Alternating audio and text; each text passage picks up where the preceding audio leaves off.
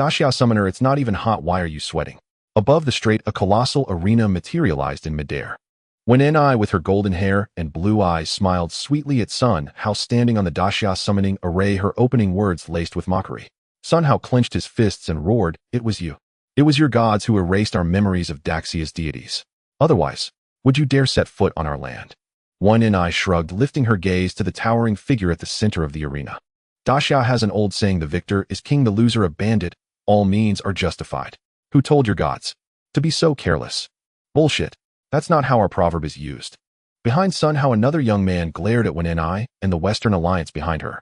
Since the mythic invasion of reality, Daxia had issued a nationwide call to find those who still remembered their deities. But under the influence of Western gods, progress was nil. Forced into action, the two history-savvy youths Sun Hao and Zhao Gang stepped onto the arena to summon heroic spirits from Daxia's past. Just moments ago, the Three Kingdoms hero Lu Bu had fallen slain by the sun god, Apollo. Now Apollo radiated strands of scorching solar light. He coldly regarded the two Daxia summoners and the Daxia people behind them. That Daxia warrior just now was quite interesting, his martial skills superb. Pity he was but flesh and blood. Died rather miserably. Go to hell, Apollo. Zhao Gang roared again, glaring at the Western deity before him. Wen Ni smiled once more. Don't rage impotently, summoner. If you can't summon a god soon according to the treaty, well, start taking your land. It must be said, Wen Ni was truly beautiful. Fair skin, lovely face, long legs with distinct Western features, looking harmless and pleasing. Yet her words made every Daxia person feel both furious and venomous. Damn you Westerners, you'll die a horrible death. Apollo, go screw your ancestors. Under the control of the Western gods, the mythic arena was projected onto screens in plazas worldwide. Daxia people raged online. But the Westerners didn't idle either, mocking online. Lord Apollo is the son of the king of gods Zeus. His divine rank is Sklas. Do you even understand the weight of Sklas? Exactly. Even if Daxia hadn't forgotten their gods, what could they use to fight the sun god? With their heads. Surrender, don't waste time. Daxia netizens furiously tapped their phone screens, arguing until their faces turned red. Yet Sun Hao and Zhao Gang on the arena were helpless, watching. When Ni with a victor's smile slowly raised her hand. I declare, hold it. Just as the words were about to leave her mouth, a figure rushed hurriedly onto Daxia's summoning array. He ran in gasping hands on knees, panting heavily. I am here to summon. Sun Hao and Zhao Gang turned sharply, staring at the stranger in astonishment. Brother, you are. The newcomer caught his breath, patted his chest, and straightened up. My name is Su Nuo. I still remember the Daxia gods. This statement hit like a stone thrown into water, drawing gasps both on-site and online. Really? How come we all forgot, but you remember? Facing the doubt, Su Nuo himself found it bizarre. He shook his head. I don't know either. There was an old man in ancient robes driving a little old lady cart. He hit me. When I got up, the old man and the cart were gone, and then I remembered everything. Sun Hao's expression became extremely strange. Ancient robes, white-beard old man, and he drove and hit you. Zhao Gang also looked suspicious. Where's the old man now? Gone, as if he never existed. Su Nuo was helpless. The two exchanged glances full of doubt, but still stepped aside. This was the last hope. Su Nuo walked to the center of the summoning array, looking at the blue light flowing beneath his feet, and asked curiously, so how exactly do I do this? Sun Hao quickly reminded. Close your eyes, concentrate on sensing the array. It will respond and summon a deity randomly. Su Nuo nodded, took a deep breath, closed his eyes, and fully communicated with the array. On the arena, Apollo only watched coldly, his gaze contemptuous. Wen Ni said nothing, observing this new challenger with interest. Seconds later, a change occurred. A wisp of golden radiance suddenly burst from the summoning array. What? He can actually summon. Sun Hao exclaimed excitedly. Before his words faded, another blue radiance emerged, intertwining with the golden light. Everyone was stunned. Two lights. Zhao Gang was both surprised and suspicious. Could it be that Daxia also has two pantheons like India? Unexpected. When Ni's gaze turned cold, but her tone remained confident. Daxia hiding two great pantheons. But before the great sun god, it makes no difference. Just then, the radiance above Su Nuo's head changed violently again. Within the golden halo, scenes began to unfold. On one side appeared the majestic heavenly palace with auspicious clouds and towering halls, on the other a ghostly, bottomless netherworld. Within the blue radiance, the scene split into three. First, a phantom of an ancient, mysterious mansion exuding monstrous energy. Then 12 colossal bizarre figures radiating primeval aura. Finally, a sky-filling scene of countless strange beasts and rare birds. The golden and blue radiance flickered alternately as these astonishing phantoms slowly converged. Finally, before Su Nuo, four translucent silhouettes hovered silently in midair. 1. Heavenly King Li Jing, Commander of the Heavenly Court's Armies, Guardian of the Celestial Gates. Rank a class. 2. Dharma Protector, 1000 Mile, I monitors heaven and earth, sees all. Rank class 3. Dharma Protector, Wind Following Ear, monitors heaven and earth, hears all. Rank class 4. Qing Yuan Miao Dao Jinjuan Yang, Jian, a free spirit.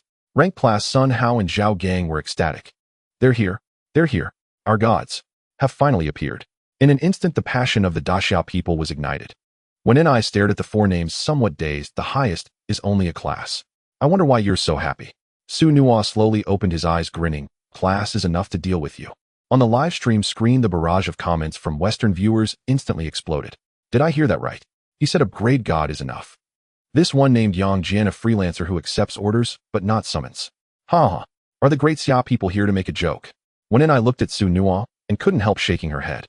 Great Xia Summoner, did you just wake up before coming on stage? Apollo also sneered, his golden eyes full of mockery. Are you afraid that I will defeat your upgrade god too quickly, so you deliberately chose upgrade to lose gracefully? Su Nua looked at them, finding it amusing in his heart. In this day and age, there are still people who dare to look down on the second master. Sun Hao leaned over, frowning deeply. Su Nua, are you thinking of keeping the upgrade god as a trump card and using the grade to wear down the opponent? Su Nua shook his head directly. No, I plan to directly slaughter them all. Sun Hao and Zhao Gang exchanged glances, momentarily speechless. In their expectations, Su Nua should have been adopting a temporary strategy, unwilling to consume Great Xia's high-level deities. However, their memories had been erased, and they could not recall how formidable this Erling Jinjuan truly was. Su Nua patted Sun Hao on the shoulder, giving him a reassuring look. Don't worry, this is a national matter.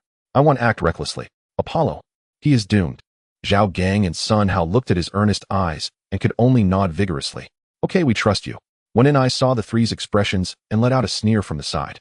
Then believe away, wait until he gets one shot, see if you still believe. Su Nua no longer looked at her, turned toward the center of the summoning array, his expression turning solemn. He clasped his hands and spoke loudly in a clear voice. I, as a descendant of Great Xia, respectfully invite the Qing Yuan Miao Dao Jinjuan to manifest. In the mortal realm, a barbaric Western god is rampaging, insulting our divine land, invading our territory.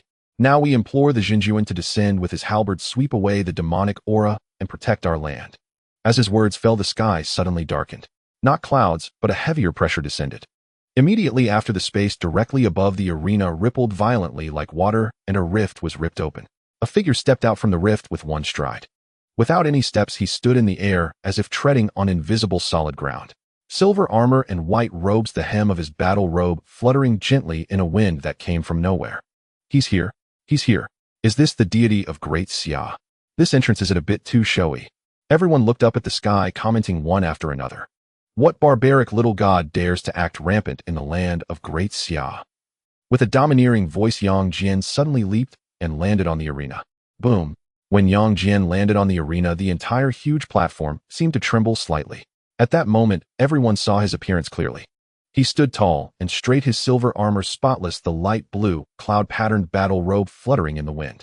His face was handsome to the point of sharpness, eyebrows like swords, and especially the faint silver vertical mark on his forehead made people dare not look directly. He casually held the three-pointed, double-edged halberd in his hand, the blade tip pointing diagonally to the ground, yet cold light seemed to flow on it.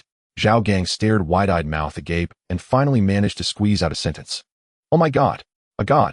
A god can look like this. Apollo's face instantly darkened. His fingers gripping the silver bow unconsciously tightened. What is going on? This Eastern deity's appearance, bearing, and the natural pressure he exudes actually made him feel a trace of unease. He, Apollo, had always been the symbol of both beauty and power among the gods, with golden hair shining and divine power blazing. But this one before him, with that cold, sharp beauty and unfathomable aura, made him doubt his own perfection for the first time.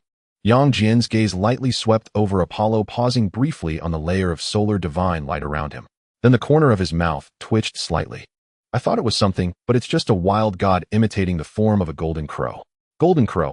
Apollo's brows furrowed and sunlight-like radiance flared around him. I am the only sun god of Olympus. Stop using your strange Eastern titles to address me. Yang Jian looked at him, his eyes calm. Only one. I have slain 9 like you. Apollo was first stunned, then laughed as if hearing a huge joke, golden eyes filled with anger and mockery. Arrogant. I am inscrayed deity. How dare you, a mere grade, spout nonsense in front of me? Yang Jian tilted his head slightly, as if puzzled by this statement. Grade. Who decided the grades? Who dares to assign a grade to me? Apollo had no more patience. His right hand blazed with light. The gorgeous silver bow reappeared firmly held in his hand. The weak have no right to question. If you survive this arrow, then speak. He instantly drew the bowstring to the full. On the stringless silver bow, pure and dazzling sunlight crazily gathered, condensing into a light arrow impossible to look at directly. The terrifying heat distorted the air at the edge of the arena, making faint sizzling sounds. Here it comes. An arrow from the sun god. That eastern god is finished. It's just a pity he had such a handsome face. Some Western viewers were excited, some even felt sorry for Yang Jian's impending doom. Zhao Gang was anxious and immediately shouted, Great God, dodge quickly. Apollo's archery is unmatched in the world. Although the people of Great Xia had been tricked by the Western gods and forgotten their own deities, they knew the power of the Western gods. In Greek mythology, Apollo's archery was unparalleled, unassailable, except by a god king. Zhao Gang certainly didn't think his handsome own god was at the god king level. After all, the information board clearly stated Yang Jian is only a grade deity. Yang Jian turned his head and glanced at Zhao Gang, then shook his head. Unmatched in the world. No one has ever dared to claim invincibility in front of me. Is that so? Then now there is. Apollo was not going to indulge Yang Jian. He gathered solar divine power and shot the arrow. In an instant, the arrow transformed into an explosive blaze of light, tearing through the air, reaching Yang Jian in the blink of an eye. Yang Jian still stood proudly on the spot, not moving an inch. It's over. What? Why isn't he dodging? Zhao Gang covered his eyes, unable to bear to watch. In his mind, he already pictured the tragic scene of Yang Jian being pierced by the divine arrow. Online, the people of Great Xia were also filled with lament. The hope that had just arisen seemed about to sink in this overconfidence. No one expected their own god to face Apollo's killing arrow so directly. However, when the arrow carrying solar divine fire truly reached Yang Jian's face, he merely raised his hand slowly, fingers spread, as if to catch it in midair. Apollo instantly grinned viciously, looking for death. You dare to catch my arrow with your hand? Do you think you are a god king? Indeed, the moment the arrowhead met his palm, countless dazzling sparks burst forth. The solar divine fire churned violently, emitting a piercing shriek as if it would burn through everything. Yet Yang Jian's expression remained utterly unchanged, letting the flames roar and struggle within his grasp. Only when the wild momentum was gradually subdued inch by the silent power between his fingers did the arrow finally halt, resting steadily in his palm.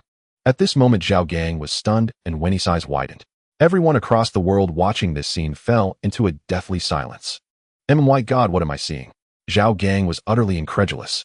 Sun Hao rubbed his eyes vigorously, feeling as though he had fallen into an illusion. Su Nuo observed their reactions and spoke calmly. The true Lord Erlang, who attained sainthood through his physical body, is unworthy of mention against a mere arrow from Apollo. As these words were spoken, the online forums erupted instantly. Netizens from the Great Xia who had been in despair frantically screenshotted and shared the scene of Yang Jian catching Apollo's arrow with his bare hands. Some even changed their profile pictures en masse. Hello everyone. I'm Yang Jian from Shijiazhuang. I'm Yang Jian from Lijiachuo. The name Yang Jian had become an adjective. As a deity, Apollo naturally perceived all this. Though surprised by Yang Jian's physical prowess, he was not alarmed.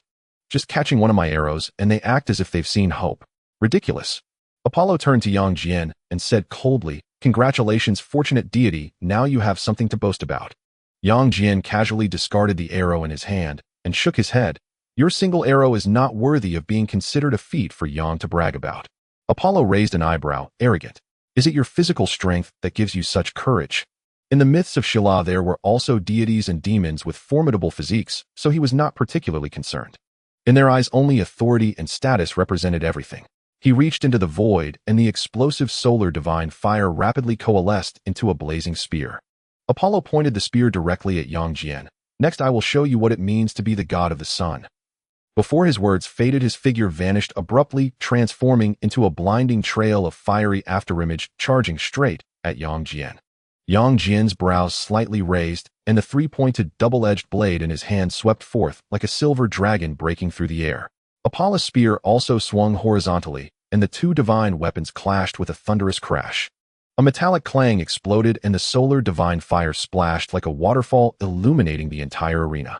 In the next instant, Yang Jian stood motionless, but Apollo, as if struck by a heavenly thunderbolt, was sent flying backward and slammed violently into the arena's barrier. A mouthful of golden divine blood sprayed from his lips. This time Winnie was utterly shaken, a brink deity knocking back and shrank God with one blow. How is this possible? Not only her, but forums across Blue Planet also exploded completely. An Indian netizen commented, "Is this the level of a Sela shrank god? Defeated by a great Xia brink deity? Too pathetic, right?" A netizen from Wa said, "Exactly, I feel like he's not even as good as our minor gods from Wa." A Nordic netizen remarked, "Don't underestimate Apollo, I think there's something strange about the great Xia deity." Amid the heated online discussions, Zhao Gang and Sun Hao had already tightly embraced Su Nuo from both sides. "Awesome, brother Su, we've got this in the bag. Brother Su, from now on you're my big bro." Su Nuo felt uncomfortable being hugged by the two, his skin crawling with goosebumps.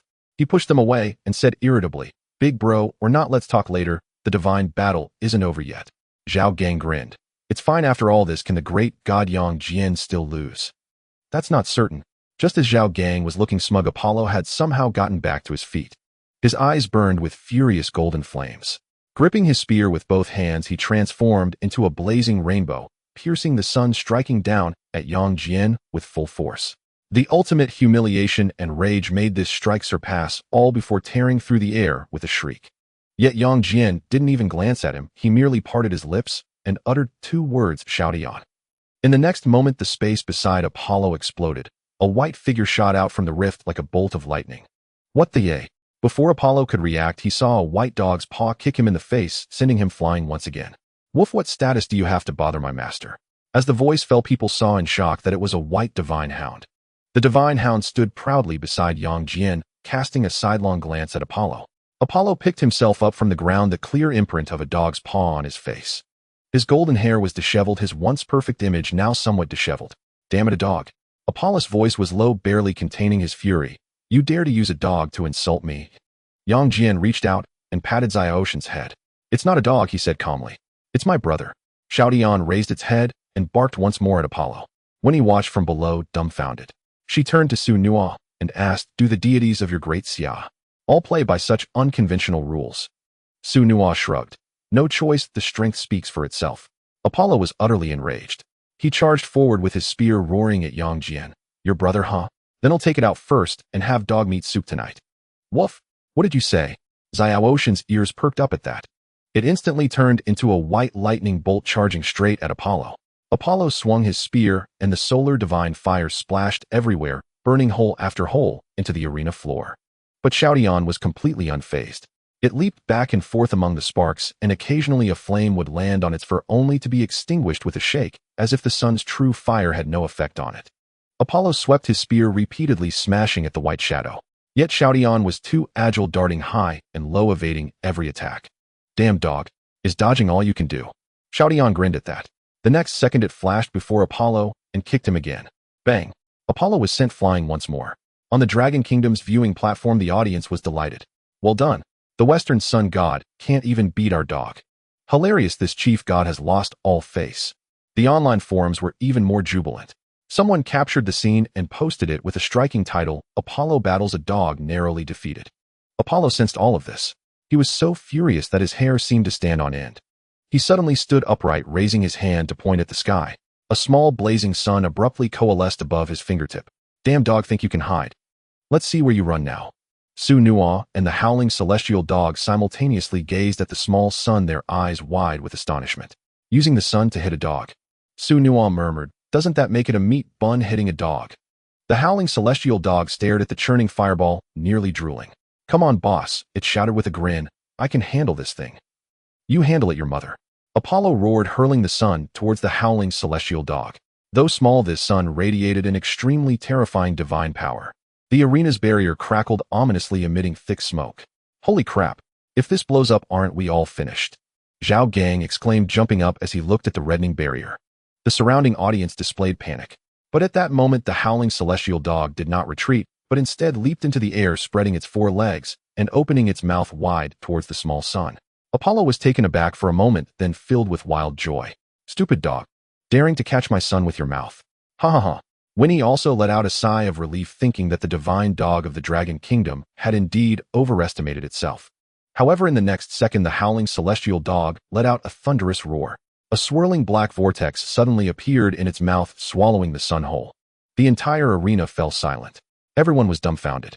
As the howling celestial dog landed, it let out a satisfied burp, its white fur faintly glowing with golden light, and its aura seemed to increase. How can this be? A follower of the West was rubbing his eyes desperately, but when he looked again, the sun was indeed gone. That dog really swallowed the sun. No way, how can this be possible? How can you eat the sun? Apollo's eyes widened in disbelief. Although it was merely a fragment of his divine power, it was still the sun. Sunua couldn't help but laugh at his expression. Don't look like that. It's called the sun-eating divine lord when it's with Yangjian, but here we'll call it the sun-eating god. The howling celestial dog turned to look at Sunua, raised its head, and showed an expression of great satisfaction. Indeed, it was pleased with this title. Yes, I am the sun-eating divine lord, the howling celestial dog. It turned to Apollo and said, you, a mere Western hairy deity, dare to stir trouble in my dragon kingdom. Sun-eating divine lord? Apollo's face darkened further upon hearing this name. Is this title real, or did you make it up to humiliate me? The howling celestial dog disdainfully curled its lip.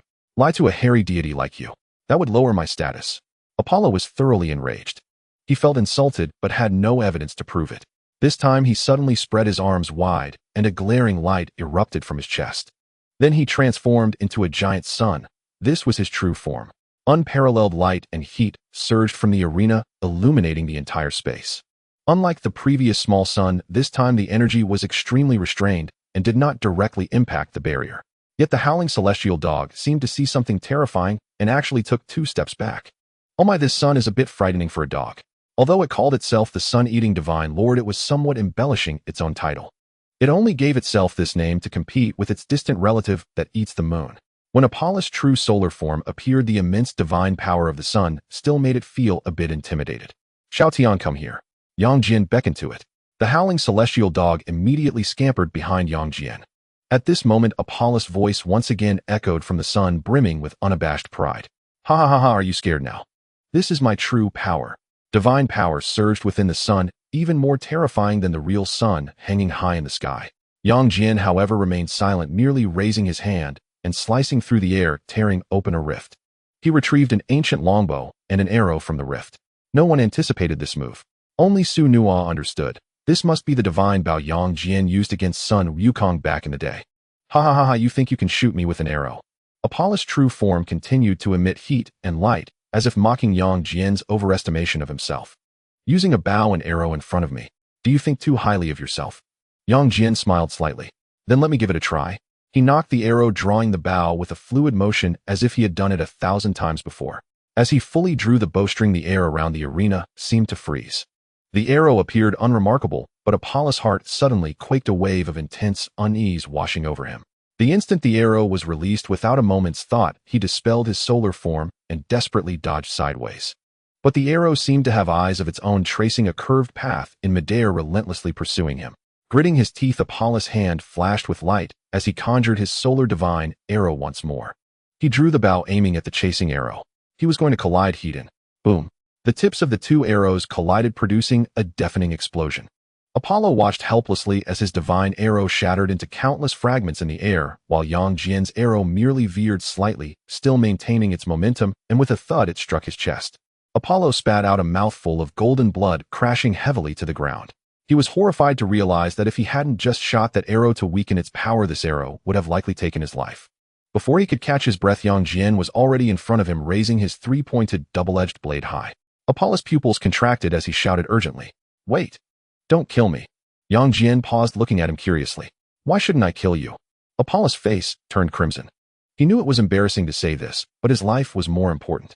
Because my father is Zeus. As soon as he finished speaking, thunder roared in the sky, as if some forbidden presence had been awakened. Apollo looked at the changing sky, feeling a surge of joy. He intently watched Yang Jian's face, hoping to find shock or fear there.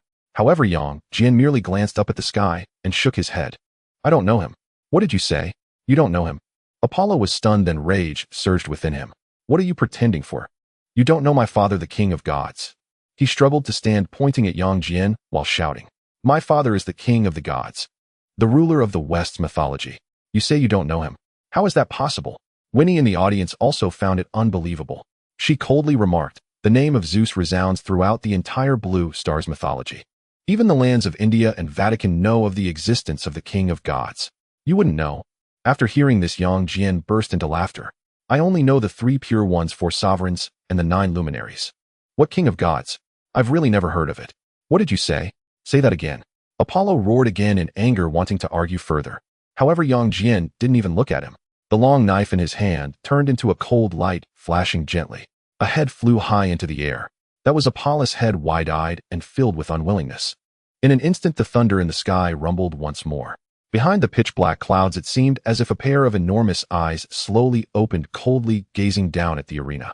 At this moment, on the observation deck of the Shilla Kingdom, an elderly man with white hair rose tremblingly, pointing at Yang Jian and roaring in a hoarse voice, "You're finished. You have killed the beloved son of Lord Zeus. The king of gods will never forgive you." Yang Jian said nothing, merely lifting his gaze toward the icy pupils in the clouds. The next instant, a terrifying thunderbolt tore through the sky, striking straight at Yang Jian's head. Yang Jian gripped his 3-pointed double-edged blade with both hands, spinning it rapidly into a silver-glowing shield. Yet the power of that thunderbolt was beyond imagination. With a deafening crash, Yang Jian and his blade were blasted away, slamming heavily into the barrier's edge. Ugh! A sweetness rose in his throat, nearly causing him to spit blood. Such formidable power. Was this the king of gods from a foreign land? Yang Jian's heart shuddered in awe. He immediately activated the 8-9 mystic art, forcibly suppressing his injuries, and steadied himself with his blade. Howling celestial dog approached his feet, letting out an uneasy low bark. "Master, this thunder is wrong. Be careful." At that moment, an ancient icy voice descended heavily from the heavens. "Eastern minor god, when you killed my son, did you consider the consequences?" Yang Jian wiped the blood from his lips and shook his head. "I Yang act without ever knowing the word consequences." His voice was calm, yet carried an unyielding resolve. This exchange was broadcast live across Daxia, and countless viewers clenched their fists in excitement. "Did you hear that? That's our god. So cool. He doesn't back down even against the king of gods." Winnie let out a cold laugh from below the stage. "Speaking like that before our Shilla king of gods. No one can save you today." Su Nua turned to her with a smile. "Can't save him. You want to compare backing? Do you dare to match backgrounds with true Lord Yang Jian?" Before his words faded, the pupils in the clouds abruptly contracted. Then a thunderbolt several times thicker than before crashed down. The power of this strike warped space itself, causing even the Tao force to tremble. This strike from the king of gods far surpassed anyone's imagination, utterly incomparable to Apollo's earlier attack. Yang Jian's expression grew utterly grave. He pushed the 8-9 mystic art to its peak, and with a flicker of his form, transformed into a towering giant whose head touched the sky and feet pressed the arena. Once again, the crowd was astounded by Yang Jian. Now Yang Jian radiated a vast divine might, a stark contrast to his earlier restraint. Even Winnie's mouth went dry. Could it be? He didn't use his full strength in that battle with Lord Apollo. Heaven and Earth Avatar. Su Nua's heart shook. Even this technique is being used. It seems Zeus is truly formidable. Yang Jian braced himself to face the cataclysmic lightning. Just as the thunder was about to engulf the giant's form, a golden light pierced the sky abruptly. Within the golden light, a square jade seal broke through the clouds and struck the world-destroying thunderbolt squarely. Crack! The lightning, powerful enough to shatter mountains, was smashed into fragments, scattering as a shower of electric sparks. What is that thing? It withstood the king of gods' strike. All the Shilla spectators leaped to their feet in shock. This was the king of gods. How could anyone in the world resist his power? Zeus and Apollo were not even on the same level. Su Nua saw clearly and let out a long breath. "That's the Jade Seal. The Jade Emperor has intervened. Taoist friend." A broad and gentle voice then resounded, as if echoing in everyone's heart. "Since the arena is established, let victory and defeat be decided by the rules. If you still intend to interfere personally, that would hardly be appropriate." The voice carried a natural authority, inspiring reverence in both Daxia and Shilla spectators. The pupils in the clouds fell silent. Deep wariness flickered in those eyes, along with a hint of complex hesitation. How could our king of gods yield? Who do you think you are? A Shilla believer couldn't help but rise and shout. Yet the moment his words left his lips, bang! His body burst without warning into a mist of blood. Dead silence fell over the entire scene. Everyone held their breath in terror. This being who had acted dared to annihilate Zeus' follower right before his eyes. The Blue Star Online forums exploded instantly. "Zeus can't stand this. He'll definitely retaliate." "I doubt it. The other side must have confidence to act like this." Arguments filled the screens. After a long pause, a heavy sigh emerged from the clouds. The enormous pupils slowly closed and finally dissipated with the thunderclouds. The sky cleared, and the Shilla people were utterly dumbfounded. What was happening? Zeus, the king of gods, had retreated without a fight. Where was the king's dignity? The pride of the Shala pantheon. Winnie's mouth hung open, words failing her. She was far more rational than those mindless followers. Since Zeus chose to withdraw, he must have sensed a being equal to himself. Could it be that Daxia also possessed a king of gods? Meanwhile, on Daxia's side, Zhao Gang froze for a few seconds, then burst into laughter. Ha ha ha. Chicken. Your king of gods is a chicken. That's hilarious. Winnie glared at Zhao Gang, her voice turning cold. Show some respect. This isn't cowardice, it's weighing the pros and cons. She straightened her back and enunciated each word. The Shala gods are always ready to fight. Sun Hao chuckled beside her. Always ready to fight. Then why didn't they just now? Winnie turned to him, a cold smirk curling on her lips. Not fighting only because there's no need. Our Western gods have long formed an alliance. Your Daxia is destined to fall. It's only a matter of time. Why rush? At these words, Zhao Gang and Sun Hao's expressions darkened. Before they could respond, a man in a dark kimono suddenly emerged from the other side of the observation deck. He steadily ascended the summoning platform, his demeanor composed. Winnie nodded to him from afar, then turned and walked back to the Shala viewing area. The kimono-clad man stopped, his gaze sweeping over the three from Longwa, a gentle smile spreading across his face. Watashi wa Kamita Jiro. He bowed slightly. It is my pleasure to be your next opponent. Su Nua, Zhao Gang, and Sun Hao all looked at him, their eyebrows rising in unison. Little Jap, are you here to court death too? Su Nua showed no courtesy at all. Kamita Jiro smiled faintly. Oh, are you looking down on the gods of my Yamato nation? Do you think summoning a deity by sheer luck will guarantee your safety? Good luck. Su Nua listened to this and felt somewhat speechless. He couldn't understand how his normal summoning could be considered good luck. However, summoning Yang Jian right at the start seemed to indeed count as good luck. As Su Nuo remained silent, Koei Tianjiro took Winnie's place and stood in the center of the summoning platform. He gazed at the profound summoning array beneath his feet, a look of almost intoxicated delight appearing on his face. Do you know, I have waited too long for this day. Sun Hao looked at his expression and couldn't help but roll his eyes. Are you out of your mind, brother? Koei Tianjiro shook his head. You don't understand. Conquering the Great Xia is the dream of our generations. He smiled, his voice filled with excitement. How many people from Wa Kingdom have dreamed of this day? With his laughter, the Wa Kingdom spectators in the observation area also burst into laughter. Within those laughs, there was a clear undercurrent of malice. Su Nua looked at his frenzied appearance and suddenly laughed as well. You want to conquer the Great Xia? Don't we want to deal with you little bastards too? As soon as he said this, the Great Xia spectators behind him were momentarily stunned, but their eyes soon lit up. Yes, let's take this opportunity to utterly defeat the Wa Kingdom. Damn Wa Kingdom, we've been wanting to do this for a long time. In an instant, the atmosphere in the arena became tense. Su Nua and Koei Tianjiro glared at each other, sparks almost flying from their eyes. Come on, people of Great Xia. Koei Tianjiro lowered his voice. Let me show you the depth of Wa Kingdom. After saying this, he closed his eyes. A black-gray halo rose from his forehead, slowly spreading in midair. Within the halo, 4 names appeared in succession. 1. Goddess of Dance, Tianyu Shoma. Position, through sacred dance, summon Amaterasu. Level C2. Daughter of the Divine Mountain Mikahana, no Sakuyaheim. Position, Goddess of Beauty, representing the appearance of Wa Kingdom women. Level C2. Consecutive level deities. Koei Tianjiro's expression darkened. It seems our luck isn't very good. He said this, but Su Nua smiled and shook his head. Don't flatter yourselves. You claim 800 deities, yet no more than 15 can truly stand out. Being exposed like this, Koei Tianjiro's expression turned even uglier. At this moment, a third name appeared. 3. Celestial Grandson Niryu no Mikoto. Position, grandson of Amaterasu, the first celestial grandson. Level B. Seeing this name, Koei Tianjiro's expression finally relaxed a bit. Yoshi. He's the grandson of Amaterasu. His tone carried a hint of pride. With his status, he should be enough to deal with you, Great Xia. Su Nua still looked disdainful. What celestial grandson? Even if Amaterasu herself came, what could it change? As soon as these words were spoken, the Wa Kingdom observation area erupted. What did you say? Watch your mouth. Dare to insult our Amaterasu. He is our god king. Even within the entire Western Alliance, he counts as a top powerhouse. Are you looking for death? Su Nua couldn't be bothered with them and simply looked calmly at the 4th name. The next moment, 4. God of Fire Kagetsuchi. Position, God of Fire, symbolizing fire itself. Level A. The moment this name appeared, Koei Tianjiro burst into loud laughter. Huh. How about it, Su Nua? This time you have to admit defeat, right? His voice was filled with pride. This one is the legendary God of Fire. When he was born, even our mother of all gods, Izanami, was burned by his flames. The Wa Kingdom audience joined in the laughter. Are you dumbfounded? Look at those people from Great Xia, they're all dumbfounded. With Kagetsuchi appearing, I don't believe they can summon deities of the same level. Sun Hao and Zhao Gang stared at the name and level their hearts sinking. Kagetsuchi. It really is him. Another A-level deity, how are they going to fight this? Both of their expressions turned somewhat bitter. Seeing their expressions, the online live chat suddenly became lively.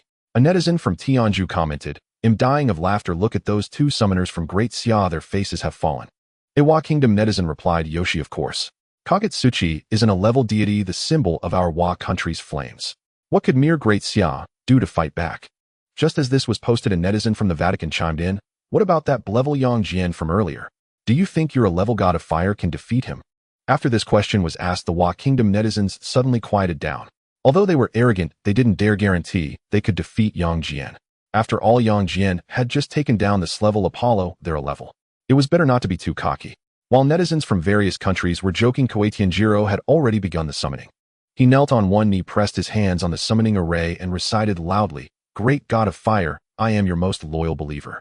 Today is a critical day for the Great Xia. As a neighboring nation, we wish to engage in friendly communication. We look forward to your divine power descending upon the arena for a battle on behalf of our Wa Kingdom. Kagetsuchi, please descend upon this world." As his words fell, the phantom of that name suddenly ignited. A wave of scorching energy surged from the phantom, as if wanting to ignite the entire arena. The next moment, a figure slowly stepped out from the flames.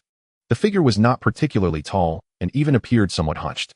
His entire body was blackened, covered with deep and shallow cracks, as if he were the parched land of 1,000 years. From the gaps of every crack, a faint dark red firelight flickered. His face was even more grotesque. His features seemed to have been randomly molded by flames, with eyes like two burning pits, a nose almost collapsed, and a mouth crooked, revealing blackened yellow teeth when opened. Yet such an ugly god was surrounded by a suffocating heat wave.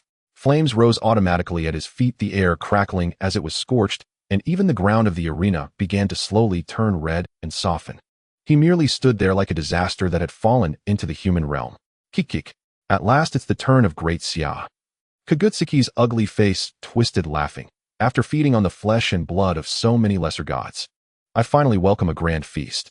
Seeing the emergence of this grotesque figure, all the netizens' eyelids twitched. A Tianju netizen commented, "Wait, brother, where did you find this old onion?" A netizen from Shala added, "You Wa Kingdom are really interesting.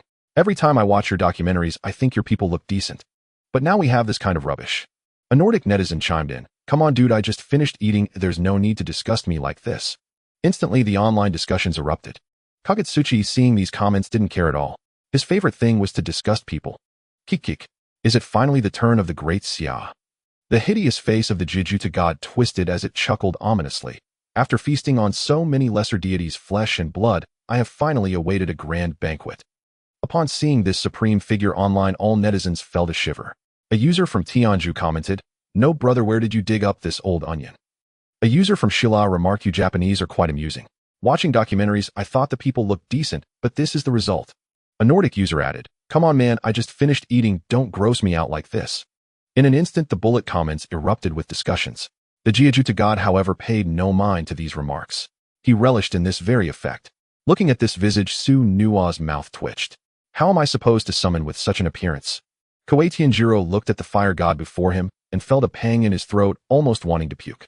He had summoned this deity once before while conquering other small nations. That time he had directly vomited. He had thought he could handle it this time, but alas, he could not bear it. He suppressed his disgust and said sternly, "What does appearance represent? The mythological arena relies on strength." The Jijuta god turned to him, blinking, "Baka, who says looks don't matter? With this appearance, who wouldn't be enchanted?" As he squinted and winked, Koei Tianjiro could no longer hold back, letting out a retching sound. "Damn it, turn your head away." In the next moment, a wave of retching sounds erupted from the Japanese viewing area, along with viewers from other nations who couldn't bear to watch. Ugly, too ugly, and utterly oblivious. "Oh dear, what are you all doing?" The Jijuta god seemed to relish this reaction and turned to throw flirtatious glances towards the Great Xia. "Holy crap, don't." Everyone in the Great Xia viewing platform closed their eyes simultaneously. Even Su Nua hurriedly turned his face away. No one dared to face his hideous visage. The Jijuta god pouted, "Really? You just don't appreciate beauty." Su Nua tried to steady his mind, not wishing to say more. "With such an ugly face, I don't even know who to face you with." He quickly shut his eyes and began the summoning. In the next moment, blue and golden divine light surged simultaneously. Everyone curiously watched this scene, unsure of what it represented. In the divine light, 4 names flickered. 1. Gate God Wei Qi Gong Divine Duty guarding the mortal realm's gate repelling evil invasions. Level C2. Gate God Qin Xiong Divine Duty guarding the mortal realm's gate repelling evil invasions. Level C. Upon seeing these 2 names, laughter erupted from the Western audience. In the Tianju viewing area, an elder stood up. I'm dying of laughter. Both Great Xia and Japan start with clever deities, truly amateurish, pecking at each other. From Greece, laughter followed. Exactly 2 weeks. This battle won't have any spectacle, will it? Sun Hao and Zhao Gang's faces darkened. Only Su Nuo remained relatively calm. What's wrong with gate gods? They have guarded us for countless generations. Could they lack strength? Everyone underestimates the deities of Great Xia, but only Su Nuo knew the worth of these 2 gate gods. Although they are clever in Great Xia, they are clever, but not necessarily so in the West. 3. Sea God Ma Zhu Divine Duty Goddess of the Ocean Guardian of Fishermen blesses the land. Level C. Upon seeing this name, some citizens of Great Xia suddenly paused. How strange, why do I find her especially endearing? Indeed, she seems like a very important deity, but why can't I recall it? Su Nuo looked at them, shaking his head helplessly. This is Ma Zhu, the guardian deity in the hearts of the people of Ba Min. Unfortunately, under the influence of Western deities, everyone has forgotten her. Finally, amidst the blue divine light, a name appeared. 4. Ancestor Shaman of Fire Zhu Rong Divine Duty, none level unknown. What the hell? No divine duty, even the level is unknown. A Japanese audience member questioned. Koei Tianjiro also wore a puzzled expression. Having participated in so many divine battles, this was his first encounter with such a situation. He pondered, suddenly grinning. I understand now, he must be too weak to deserve a level or divine position, just a little nobody. With this remark, laughter filled the venue. A Tianju user exclaimed, ah, ha ha, how can you say that about someone? Do you have no shame? A Nordic user chimed in, I'm dying of laughter, ha ha ha. A Japanese user commented, not only does he lack a divine duty, but his level isn't even displayed. Originally thinking Clevel was the lowest, who would have thought there were even weaker ones? The mockery was relentless. Even Sun Hao and Zhao Gang were left stunned. Su Nuo, what's going on? Why does he have nothing? The 2 looked at the barren display behind Zhu Rong's name, their expressions grim. Su Nuo ignored them, staring at this name, feeling a bit dazed himself. Could it be this harsh? He mumbled to himself. The Ancestor Shaman. This is one of the most formidable, fiercest, and terrifying existences in the mythology of Great Xia. Is it too much to use an Ancestor Shaman against a mere Japan? Isn't that bullying?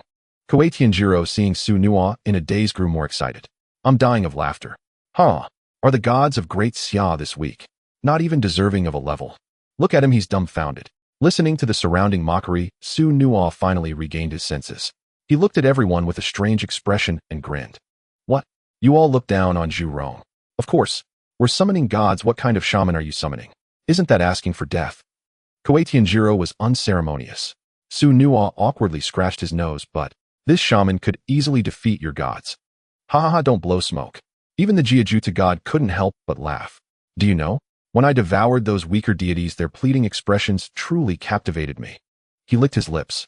I wonder if that whatever shaman will also make me feel that way when begging for mercy. This made Su Nuo's vision go dark. Zhu Rong begging for mercy. Why did those 4 words sound so foreign? What kind of existence is Zhu Rong to plead for your mercy? It's simply laughable. He looked at the 4 names before him, lost in thought. Ma Zhu is the sea goddess, mainly protective, perhaps not suitable for battle. The 2 gate gods have advantages against evil spirits, but might not be stable against the fire god. In the end, he looked at Zhu Rong, shrinking his neck. Summoning him should scare these little bakas, right? Su Nuo was still in a dilemma. Using such a grand deity to strike at the insignificant Wokaku was indeed too extravagant. Yet the people of Wokaku were so adept at putting on a show. A slight blow to their pride didn't seem impossible. Summoner, let's begin, no need to struggle. Koei Tianjiro urged with a sinister grin. Su Nuo smiled faintly. Very well then, as you wish. He closed his eyes and began the summoning. Ancient Ancestor Shaman, Lord of Flames. You ignited the first spark of civilization and also burned away the rebellious souls of the 8 wilderness. Today I beseech you to traverse time and reveal the true might of flames upon this land. As the words fell, a wave of scorching heat appeared out of thin air. The god of Jagu felt the power of the flames, first taken aback, then broke into a wide grin. Haha, I thought it was some great power, but it turns out to be flames. He laughed so hard his whole body trembled. You think you can use flames against me? Are you still half asleep? Not just him, all the audience from Wokaku laughed. Using a fire deity to challenge their own fire god. Was this a joke? The comments online were rife with mockery. The people of Daxia truly never learned summoning a fire god before Jiagu. And a shaman, without even a rank, how absurd. Yet as their laughter grew louder, the scorching aura on the stage intensified. The heat was heavy, almost tangible. The smile on Jiaga's face gradually froze. This flame power is a bit strong. As he sensed the surrounding heat rising wildly, anxiety began to creep in, it's almost matching my strength. He felt a bit dazed. How could an existence with such flame power have no rank? Not even a divine position. Meanwhile, in another distant primordial world, an ancient being slowly opened its eyes.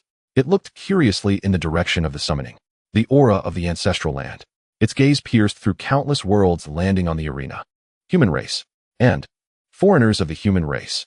It saw Jiagu frowning slightly. Such a weak little flame. What is he saying? It listened intently. At that moment, a Wokuko audience member burst into loud laughter. Look. Their god hasn't even appeared. Is it scared? Definitely scared. Not even daring to show its face. Jiagu also grinned, saliva flying. It's only natural not to dare to come. After all, I am the master of flames. No one in this world can defeat me in flames. Every word was heard by that ancient being. The master of flames. No one can defeat you in flames. It repeated these two sentences, its chest heaving violently. By common sense, it shouldn't deign to bother with such an insect. But it was Zhu Rong, the most temperamental one among the 12 ancestral shamans, who ignites at a spark. Although Koei-Tianjiro also found Jiagu ugly, he could only brace himself to respond. Of course, all fire deities would retreat before him. How dare a deity without even a rank go up on stage? This sentence became the last straw. Zhu Rong's figure vanished in an instant. His physical form was so formidable that where he passed, the void directly shattered, as if that barrier were non-existent. Rank. His anger transformed into a tangible heat wave sweeping through countless worlds. I want to see who dares to define rank for me. In the next moment, the air on the arena exploded with a thunderous sound. An indescribable, terrifying heat surged forth, turning the entire barrier into a furnace. Jiagu trembled all over, the smug look on his face completely frozen. No, this flame power is still growing stronger. He sensed an unimaginable, terrifying existence rushing towards him. As Zhu Rong drew nearer, the pressure of the flames finally rose to a level that terrified Jiagu. How terrifying! Who is he? Jiaga's face turned pale, yet he forced himself not to retreat. He could be ugly, could be fierce, could be twisted, but he must never show weakness. This was his distorted resolve. Sunua, do you see him shaking? Sun Hao suddenly pointed at Jiagu, bursting into laughter.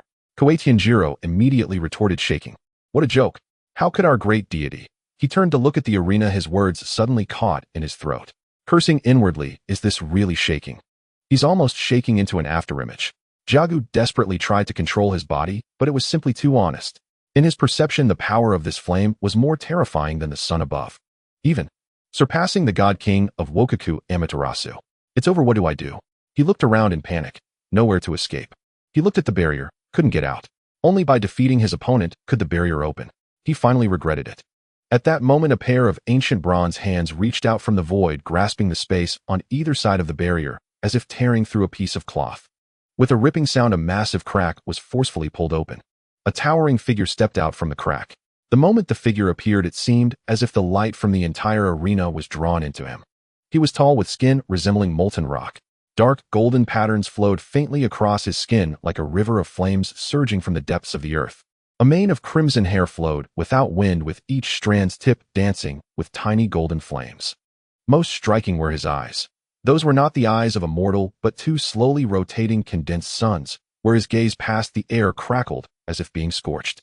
He wore no armor. His bare upper body was muscular and knotted, exuding a primitive and savage sense of strength. Just standing there, he resembled an ancient volcano ready to erupt. At this moment, the fire god Jiagu stared in astonishment at the figure before him. In his perception, this being had extraordinarily restrained its own might and heat. Otherwise, he feared that a single glance at him would mean instant demise. How powerful! So powerful it was beyond imagination. Unbeatable, absolutely unwinnable. He thought, trembling even more severely. Ha ha ha ha, this is hilarious. On the internet of Blue Star, someone quickly captured the scene of Jiagu trembling and made it into a humorous video with music. The Wokuku audience felt both anger and shame, furiously cursing in the comments. As the god of Wokuku, how can you have no spirit of the samurai at all? So what if you're strong? You should still fight. At least try before speaking. Shaking like this, it's too embarrassing. On the arena, Koei-Tianjiro couldn't help but cover his eyes, filled with regret. Bastard. Why are you shaking? With the barrier in place and Zhu Rong intentionally restraining his aura, they couldn't feel that soul-crushing pressure. Only Jiagu was directly bearing all of it. Only Su Nua vaguely understood what Jiagu was experiencing. He looked at Zhu Rong, who looked ready to explode, and silently lit a candle for his opponent. Just as Zhu Rong's gaze locked onto Jiagu and was about to speak, a clear voice suddenly interrupted. Wait, the referee have arrived. As the words fell, everyone was taken aback. A referee? What referee? There was no such person in the previous matches. The next moment, a soft white light suddenly illuminated the center of the arena. The light gradually solidified, forming an indistinct humanoid silhouette. It bore the features of an Eastern person dressed in the robes of ancient times. Zhu Rong squinted, instantly recognizing the origin of this entity. It was a fragment of the heavenly Tao. As an ancestral witch, he held no fondness for the heavenly Tao. Because ancestral witches cultivate the physical body rather than the primordial spirit, they do not comprehend the cycles of the heavenly Tao, nor can they probe into the secrets of the universe. It was precisely for this reason that they suffered great losses in their battles against the demon race, resulting in mutual destruction.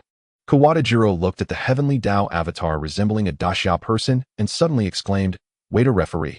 Why do I feel like? You look especially like a Daxia person."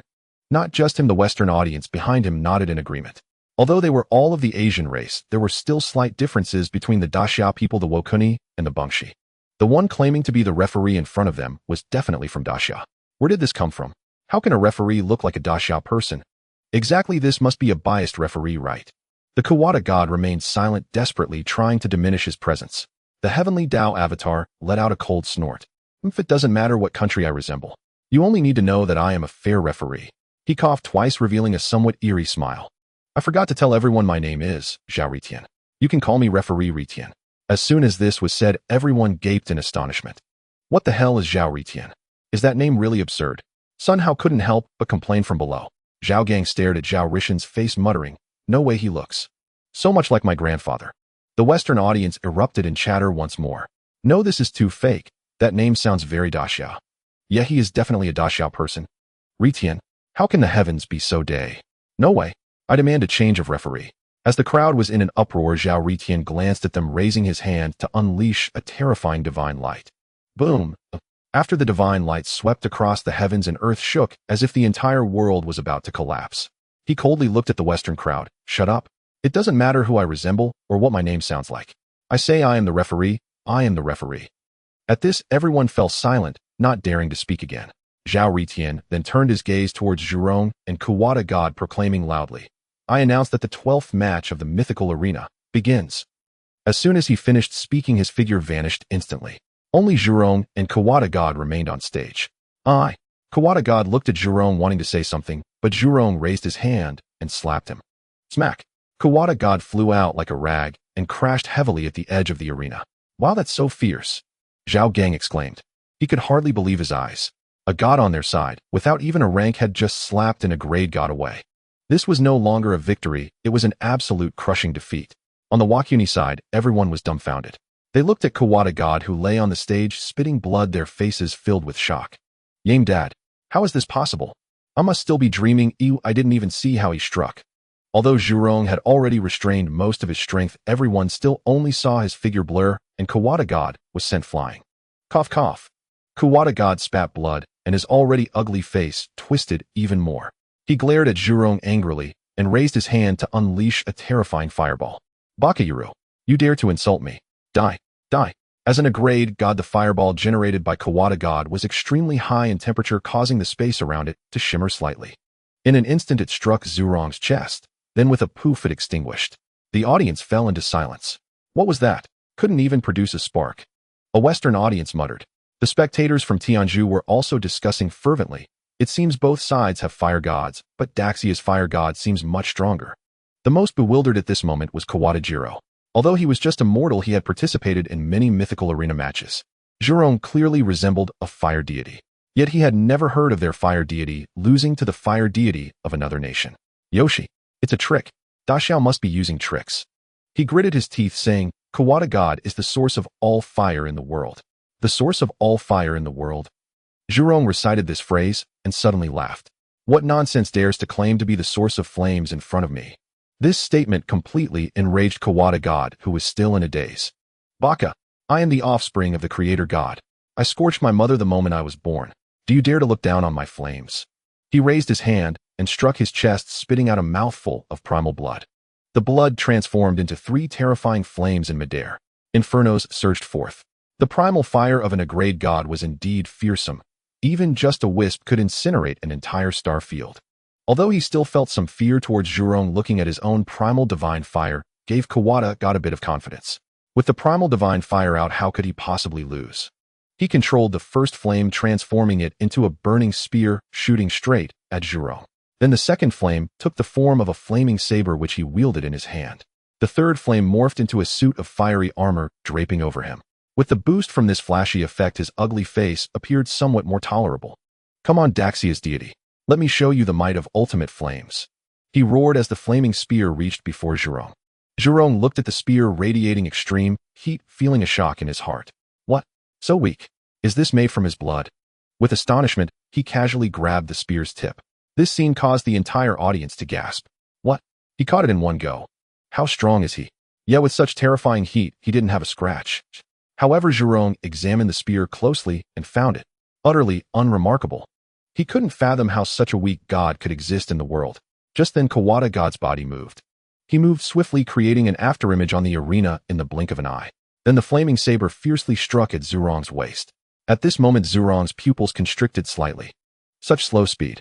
Such weak power. Zhurong observed for a long time, unable to discern his confidence, so he let him proceed. Zhurong did not voice his thoughts, he merely observed in silence. At this moment, Kitajiro's eyes lit up with joy. It seemed that the divine being of the great Xia was merely physically strong, reacting slowly and unable to keep up with the speed of the earth god Kagutsuchi. This strike had promise. Just as he breathed a sigh of relief, Kagutsuki's flame blade struck heavily at Zhurong's side. Boom. Sparks flew. Ignoring the effects, Kagutsuchi turned to deliver a second blow. Flame long serpent, slash. Under his control, the blade suddenly became as supple as a serpent wrapping around Zhurong's neck. Zhurong remained utterly still, allowing the long serpent to coil around his neck. Kill! Kagutsuchi roared, pulling back his blade forcefully.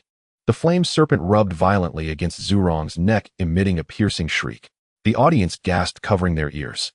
Kagutsuchi did not even glance at Zhurong's reaction. He still had a third strike to unleash. No one knew that these 3 strikes were his ultimate technique, refined over countless epochs. 3 flame slashes. It was this very technique that had once earned him the respect of Susanoo, one of the 3 noble sons. Final strike. Secret technique. Shadow cleave. He howled fiercely, the flame blade transforming into a streak of light, ruthlessly slashing towards Zhurong's lower body. Kick. With this strike, even the God King could not save you. The blade hung in the air, and Kagutsuchi couldn't help but reveal a radiant smile. Zhurong did not even glance, allowing the strike to proceed. Kitajiro's smile reached its peak. It's over. This strike not only aimed to take his life, but also to castrate him. What a pity for a divine being to die with such humiliation. He shouted, growling, mocking the divine beings of the great Xia. Boom. The final strike landed solidly at the target location, and the flames erupted explosively. As the soaring flames scattered, the blade also vanished. Alright, job done. Kagutsuchi grinned, clapping his hands, and confidently raised his head, only to meet Zhurong's cold gaze. Impossible. You.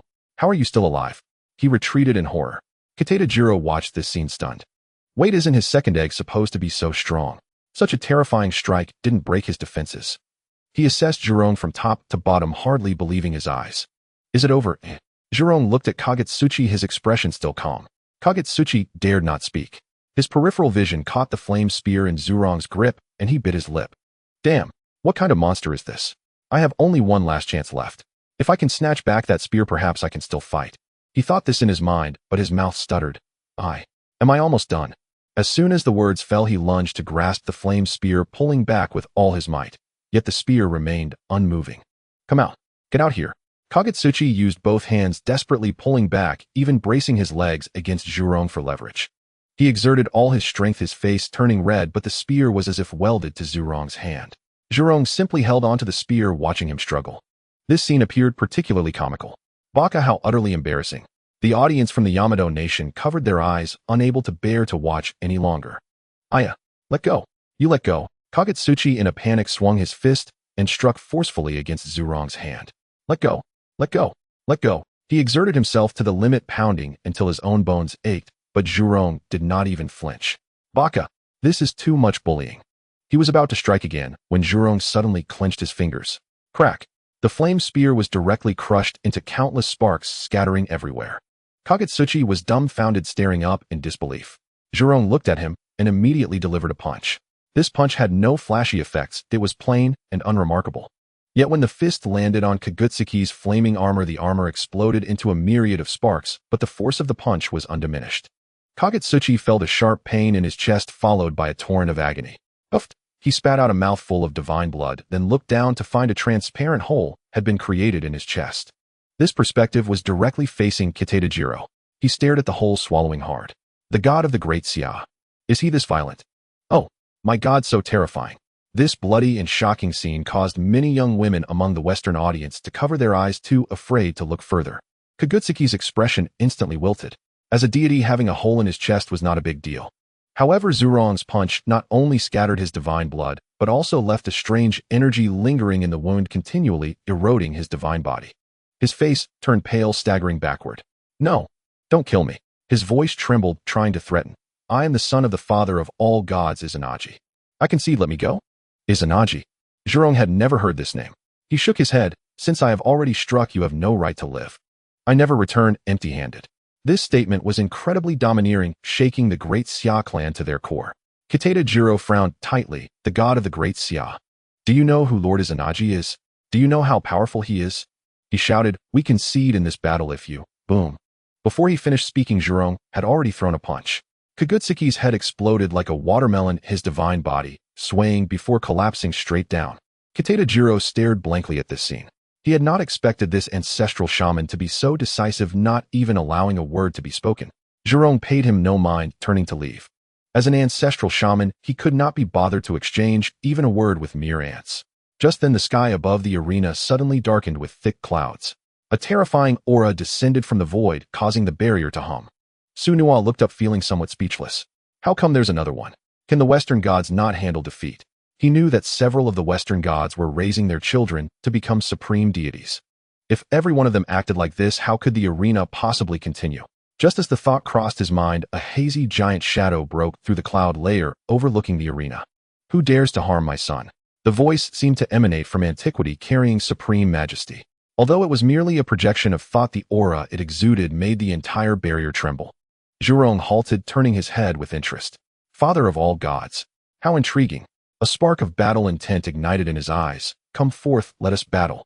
The projection of Izanagi gazed at Zhurong, his pupils slightly contracting. Even as a projection, he could sense the terror of the being before him. Very well, let my true self. Boom. Before he could finish, a fist came crashing in from the side, shattering the projection into countless specks of light.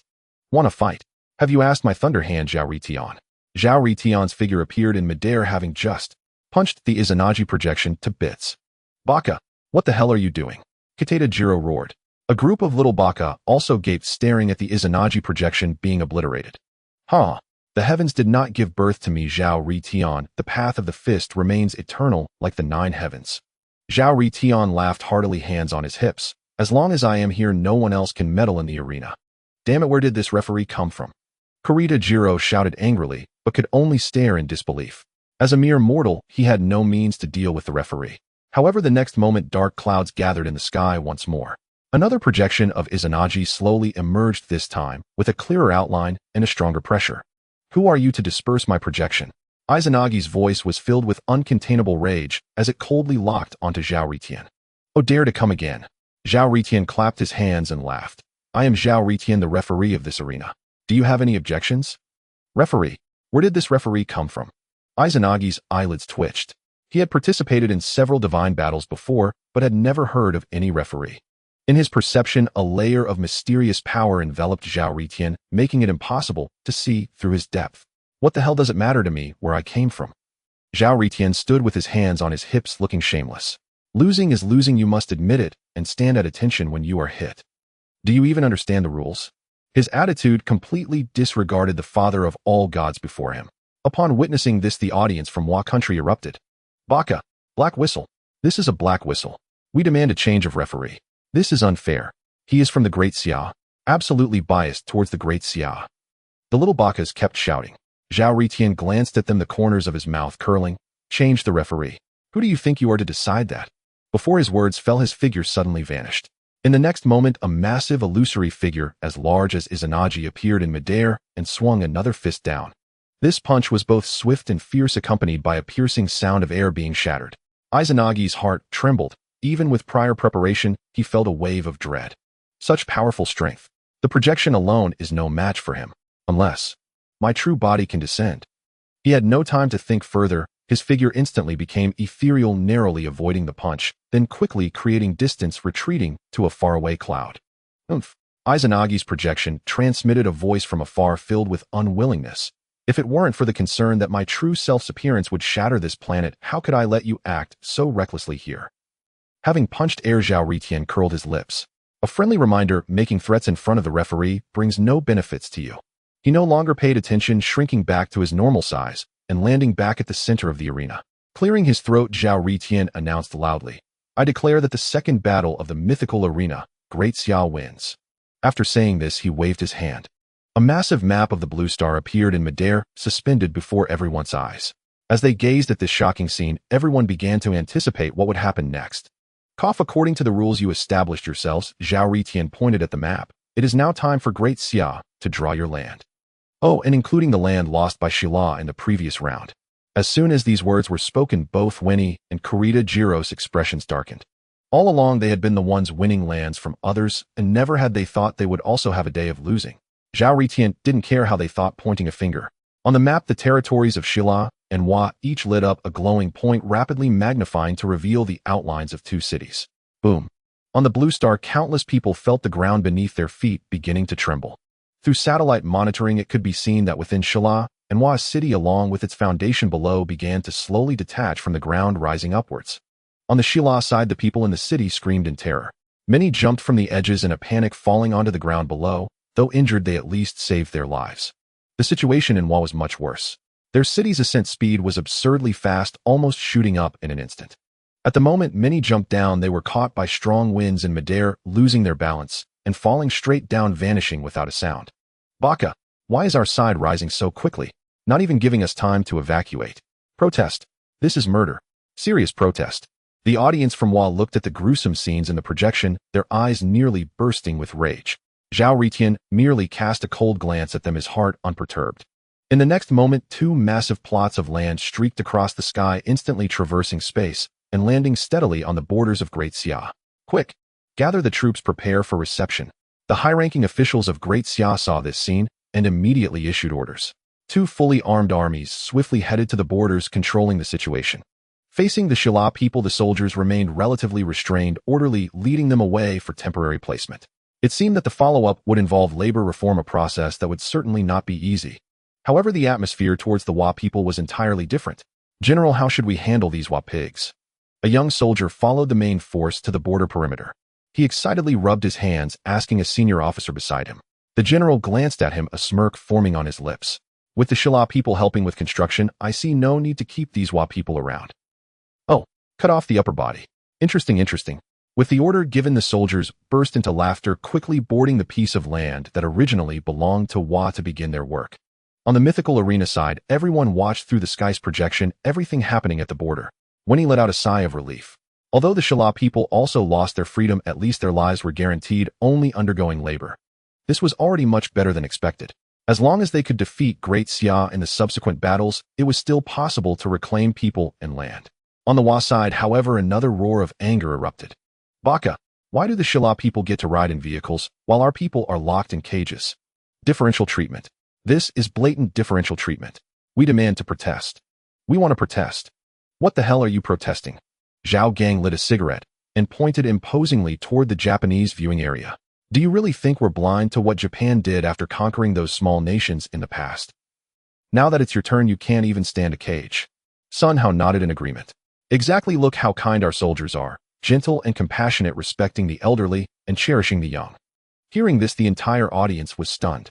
They glanced at the projection. "Yash, ma'am, it's dangerous out here. Come to my Renhuang collar for a chat." In the scene, a Daxia soldier was gently gripping a Japanese man's neck. He lifted him up and then kindly tossed him into the cage. Another Daxia soldier, looking at an elderly Japanese man, said with a smile, "Oh, my old timer, you're getting on in years, legs aren't so steady, right?" The old Japanese man nodded. "Aye, let me walk slowly." The soldier smiled, nodded, walked behind him, and then kicked him. "Slowly? You think my time's worthless?" He then looked up at the sky, grinning. He knew this scene would be projected onto the arena. What a load of gentle and compassionate. What a load of respecting the elderly and cherishing the young. Kamita trembled with rage, pointing at the projection and roaring. The other soldiers, aware of the projection, imitated the previous one by deliberately looking up and grinning at the sky. Wah! I want go. I hate you Daxia people. In the projection, several Japanese children struggled and cried, glaring at the surrounding soldiers. I swear when I grow up, I'll teach you a lesson. Seeing this, Kamita grew excited instead. Yes, my child. That's the spirit. Maintain your integrity. Our great Japanese empire will surely rescue you. That's right. We'll retaliate. We will. The spirit of Bushido will never fade. But before his words faded, the scene in the projection changed. All those who cried and resisted were dragged by soldiers to the rooftop of a nearby building. A soldier pinched the neck of the earlier child and said with a smile, "Don't cry, little one. Uncle will play a game with you called skydiving. It's thrilling." Seeing this familiar scene, every Japanese person felt their scalp tingle, a chill shooting from their skulls to their crowns. When they conquered Goryeo, they used the exact same methods. Now that these tactics were turned on their own people, they truly felt that bone-deep terror. No, don't. A Japanese spectator screamed. In the scene, the soldier flashed a brilliant grin toward the sky, toward the projection. Then he let go. Go on. Those Japanese figures instantly became the stars of a high-altitude free-fall show. Oh dear. The soldier feigned shock. Silly me, I forgot your parachute. Bastard. Bastard. How can you do this? Kamita was utterly unhinged, readied, and ready to charge the summoning platform again. The next moment, a heavy hand pressed firmly on his shoulder. Kamita-kun, just a small setback, why be so worked up? Kamita whirled around to see a Nordic face smiling at him. He snarled, Ivar, are you trying to stop me? The Nordic summoner, named Ivar, shook his head, his smile unwavering. According to the arena rules, the Alliance cannot send consecutive fighters. This round is mine. His voice was soft, yet radiated immense confidence. In a duel arena, sacrifices are inevitable. We must take the long view. After all, the ultimate victory always belongs to us. Kamita stared at him, teeth grinding audibly. Then what about my Japanese people? Just leave them to Daxia's mercy. Ivar grinned. Once we've thoroughly defeated Daxia, negotiating with them will be simple, won't it? He patted Kamita shoulder again and lowered his voice. Relax. A brief sacrifice will earn you a higher status. Haven't you noticed? You're already a hero in Japan. He spoke very softly. Kamita instinctively looked back at the Japanese viewing area. He saw countless eyes fixed on him, filled with grief, but even more so with a fervent, almost fanatical hope and expectation. In an instant, his heart leaped. Yash, Ivar-kun, a truly good man. He slapped Ivar's shoulder heartily, then donned a look of indignant resolve and turned back to the Japanese seating. Ivar straightened his collar and calmly ascended the summoning platform. His gaze swept across the arena, finally landing on Su Nuo, a gentle yet condescending smile forming on his face. Ignorant Daxia people, are you ready to receive the baptism of Odin the All-Father? Su Nuo raised an eyebrow. Odin the All-Father? Does our great Daxia need his baptism? Zhao Gang snorted. Exactly. A petty Western god thinking he can throw his weight around on Daxia's turf. Ivar continued to smile, even spreading his arms in a benevolent pose. No, you don't understand. You can't fathom how supreme the great All-Father is. He can lead all beings to ultimate glory. Trust me. He suddenly raised a hand, pointing at Su Nuo from afar. You'll eventually understand my good intentions. Su Nuo rolled his eyes helplessly and tapped his temple. Buddy, are you okay? Is your head? Huh. Zhao Gang laughed too. Exactly what nonsense, Odin. Believe in him if you want, but don't think you can act like a big shot here. Dream on. The moment he finished, the entire sky suddenly darkened. It was as if an endless black cloth had instantly veiled the world, light utterly devoured. Only the divine glow from the mythical arena itself persisted like an isolated island struggling in absolute darkness. Wah! What's happening? Zhao Gang was startled by the sudden terrifying celestial phenomenon, his voice trembling slightly. Ha ha ha! Ivar's laughter echoed in the darkness, starkly clear. Speaking ill of our All-Father behind his back is quite impolite, you know. He spread his hands, his tone carrying a mocking warning. As the supreme ruler of the 9 realms, his very name is a taboo. That was just a small reminder. His smile suddenly faded, his gaze piercing through the darkness to lock coldly onto Zhao Gang. Next time it might not be a celestial change, but your death. His words carried the weight of a threat, yet laced with a hint of mocking playfulness. Zhao Gang felt his throat tighten. He longed to retort, yet not a single word would emerge. Su Nuo furrowed his brow and said, enough grandstanding. Fight or summon now. Ha ha ha. Ivar gazed at Su Nuo with a cold, mirthless smile and gave a slow, deliberate nod. Since you're so eager to die, I shall show you just how mighty the gods of the north truly are." In the next instant, the summoning array beneath his feet erupted in blinding divine radiance. For names appeared in sequence hovering midair. 1. Balder, god of light. Domain sovereign of sunlight, daylight, radiant purity, and unblemished luminescence. Rank S. At the appearance of the first name, the Nordic believers' spectator zone exploded into thunderous oceanic cheers. Did you see that? That's true legacy. The very first is in Srank. Not only Srank, he is Odin Allfather's own son. How on earth do we fight this? People of Daxia, tell us, how do you possibly win this match? All around voices rose in jeering clamor. Ivar raised a hand commanding silence. Esteemed Nordic believers, please, compose yourselves. He smiled faintly. Let us not overwhelm our friends from Daxia too severely. The phrasing sounded noble and courteous, yet the venom dripping from every syllable was unmistakable. His words only inflamed the believers, further sharpening their mockery toward Daxia. Su-Nual watched him with disdain and rolled his eyes again. God of light, I'd wager even a single golden crow could roast him crisp. No sooner had he spoken than the next names flashed forth. To Uller, god of the hunt and skiing. Domain guardian of those who enter the snow-capped mountains, bestower of hunting prowess. Rank B. 3. Aegir, deep sea giant.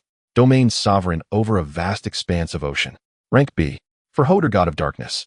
Domain master of shadow, obscurity, blindness, and unconscious force. Rank S. All 4 names now gleamed in the air. The stands erupted anew. 2 Sranks in one go. Who else dares challenge that? Invincible.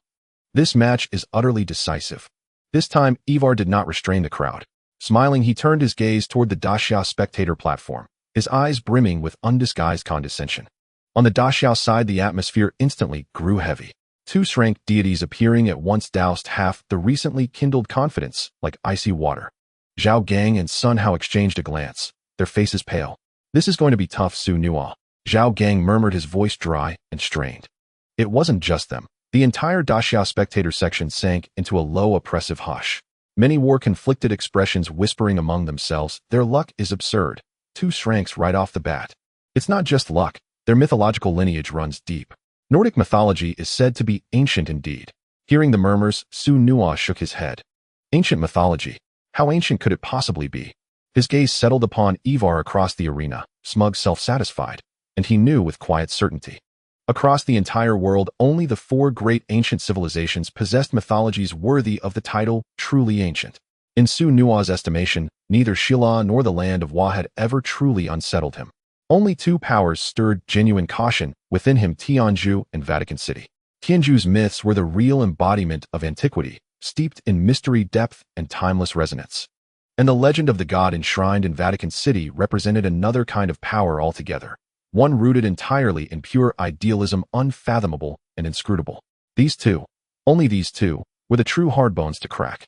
While he pondered, Ivar had already begun his ritual. He smoothed his robes and assumed an expression of solemn reverence. Stepping forward, he knelt upon one knee at the heart of the summoning array, arms raised high.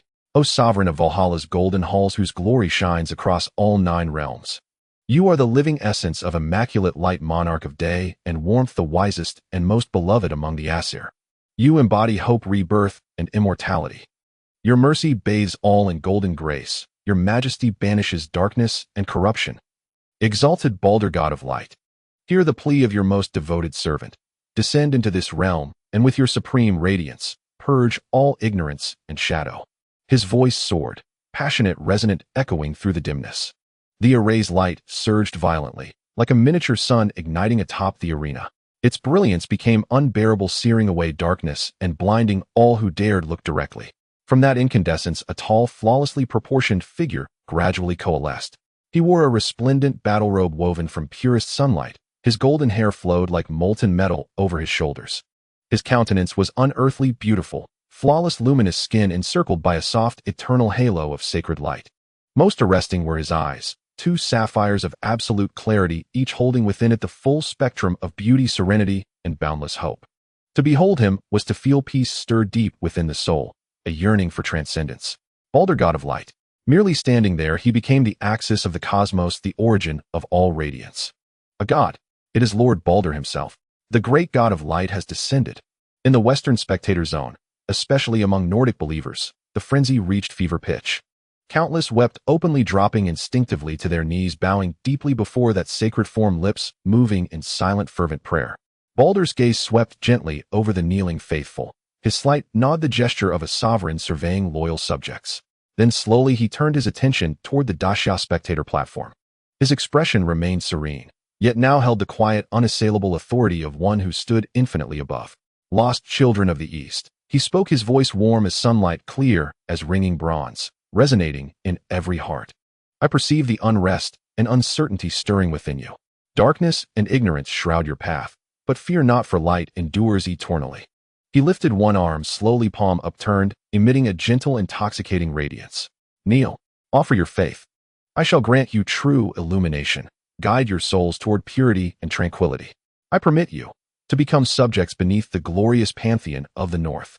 Bader's expression was incredibly sacred, as if he were truly bestowing supreme grace. A spectator from the Wokaka chuckled. To be favored by the god of light is simply their good fortune accumulated over 8 lifetimes. The followers of Sheila nodded in agreement, saying, "Indeed, the divine is always so merciful, willing to embrace all filth and depravity." Not only the observation platform, but people across the Blue Star world witnessed this scene through live broadcasts. The headline, "The God of Light shows mercy, willing to accept the Eastern heretics," was rapidly published and spread by major media outlets. In an instant, it seemed the entire world was waiting to see if the people of Daxia would bow and submit. On the summoning platform, Su Nuwa glanced back over his shoulder. In the Daxia audience, the people's gazes remained resolute, showing no signs of wavering due to Bader's promise.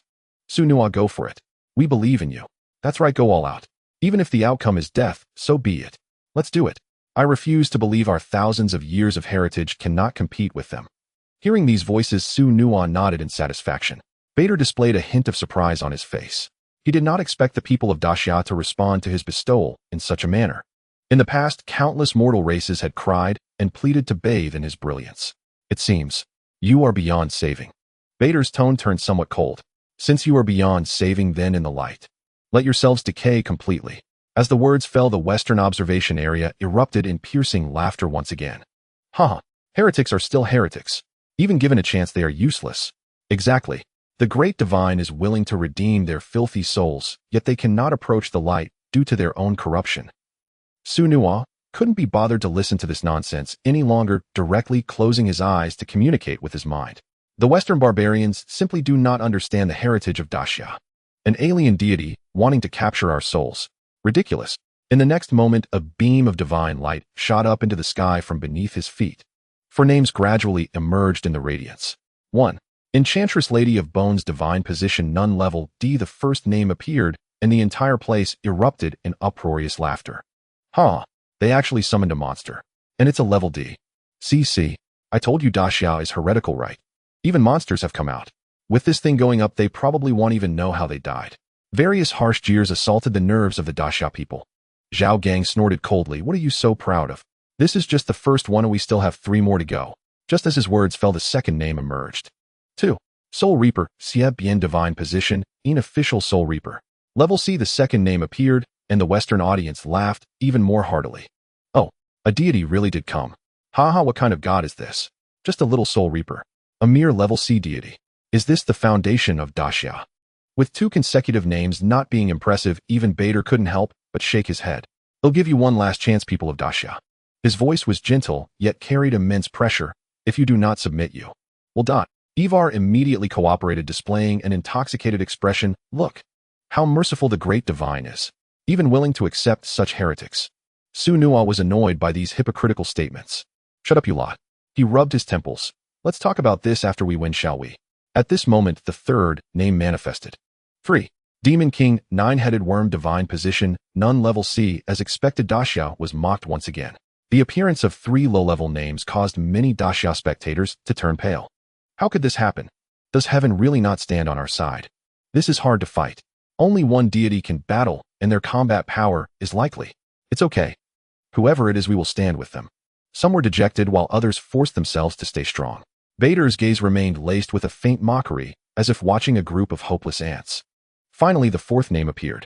4. Zombie Ancestor Huan Ba, divine position, 9 heavens, mystical lady. Level unknown. When this name appeared, the Western observation area practically burst into laughter. "Zombie, If I remember correctly, isn't it something similar to a vampire? A spectator from Sheila laughed. You are mistaken. An observer who had studied Eastern culture immediately interrupted him, speaking with certainty. Zombies are inferior to vampires. I've seen Daxia's zombie movies. They are just a bunch of stiff-limbed, hopping, bloodthirsty creatures that fear talismans and sunlight.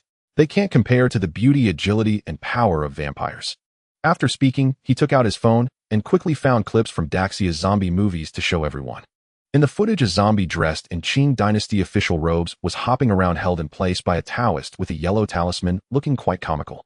Huh, is this thing really daring to step onto the mythological arena? Laughing my ass off. Even if it says ancestor, how strong can it really be? This is secure. Too damn secure. Su knew all this. Sun Hao looked over with some concern. Yet Su Nuo merely snorted coldly. What do you know about zombies? Su Nuo's gaze swept over the laughing Westerners, and he spoke clearly. Listen, while the level of zombies is far beyond what you know. The initial form is called purple zombie. With a faint purple hue, it can barely move, but struggles to remain standing. After absorbing blood energy, it becomes white zombie, covered in white, first starting to fear light and fire, while becoming unafraid of livestock. The white zombie further evolves into green zombie with a greenish tint, much quicker movements and increased strength, yet still avoids sunlight. Once the green zombie endures long enough, its fur grows, becoming furred zombie with copper skin and iron bones, no longer fearing ordinary blades and daring to move about in the dark night. With sufficient cultivation, the furred zombie can ride the winds, becoming flying zombie, moving like lightning, impervious to water and fire, having achieved a certain status. Above the flying zombie, there is roaming corpse. These zombies can traverse yin and yang, absorbing earthly evil and lunar radiance, already possessing some supernatural abilities. Further up, they are called lurking corpse, able to hide in the earth for hundreds of years. Once they emerge, they can bring calamity to the land. And at the true pinnacle is unfading bone, a corpse that remains intact for 1,000 years with a soul that condenses but does not dissipate, transcending the cycle of reincarnation, akin to a demonic giant. Su Nuo paused, looking at the two characters Huan Ba on the card. Huan Ba is not a low-level zombie. She is a being that has existed since ancient times, her status closer to that of a deity or demon. Moreover, she has another identity. Su Nuo's voice grew serious. She is the biological daughter of our cultural ancestor, the Yellow Emperor. The vampires you just compared, he curled his lips into a mocking smile, are not worthy to carry her shoes. Everyone was momentarily stunned. The level of zombies. There are so many theories. Sun Hao stroked his chin with a hint of skepticism. Just as Su Nuo was about to explain further, Ivalar interrupted him directly. What utter nonsense. Ivalar pointed at Su Nuo with a face full of mockery. I don't know where your imagination comes from to concoct such a complete story. But let me tell you, lies will eventually be exposed. Every word you just said could become material to slap you in the face later. After he finished speaking, the other Western spectators joined in the ruckus. A zombie is just a zombie, a stiff corpse, and you can still play tricks with it. Come on, summon it. I can't wait to see you get slapped in the face. Su Nuo shook his head, choosing not to speak further. He closed his eyes, his mind sinking into the summoning array. The mysterious patterns beneath his feet began to light up, emanating a dim, ancient glow. Ancient lord of the Red Earth, descendant of the Huangdi bloodline. Wherever you have walked, rivers have run dry, and the earth scorched for 1,000 miles.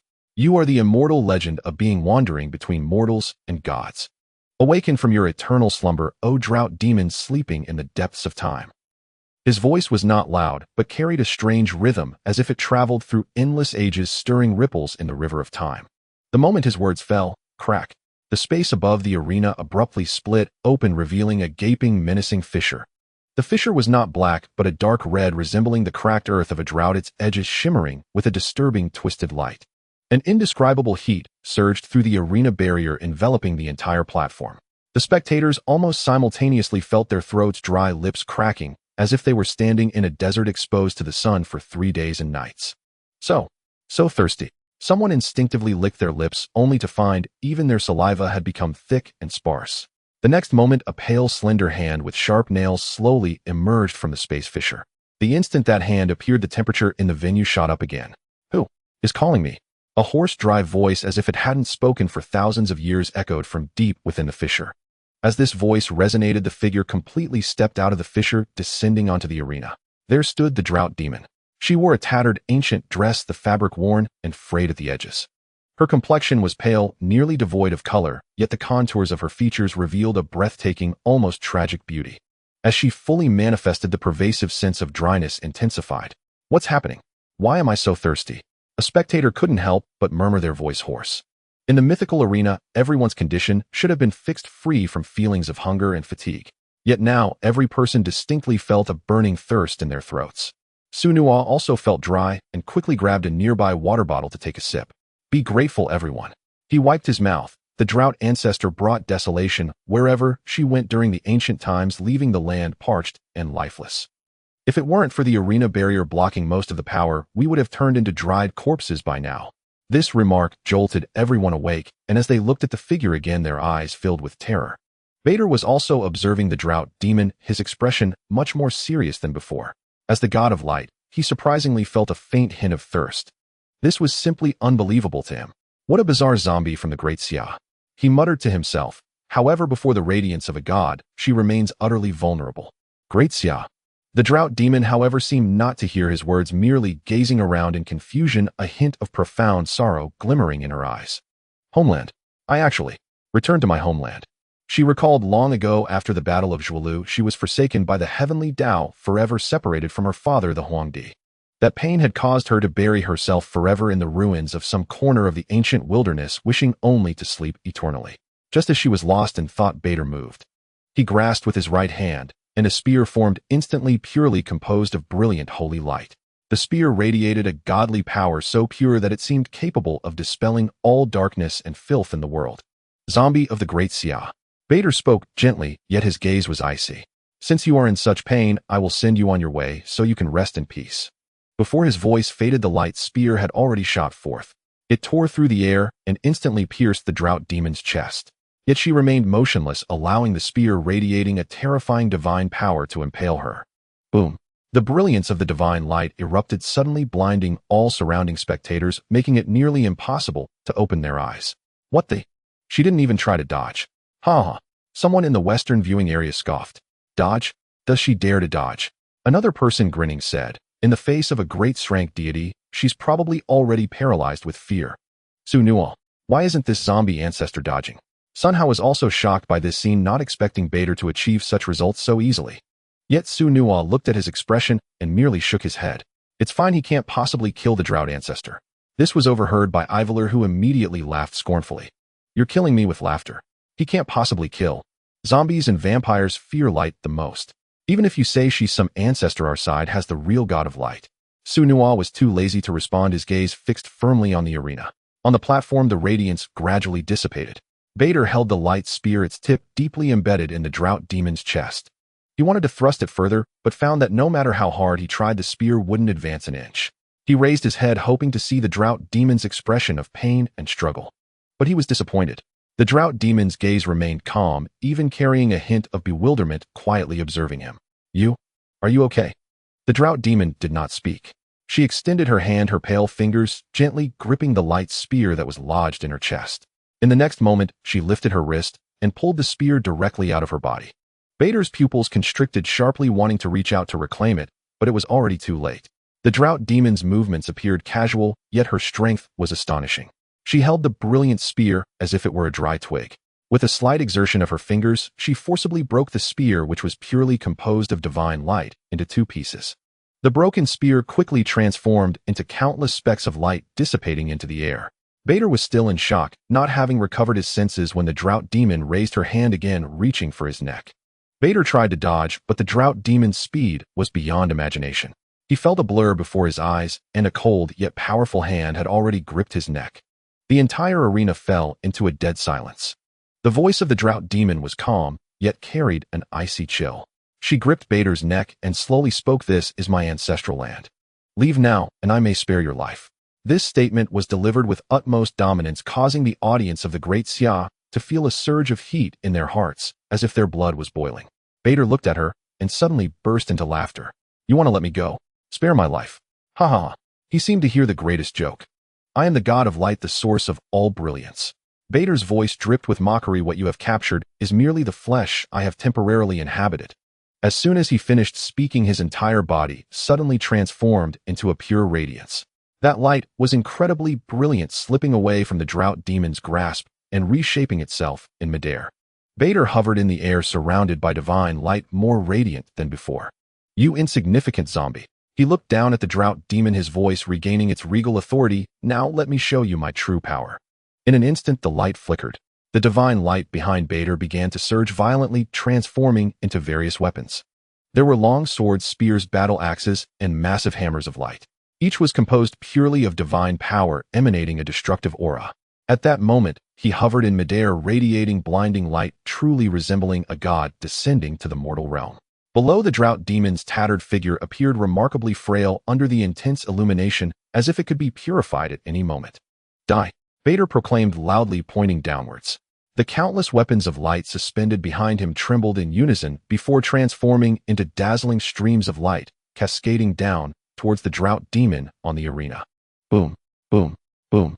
The continuous explosions instantly engulfed the entire arena.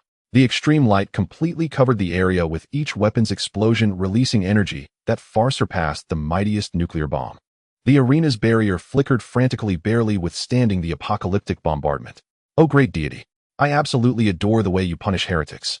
Ivar stood on the summoning platform, watching the drought demon being completely swallowed by the light, a cold smile spreading across his lips. Zhao Gang clenched his fists tightly, his nails almost digging into his flesh. Promise. The drought demon ancestor will be fine, right? From Su Nua's earlier explanation, everyone understood that this zombie ancestor was also one of the ancestors of the great Xia human race. However, Su Nua merely cast a disdainful glance at Bader and shook her head. Useless. The drought demon has long transcended the three realms existing outside the five elements. She is an immortal existence. Such a level of power is insignificant to her. Just as if to affirm his words, a clear sound of footsteps suddenly echoed from within the extreme light on the arena. Tap, tap, tap. In the next moment, the light was pushed aside by an invisible force from within. The figure of the drought demon reappeared in front of everyone's gaze. But her appearance had changed. The tattered dress had vanished, replaced by a vibrant blood-red robe. Her eyes had also turned pure crimson, as if magma flowed within them. She slowly rose from the lingering light, reaching a height level with Bader. Bader looked at the drought demon, who was unharmed and whose robe was not even torn, and his composure finally began to falter. How is this possible? You have endured so many of my attacks, how could you remain unharmed? As the son of the king of gods, he rarely faced any opponents amongst deities of the same rank. He could not comprehend how a zombie from the east could withstand the full force of his divine punishment. The drought demon did not respond. She simply lifted her blood-red eyes to look at Bader. In the next moment, a torrent of red mist erupted from her. Wherever that mist passed, the moisture in the air evaporated instantly. The arena floor cracked and dried at a visible speed, producing a crisp sound. Even the originally sparse clouds above the arena were completely dissipated under this force. Oh my, she is serious. The referee Zhao Ritian exclaimed, leaping out of the arena barrier, without hesitation glancing back in fear. As the drought demon emerged, the desolation spread for thousands of miles. This legendary description was now unfolding before everyone's eyes. Even with the barrier blocking it, the audience still felt their skin prickling, parched to the extreme. Bader, being the first to bear the brunt, instantly felt the terrifying erosion. His flawless divine body began to visibly wither and wrinkle. His skin cracked open in multiple places, his lips chapped, and even his eyeballs began to shrink and sink. Cough, cough. You. Bader tried to speak, but his parched vocal cords could only produce a wheezing sound. He dared not maintain his physical form any longer, instantly transforming back into a pure light, which barely alleviated the terrifying drought erosion. However, he did not expect that this was just the beginning of his true nightmare. The drought demon looked at the escaping light with an expression devoid of joy or sorrow. She simply raised her hand gently, and the surrounding red mist suddenly became denser and more viscous. The light form that Bader had transformed into trembled violently, emitting uncertain waves. He felt as if he had been thrown into the depths of a scalding desert, where even the form of light was being dried up and evaporated. What is happening? I am just a light. How can your power affect pure light? The drought demon looked at him, and a self-mocking smile suddenly spread across her lips. You do not understand. This is not my power. It is the curse of heaven's Tao upon me. Her voice was soft, but resonated like a spell, sending waves of terror through Bader. Curse. Bader's voice was filled with disbelief. The drought demon opened her arms, allowing the terrifying red mist to sweep and wash over the arena. In that battle, I helped my father defeat Chiyu. But as a result, I mistakenly killed too many innocent beings. From that day forth, heaven's Tao bestowed upon me the cruelest curse. Wherever I am, it becomes a place devoid of life. She gazed at the struggling light, her eyes as calm as if she were looking at a dead person. Although you are merely a light, Your essence has not transcended the bounds of heaven's Tao. Thus you will die. This statement sent shivers down the spines of all who heard it. The Western audience watched as the light representing the god of light grew dimmer and more dehydrated, feeling a primal fear of the drought demon for the first time. They realized that if this monster broke through the barrier, the entire blue planet would likely turn into a desolate wasteland in an instant. I don't want to die. Vader finally panicked completely. The beam of light he transformed into crashed frantically against the arena barrier, trying to break free. But the barrier of the mythological arena was part of the rules of Heaven's Tao itself. Even the curse of Heaven's Tao could not break it, so how could he possibly breach this barrier? People watched helplessly as the light representing the god of light dashed left and right on the arena, yet its glow grew weaker and its size diminished. Could it be that the great level deity is truly going to die here? A Nordic believer's face turned pale as he muttered to himself. Just as the light was about to dim to the point of extinguishing, Vader let out a desperate scream. Great Father God, save me. This voice was piercingly shrill, instantly spreading across the entire blue planet. All the Nordic believers felt a wave of shame, but in the next moment, an unusual change occurred. Above the arena, the clouds previously scattered by the powers of the drought demon began to gather once more. Thick, dark clouds surged from all directions, layer upon layer, completely obscuring the sky. Within the clouds, lightning flashed and thunder rumbled, enveloping the entire world in an indescribable sense of oppression. The red mist released by the drought demon was slowly suppressed and pushed back by these dark clouds. Su Nua's previously calm expression finally showed a hint of change for the first time. What? It can actually suppress the drought demon's power. Could it be? Odin has arrived. In an instant, the dark clouds completely enveloped the arena. A towering and majestic projection gradually appeared within the dark clouds. Clad in dark gold armor with two divine ravens perched on his shoulders, he held a long spear entwined with lightning. In his single eye, it seemed to contain the wisdom and vicissitudes of the entire universe. He stood quietly in the air, gazing down at the arena. The drought demon raised her head and locked eyes with that projection. Neither side spoke, but an invisible pressure began to clash and compress in the air. Su Nua's face darkened as he turned to look at Zhao Ritian, who was squatting outside the barrier watching the show. Referee, do the Western gods really can't accept defeat? Why does each one send the old ones after they beat the young ones? Zhao Ritian rolled his eyes at him and shook his head. This one hasn't truly arrived. He is really just a projection. Otherwise, I would have gone to deal with him this morning. Sun Hao was taken aback. Projection? What does it mean that he sent a projection? Is he just showing off? Zhao Ritian shook his head again. You don't understand. The Western gods are not as simple as you think. Odin is different from Zeus. What he excels at is the power of fate. He looked at Odin's projection and slowly said, this means that as long as he stands there, he is an invisible threat in himself. He is threatening the drought demon. As if to validate his words, the drought demon on the arena suddenly swayed lightly. Immediately after, the vibrant color of her red robe began to fade slightly. The skin exposed to the air showed signs of withering and cracking, just like what happened to Bada Air earlier. Su Nua's pupils constricted. What? How is this happening? Zhao Ritian spat angrily and sighed. This is the horror of fate. He has temporarily exchanged the fates of the drought demon and Bada Air. This statement made everyone gasp in shock. On the arena, the drought demon looked down at her withering hand, and instead of panicking, revealed a strange smile. What a powerful god. He truly possesses the strength to kill me. She seemed to admire a piece of art, completely unconcerned that this change was consuming her life. Bada Air took the opportunity to reconstitute his weakened body and sternly scolded the drought demon. Aren't you afraid of dying? Why not quickly withdraw your power? Although his fate has been exchanged and he has temporarily escaped the drought demon's power, the heavenly curse upon her has transferred to him, making him feel utterly miserable. While there is Odin's suppression of the curse, he knows it won't last long. If that madwoman on the opposite side does not relent, he might die before her. The drought demon finally raised her head and glanced at him. Stop. Why should I stop? At this moment, a lively expression finally appeared on the drought demon's face. It was a smile mixed with pain, relief, and madness. Do you know how long I have been in slumber? I can't even remember myself. While I slept, my consciousness went through endless reincarnation. In my dreams, I cycled countless times. Each time I saw the helplessness in my father's eyes as he turned to leave. Do you know how painful that is?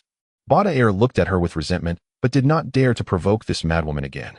The drought demon, however, no longer looked at him, but instead raised her head to gaze at the gigantic projection of Odin within the clouds. Her smile grew increasingly radiant, yet it was also increasingly tragic. This dream I have lived through countless epochs. It is the shadow that I can never dispel. I want to die, but I cannot. At this point her voice suddenly became incredibly gentle, sending chills down everyone's spines. Now that there is a way to die, then come with me, let's go to hell together. The moment her words fell, the red mist around her surged violently. The power of the red earth, which had originally been suppressed by the dark clouds, began to erode the sky in reverse. Bada-Air's eyes widened in terror as he finally completely broke down. He cried out with a heart-wrenching scream towards the projection in the clouds, "Father God, save me, help me." Deep within the distant Asgard mountain, Odin, seated upon the supreme throne, had a complex expression flash across his single eye. "One battle, two calls for help," he murmured to himself, his voice tinged with faint disappointment. "Alas, the glory of Asgard has been thrown away by you." But the next moment he slowly stood up. After all, he was his own son, he had to save him. Odin struck a fist towards the void beside him, causing the surrounding space to shatter like glass. Odin stepped out, his figure vanishing into the void, racing towards the blue star at an incomprehensible speed. In the void, his speed was so extreme that even light was left behind. However, just as he was about to reach the coordinates of the blue star, the void before him suddenly rippled with strange waves. Immediately after, a figure appeared out of nowhere, firmly blocking his path. It was a middle-aged man dressed in ancient emperor's robes. The robe was dark in color, embroidered with sun, moon, stars, mountains, dragons, and worms, with 12 chapters of patterns arranged solemnly and orderly. He wore a crown of heaven, his countenance dignified and serene. When he opened and closed his eyes, it seemed as if mountains and rivers were evolving within. What was most striking was the long sword he held in his hand. One side of the sword was engraved with sun, moon, and stars, while the other side was etched with mountains and vegetation. The hilt bore the arts of farming and animal husbandry and strategies for unifying the four seas. Merely held quietly in his hand, it exuded an imposing and magnificent aura that overwhelmed the 8 directions. This powerful aura made even the rushing Odin abruptly halt, and for the first time a look of gravity and surprise appeared in his single eye. "The god of Daxia, do you dare to block my path?" Odin halted his movements, his single eye fixating on the figure before him, issuing a low warning.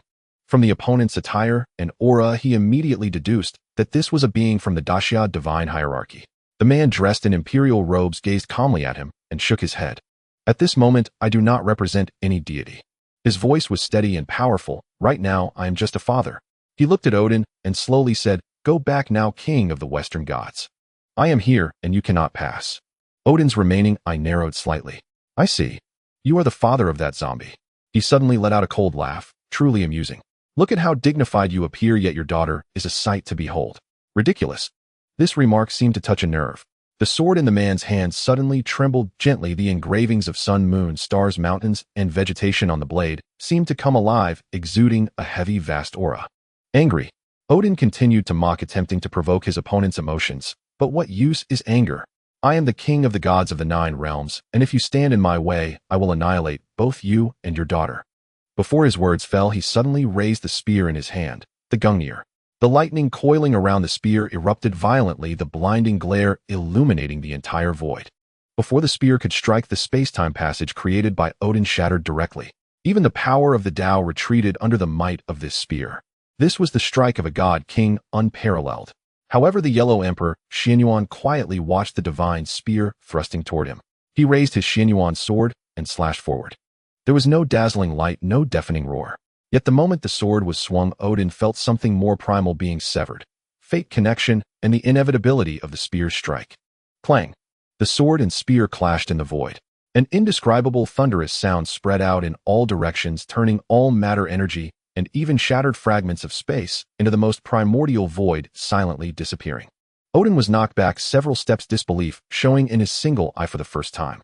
He was all too aware of the power of Gungnir. Other divine weapons were called divine artifacts, but the eternal spear in his hand was known as the super artifact, a weapon exclusive to the god king. Yet that sword just now had forcefully withstood Gungnir's thrust, even holding its ground in the clash of pure power. After a single strike, the Yellow Emperor Xianyuan did not pause. He stepped forward, his figure seemingly merging with the entire void, and his Xianyuan sword transformed into a trajectory that split heaven and earth, actively slashing toward Odin. Odin was also ignited with true fury, lightning flashing in his eye, the eternal spear meeting the assault with all its might. The two supreme beings of their respective divine hierarchies clashed fiercely in the endless void. Each collision of their weapons caused vast expanses of void to revert to nothingness, as if even the universe itself could not bear their battle. Meanwhile, on the mythological arena, Balder suddenly realized in terror that the power of fate replacement enveloping him had bizarrely vanished. Almost simultaneously, the familiar thirst and burning pain surged throughout his body once more. The terrifying red mist of the drought demon completely enveloped him again.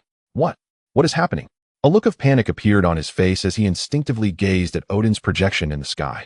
That projection still existed, yet it seemed to have lost its soul, no longer carrying the invisible pressure that manipulated fate. The drought demon also sensed the change. The near-manic smile on her face slowly faded, replaced by a hint of subtle disappointment. Stopped. She murmured, her gaze piercing through the barrier, as if looking into the depths of the void. That god king has given up. Although puzzled in her heart, her actions showed no signs of halting. Since the opponent's assistance had been interrupted, this farce of infringing upon the ancestral land should come to an end. A thicker red mist erupted from her, wrapping Balder in layers like a living creature. No. Father God. Save me. Help me.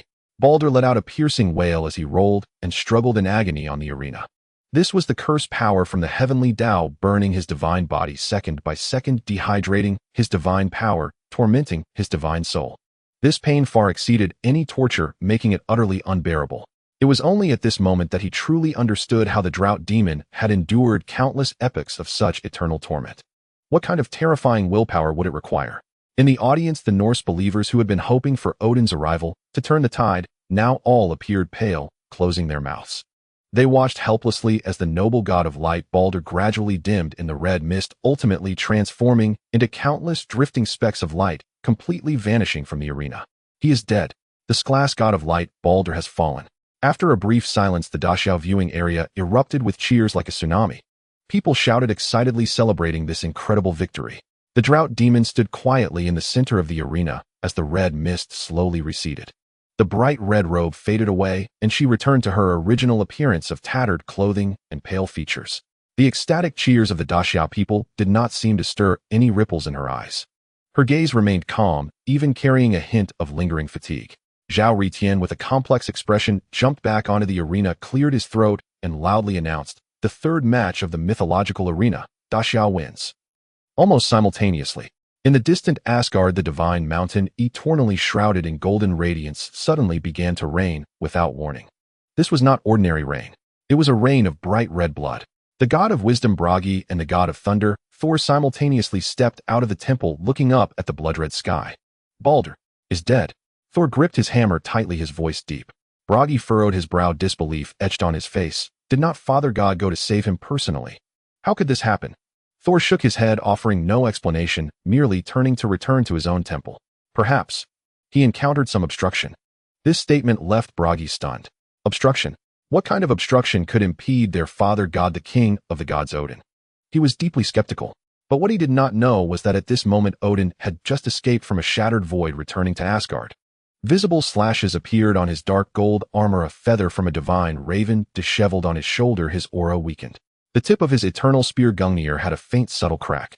Cold fury burned in Odin's single eye as he gripped the spear tightly. Xinyuan, Yellow Emperor. He whispered the name, filled with unwillingness and a chilling, killing intent.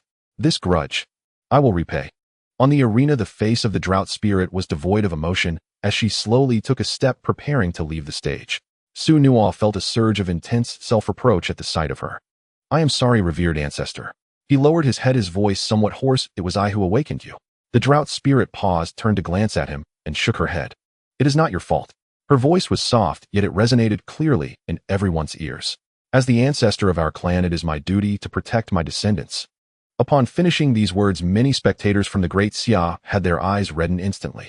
An elderly woman with graying hair suddenly trembled and knelt down, heavily bowing her head towards the arena. Heavenly Lord, I implore you, lift the curse from our revered ancestor. She has suffered too much. Then another person knelt down. Then came 2, 3, 10, 100. In the blink of an eye, the Great Xia spectator area was filled with kneeling figures. Everyone faced the arena, devoutly bowing their heads, praying for that solitary figure. Even Su Nua, Zhao Gang, and Sun Hao at the edge of the arena deeply bent their waists. The drought spirit stood quietly on the stage, observing the kneeling clansmen below. On her always calm face, a faint smile finally appeared. At that moment, a fissure unexpectedly opened in the heavens above. A pure golden beam of light descended from the sky, enveloping the drought spirit in its embrace. An unparalleled aura of fortune radiated from the beam. Under the illumination of the light, the drought spirit's figure appeared incredibly majestic. Everyone was stunned by the sudden phenomenon. Heavenly Lord has manifested. Manifested. Someone exclaimed in joy and cried out, pointing at the sky. Within the beam, the drought spirit's figure trembled slightly. It was clear to see that strands of dark red curse power were slowly being stripped from her body, dissolving in the golden light. As the curses were stripped away, her appearance began to change. Her originally pale skin gradually regained color and luster, and her once harsh beauty transformed into a gentle and dignified grace. The tattered dress she wore seemed to rejuvenate as if time had flowed backward, transforming into a resplendent, colorful, and majestic ancient divine robe. At the moment the last trace of malevolence dissipated, a pure and serene divine radiance emanated from her. The drought spirit, no, perhaps she should be called Lady Drought at this moment, looked down at her renewed hands and robes, standing transfixed. Tears streamed down her cheeks without warning. Father, my kin. She raised her head, gazing into the depths of the heavens from where the light emanated. Her voice choked. Can I finally go back to find you? As if responding to her call, the fissure in the sky suddenly widened. A majestic, ancient, giant heavenly gate slowly revealed itself in the golden light. The doors were inscribed with ancient runes and totems, seemingly carrying the entire history of the rise and fall of humanity. The heavenly gate slowly opened. A towering figure in a dark emperor's robe, wearing a crown, stepped out from within. His face bore dignity, yet his gaze was filled with deep love and sorrow as he looked at the tearful Lady Drought below. Daughter. The Yellow Emperor Xianyuan spoke slowly, his voice transcending endless time and space. You have suffered. At that moment, all the people of Great Xia understood the identity of this celestial being. We bow to the ancestral founder of humanity. The sound of worship like a mountain torrent echoed throughout the venue. Countless people trembled with excitement, bowing to the ground in the most devout manner. The Yellow Emperor Xianyuan smiled slightly and extended his hand towards Lady Drought.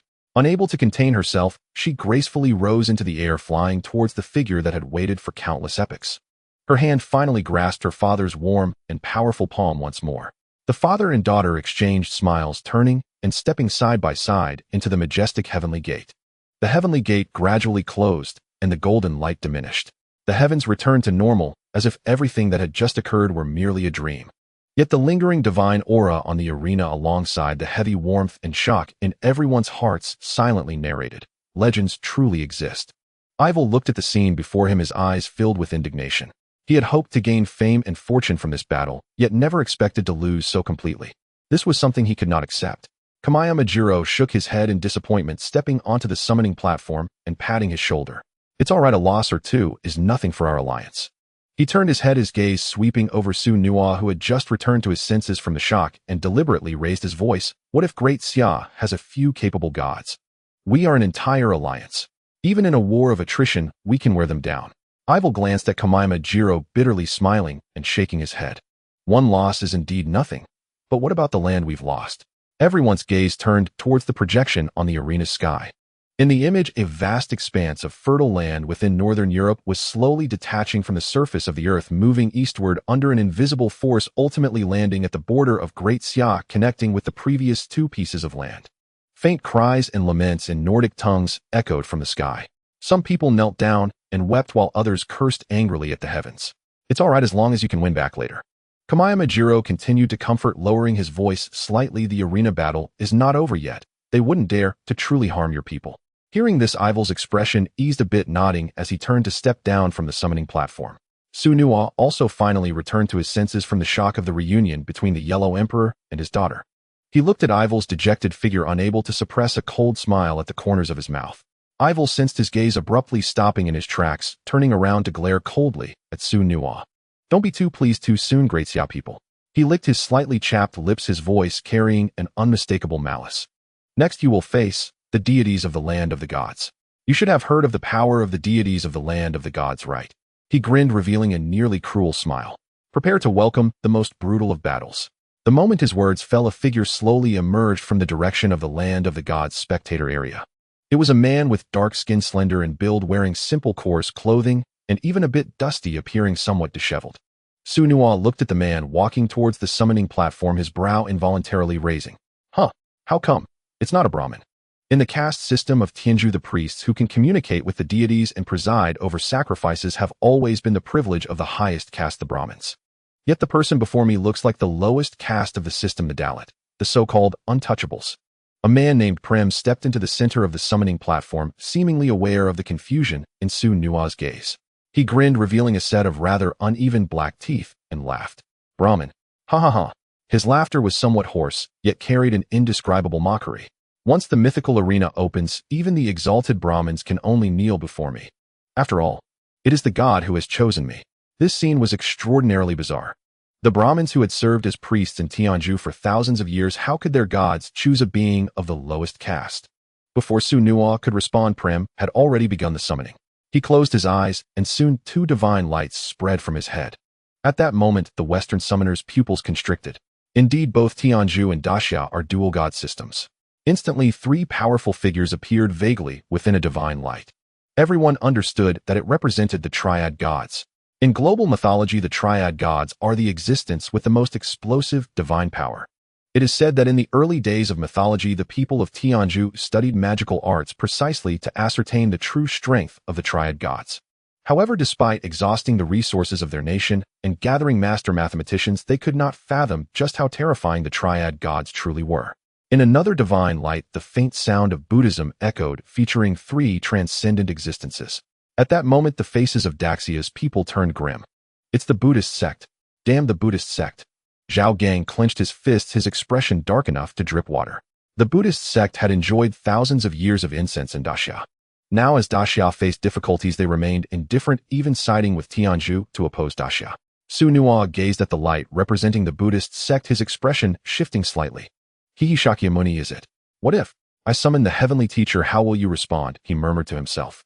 In the next moment, 4 names and phantoms slowly emerged from the light. 1. River God Sarasvati, divine duty, the river god, who purifies all filth in the world and is also the goddess of wisdom. Level S2. God of order Vayu, divine duty, an important deity from the Vedic era governing cosmic laws and morality, able to bind sinners. Level S3. Wind god Vayu, divine duty, the symbol of breath and vitality, father of Hanuman, extremely fast governing the weather. Level S4. Sun god Surya, divine duty, bestowing light and life to the world, patrolling the sky. Level SS. As the 4 names appeared, everyone's pupils trembled violently.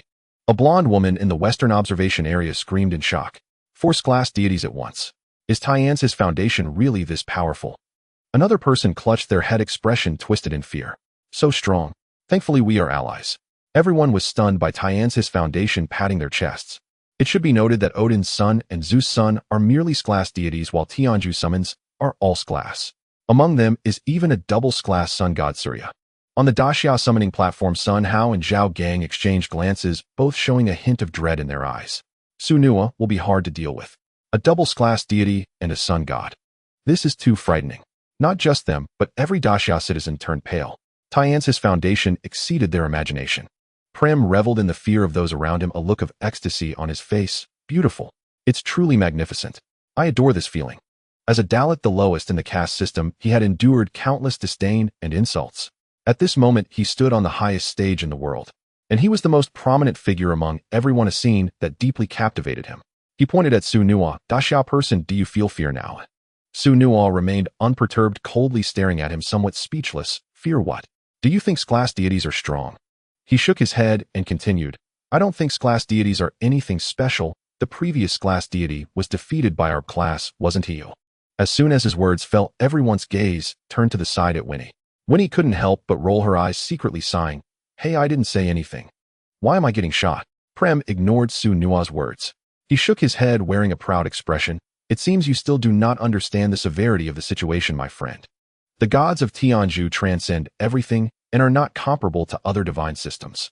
After saying this, he opened his arms and began the summoning. Ancient brilliance that transcends endless darkness, you are the eye of law and the true word. Please descend in a golden chariot pulled by 7 horses. Let the transgressors witness the severity of justice. Descend the most powerful sun god, Surya. In an instant, the sky suddenly ignited, golden light tearing through the clouds. A golden war chariot drawn by 7 fiery steeds thundered forth, with flames raining down wherever its wheels rolled. The figure standing atop the chariot was entirely like molten gold, radiating light so bright that it was blinding. He had 3 eyes, 4 arms, holding a lotus, a dharma chakra, a longbow, and a gesture for bestowing blessings. His face was majestic and perfect, as if the sun itself had condensed into human form. Just the gaze he cast caused the air to distort and warp from the heat. The arena's barriers shook violently, and the spectators found it hard to breathe, as if thrown to the edge of a furnace. This was life's most primal instinctive awe for extreme light and heat. The sun god Surya made his entrance. In that moment Surya opened his eyes, and his gaze emitted a dense divine light. When his gaze swept across the stands, people lowered their heads in unison, no one daring to meet the gaze of this deity. The light of the sun illuminates all, "Oh, I am your hope." His ethereal voice rang out, and the followers of Tianju were the first to kneel. With them leading, the people in the western observation area followed suit and knelt. No one found this unreasonable, though after all he was a double-class deity. Surya's gaze turned to the Daxia summoning platform, slightly furrowing his brow. "Daxia people, seeing my appearance, why do you not bow?" he asked. His voice carried a hint of magical resonance, causing the people in the Daxia camp to tremble all over. Su Nuwa looked up at him. "You as a Western deity are now opposing Daxia, yet you still wish for our worship." Surya's gaze fell upon Su Nuwa, shaking his head. "I am the sun god. I am the existence that brings warmth to the world. Even in opposition you should show respect." Upon hearing this, Zhao Gang couldn't help but laugh. "Go to your mothers." He pointed at Surya and said, "You want us to kneel after attacking us? How shameless can you be?" In an instant a flicker of anger crossed Suliai's face. He clasped his hands together, and the scorching sunlight surged on the arena. "Since you are all so obstinate, let your god's blood cleanse your sins." The next moment 2 blue divine lights shone simultaneously. Within the blue light, 2 names slowly emerged. 1. Grand Shaman, Kwafu. Divine position none. Level unknown. 2. Grand Shaman, Dei. Divine position none. Level unknown. Upon seeing the names, Shunua looked up, his heart skipping a beat. What the hell? Is this a perfect match? Sully curiously scrutinized the 2 names, then frowned. No divine position, and no level. His expression was filled with confusion, unable to comprehend how such names could exist. At that moment shouts came from the western spectator area. "Be careful, my lord." Someone shouted, "The gods of Daxia seem unusual." Sully turned his head. "What's unusual about them?" The person couldn't explain clearly, and Kitano Jiro shakily stood up. "My lord, Daxia has 2 divine systems. One has levels, but can battle beyond them, which is quite absurd." He swallowed hard. "The other divine system has no divine positions or levels, but its power is particularly monstrous." Sully raised an eyebrow. "Especially monstrous?" His interest piqued. "In what way is it monstrous?" Kitano Jiro shrank back as he recounted the appearances of Zhu Rong and Hanjia. At that moment Suliai's curiosity intensified. Ha, interesting." He suddenly laughed heartily. "Truly interesting. It's a pity I didn't encounter that so-called fire ancestor. Otherwise I would let him know what true solar divine fire is. Ha." Suliai's laughter was exceedingly arrogant, seemingly dismissing Zhu Rong entirely. Shunua chose not to argue with him and looked towards another golden divine light. Meanwhile, within the golden divine light, 2 names slowly appeared. 3. Great Saint of Heaven, Neo Mo Wang. Divine position, Demon Clan. Level B. 4. Medicine King, Bien K. Divine position, God of Medicine, Seeker of Diseases, and Savior of Lives. Level C. As these 2 names appeared, the Western spectator stands erupted with thunderous jeers. "This is laughable. A clever deity and a level demon. Ha, is this the foundation of Daxia? This is a sure win. 2 lousy grand shamans and a demon, 1 clever. How are they supposed to fight?" Sully shook his head while looking at the 4 names. "I thought this time I could kill a top-tier deity." His tone was somewhat disappointed. "I didn't expect my luck to be this poor. If possible, I hope to annihilate your creator god in 1 battle." Shunua rolled his eyes at his words. "You think you can annihilate the creator god? Even at death's door you still don't realize it, and you're still pretending here." Ha. Before Sully could respond, Pulam pointed at Shunua and laughed. "Who are you calling death's door? Do any of these 4 names have the ability to fight? The highest level here is that Neo Mo Wang. You're not pinning your hopes on a demon, are you?" Shunua shot him a glance, his gaze lingering between Kwafu and Dei. "Neo Mo Wang is indeed capable, but for the solar deity, I have another option." The next moment he fixed his gaze on Dei's name and then closed his eyes. In ancient times there were 10 suns in the sky, scorching the land and leaving the people without food. A divine being emerged, drawing a bow and shooting down 9 suns, allowing the people to live and saving the world. Now the blazing sun returns, rampaging the world. Please wield that great bow that shot down the stars. Please open your divine eyes that pierce through illusions and once again manifest that arrow that shatters the sun. Please appear, Grand Shaman Dei. As soon as his voice fell, that blue divine light suddenly contracted. Immediately an ancient and wild aura erupted. The blue light descended upon the arena, as if opening an incredibly mysterious passage. Within the passage, a primal aura spread, and a figure walked out. At this moment, everyone held their breath, gazing at that figure. He stood over 8 feet tall, broad-shouldered, and his simple burlap clothing couldn't conceal the sinewy physique reminiscent of a dragon. His skin was a deep bronze from years of exposure to the wind and sun, marked with faint old scars. His face was chiseled with determination, and his eyes shone like cold stars, exuding a tranquil sharpness. Most striking was the enormous bow in his hand, nearly as tall as a person. The bow appeared to be crafted from dark wood and some unknown divine metal, its surface dull and devoid of luster, radiating a disquieting aura. He carried a simple quiver on his back, containing 9 long arrows. The feathers of the arrows were of various colors, each subtly emanating different elemental auras. He stood there devoid of overwhelming presence or dazzling divine light, yet the entire arena seemed to fall silent for a moment. It was an extreme restraint, as if the power capable of shaking the heavens and earth was all contained within his body. Suliyai's smile faded. He gazed at the silent man before him, a vague sense of unease stirring within him. It felt like a power of extreme restraint, gathering all dangers beneath that calm exterior. "You." Sully was about to speak when he saw Dei had already moved. Dei silently took down the giant bow from his back. He did not draw an arrow from the quiver, but simply pulled the bowstring with empty hands. The moment the bowstring tightened, an invisible, terrifying aura locked onto Sully. "What? He's attacking already." Pulim's eyes widened. He did not mock Dei for drawing the bow empty-handed, because as Dei pretended to draw back the bowstring, an arrow composed of gathered light appeared in his hand. Whoosh! The next moment, the arrow light flashed. That arrow seemed to tear through space, shooting straight towards Suliyai's head. Sully was taken aback. With his keen insight, he naturally recognized that the power of this arrow was far from ordinary. "Initial sun shield," he shouted, raising one hand. A warm and bright light gathered in his hand, resembling the rising sun. Then a beam of light shot out, directed at the incoming arrow. All of this happened too quickly for the crowd to see the details. Under the illumination, the speed of the arrow was strangely slowed. Seizing the opportunity, Sully raised his hand to smash a fragment of the arena and threw it towards the arrow. Boom! The explosion sounded and dust filled the air. Sully stood firmly in place, having received the arrow. "Good. Well done. Impressive, truly impressive." A thunderous cheer erupted from the crowd. Everyone was astonished by Suliyai's clever response. A trace of pride appeared on Suliyai's face as he was about to say something, but Dei moved again. This time Dei still did not draw an arrow from his quiver. Yet 3 luminous arrows materialized eerily upon his bowstring. As they coalesced, the very temperature of the arena seemed to plummet. In the next instant, the 3 arrows shot forth with uncanny speed. Each arrow was astonishingly swift, and their trajectories defied all expectations. One flew straight, one curved, and another twisted in midair. "Good heavens, how do you counter this?" Prem was dazzled by the 3 arrows.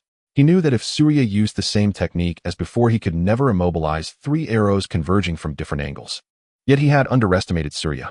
The deity raised the miniature sun-like orb once more. In an instant, divine radiance spread outward, illuminating everything around him. Though the 3 arrows came from different directions, none could escape the light. Bathed in its glow, their speed was again diminished. Surya snorted coldly, flicking his fingers 3 times. 3 slender streams of solar true fire struck the arrows precisely, incinerating them into nothingness in midair. "Is that all?" Surya gazed at Dei, his golden eyes once more brimming with arrogance. Dei remained silent. He slowly slung the giant bow back over his shoulder and made an unexpected move. He reached into the quiver on his back and drew out a real arrow. The arrow appeared ordinary, its shafted dark wood, its fletching a dusty gray. Yet the moment it rested between Dei's fingers, the atmosphere in the arena shifted. Everyone held their breath. They could all see that Dei's conjured arrows had already threatened Surya. Now, with a true arrow in hand, the situation would surely be entirely different. Awake an hour of the hunt. Dei finally spoke, his voice low and calm. He knocked the arrow, drawing the bowstring slowly. As the bowstring was pulled back, all the spiritual energy in heaven and earth began to surge wildly. It was as if drawn by an invisible vortex, converging upon that single arrow. Dark golden patterns lit up on the arrow's shaft, flowing as if alive. The entire arena fell into a deathly silence. No one spoke, all eyes were fixed on that arrow. No one doubted the power it contained. Surya's expression shifted completely. The moment he was aimed at, he felt an overwhelming pressure. It was a clear threat of death he had never experienced since becoming a god, completely enveloping him. "No, I cannot withstand this arrow," Surya thought. He did not choose to evade with his chariot, for he had already witnessed the prowess of Dei's bow, the bizarre trajectories, the speed that could not be fully halted. Unless one possessed speed beyond the limits, dodging was utterly impossible. Just as Surya's thoughts raced, Dei released the bowstring. The arrow flew. There was no sound, no flashy effects. It simply shot forth plain and unadorned. But along its path the void shattered silently. Light itself retreated before it, as if even radiance dared not stand in its way. In desperation, Surya grabbed the reins of a fiery horse beside him and hurled it violently at the arrow.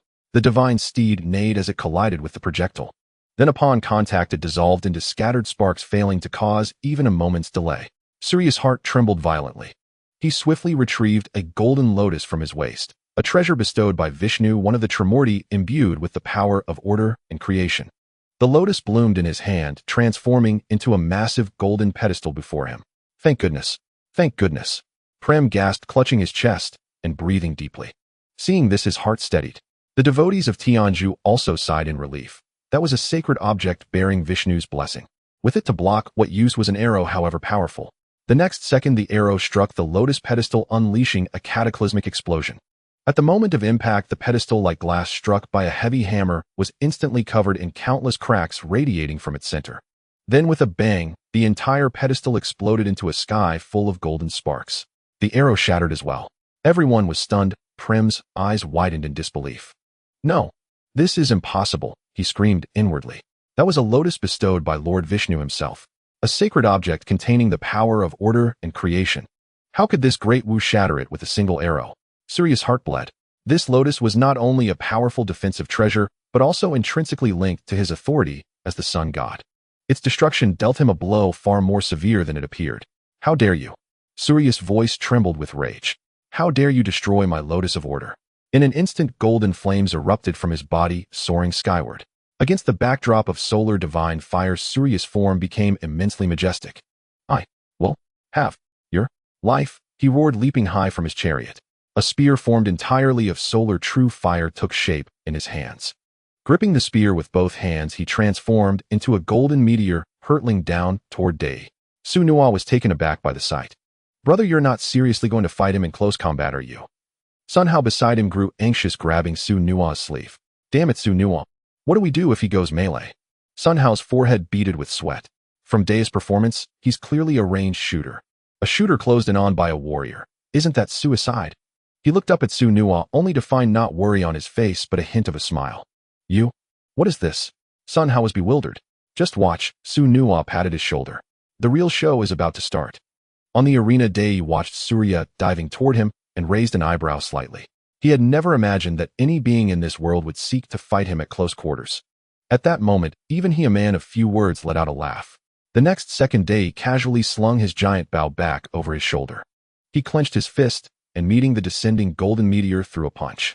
This punch was plain and unadorned, with no flashy light effects. Yet as it shot forth, the air screamed under unbearable strain. The spectators in the western stands were dumbfounded. Wait, am I seeing this right? He's going to take on the sun god's spear with his bare fist. Huh, the god of Daxia must be insane. Who does he think he is?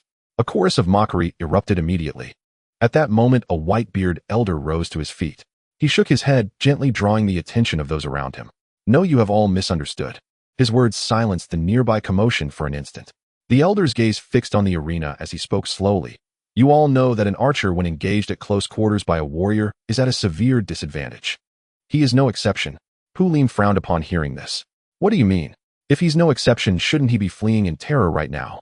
The elder shook his head. It's futile. Lord Surya is the sun god. His radiance can illuminate every corner of the world. He must have known he couldn't escape, so he chose to burn his bridges and fight with his back against the wall. These words brought a sudden clarity to the onlookers. So, we'll soon see an archer slain at close quarters. Haha, how interesting. The crowd laughed again, eagerly awaiting the spectacle of Dai being impaled by a spear. On the arena stage, Surya watched the fist growing larger before him, but his eyes suddenly sharpened. Mortals could not discern it, but as a deity he could keenly perceive that where Dai's fist passed, the very laws of space twisted and yielded. That sensation reminded him of the ancient gods renowned for their strength in Indian mythology. This one's physical body was extraordinary. The moment this thought arose, the two were already within inches of each other. Surya, now like an arrow already loosed, had no room to evade. Gritting his teeth, he channeled all his divine power into his flaming spear and thrust it fiercely at that fist. The next instant, fist and spear collided with a thunderous impact. There was no stalemate. A sharp, piercing clang rang out as the spear forged from the true fire of the sun was bent and deformed by the fist. Surya felt an unimaginable primordial brute force traveling through the spear shaft. His arm shook violently, his tiger's mouth went numb, and the spear nearly slipped from his grasp. Before he could react, the fist that had bent the spear suddenly opened, transforming into a large bronze-colored hand. With lightning speed, that hand clamped firmly around Surya's throat. "You? What is this?" Surya's pupils contracted sharply, his voice turning hoarse as his throat was seized. Boundless terror engulfed him. Dai grinned, revealing a rough smile. "One who shines is enough." Gripping Surya by the neck, he hoisted him up and slammed him viciously into the ground. Bang! The arena shook. Before Surya could struggle, Dai lifted him again and smashed him down once more. Bang! Bang! Bang! Once, twice, thrice. With each slam, more cracks appeared on the ground and golden divine blood splattered everywhere. Zhao Richong scratched his head in the stands. "Hey, aren't you afraid of scaring the kids like this?" Dai ignored him. Dragging Surya by one leg, he hauled him to the center of the arena. Surya still gasped for breath, trying to muster his divine power to resist. Dai raised his elbow and brought it down hard on Surya's thigh. Crack! The crisp sound of breaking bones echoed throughout the venue. Surya's right leg bent at a grotesque angle. Arg! A piercing scream erupted from Surya's throat. You dare defile the great sun god." The Western audience section erupted instantly. "Stop! You barbarian! How can you be so brutal? Is there no law? Is there no justice? I tell you, the Primordial will not let you off." The Indian devotees roared in fury, some even trying to charge down from the stands. Su Nuo chuckled at the outcry. "The Primordial," he murmured to himself. "Standing behind Dai are the 12 ancestral shamans, and the 3 sovereigns, and 5 emperors. Your Primordial might not dare to come." On the arena stage, Dai grew more exhilarated with each blow, a carefree smile spreading across his face. "Ha ha ha! It's been so long since anyone dared to fight me up close." He grabbed Surya by the hair and lifted him up. "This feeling is too exhilarating. A real man should clash Hedon." Surya coughed up mouthfuls of divine blood, his eyes filled with terror. "You? Aren't you supposed to be an archer?" Dai tilted his head, looking at him with a grin. "It's precisely because I couldn't find any opponents in close combat and got too bored that I became an archer." He paused, then added, "To be honest, archery is my weakest skill." Tui. Upon hearing this, Surya's bleeding only quickened. He cursed wildly in his heart. "Damn you, you're something else. I was out of my mind to come looking for you."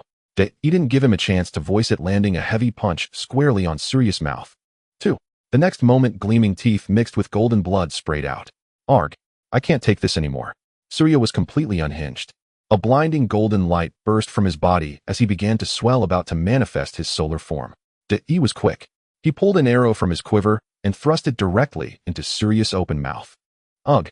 Surya retched violently. The arrow shaft churned in his throat, cutting wounds from which golden divine blood gushed continuously. "Don't rush to transform, I haven't had my fill of fighting yet." Dai pinched his chin like a demon incarnate. In the stands, Pu Lim stamped his feet in fury.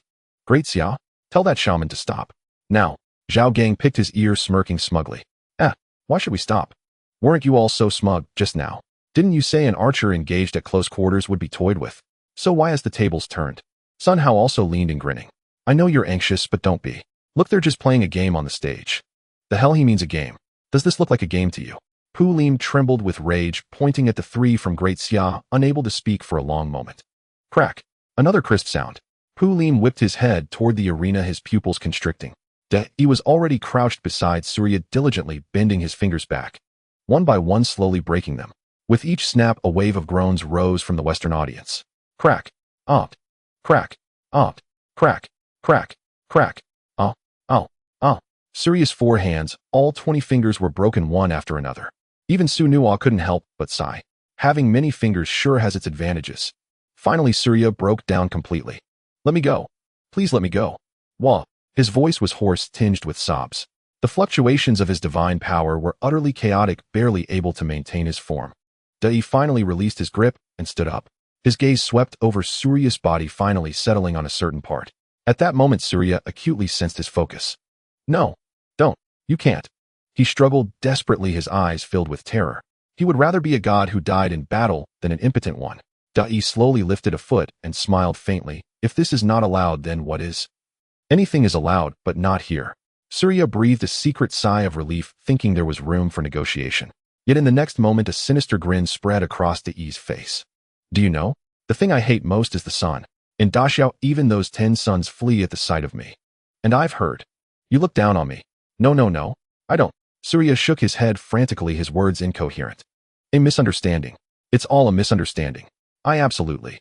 Just then Dei's foot reached its peak and then slammed down. Splat. After a dull thud, the arena fell into a deathly silence. Surya's eyes were wide, his mouth agape, but no sound came out. His body arched like a boiled shrimp. The entire Western audience was dead silent, all staring blankly at the arena. They watched the once radiant sun god now curled on the ground motionless.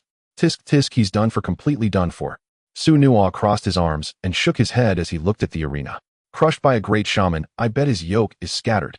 These words drifted over to Prem, twisting his face with rage. What the hell do you mean by yoke scattered? Can't you Daxia people have any decency? Su Nuwa shrugged. Why should I have decency with you? Did you think of the Komodo dragon when you said that? On the arena, golden tears streamed from Surya's eyes. This was the first time he had cried since birth. He curled on the ground, his body trembling slightly. But oddly, his temperature began to rise. The dim glow brightened again, even more dazzling than before. The next moment, he slowly floated up from the ground.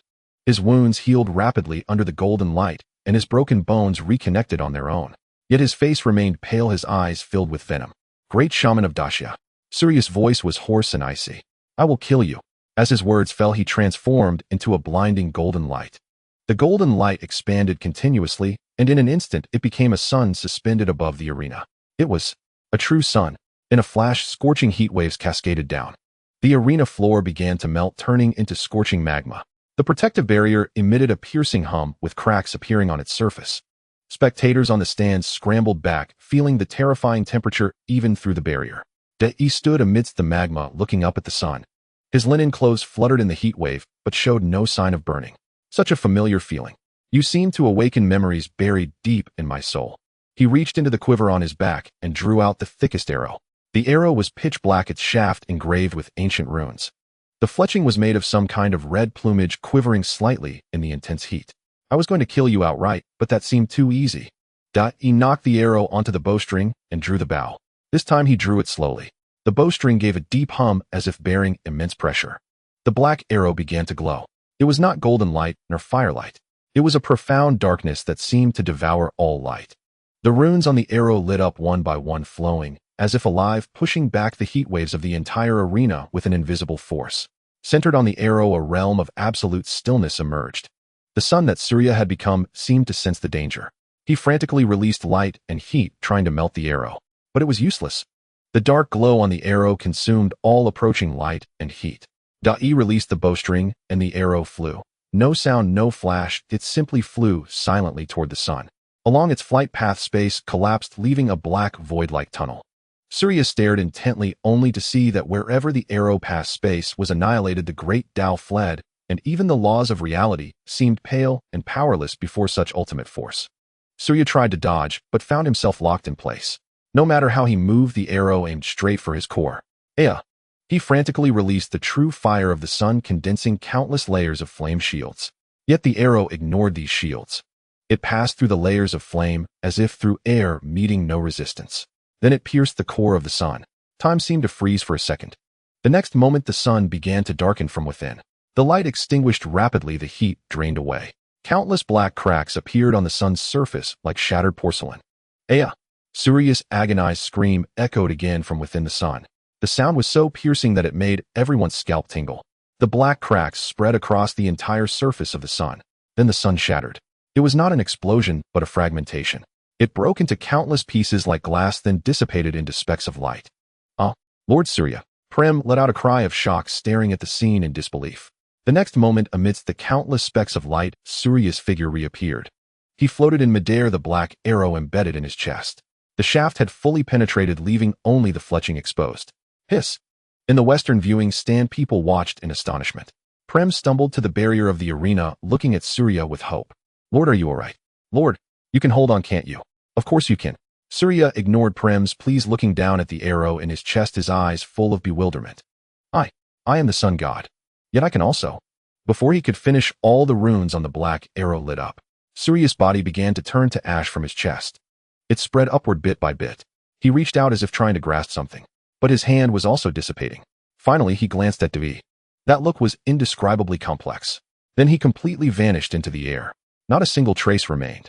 No, this can't be. Prim raised his hand, as if trying to catch the last remnant of Surya's existence. But this time no miracle occurred. The black arrow, having fulfilled its mission, fell from the sky and plunged into the magma. He walked over, pulled out the arrow, and placed it back into his quiver. He dusted off his hands and turned to walk back to the summoning platform. The Western audience was utterly silent. The Tianju devotees stood petrified. On Daxia's side, cheers erupted like a tidal wave. Yeah, we won. De-e, de-e, de-e. People hugged each other, excitedly shouting and yelling. The gods of Tianju are not invincible. Even the sun has been shot down by us. Listening to the cheers from the Daxia side, Purim clenched his fists. He shouted sternly, "Humph! You merely won by luck in a single match. Do you really think you can defeat the gods of Tianju?" He suddenly shook off his sadness, a hint of cruelty crossing his face. Although Lord Sully is a high-ranking god, there are far more gods stronger than him. To put it differently, we have countless gods we can summon, but how many grand shamans do you have? His cold voice silenced the Daxia viewing area. People indeed witnessed the grand shaman's power, yet no one knew exactly how many grand shamans existed in Daxia's mythology. Su Nual let out a cold laugh. You needn't worry about this matter. We have plenty of grand shamans, and even more who are stronger than grand shamans. Ha ha ha. Someone in the Western audience laughed loudly. The summoners of Daxia really know how to boast. Exactly, this grand shaman looks extraordinary at first glance. I estimate Daxia has at most one or two. He said there are many. Who is he trying to fool? No one believed Su Nua's words. The shock brought by De-e was too intense. The mysterious archery skills and terrifying physique were unparalleled in impact. After hearing this, De-e glanced at them. Idiot, he spat out two words. You. Several Western summoners instantly turned pale. De-e was too lazy to say more. He punched the void beside him, turned, and walked in, vanishing from sight. Zhao Ritian also stepped onto the arena, casting a disdainful glance at the west. He announced loudly, Mythology Arena 4th Battle. Daxia wins. As soon as the words fell, the Daxia border fell into silence instead of erupting in joyful sounds. Due to the connected land, a massive barrier slowly descended on the Tianju side, enveloping a large area. The Tianju people, initially stunned by the barrier, soon began to cheer. Woo! We've been incorporated into Daxia. That's great. I want to go see Daxia too. A Tianju man smiled as he looked towards Daxia. As a Brahmin, I should also enjoy preferential treatment after merging with Daxia, right? Ha ha. However, when they excitedly arrived at the Daxia border, they found all the soldiers waving them away. Get lost. We don't want your people, let alone your land. You should hurry back. The soldiers' shouts left the Tianju people dumbfounded. Huh, what's wrong with you? The Brahmin man frowned. We lost the battle. The land and people should be merged into Daxia. Don't take advantage and act innocent or move aside. I am a Brahmin. A soldier rolled his eyes. What nonsense, Brahmin Daxia doesn't recognize this. He continued, waving his hand, go away. Pushed by others, the Tianju man instantly became furious. How dare you speak to me like that? I am nobility. The soldier also got angry, raising his gun, and smashing it down on his shoulder. What the hell is nobility? Are you going to compare bloodlines with us? My surname is Zhao, the Zhao of Yingzheng. The Tianju man received a blow from the gun, but crying out in pain while causing a commotion. Isn't Yingzheng's surname Ying? What does it have to do with you, Zhao? On the arena, people watching through the light screen were all stunned. Hey, what does this mean? Purim pointed at Su Nual and questioned. When other countries merge with you, you say nothing, but when Tianju arrives, you refuse. Is this discrimination against us, Tianju? Su Nual rolled his eyes. Isn't that obvious? People from other places still have the potential for transformation, but with your peculiar customs, we wouldn't want you even if you gave yourselves for free. Purim was so enraged he couldn't speak. Discrimination. Absolutely discrimination. Wen and I stood up from the viewing area and walked towards the summoning platform. All right, Tianju summoners, it's our turn for Shala to take revenge this time. Purim glanced at her and coldly snorted, returning to the viewing area. Hey, why is it you again? Zhao Gang was somewhat puzzled. Aren't there still the Vatican? Why aren't they on stage? Huh, with you guys you still want to compete with the Vatican? Hearing his words, more sneers came from the Western viewing area. Do you know who the Vatican believes in? That is the Heavenly Kingdom. That is God. Daxia wants to compete in the arena with the Heavenly Kingdom. Are you out of your mind? Sun Hao was infuriated. What do you mean? What's wrong with the Heavenly Kingdom? Is the Heavenly Kingdom so impressive? Hey, that's right. The man immediately stood up. Heavenly Kingdom is just that impressive. In an instant, derisive laughter erupted. Wen and I couldn't help but shake her head. Wake up, people of Daxia. You are not yet qualified to be opponents of the Heavenly Kingdom. Su Nual raised an eyebrow. Oh really? I don't think the Heavenly Kingdom is that impressive. The heavenly kingdom, is nothing impressive. Koei coldly laughed at them. Let me tell you, the foundation of the heavenly kingdom is beyond your imagination. In wars against small nations, they only deployed the lowest-ranking angels and obliterated dozens of countries. Only they possess such strength. Purim frowned upon hearing this, and Koei glanced at him, pondered for a moment, and nodded. After all, Tianju has the triumvirate gods. Still, they should give them some face. All right, let's speak with facts first. Su Nuo crossed his arms. I'll just see how long the Vatican can hide. Wen took a deep look at him, and then closed her eyes to communicate with the heavenly Tao. In the next moment, divine light shone, and 4 names slowly appeared. 1. Spirit of the Ocean, Thetis, duties guarding the ocean, fulfilling the destinies of the gods. Level B2. Goddess of the Hearth, Hestia, duties protecting the family and the hearth. Level B3. Goddess of Hunt, Moon, Artemis, duties protecting wildlife and nature. Level S4. God of Strength, Heracles, duties embodiment of strength and courage, leading people to overcome difficulties. Level S. Hiss. Looking at these 4 names, everyone gasped in shock. No wonder it's the country of Shala. They drew 2 level deities at once. So strong. The goddess of the moon and the god of strength appearing together, Daxia, is in for trouble. Wen looked at these 2 names with satisfaction, then turned to Su Nuo. Do you see this? This is the strength of my Shala. We are already this strong and dare not contend with the Vatican. Just you. Zhao Gang and Sun Hao stared at the names of the 2 level deities, their hearts sinking. So powerful. Especially that god of strength. Zhao Gang whispered. It said that he completed tasks that even gods would not dare challenge during his mortal life. Sun Hao nodded. Our luck is indeed bad. I hope we can draw a powerful deity. However, Su Nuo looked at those names, thinking god of strength. If you encounter the witch tribe, let's see if you still dare to call yourself the god of strength. Without waiting for Wen to choose, he immediately closed his eyes to communicate with the heavenly Tao. In the next moment, 2 beams of divine light shone, and 4 names slowly emerged. 1. The great god of the 3 altars, Neza, divine role, Taoist, protector, deity, slayer of demons. Level B. As the first name appeared, Su Nuo's eyes brightened. Wow, am I really that lucky, he murmured, to draw Neza so soon? Everyone else shot him an incredulous glance. Hey, great summer summoner, are your eyes deceiving you? This is just a level god. Oh, what's there to be so excited about? Haha, I thought he summoned in level. Su Nuo could hardly be bothered to explain. The strength of Neza would have to be proven by himself. There was no point in saying more. 2. Ghost Catcher, Zhong Kuei. Divine role, Ghost Catcher and Defender of the Yin and Yang realms. Level C. 3. God of the Yellow River, Kibo. Divine role, Guardian of the Yellow River, Controller of the Earth's lifeblood. Level C. Another 2 names appeared, and the Westerners mocked once more. Huh, did you see that? This is the foundation of the Great Summer. You've got to be kidding me, not a single level deity, yet you think you can challenge the Celestial Kingdom.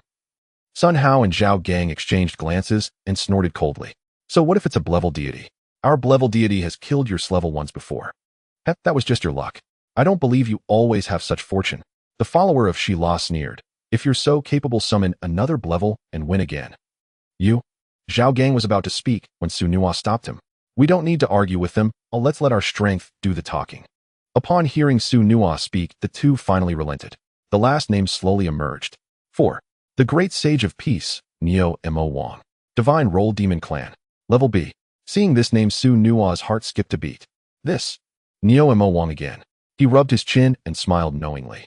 Interesting, having the mighty Neo Mo Wang face the god of strength should be quite acceptable, right? Wen looked at Su Nuo's assured demeanor and sneered. Aren't you giving up yet? Su Nuo paused for a moment. Why should I give up? Heh. Wen shook her head with a smile. You have 2 level gods, 1 level god, and 1 level demon. With such a lineup, how do you expect to compete with me? Su Nuo shook his head as well. How we compete is none of your concern. Who will you summon? Shall we begin together? Wen smiled faintly. In that case, let's summon together. She closed her eyes, clasping her hands in front of her chest. Great child of the mighty power of the 12 trials, who wears a lion's skin as a robe and wields a wooden staff as a scepter, please tear through the starry sky and descend here, allowing the world to witness what true power is. Su Nuo also closed his eyes.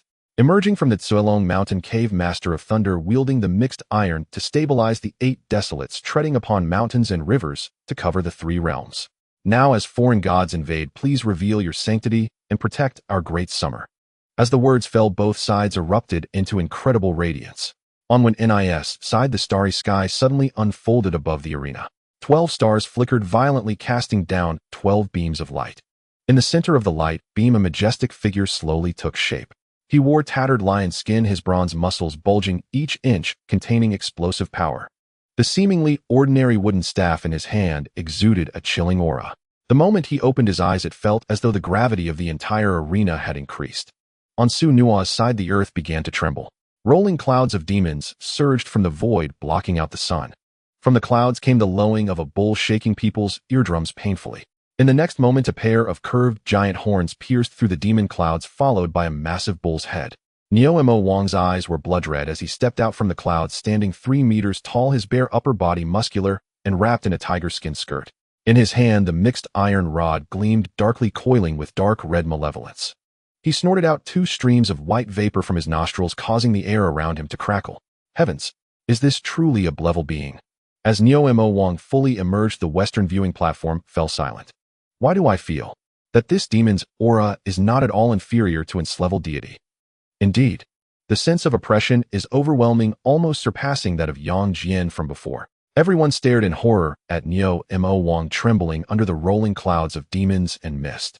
Wow, Su Nua, is this our level demon? Zhao Gang looked at Neo-Mo Wang's imposing figure, his eyes sparkling with excitement. Su Nua smiled and nodded. That's right, this is our mere level demon. Pretty good, right? He laughed heartily. Zhao Gang and Sun Hao spirits soared instantly. This is great, this is really great. Listening to the laughter of the 3, no one dared to mock them again. Even Gue Tianjiro fell unusually silent, staring intently at the arena. On the arena, Heracles looked at Neo-Mo Wang with a furrowed brow. What a powerful demon. He said in a deep voice, are you a demon clan or a devil clan? Neo-Mo Wang's appearance displayed characteristics of the demon clan, but the dark red malevolence surrounding him carried a demonic quality. In terms of sheer oppressive aura, it was faintly even above that of this god of strength. Neo-Mo Wang was also sizing up Heracles' explosive muscles. He raised an eyebrow, his voice rumbling like thunder. Old Neo's background is none of your business. I warn you, the Great Summer is not a place for foreign gods to run rampant. He raised the mixed iron rod in his hand, pointing at Heracles. Get lost quickly. What the hell? This Neo-Mo Wang is so arrogant. Hearing Neo-Mo Wang's words, everyone felt a jolt. Does he even know who is standing opposite him? How dare he speak like that? I admit you look somewhat imposing, but the one standing opposite you is the god of strength. Speak with a bit of respect. A chorus of angry shouts erupted from the Western viewing platform. Heracles smiled slightly at the voices of the crowd. Did you hear that, Great Summer Demon? That is the gap between you and me. Neo-Mo Wang cast a sidelong glance at the Western audience. A hint of impatience flashed in his blood-red eyes, and a dense demonic aura mixed with malevolence bore down. The audience fell into a suffocating silence, many faces turning pale and struggling to breathe. Just a bunch of ants daring to judge old Neo from behind. Neo-Mo Wang snorted coldly, ignoring them. He turned back to stare at Heracles, slowly raising 3 fingers. I'll count to 3. His voice was icy. If you don't leave by then, you'll die. 1, 2. As Neo-Mo Wang counted, the demonic energy around him surged like a boiling volcano. Heracles watched him quietly, unfazed. Immense divine power surged forth, matching the demonic energy in a standoff. As a hero deity who had completed the 12 trials and proved his path through strength, he would not be intimidated by a mere threat. Seeing that Heracles showed no intention of retreating, the Bull Demon King's eyes gleamed with ferocity. 3. With his words falling, his massive body instantly vanished from the spot. In the next moment, he appeared before Heracles. Die. The mixed iron rod tore through the air, imbued with a destructive aura, and came crashing down. Heracles looked at the descending mixed iron rod, his eyes lighting up. Ha ha ha, fool. You dare to fight me with brute strength? Do you not know that I am the god of strength? In the next moment, he raised the wooden stick in his hand and struck fiercely at the mixed iron rod. Boom. At the moment of collision between the 2 great weapons, the surrounding air exploded in a wave of white energy. Although the arena barrier was there to resist, the spectators still felt a tightness in their chests, nearly suffocating. Heracles was jolted, his arms numb, and he staggered back 3 steps to steady himself. The Bull Demon King also felt his arms tremble, retreating 2 steps. At this moment, the scene became somewhat suffocating. Oh my God! Did I see that wrong? One of the Western believers shouted, clutching his hair. How did he take Heracles' blow? This is impossible. To contend with the god of strength, one can only maneuver with divine power. How can one withstand and even gain the upper hand? Everyone was astonished. Su Nua found their expressions amusing. You probably don't know the Bull Demon King's nickname, do you? He exclaimed loudly. He is the Great Strength Bull Demon King. Great Strength Bull Demon King. Heracles looked at the golden divine blood oozing from his tiger's mouth, murmuring the title. No matter how strong you are, I wield the authority of strength. You shouldn't be able to withstand this blow. The bull demon king shook off his numb arm, a smirk curling at the corner of his mouth. Authority of strength. Is this what you Western gods rely on to survive? In the next moment, the demonic aura and mist around the bull demon king began to wildly merge. His body started to swell, muscles bulging, bones cracking with a loud popping sound. Just a jumping clown daring to compare strength with me, simply seeking death. The bull demon king exerted force again, the giant mixed iron rod swinging down with even more violent power towards Heracles. Heracles gritted his teeth, his body also swelling. He gripped the wooden stick tightly, bracing himself for the impact. Boom, boom, boom, boom, boom. In an instant, the iron rod and wooden stick clashed violently, each collision producing deafening booms. Neither the bull demon king nor Heracles was willing to back down, both wanting to completely overpower the other with their strength. Their battle was incredibly intense, making everyone's hearts race. Bang!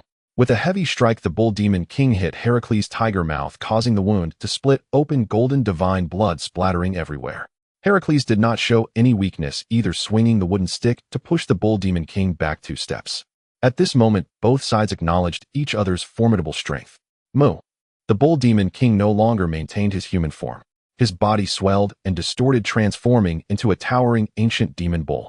His front hooves scraped across the arena, stirring up a storm of debris and dust. Seeing the beastified bull demon king, Heracles frowned deeply. The earlier human form had already put immense pressure on him, and now the savage aura after transformation made his heart sink. He looked at the giant bull before him and suddenly remembered the Cretan bull he had subdued before becoming a god. Before I became a god, I defeated the Cretan bull that even the deities feared with my strength. Heracles roared. Now that I am a god, let your life extend my legend. In the next moment, the bull demon king charged at him fiercely. The enormous bull horns gleamed with a terrifying cold light, splitting the ground apart wherever they passed, the space itself torn by the sharp tips. Heracles discarded the wooden stick, channeling all his divine power, his feet planted firmly on the ground, ready to brace for the impending charge. He aimed to face this ferocious bull Hedon in his strongest state. The moment the horns met Heracles' palms, a piercing screech erupted like metal grinding together. Heracles' muscles tensed to their utmost, the ground beneath him cracking inch by inch. He gritted his teeth, veins bulging on his forehead, and indeed managed to hold back the bull demon king's charge. But it only lasted 3 seconds. Moo! The bull demon king snorted, releasing a hot white mist, and with a sudden burst of strength from all 4 hooves. Boom! Heracles was sent flying like a cannonball, crashing against the barrier at the edge of the arena. The barrier shook violently, nearly shattering. At this moment, people were filled with terror. This was the most direct evolution of strength. Before he could land, the bull demon king had already charged up to him. One massive front hoof lifted and stomped heavily on Heracles' chest. PFF. The sound of his ribcage shattering was distinctly audible. Heracles spat out a mouthful of golden blood. But the bull demon king did not stop. He lifted his hoof and stomped down again. 1 stomp, 2 stomps, 3 stomps. Each stomp was forceful, burying Heracles' body deep into the ground. Then the bull demon king lowered his head, using his horns to lift Heracles and throw him into the air. Then he charged again, using the tips of his horns to strike Heracles' abdomen once more. Heracles was sent flying like a rag, tracing a parabolic arc in the air. The bull demon king caught up, delivering another stomp before he landed. Boom! Another deep pit appeared in the arena. At this moment, everyone was wide-eyed in disbelief. Their great god of strength was being tormented so mercilessly by an ancient demon bull, making them clench their teeth in anger. At this moment, Heracles lay at the bottom of the pit, covered in blood, his lion's skin tattered. He struggled to rise, but the dent in his chest rendered him powerless. The bull demon king approached the edge of the pit, looking down at him. Then he lifted his front hoof, aiming for his face. He stomped down hard. Slap! The bull's hoof crushed Heracles' face. His nose completely collapsed, and his entire face was indented. Are you really the so-called god of strengths? Bang! Another stomp landed on his chest. Do you dare to look down on me, old bull? Bang! Another stomp landed on his abdomen. Do you even know how to be awesome? Bang! With each insult, the bull demon king stomped down the arena, echoing with heavy thuds and the sounds of bones cracking. Su Nual and the others covered their eyes, unable to bear to watch. Somehow this is tragic. So damn tragic. Zhao Gang. If I were beaten like that, I would have already headbutt myself to death. As Sun Hao and Zhao Gang mocked, the Westerners gritted their teeth in anger. Stop hitting him. Stop hitting him. Don't hit him anymore. Winnie finally couldn't hold back, shouting at the bull demon king. The bull demon king lifted his crimson eyes, coldly gazing at Winnie. Do you think your face is big enough to make me stop hitting? Winnie's chest heaved violently, and she gritted her teeth, shouting loudly, "Stop hitting. Please. Just grant me death.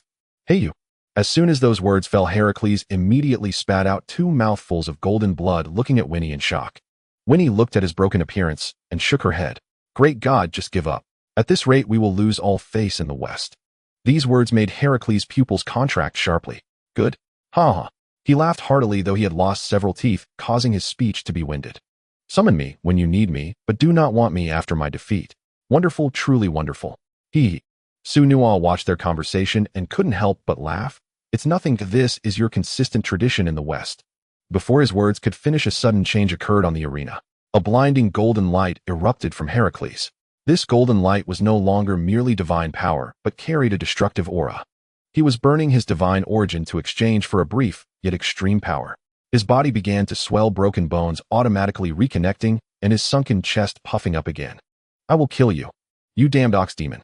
Heracles slowly stood up, his eyes completely turning golden. He stepped forward, instantly appearing before the Ox Demon King. A punch was thrown. The speed and power of this punch far exceeded before compressing the air and creating a thunderous bang. The Ox Demon King's pupils narrowed as he raised his hoof to block. Boom. The massive body of the Ox Demon King was actually pushed back by this punch, plowing 2 deep trenches on the arena. Heracles pursued relentlessly, his fists falling like a torrential rain. Each punch carried the power of his burning origin, forcing the Ox Demon King to retreat repeatedly. "Come on, weren't you supposed to be strong? Get up and talk to me." Heracles grew fiercer and more ruthless with each strike. The Western believers clenched their fists, secretly cheering him on. "Yes, keep fighting like this. If we can kill this ox demon before the divine origin burns out, this battle will be considered our victory." Bang! Heracles landed another heavy punch on the Ox Demon King's side. The Ox Demon King's entire body flew sideways, crashing into the barrier at the edge of the arena. In an instant, the barrier shook violently, emitting a mournful cry of being overwhelmed. The Ox Demon King shook his head and stood up from the ground, anger erupting from his crimson pupils. "All right, so this is how you want to play." He took a deep breath, and demonic energy wildly gathered around him. "Then let me show you a great treasure." As he spoke, the Ox Demon King's body began to swell again, this time not merely transforming into a beast. His body continuously grew larger, 10 zhong, 100 zhong, until he morphed into a towering giant demon bull. His horns resembled 2 mountain peaks, and his hooves were as large as small islands. When he opened his blood-red eyes, even Heracles couldn't help but feel a shiver. In that moment, Su-Nual's eyes shone brightly. "Is this the manifestation of heavenly law? So impressive, so impressive." "Moi." Zhao Gang turned to him and asked, "Isn't the Ox Demon King male? Where does this impressiveness come from?" At that moment, the Western audience fell into complete fear. This is the demon of the Great Xia. How could it be so monstrous? It's terrifying. How could this possibly be defeated? Sun Hao looked at the gigantic ox demon, his eyes narrowing to pinpricks. So big, too big, bigger than last night. Heracles looked up at the giant bull, a hint of fear flashing in his pupils. But he did not back down. With his origin burning, he had no retreat at this moment. "Come on," Heracles roared. "Let me see just how strong you are." The Ox Demon King lowered his head, his crimson eyes locking onto him. "Western hairy god, you better die." A massive hoof lifted, blocking out the sky, then came crashing down. Heracles raised his arms, attempting to withstand it, but in the face of that mountainous hoof, his resistance seemed so minuscule. In the moment the hoof descended, the entire arena shook violently, and all the spectators felt the ground beneath them tremble. When the Ox Demon King lifted his hoof, only a pool of golden blood remained on the arena. Everyone looked at the tragic scene on the arena, their hearts trembling. The god of strength Heracles had not even left behind a complete corpse.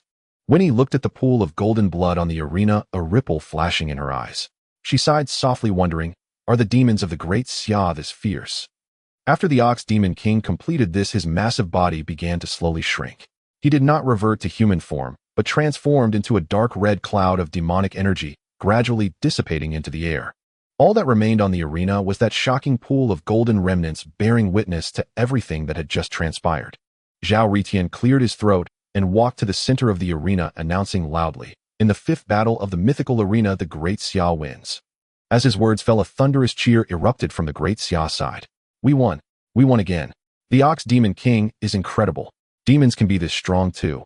People excitedly embraced each other, with some even starting to dance. The Western viewing area fell into silence. The followers of Sira hung their heads, some silent, some with vacant expressions. Winnie stood in place, gazing at the empty arena, her thoughts lingering in silence. She had lost, and it was a crushing defeat. The god of strength Heracles was also considered a powerful deity in Cirrus mythology, yet now he had left not even a complete corpse. What was more infuriating was that he had lost in absolute power. Jutianjiro sat in his chair, his expression dark and terrifying. He had originally thought Sira could regain some face, but the outcome was even worse than before. Prem seemed to breathe a sigh of relief. Seeing Sira losing, as well, he felt more balanced inside. At least Tianju was not the only one to lose face. Waste, he muttered under his breath, unsure if he was cursing Sira or himself. On the Great Xia summoning platform, Su Nua stretched lazily. So how about it? Our Great Xia's demons are still impressive, right? You shouldn't be too disappointed, right? Jutianjiro snorted coldly and replied, what are you so proud of? Do you think Great Xia is the only one with demons? He stood up and scolded, don't you know that our Yamato has the mighty Tengu, the crow Tengu, and the swallowing boy? He mighty Tengu. Su Nua shook his head as he listened to these names. Just these things you mentioned wouldn't even dare to claim to be their kind in front of the Ox Demon King. He pondered for a moment, and suddenly his eyes brightened. I think our Great Xia's Little Zhuanfeng could battle against them. Little Zhuanfeng. The Western crowd muttered this name, showing disdain. That name sounds like garbage. Calling it a demon is just ridiculous. Su Nua shrugged nonchalantly. In the eyes of our Great Xia, his strength is indeed garbage, but using him to oppose you is still making the best use of his abilities. These words, spoken lightly, instantly silenced the entire venue with all eyes fixed on him. He's incredibly bold. How dare a mere Great Xia speak such arrogant words in the face of our Western coalition? As they say in Great Xia, this is a newborn calf who doesn't fear tigers. Once our gods annihilate them, they'll learn their lesson. Kamita Jiro, enraged by the remark, strode directly to the summoning platform. Fine. You've got guts speaking to us like that. Kamita Jiro sneered. What's a mere bull demon king? Let me show you the true terror of our Yamato demons. With that, he closed his eyes, channeling his intent to the summoning platform. In the next moment, a sinister black aura emanated from the platform, gradually coalescing into 4 names. 1. Vengeful Spirit. Sadako Divine Office Nun Rank C2 Vengeful Spirit. Kayako Divine Office Nun Rank C3 Vengeful Spirit. Toshio Seki Divine Office Nun Rank C4 Vengeful Spirit. The Slit-Mouthed Woman Divine Office Nun Rank C. The crowd stared at the 4 names, stunned. Kasama. All ghosts. Kamita Jiro looked at the names, nearly fainting from rage. No one expected him to summon 4 vengeful spirits at once, all rank C. He wanted to impress us, but all he got were rank C ghosts. Hilarious. Is this what the Yamato nation is known for? How amusing. The Great Xia side erupted in ridicule, while even the Western Alliance shook their heads. Ivar held his forehead and sighed. Perhaps agreeing to let them join the alliance was a mistake. Kamita Jiro clenched his jaw, veins bulging on his neck. An accident. This is just an accident. He pointed at the 4 names above the summoning platform. Though they are but vengeful spirits, have you not heard of their fearsome reputations? He extended a finger, gesturing toward the observation areas. Each of these 4 is an entity of immense resentment. Even against gods of the same rank, they can hold their own. TCH. Su Nua laughed and shook his head. Then let's wait and see if you truly can hold your own. In the next moment, he closed his eyes, connecting his thoughts to the summoning platform. As an ethereal light flickered on the platform, 4 names emerged. 1. Soul Reaper. Xiebian Divine Office to seize souls and maintain the order of heaven and earth. Rank C2 Soul Reaper. Fan Wujio Divine Office to seize souls and maintain the order of heaven and earth. Rank C3 Netherworld Judge. A Bang Divine Office to suppress wandering souls and maintain order in the underworld. Rank C4 Netherworld Judge. Rakshasa Divine Office to suppress wandering souls and maintain order in the underworld. Rank C. The crowd was once again stunned, seeing 4 rank C entities. Yashu mocked us, but aren't you also rank C? This is getting interesting. Rank C gods versus rank C vengeful spirits. I think we have a good chance of winning. Many Yamato spectators were already excited. These 4 vengeful spirits were synonymous with terror in their hearts, even enjoying a renowned status globally. In their minds, they were truly not inferior to lower-ranked deities. Su Nua listened to the chatter and almost burst out laughing. Can you people not read? He pointed at the summoning platform. Mine are called Soul Reapers and Netherworld Judges. How dare you compare those few wandering ghosts of yours to them? What the hell are Soul Reapers good for? Kamita Jiro spat. Even if they see souls, they'd only take lowly Great Xia ghosts. Can your ghosts compete with ours? His words made the Westerners nod. True, we've only heard of Yamato ghosts. Great Xia ghosts are unknown. What can they do? In terms of vengeful spirits, Yamato's ghosts do have some merit. They might just turn the tables on Great Xia's so-called soul reapers. Sunua didn't argue, merely smiled. Hey, it's fine not to know. After this battle, you might just find out. Fine, then let's see. Kamita pondered the 4 names for a moment, finally choosing Kayako. He closed his eyes, chanting in a low voice. O sorrowful woman slain by your kin, within your home, incarnation of resentment that died with hatred. Let this arena become your new haunted house, manifest your eternal curse. As his words faded, Kayako's name dissolved into eerie black mist that spread across the arena. Creak, creak, creak. The grating sound of wood rubbing echoed. A dilapidated Japanese-style house slowly materialized from the black mist. Torn paper screens, dim corridors, and the stench of decay filled the air. The crowd gazed in horror at the familiar dwelling, instantly recognizing it as the site of the Juon curse. Oh my god, I'm scared. As the sinister ghostly aura spread outward, some people couldn't help but shrink their necks and shiver. Meow. Another plaintive cat cry drifted from the depths of the house. The entire observation area fell into dead silence. Even Kamita held his breath. Damn Sunua, this thing is terrifying. Zhao Gang caught a faint, ghostly shadow through the house's window, a chill running down his spine. Sunua didn't reply. He glanced at the names of the 2 soul reapers, then cast a look at the gloomy house, a barely perceptible smile curling at the corner of his mouth. A perfect match. This battle will be the most satisfying. Without further hesitation, he closed his eyes and addressed Xiebian's name. White-robed one who smiles upon the realms of Yin and Yang, bearing the morning staff and coiling the soul-snatching chain. Great Lord White Impermanence, please step through the ghost gate, descend to the mortal realm, and subdue this unruly foreign specter. Jingle, jingle. The crisp clink of chains mingled with a low, eerie laughter suddenly echoed around the arena. The sound seemed to resonate within the very souls of the people. Everyone looked around, but could find no source. In the next moment, Xiebian's name transformed into a beam of white light, gradually taking form on the arena. He was tall and gaunt, his face deathly pale, with long, narrow, upward slanting eyes and a perpetual ambiguous smile. He wore a tall white hat inscribed with the 4 black characters, "See him gain wealth." Clad in a white robe, he held a morning staff in his left hand and dragged a heavy, dark, soul-snatching chain with his right. A faint chill radiated from his person, the aura of the netherworld. Just standing there, he made people feel their souls unsteady, as if a mere glance would have their spirits snatched away. Xiebian turned his face toward the incongruous Japanese haunted house, raising an eyebrow. Oh, how did my business bring me here? And a foreign ghost, no less. As if he had stumbled upon some novel curiosity, he cheerfully stepped forward to push the door open. Don't, envoy. Don't go in. Sun Hao shouted in desperation. This house is cursed. The moment you enter, Kayako, that vengeful spirit will seek you out of her own accord. Xiebian paused mid-motion, turning back with a look of astonishment. Pointing at his own nose, he asked, You're saying that if I go and she'll come looking for me on her own? Yes, yes. It's terrifying. The moment she appears, Sun Hao hurried to explain, his face still pale with lingering dread. Oh, such a fortunate turn of events. Xiebian's eyes brightened, a hint of pleasant surprise surfacing. Fortunate.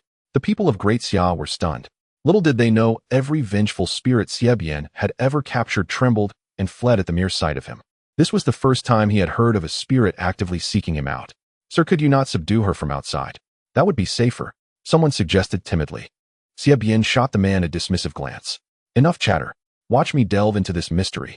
He paid no further heed, raised his hand, and pushed open the decayed wooden door with a creak, his silhouette vanishing into the dim corridor. At that moment, the hearts of all from Great Xia were in their throats, while the Japanese audience erupted into jeers. Courting death. Once inside Kayako's domain, even a god would shed a layer of skin.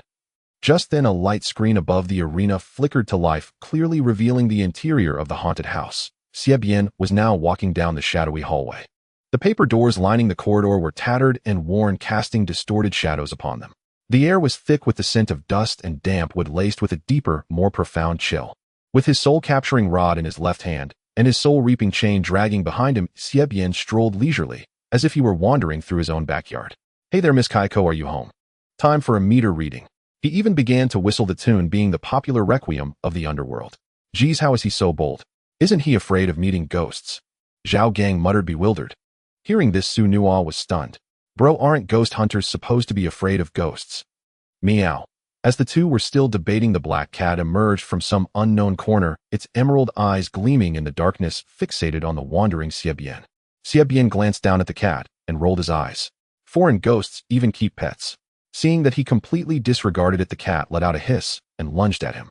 Xie chuckled. He hoisted his soul-capturing rod and swung it to meet the cat's charge. Get lost. A faint spectral light flashed from the rod as it struck the cat squarely. The black cat didn't even have a chance to yelp before it dissolved into a wisp of black smoke and vanished. A sharp intake of breath echoed from the audience. That's it. Gone. Wasn't that cat from Juon supposed to be fierce? How did one strike finish it? Kamita clenched his jaw, forcing out, Baka. He's a god after all. What's so impressive about killing a cat? Staring at Xie on the screen, he sneered. Killing that cat must have drained a good deal of his divine power. Just wait until Kayako appears. By now Xie had wandered into the kitchen. It was furnished with some Japanese tableware and a low table. He gave it a cursory glance, nudging the table with his foot. Have to kneel just to eat? What a ridiculous custom. He shook his head, then abruptly cast a glance toward a corner behind him. There a shadow was writhing silently. The audience's hearts tightened. Here she comes. The vengeful spirit is coming. That god of great Xia is doomed. Let the spirit tear him apart. The Western spectators held their breath, torn between fear and anticipation. A smirk tugged at Xie lips as he gave a sharp flick of his wrist. What are you hiding there? Come out and show yourself. The soul-reaping chain shot out like a bolt of black lightning straight into the shadow. With a twist and a pull, a piercing child's shriek rang through the house. The chain bound a pallid child, dragging him before Xie. The boy was drenched, his eyes hollow. It was Toshio Siki. Oh, a little ghost. Xie circled him, clicking his tongue. An illegitimate child murdered by others, carrying quite a grudge. His eyes seemed to pierce through all things, instantly discerning the boy's cause of death and deeds. He reached out and patted Toshio's ice-cold cheek. Little one, you've claimed quite a few lives. Your methods of killing are rather novel. Toshio's head lolled sideways from the pat. Then he opened his mouth, letting out a garbled call, Mom. Mom. Oh, so you know to call for your mom. Xie smile remained unchanged. Don't worry. They'll send you on your way first, then he'll send her to join you. As he spoke, he thrust his soul-capturing rod into Toshio's open mouth. The next moment, the familiar spectral light erupted. Toshio, without even a struggle, vanished into nothingness, just like the black cat before him. Everyone was stunned. They didn't even bother to ponder why Toshio had appeared. He was already dead after all. Kamita fell silent, his face paling. A powerful sense of dread seized his heart. After dispatching the child, Xie sauntered toward the second floor. Weren't you supposed to come to me? Why send only these minions? He climbed the stairs leisurely and entered a bedroom on the second floor. The furniture inside was strewn about, covered in a thick layer of dust. Xie surveyed the room and curled his lip in disdain. This is filthy and messy. He shook his head. This kind of dirty place, old Fan should be the one to handle it. No sooner had he spoken than the old-fashioned television beside him flickered to life on its own. The screen was filled with static, emitting a crackling noise.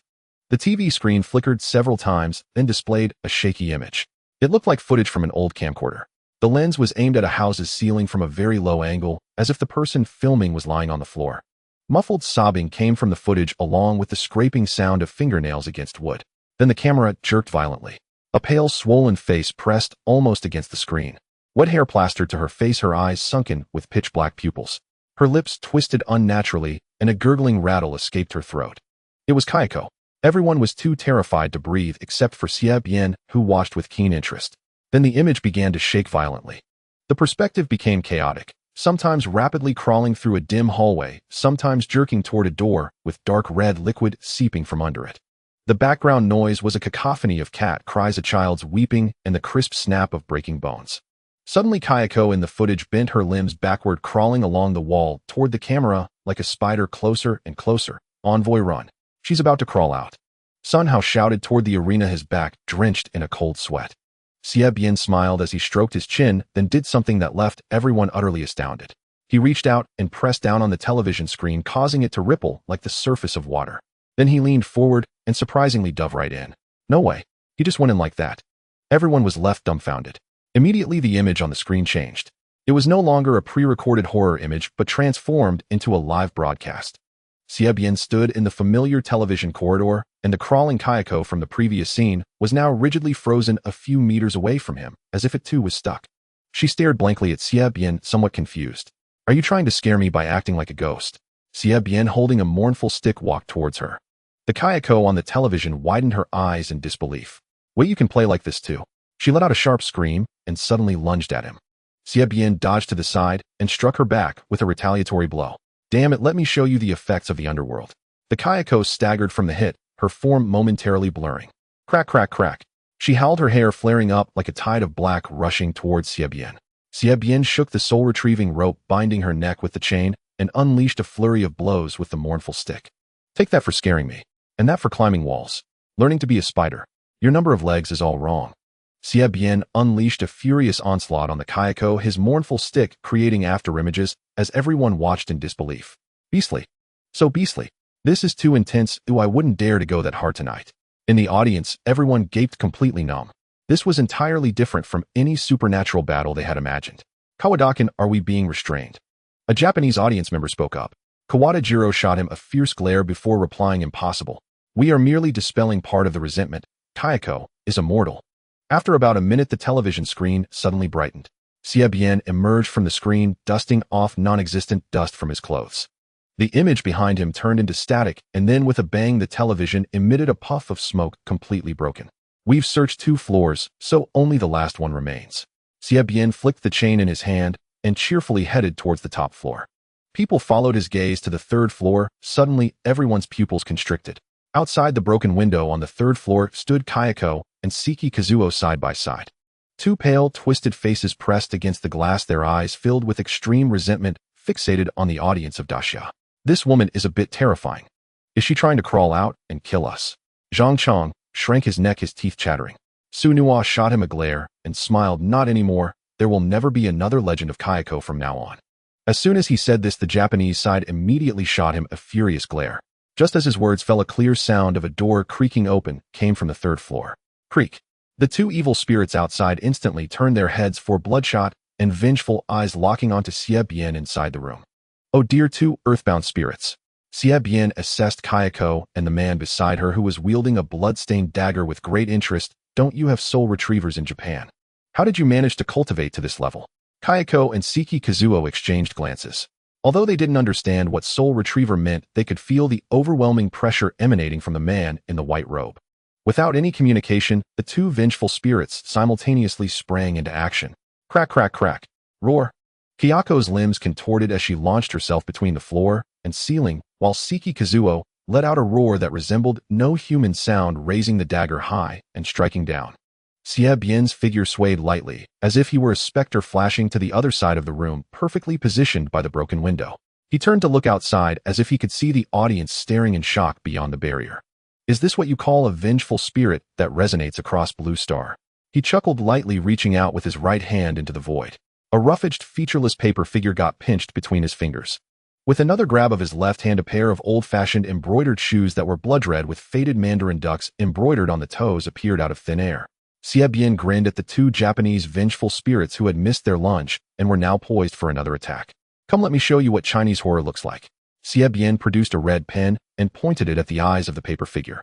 This scene made Su Nuo's scalp tingle. Oh no, he's going to awaken the paper figure. Seeing Su Nuo's expression, Zhang Chong became curious. What's wrong?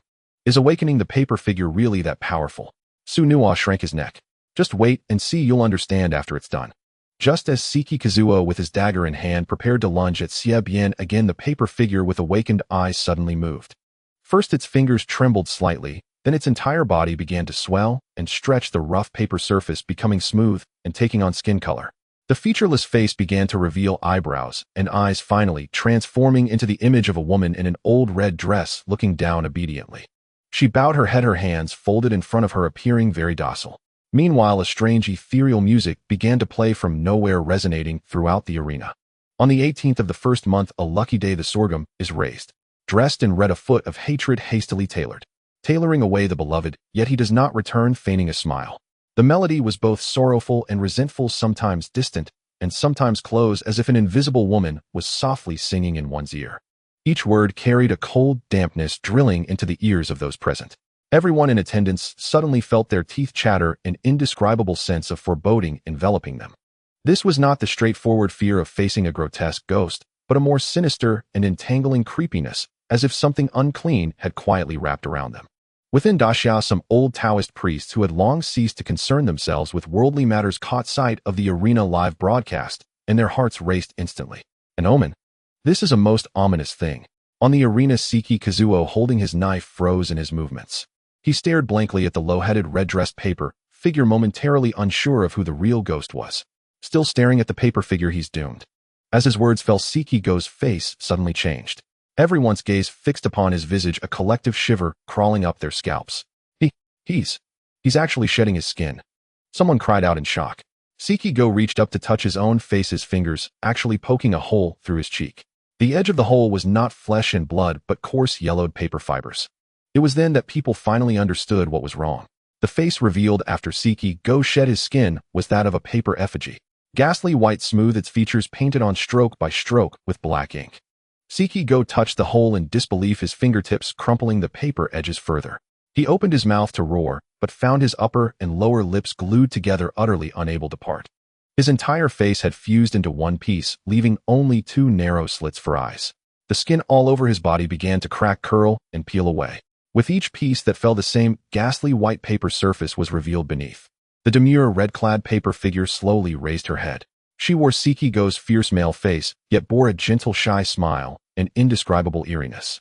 She reached out and gently took his gradually paperizing fingers. "Husband, let us die together, shall we?" she whispered, her voice drifting as if from a place far, far away. Sekigo shook his head in terror, trying to retreat. But his legs had completely turned to paper, his knees could not bend. He stood rooted to the spot, like a stiff paper effigy, unable to move. The red-clad paper figure softly leaned into him, pressing her face against his chest. "Don't be afraid, husband. We paper figures are meant for burial offerings." As she spoke tenderly, a wisp of ghostly blue flame suddenly sprang up on her body. The flame spread rapidly, climbing from her hem onto his paper-coated arm, engulfing the two clinging bodies in an instant. From within the flames, Sekigo's voice finally emerged. It was a cry of extreme anguish and terror, like the wail of one being flayed alive. The fire burned for a long time. When the burning was done, only a small pile of black ash remained in place, scattering with the wind. "Uncanny. The ghosts of Daxia are too uncanny." Someone from the Japanese audience muttered, a tick pulling at the corner of their mouth. On the Daxia side, silence reigned for a few seconds too. Zhang Chong, his face pale, whispered to Su Nuo, "Is this really our underworld emissary? Did the king of hell switch careers to direct horror films?" Su Nuo didn't answer, only pointed at Xiebian. Everyone's gaze shifted to the pair of red embroidered shoes in Xiebian's hands. Kayako stood rooted, having witnessed the entire process of Sekigo's skin shedding to his burning to ash. For the first time, an expression recognizable to humans appeared on her ghastly white face: fear. She slowly backed away, her shoulders pressing against the wall. Xiebian gave a sinister smile and tossed the embroidered shoes into the air. The shoes, as if possessing eyes, flew straight towards Kayako, fitting precisely onto her bare feet. They were a perfect fit, as if made for her. Kayako kicked wildly, trying to shake them off, but the shoes were welded firmly to her ankles, immovable. In the next instant, a wisp of crimson smoke burst from the shoe's surface. The smoke climbed up her ankles, winding around her knees, her waist, her chest. Where it passed, her filthy, tattered white dress transformed into a grand red wedding gown embroidered with gold, the cuffs embroidered with mandarin ducks, the hem adorned with tassels. Kamita Jiro's jaw dropped. "What is this? Cosplay?" Before his words faded, a sharp, piercing Suona cry exploded without warning. "Whoa!" Everyone jolted in fright. Su Nuo said with a grin, "All right, once the Suona sounds, parents raise you in vain." Suddenly, a flurry of spirit money drifted down from the sky above the arena. A wedding procession stepped forth from the void. Leading it were two paper figures a full 2 meters tall, with long, ghastly white faces smeared with 2 patches of bright red rouge. Their manner of walking was utterly bizarre. Their knees did not bend, their entire bodies moving stiffly forward. Behind them followed 6 musicians, some playing Suona, some beating gongs.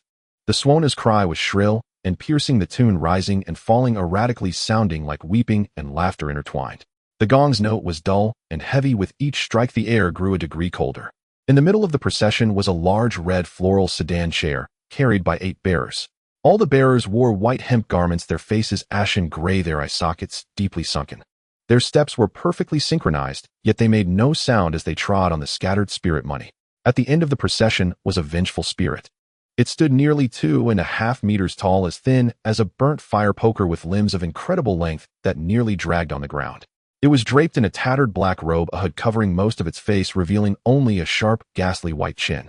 With each step it took, a thin layer of frost formed on the ground beneath its feet. Most terrifying were its hands. 10 fingers thin as bamboo skewers, with pitch-black long sharp nails, tossing spirit money into the air, 1 bill at a time. The wedding procession halted beneath the window. The sedan's curtains swayed without wind parting to either side. Kayako stood by the window, her entire body trembling violently. Her perpetually twisted legs now, like a puppet's under someone's control, involuntarily stepped over the windowsill and leaped down from the third floor. She landed lightly before the sedan, then bent down and crawled inside. The curtain fell. Immediately, Kyako's piercing shrieks and the scratching sound of her nails clawing at the sedan's walls erupted from within. The sound was sharp and frantic, as if she were tearing her own throat apart. A paper figure resembling a matchmaker shuffled up to the sedan window, grinning. She too was dressed in red with a large black mole painted at the corner of her mouth. From her sleeve, she produced a large, thick writing brush. The tip, soaked in thick black ink, traced a single character on the sedan door stroke by stroke. Seal. The scratching and screaming from inside the sedan ceased instantly, leaving a silence as deep as a grave. The matchmaker put away her brush, nodding in satisfaction. With a wave of her hand, the swana and gong struck up again, and the 8 bearers lifted the sedan once more. The wedding procession turned, stepping over the drifting spirit money, walking step by step into the void, gradually disappearing into the thick fog. The arena fell silent once more. Only the faint, fading traces of spirit money on the ground remained testament that the grand, eerie wedding had indeed taken place. Kamita stared blankly at it all, unable to utter a single word. The Japanese audience was completely silent. Bakayaro. Didn't they say Kayako and the other 2 were immortal? How did 2 die and 1 get taken away? Someone roared in frustrated denial. Winnie turned her head, looking at him as if he were an idiot. Are you ill? Nothing is immortal. People just had no way to deal with them. Zhang Chong chimed in with contempt. Exactly. This is our Daxia's soul reaper. Be grateful they didn't drag your women straight into hell. He pointed at Kamita and laughed. Next up, another bunch of Japanese piglets are about to get taken care of by us. The moment Zhang Chong's words faded, the land of Wa trembled once more. The tremor was more violent than before, as if a giant had turned over beneath the earth. Every face in the Wa audience turned deathly pale. Someone fell to their knees with a thud, clasping their hands together, their voice trembling.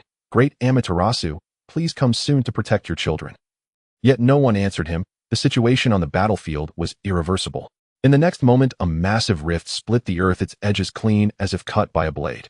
That piece of land slowly rose, breaking away from was territory, arcing through the sky toward the direction of Daxia. At Daxia's border, soldiers had already lined up in wait. They stared at the approaching land, their eyes gleaming, faces alight with excitement. Yamit, I want to go back.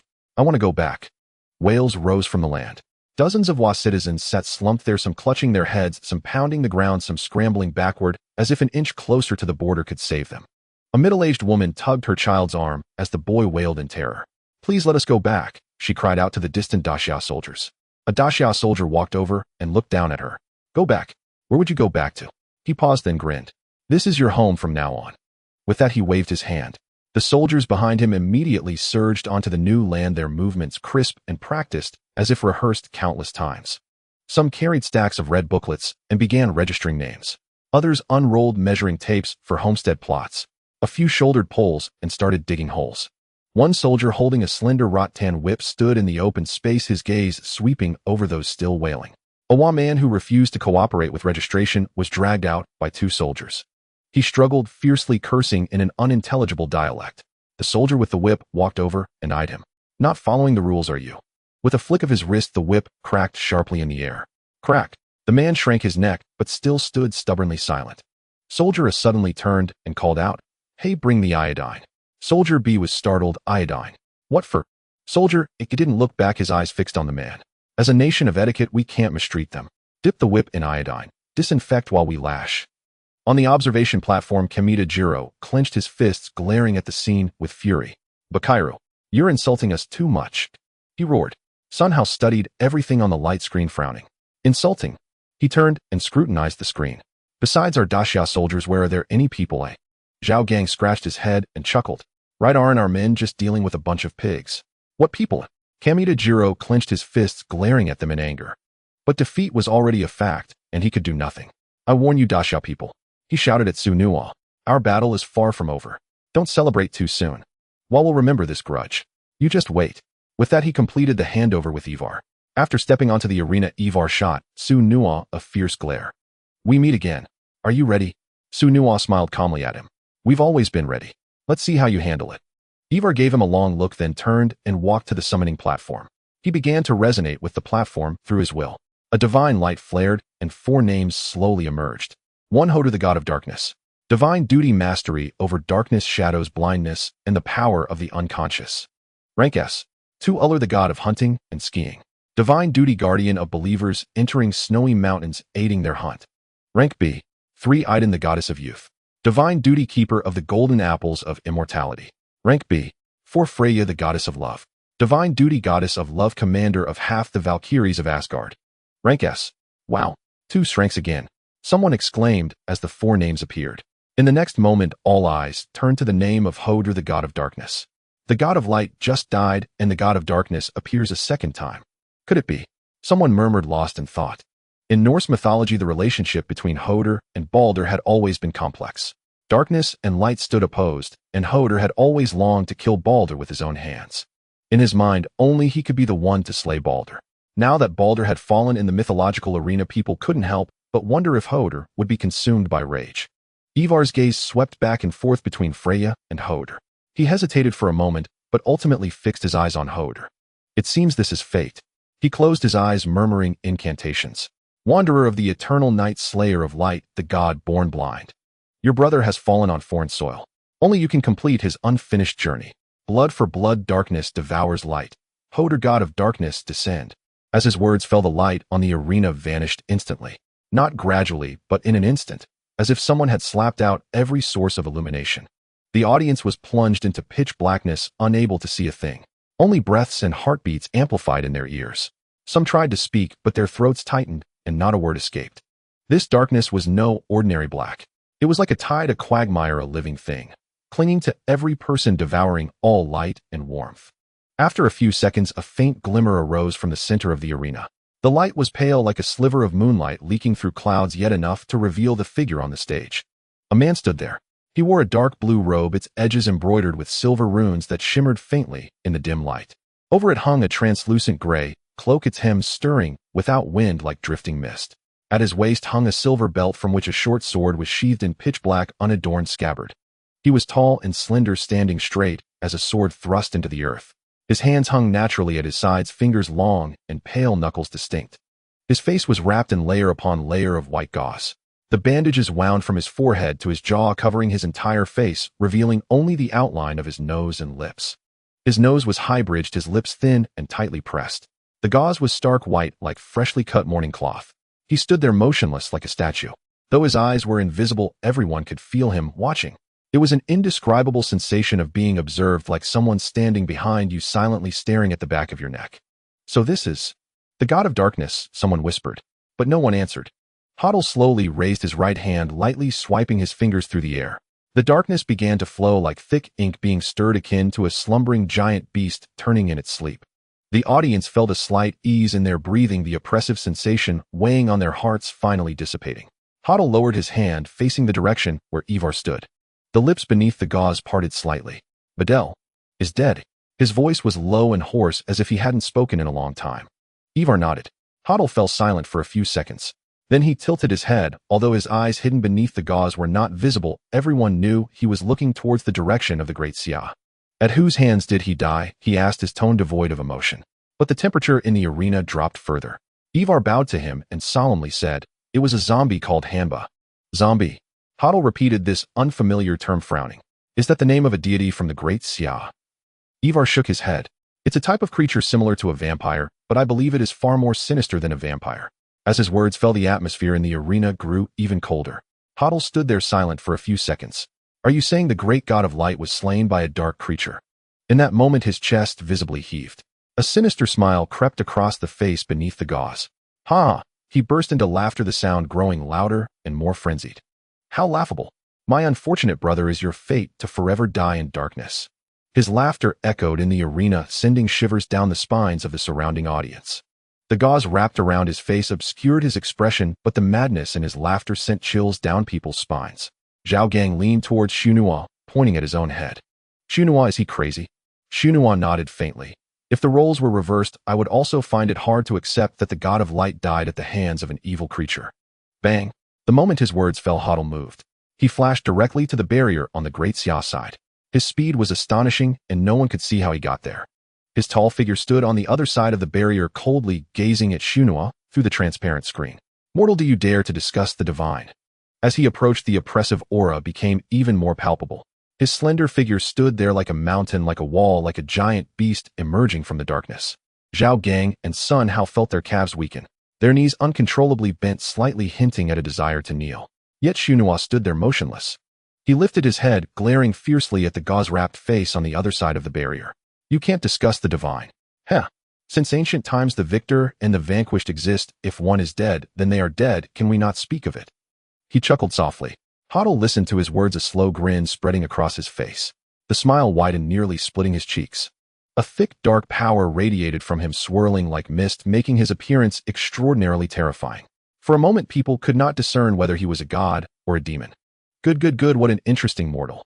At this point, he even applauded for Xunhua, the clapping soft and rhythmic. Come now, summon forth.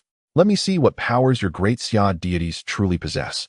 Perhaps I can avenge my unfortunate brother. He paused, emitting a strange chuckle from his throat.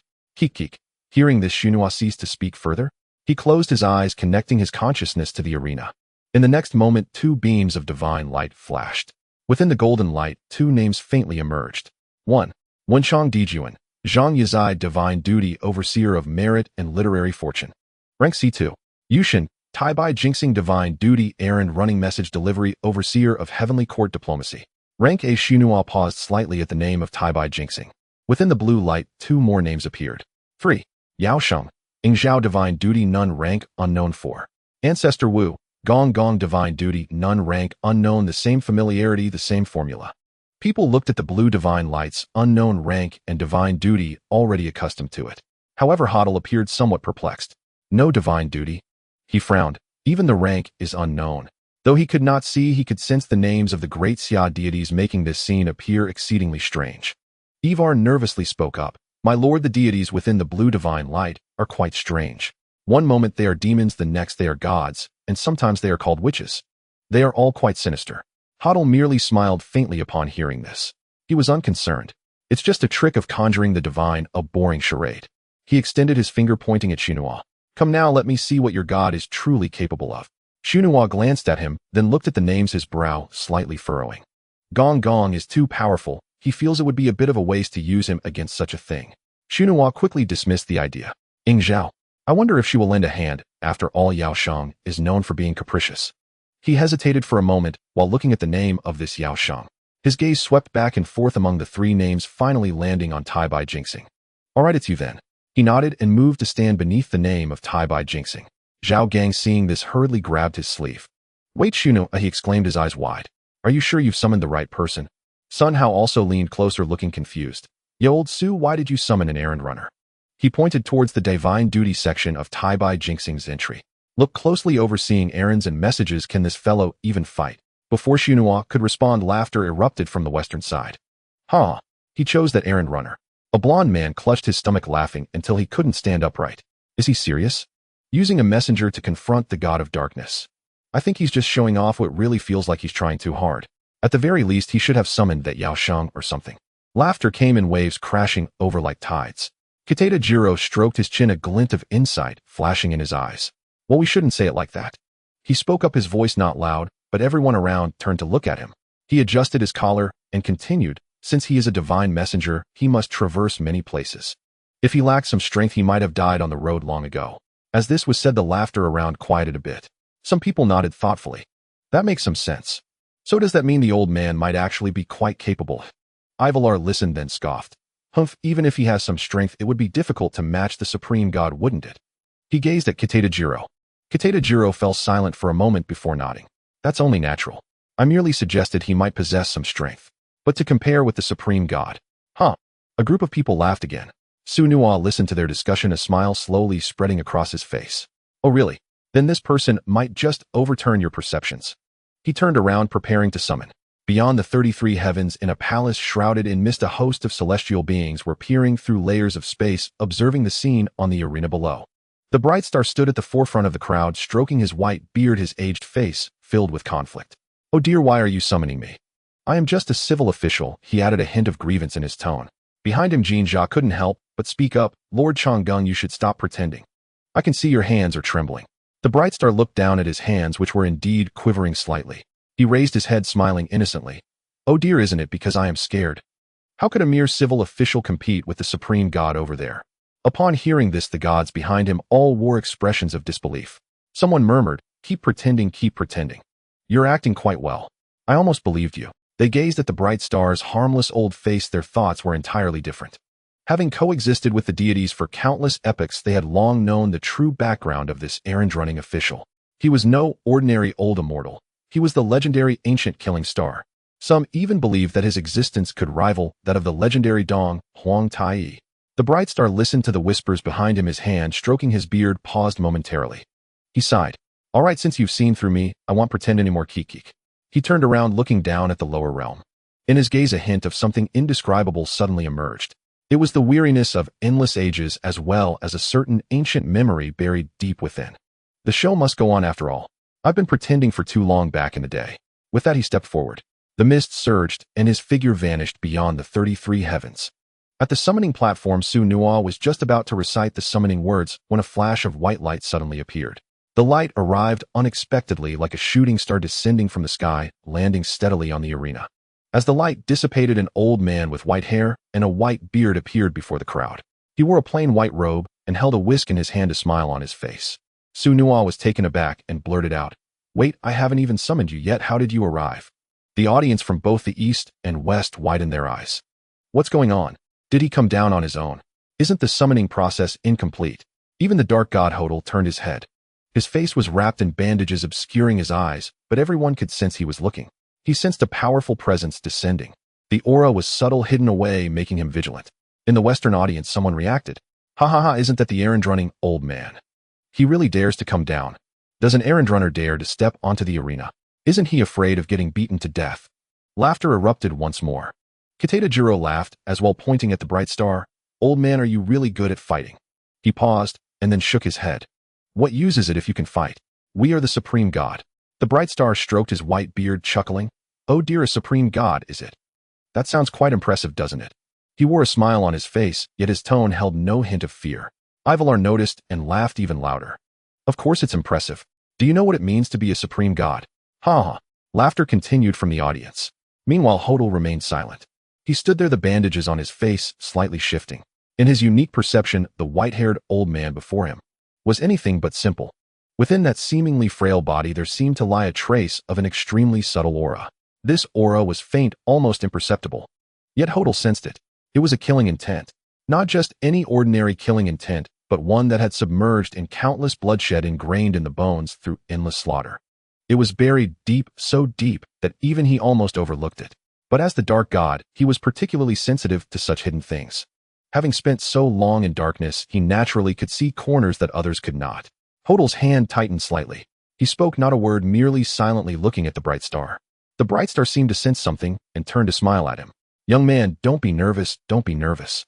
As an errand runner, what ill intentions could I possibly have?" He added with a chuckle, "After running errands for countless epochs, I finally get a chance to fight." That laughter sounded harmless. Yet Hodel felt that hidden killing intent intensify. In that moment, he no longer spoke. Hodel raised one hand, and the light on the arena darkened instantly, as if a massive black cloth had descended from the heavens, completely enveloping the arena. The audience was plunged into darkness, unable to see anything. The bright star stood in place, curiously scanning his surroundings. He glanced left and right, then looked up, making a clicking sound with his tongue. "Not bad, this technique resembles that of the candle dragon." With that, he took a step forward, walking on the arena. The bright star moved leisurely, as if strolling through his back garden, his face devoid of any worry. In the darkness, Hodel quietly observed him. As the dark god, as long as darkness descended, his body had no physical form. The darkness was him, and he was the darkness. He carefully scrutinized the white-haired old man before him. The other steps were casual, his aura ordinary, showing no signs of weakness. But that in itself was the greatest flaw. Hodel frowned. "My." The bright star suddenly stopped in his tracks. He realized that the surrounding area had changed. The once imposing and flat arena had vanished, replaced by a misty forest. The ground beneath him was soft soil surrounded by mist-shrouded trees, with the distant calls of unknown birds echoing. He lifted his head, peering through the mist in a certain direction. His pupils suddenly changed color. The once murky old eyes were now a stark white. That white was cold enough to pierce the bones like millennia-old ice, like a blade tempered in countless blood. A trace of killing intent emanated from him. The killing intent was faint, so faint that ordinary people could not feel it. Yet in the darkness, Hodel's body stiffened slightly as he sensed that his concealment had been exposed. Come, come, come, let this old Taoist see where you're hiding. The Tai-Bai Jinxing flicked his dust brush. Instantly, the threads of the brush became clearly distinct like silver needles exploding, piercing into the surrounding void. Each thread trailed a long white light, densely filling the entire misty forest. Seeing this scene, Hodel let out a sigh of relief. How I thought you had some real skills, yet you resort to such primitive attacks. He hid in the darkness, watching those threads with great interest. As the god of darkness, when he transformed into darkness, he was impervious to any physical attacks. Blades could not cut him, fists could not touch him. Oh, what difference did it make how dense those threads were? Yet this time he was wrong. The moment those threads pierced the darkness, each erupted with blinding white light. Within the white light, a surge of overwhelming killing intent suddenly rose. This killing intent did not come from any single direction, but erupted simultaneously from each thread. Hodel felt a chilling aura rush straight into his mind. It was not an attack aimed at his body, but a direct assault on his divine essence, piercing into the core of his consciousness. He sensed his rationality wavering. Countless desires for slaughter, frenzied thoughts, impulses for destruction surged forth like a tidal wave. It nearly transformed him into a crazed being that only knew how to kill. Not good. This great Xia god is up to something. Hodel was horrified. He immediately dispersed his form, retreating from the enveloping darkness, gathering his true self in a corner of the forest. As soon as he appeared, he raised his hand, a pitch-black blade coalescing in his palm. Blade of darkness. He swung the blade toward the encroaching threads, and several threads snapped in response. Finally, he was able to breathe, gasping for air. Tai-Bai Jinxing felt the changes in the threads and grinned widely. Found you, little mouse. With his words, his figure vanished in an instant. In the next moment, he suddenly appeared in front of Hodel, merely 3 feet away. Hodel's pupils contracted. He had no time to think. He immediately attempted to dissolve into darkness. However, Tai-Bai Jinxing's right hand was already raised, his fingers pointed like a sword, lightly flicking. A wave of even more terrifying killing intent surged into Hodel's mind. Hodel felt his mind go blank, his body frozen in place. Not good. He bit his tongue, forcing himself to wake up. Raising his left hand, a massive black figure suddenly appeared before him. The figure stood 3 zhang tall, with wings sprouting from its back, a fierce visage, exposed fangs, and blood-red eyes fixated on Tai-Bai Jinxing. Roar! The dark creature let out a thunderous roar and lunged at Tai-Bai Jinxing. Below, Ivar watched clearly. It's actually a dark servant. He exclaimed in shock. This is a terrifying creature that Hodel cultivated over countless epochs. His heart raced. I never expected he would summon this. In the legends of the Dark Temple, the Dark Servant was nourished by Hodel with countless epochs of dark divine power. It had no physical form, no emotions, only pure instinct. Its strength was at least equivalent to an A-class deity. Ivar stared intently at the stage, eager to see how this great Xia deity would respond. Tai-Bai Jinxing looked at the dark creature charging at him and rolled his eyes. What an ugly thing. He raised his hand and slapped it. Slap. The sound was crisp, like swatting a mosquito. The 3 zhang tall dark creature was directly shattered by his slap. The black mist scattered and vanished cleanly in the blink of an eye. The audience fell silent instantly. Wait. What the hell? What just happened? Someone rubbed their eyes. The dark servant was killed with a single slap. Impossible, I must be seeing things I must be. Someone slapped themselves hard, reddening their cheeks. Oh my, I can't be still asleep, can I? Ivar was also dumbfounded. His mouth gaped open, unable to utter a word. The dark servant, at least an A-class creature, just disappeared like that. By a single slap from an A-class great Xia deity. How utterly ridiculous. Meanwhile, Hodel, who had narrowly escaped, felt like a knife was twisting in his heart. That dark servant was the culmination of countless epochs of his efforts, his most loyal partner, one of his final trump cards, and just like that it was gone. He raised his head, the look in his eyes toward Tai-Bai Jinxing completely changed. The previous madness had vanished, replaced by calmness. Extreme calmness. So powerful. If I don't show my true abilities, I will die. He quickly assessed his current situation. Then he pressed his hands together and recited an ancient incantation. In the next moment, the dark forest stirred. Not just a part, but the entire forest moved. The towering trees shook violently, their roots uprooting from the soil, becoming numerous thick legs. Sinister faces emerged from the tree trunks, the crowns transformed into disheveled hair, and the branches became twisted arms. They began to stride toward Tai-Bai Jinxing. The grass on the ground began to grow wildly.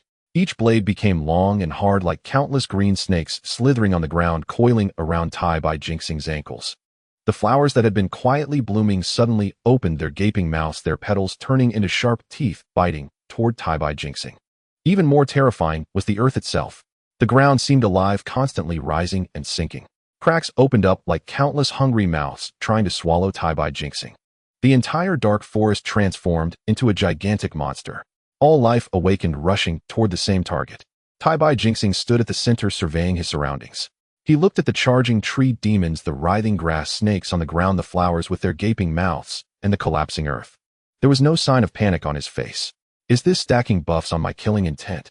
He grinned widely, pointing his fingers like a sword. The first sword slashed toward the tree demon, charging from the left.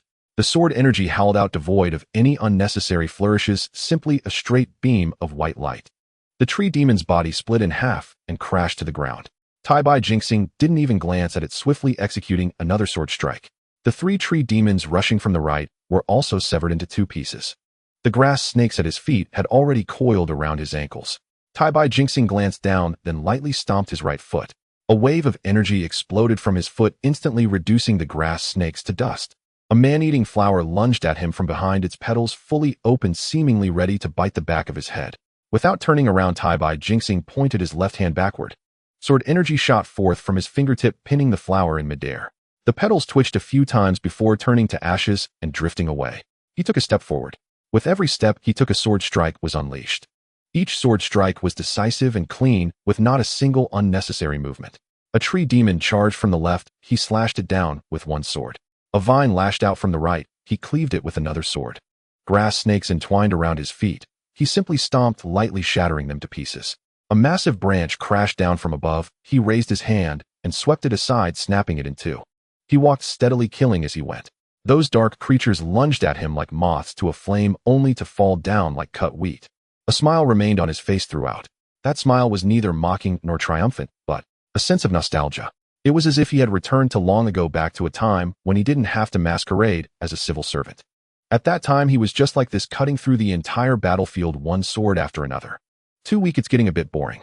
He casually severed a vine that had attempted to ambush him. He sidestepped to avoid the pounce of a tree demon, then retaliated with a sword that cleaved it in 2. Is there anyone stronger? He stood firm, surveying his surroundings. The dark creatures around him suddenly halted. They stood at a distance, no longer charging forward, not because they didn't want to, but because they dared not.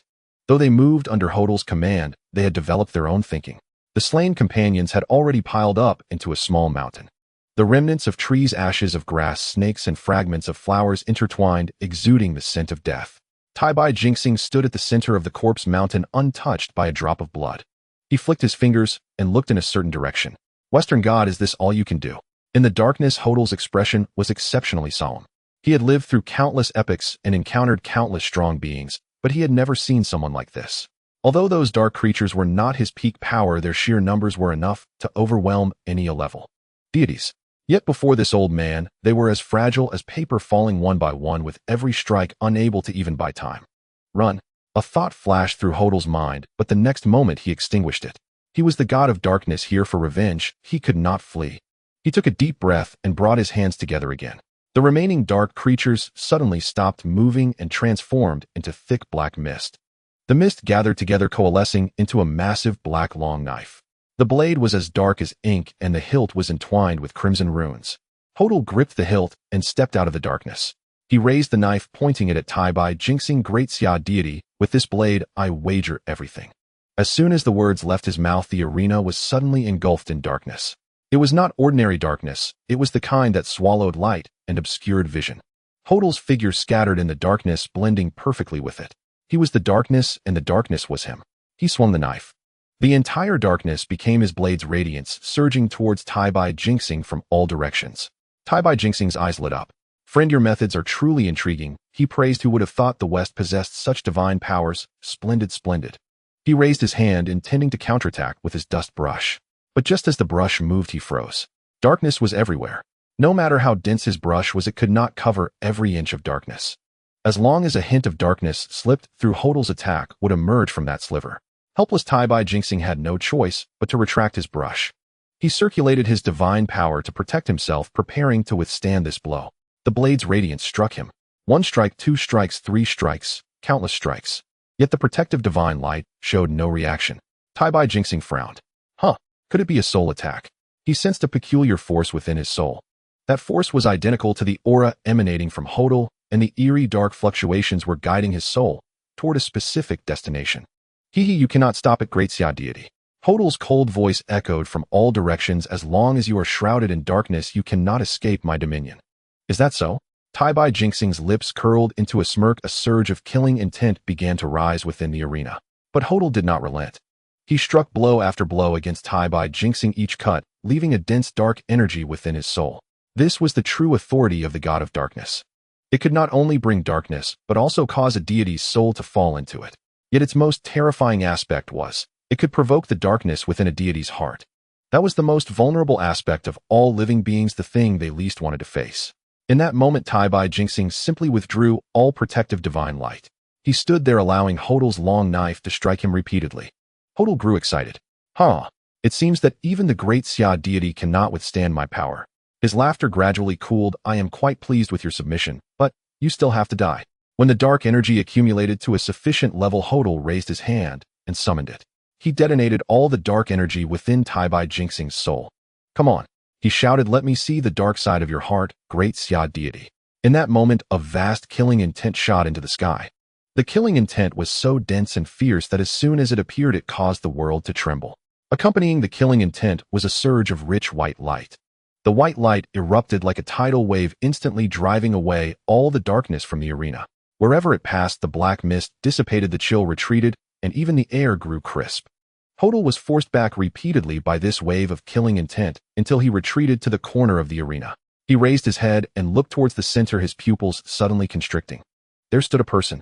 That person no longer resembled the old man with white hair and beard, but a young man. He stood there tall and straight like a sword drawn from its sheath. His white hair reached down to his waist, the strands as white as snow, exuding a faint luster. He wore a snow-white robe with no superfluous decorations, only a few silver patterns embroidered at the collar and cuffs, simple yet cool. He held a long sword in his hand.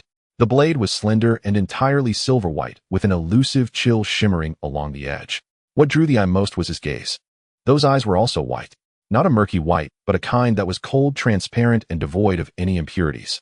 Like glaciers that had not melted for millennia, like the first snow of deep winter. He stood there calmly gazing at Hodl. There was no anger, no killing intent, not even any expression. Just watching. But under that gaze, Hodl felt a chill shoot from his feet to the top of his head. It was not fear, but something more primal. It was the instinctive reaction of prey being targeted by a predator. The arena fell silent. Everyone gaped, unable to make a sound. Some rubbed their eyes, others pinched their own faces.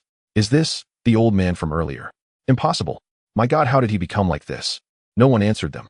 Everyone stared blankly at the white-haired youth on the arena, watching him stand motionless in the white light, watching the sword in his hand and his chillingly indifferent white eyes. His appearance was too cold, too still, too beautiful, causing an inexplicable tremor in people's hearts. I am Li Chongqing, May, fellow Taoist. Meet your end. I am Li Chongqing, May, fellow Taoists. March to death. As his voice fell, all eyes converged on Tai-Bai Jinxing. In the western viewing area, the girls were mesmerized. I can't help it, he's so handsome, I think I'm falling for him. His looks are far superior to those western gods. Look at his eyes, they're white, and so unique. Chattering voices erupted in the audience. At this moment, Tai-Bai Jinxing's beauty was indeed astonishing. In his immaculate white robe with snow-white hair and those indifferent white eyes, he made hearts race. Zhao Gang patted Su Nua's shoulder and couldn't help but speak. Su Nua, is this still the old man from earlier? He paused. Why do I feel like he embodies everything that the youth of the great Xia desire? Su Nua looked at him with a wry smile. Actually, I don't know either. I only know he's an ancient killing god. I didn't expect he had a way to become young again. What? You say he is a killing god? The people of Great Xia were filled with doubt upon hearing this. Why is he called a killing god? Earlier he looked so benevolent, and now though he seems a bit cold, he doesn't seem like a killing god at all. Su Nua smiled and shook his head at the discussions behind him. You'll know soon enough. On the arena, Hodder snorted coldly. He raised his hand, wanting to summon darkness again, but that white light was too dazzling. Just as he activated his dark powers, the white light pressed down forcefully, suppressing the darkness. Hodder was stunned. What? Why is this happening? Why can't I unleash my dark domain? It should be known that within the Norse pantheon, only his brother, the god of light, could somewhat restrain his powers. No other deity could withstand his dark authority. Even the sun god was no exception. If someone could nullify his powers, it meant the opponent was a god-king level powerhouse. As Hodder thought of this, his pupils shrank. You are a god-king. His voice trembled slightly. The youthful Tai-Bai Jinxing looked at him coldly. I am not a god-king, he spoke, his voice icy. I am merely a killing star. After saying this, he moved. With a flicker, his long sword thrust forward. This thrust appeared ordinary without any embellishment. Yet the invisible killing intent instantly enveloped Hodder. That killing intent was too fast, too cold, too strong violently, making one's scalp tingle. Hodder felt every hair on his body stand on end. No, I don't believe it. He gritted his teeth and shouted, his body instantly dispersing into darkness to escape. But under the influence of the killing intent, his speed slowed significantly. The killing intent was like invisible chains wrapping around every bit of his darkness. In the end, he still couldn't fully evade. The long sword pierced through the darkness, precisely finding his true form. Sizzle! Hodder's chest burst open, revealing black, divine blood. He cried out in pain, instantly disintegrating into scattered darkness that floated on the arena. What? Eric looked at this scene in disbelief. A single sword strike injured Lord Hodder. He widened his eyes, his voice changing pitch. He's just an 11 deity, how can he be this strong? Su Nua smirked and replied with a smile. I've said it before, our great Xia's gods are unlike yours. Don't bring your broken ranks into this discussion. Nonsense, you were just trying to put on a show. Eric glared at him, angrily clenching his fists. At this moment, it wasn't just the audience who were astonished. In the 33 heavens, the observing gods also felt a tremor in their hearts. The god of wealth Baigon looked at the imposing Tai Bai Jinxing below and clicked his tongue. This is truly incredible. Is this really our honest Tai Bai Jinxing? You know far too little. The power of the Star Lord Changgung hasn't even fully manifested, yet what does this count as? Baigon glanced at him, feeling somewhat gloomy. Mainly the contrast is too great. His looks are even more handsome than mine. At this, the gods of the heavenly court fell into silence. After all, at this moment, Tai Bai Jinxing's appearance and demeanor were indeed exceptionally striking. No one wanted to continue this topic. After all, the only ones who might surpass Tai Bai Jinxing in appearance could be the readers of this novel. On the arena, after Tai Bai Jinxing thrust his sword, he did not unleash a second thrust. He stood still, looking around. Fellow Taoist, why are you hiding again? Hodder's voice echoed from all directions. Humph, why should I confront you, heathen? As soon as his words fell, a massive black spike suddenly erupted from under Tai Bai Jinxing's feet. Without even looking, Tai Bai Jinxing swung his sword down. The black spike instantly exploded, turning to ashes. However, it wasn't over yet. The arena's ground began to sprout dense, dark divine grasses. Each blade of grass was slender like a sword, gleaming with a dark light. Under Tai Bai Jinxing's gaze, he discovered that each blade of grass possessed a unique sword intent. A gust of wind blew past. All the blades of grass trembled simultaneously, like countless blades slicing towards Tai Bai Jinxing from all directions. Tai Bai Jinxing still did not look. He simply inserted his long sword into the arena floor. In the next moment, a dense killing aura surged into the sky. That killing aura transformed into invisible ripples spreading outwards. Wherever it passed, the dark divine grasses were all broken, shattered, and turned to nothingness. In an instant, all the blades of grass disappeared. People stared in horror at this scene, unable to regain their senses for a long time. After all the dark divine grasses vanished, Tai Bai Jinxing's gaze shifted towards a certain direction. That was the place where Hodder was hiding. In the darkness, Hodder also realized that hiding like this was meaningless. He took a deep breath, solidified his form, and emerged from the darkness. At this moment, two deities faced each other on the arena. One in white hair and robe, holding a long sword exuding a chilling, killing intent. The other wrapped in bandages, wielding a black knife, surrounded by swirling darkness. Everyone's hearts surged. Lord Hodder, you must keep it up. Someone began cheering for Hodder. Lord Hodder, I believe you can do it. Eric couldn't help but shout loudly. On the arena, Hodder remained incredibly calm. He made a move that astonished everyone. He raised his hands and began to unwrap the white cloth covering his eyes. Sun Hao was taken aback. What's this guy doing? In mythological tales, Hodder had seemingly never removed the white cloth that covered his eyes. There were no records regarding this cloth or his eyes. But as a deity, Hodder certainly wouldn't perform this action without reason. The white cloth was unwrapped layer by layer. Hodder's aura began to change. Something that had been repressed and hidden deep within the darkness was slowly awakening. The white cloth began to unravel in circles, and Hodor's aura started to change. Something that had been suppressed and hidden deep within the darkness was slowly awakening. As the final circle of white cloth fell away, Hodor raised his head, revealing his pupils to the gaze of the world. Oh my God! What kind of eyes are these? Someone exclaimed. In his eyes there were no pupils, only a profound darkness. The darkness resembled a vortex, an abyss, a bottomless pit capable of devouring everything. People stared at those eyes, feeling as if their souls were about to be sucked in. A terrifying sense of oppression spread across the arena. Wow, this is quite a coincidence.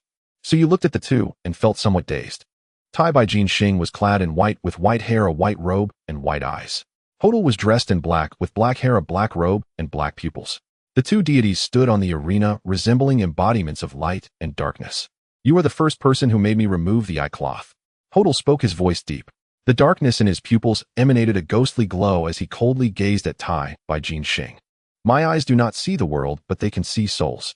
He said softly, when I see that soul, it will merge with me. Tai by Jin Xing frowned, not quite understanding the meaning of these words. Yet he did not care at all.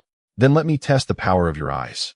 With that, he lunged forward with his sword, a piercing, killing intent accompanying the thrust. Hodel moved, sidestepping just in time to evade the sword's edge. Tai by Jin Xing raised an eyebrow and struck again with a reverse swing. Hodel stepped back half a pace, the sword's edge gliding past his chest without even brushing his clothes. Tai by Jin Xing changed his sword's momentum, sweeping horizontally. Hodel tilted his head back, the long sword brushing just above the tip of his nose. Tai by Jin Xing kicked out. Hodel pivoted on his feet, evading like a leaf in the wind.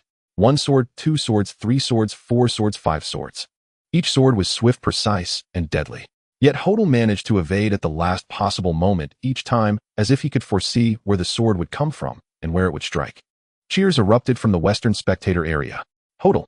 Hodel! Hodel! Incredible! He can't even be touched by the sword. Is this the true power of the god of darkness?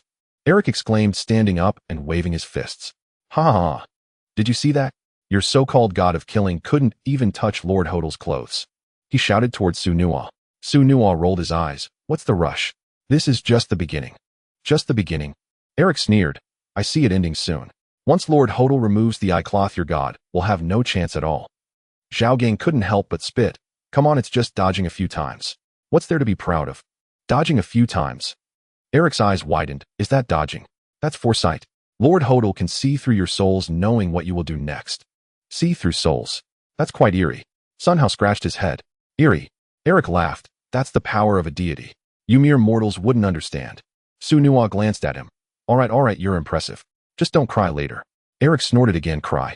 It should be you who cries. On the arena, Tai by Jin Xing stood firm with his sword.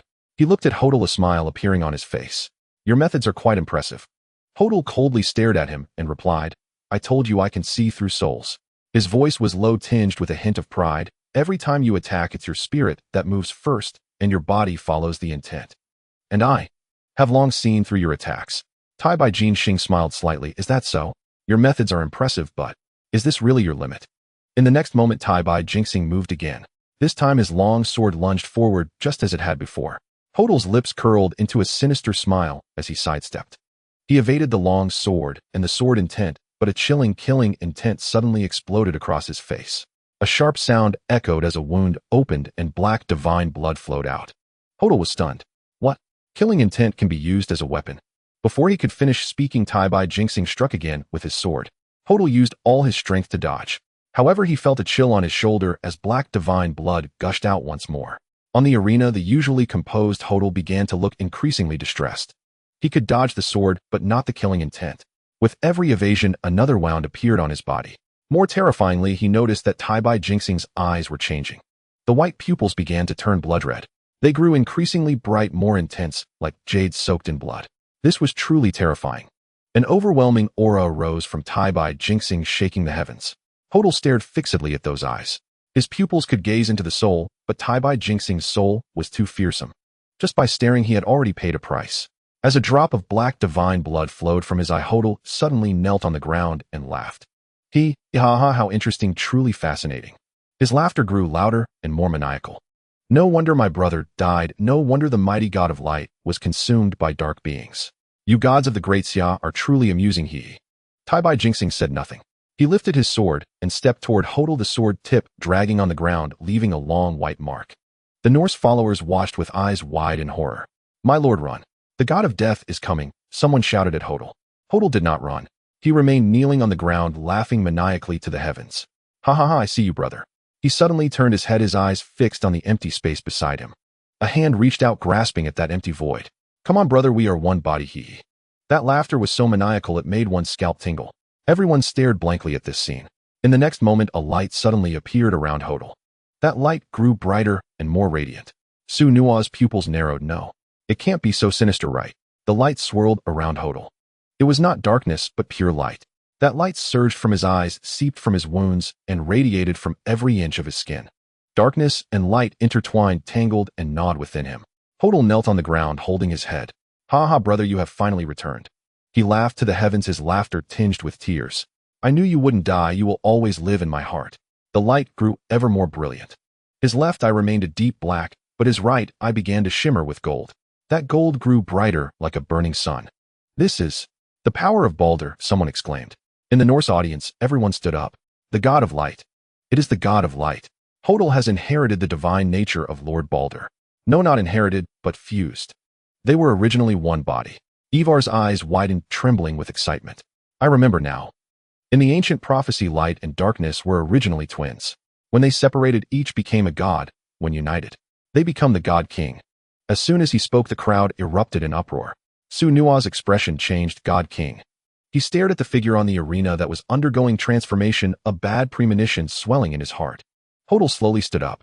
His left eye was as black as a deep abyss, while his right eye shone with brilliant gold. One black, one gold, the two utterly opposing powers achieved a strange balance within him. He raised his hand, conjuring a blade of darkness in his left hand and summoning a spear of light in his right. Darkness and light coexisted perfectly in his grasp. "Li Chonging, is it?" He spoke, his voice became strange as if two voices overlapped. "Now you can die." Tai-Bai Jinxing stood opposite him, quietly watching him, his white hair gently swaying in the wind. "Interesting. Light and darkness in one body is indeed rare." He raised his sword, pointing it at Hodel. "But do you think this will allow you to win against me?" Hodel said nothing. He moved. The blade of darkness slashed to the left while the spear of light pierced to the right. Two utterly opposing forces attacked Tai-Bai Jinxing simultaneously. Tai-Bai Jinxing crossed his sword to block. Clang! Darkness and light exploded at once, unleashing a violent energy that lifted the arena's ground. Tai-Bai Jinxing took half a step back, raising an eyebrow. Yet Hodel did not give him a moment's respite. The attacks of darkness and light alternated, moving at astonishing speed. One sword followed another, one spear after another. Tai-Bai Jinxing blocked repeatedly, while the ground beneath him continued to shatter. The Western audience erupted in cheers. "Kill him! Kill him! Hodel is invincible!" Eric jumped up in excitement, waving his fist at Sunua. "Did you see? This is the true god. You guys' god of death is finished." Sunua ignored him, his gaze fixed on the arena, his fingers tightening slightly. Zhao Gang leaned over. "Old Su, this situation isn't right. That guy suddenly became so fierce. The situation is unfavorable." Sunua shook his head. "Don't rush, let's watch a little longer." On the arena, Hodel's offensive grew fiercer. Darkness and light wove a great net, trapping Tai-Bai Jinxing in the center. Each strike carried the power to annihilate the world. Tai-Bai Jinxing merely blocked, and blocked again. He did not counterattack, only stepping back gradually. Hodel grew more and more frenzied in battle.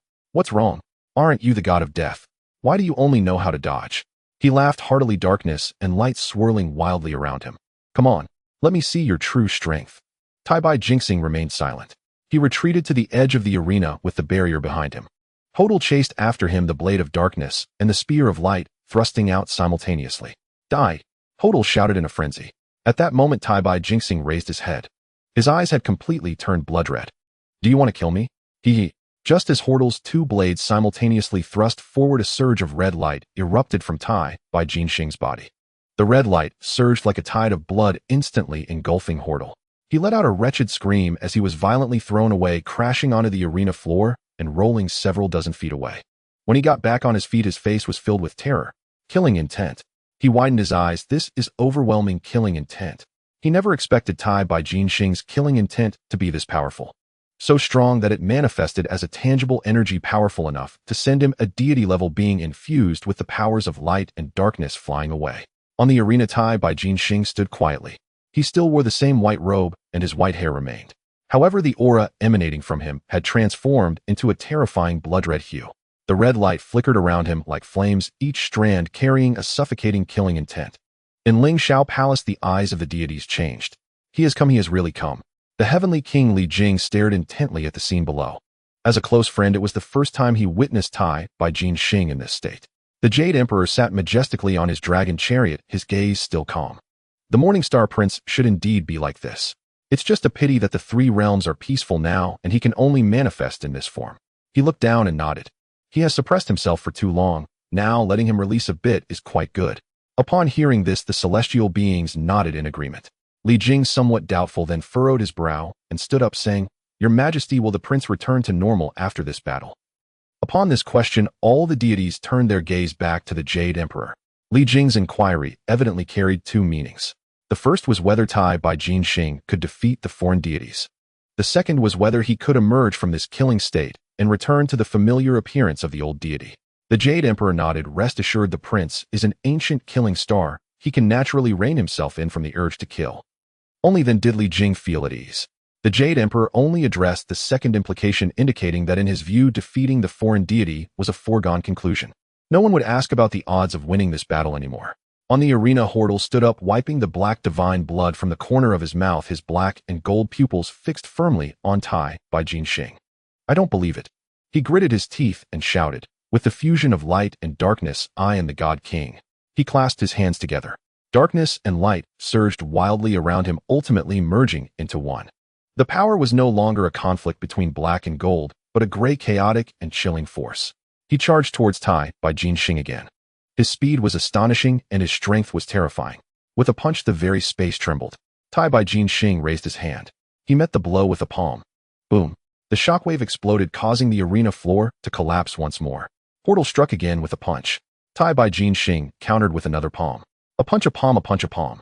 Hordle became faster and more ferocious with each strike. Tai Bai Jinxing stood his ground, not retreating an inch. "Is that all you've got?" He spoke, his voice calm. Hordle's pupils constricted. Tai Bai Jinxing moved. He simply took a step forward. But with that step, the entire arena trembled. The overwhelming killing intent surged forth like a tidal wave, instantly drowning Hordle. He felt as if he had fallen into a sea of blood. All around him was killing intent, each strand gnawing at his divine body. He swung his fists, but the killing intent battered his fists until they bled profusely. He retreated. The killing intent pursued him like knives slashing at him.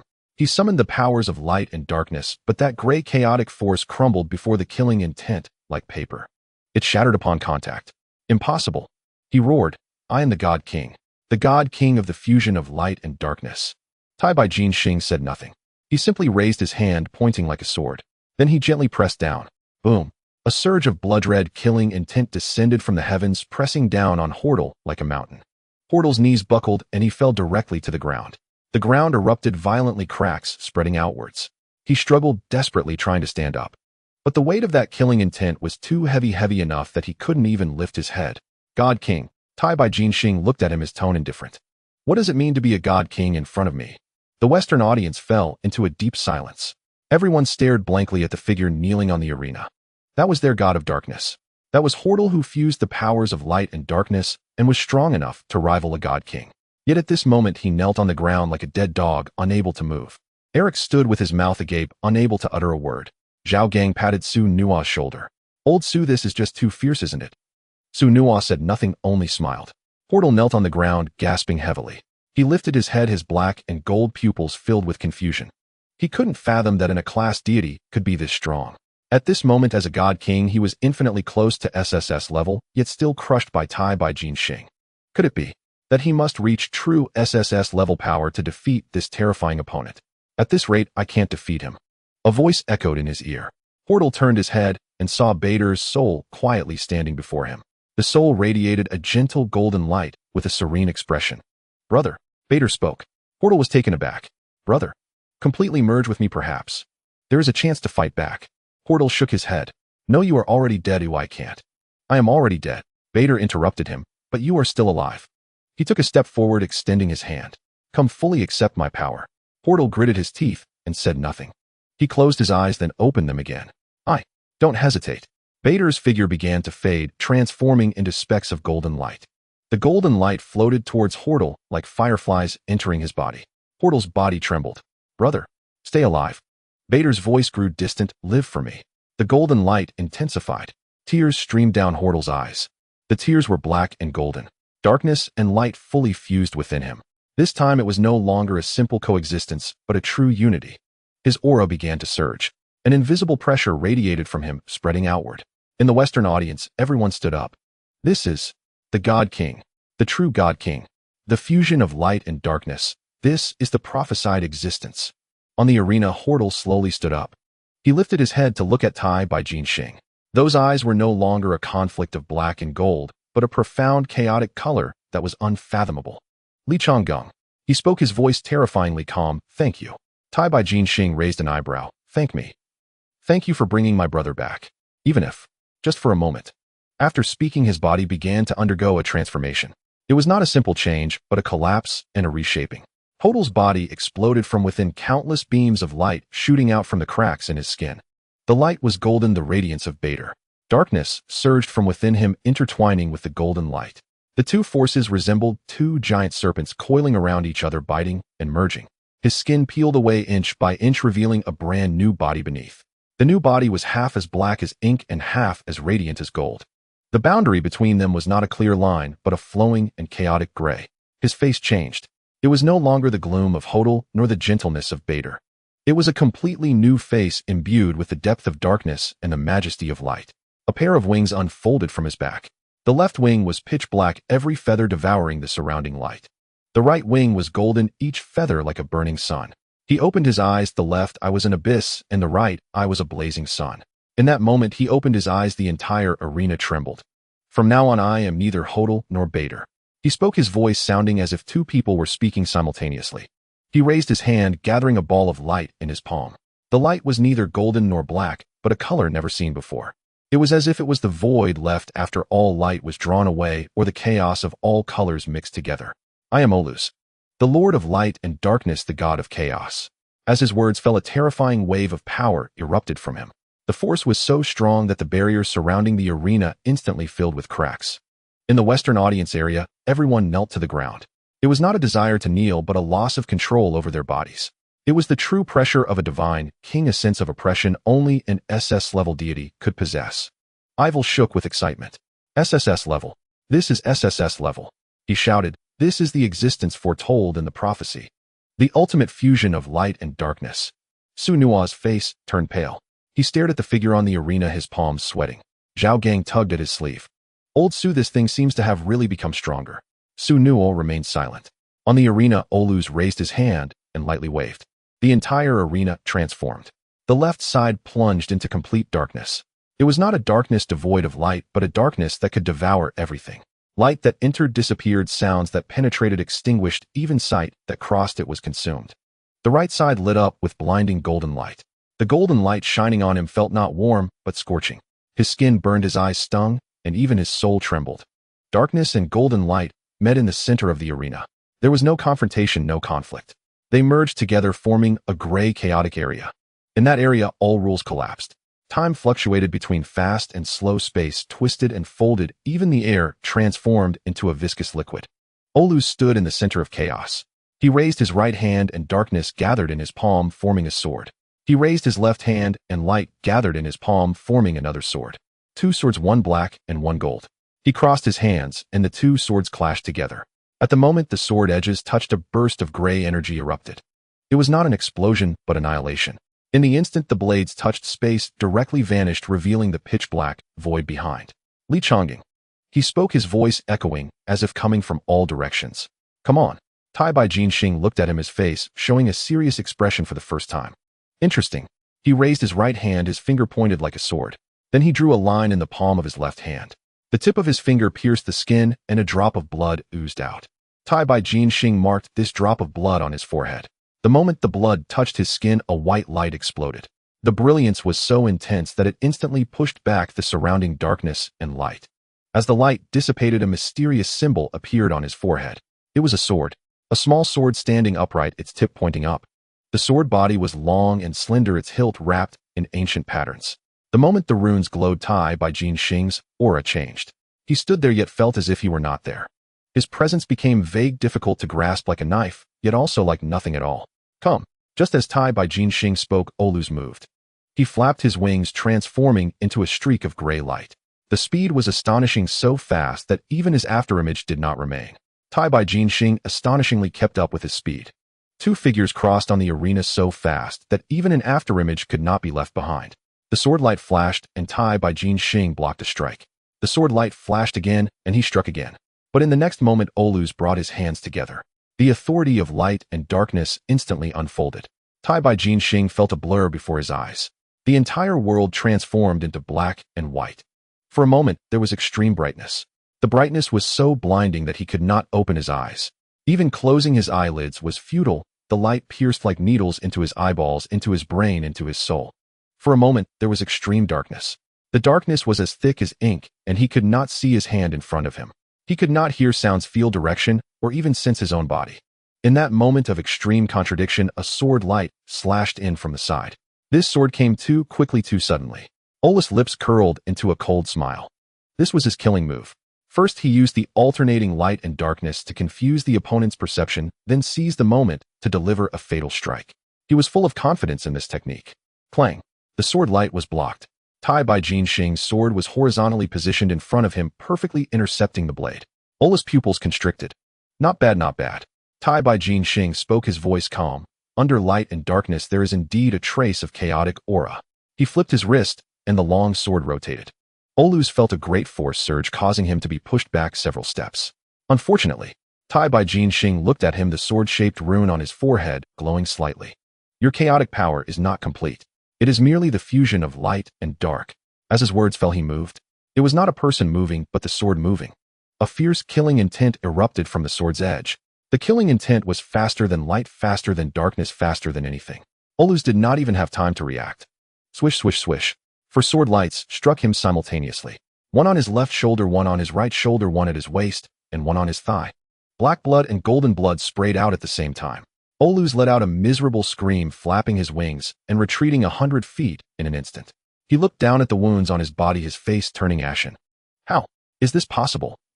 This sword strike materialized the killing intent that filled the air.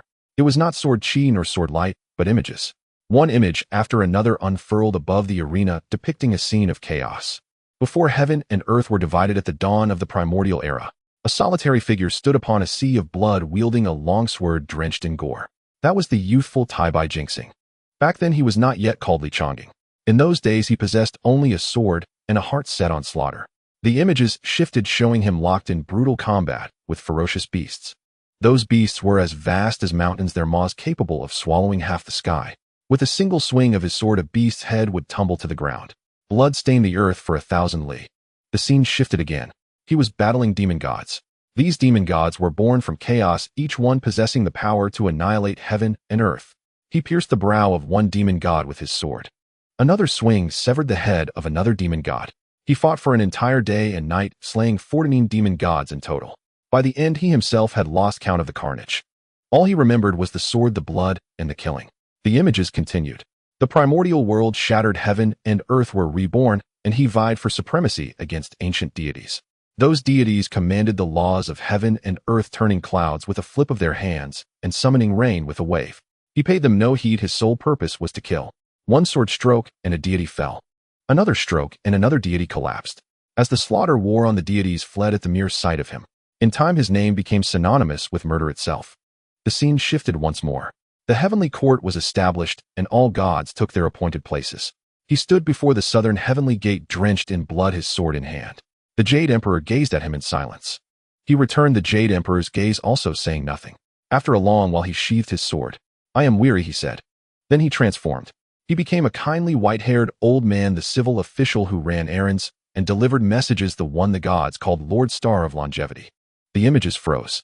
All the killing, all the bloodshed, all the past congealed in that single moment. Above the arena those scenes continued to play out. Every image was filled with blood, with swords, with slaughter. The carnage was too vast, too dense, too overwhelming. So suffocating it stole one's breath. In the Western spectator stands, everyone collapsed to the ground. Some covered their eyes, unable to bear the sight. Others retched, uncontrollably vomiting everywhere. Some trembled, violently shaking like leaves in a storm. Ivar's face was ashen, his lips quivering. How many has he killed? Zhao Gang's mouth hung open, speechless for a long moment. Su Nua was stunned as well. He knew Tai Bai Jinxing was an ancient star of slaughter, but he had never imagined it was like this. The killing in those images surpassed his wildest imagination. This was a man who had truly emerged from a mountain of corpses and a sea of blood. In the 33rd heaven, the gods fell silent. Li Jing, the pagoda-bearing heavenly king, had red-rimmed eyes. So this is what Lord Star of Longevity looked like in his youth. The old man of the South Pole stood beside him, head bowed, saying nothing. The god of wealth bygone let out a heavy sigh. No wonder he always acts like such a kindly old man. He has killed too much, he doesn't want to kill anymore. The Jade Emperor sat upright in his dragon carriage, his gaze profound. He looked at the youthful figure in the images and spoke slowly.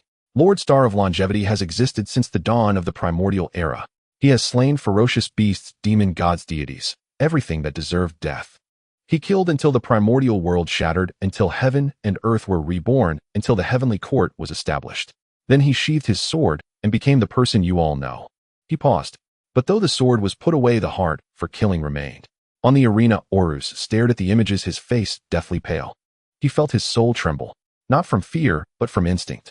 It was the instinct of prey, the involuntary reaction of a body facing its natural predator. He began to roar. I don't believe it. Horus howled, his voice laced with madness. I am the master of light and darkness. I am the god of chaos. He spread his arms, light and darkness surging wildly around him. How can mere slaughter overcome me in authority? As his words fell, his entire form exploded. Not death, but dissolution.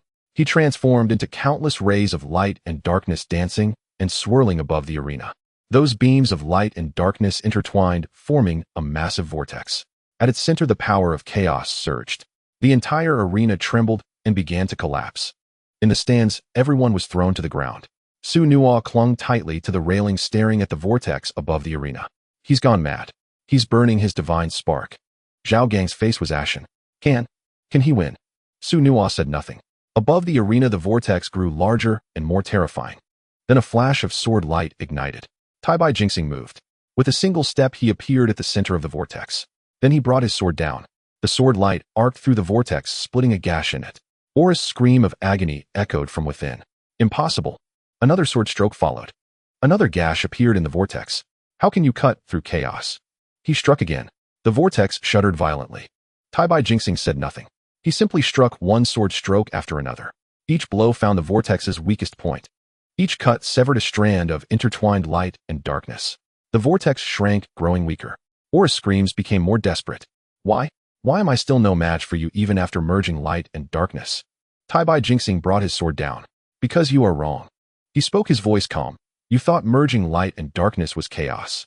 He struck again. But true chaos is not fusion, it is returning to the origin. Another strike.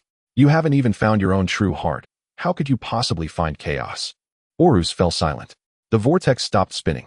Then a light shone through from within the vortex. It was neither darkness nor light. It was a soft, gentle glow like the light of dusk. A figure emerged from within the light. It was Horus, but no longer the ferocious, maddened Horus.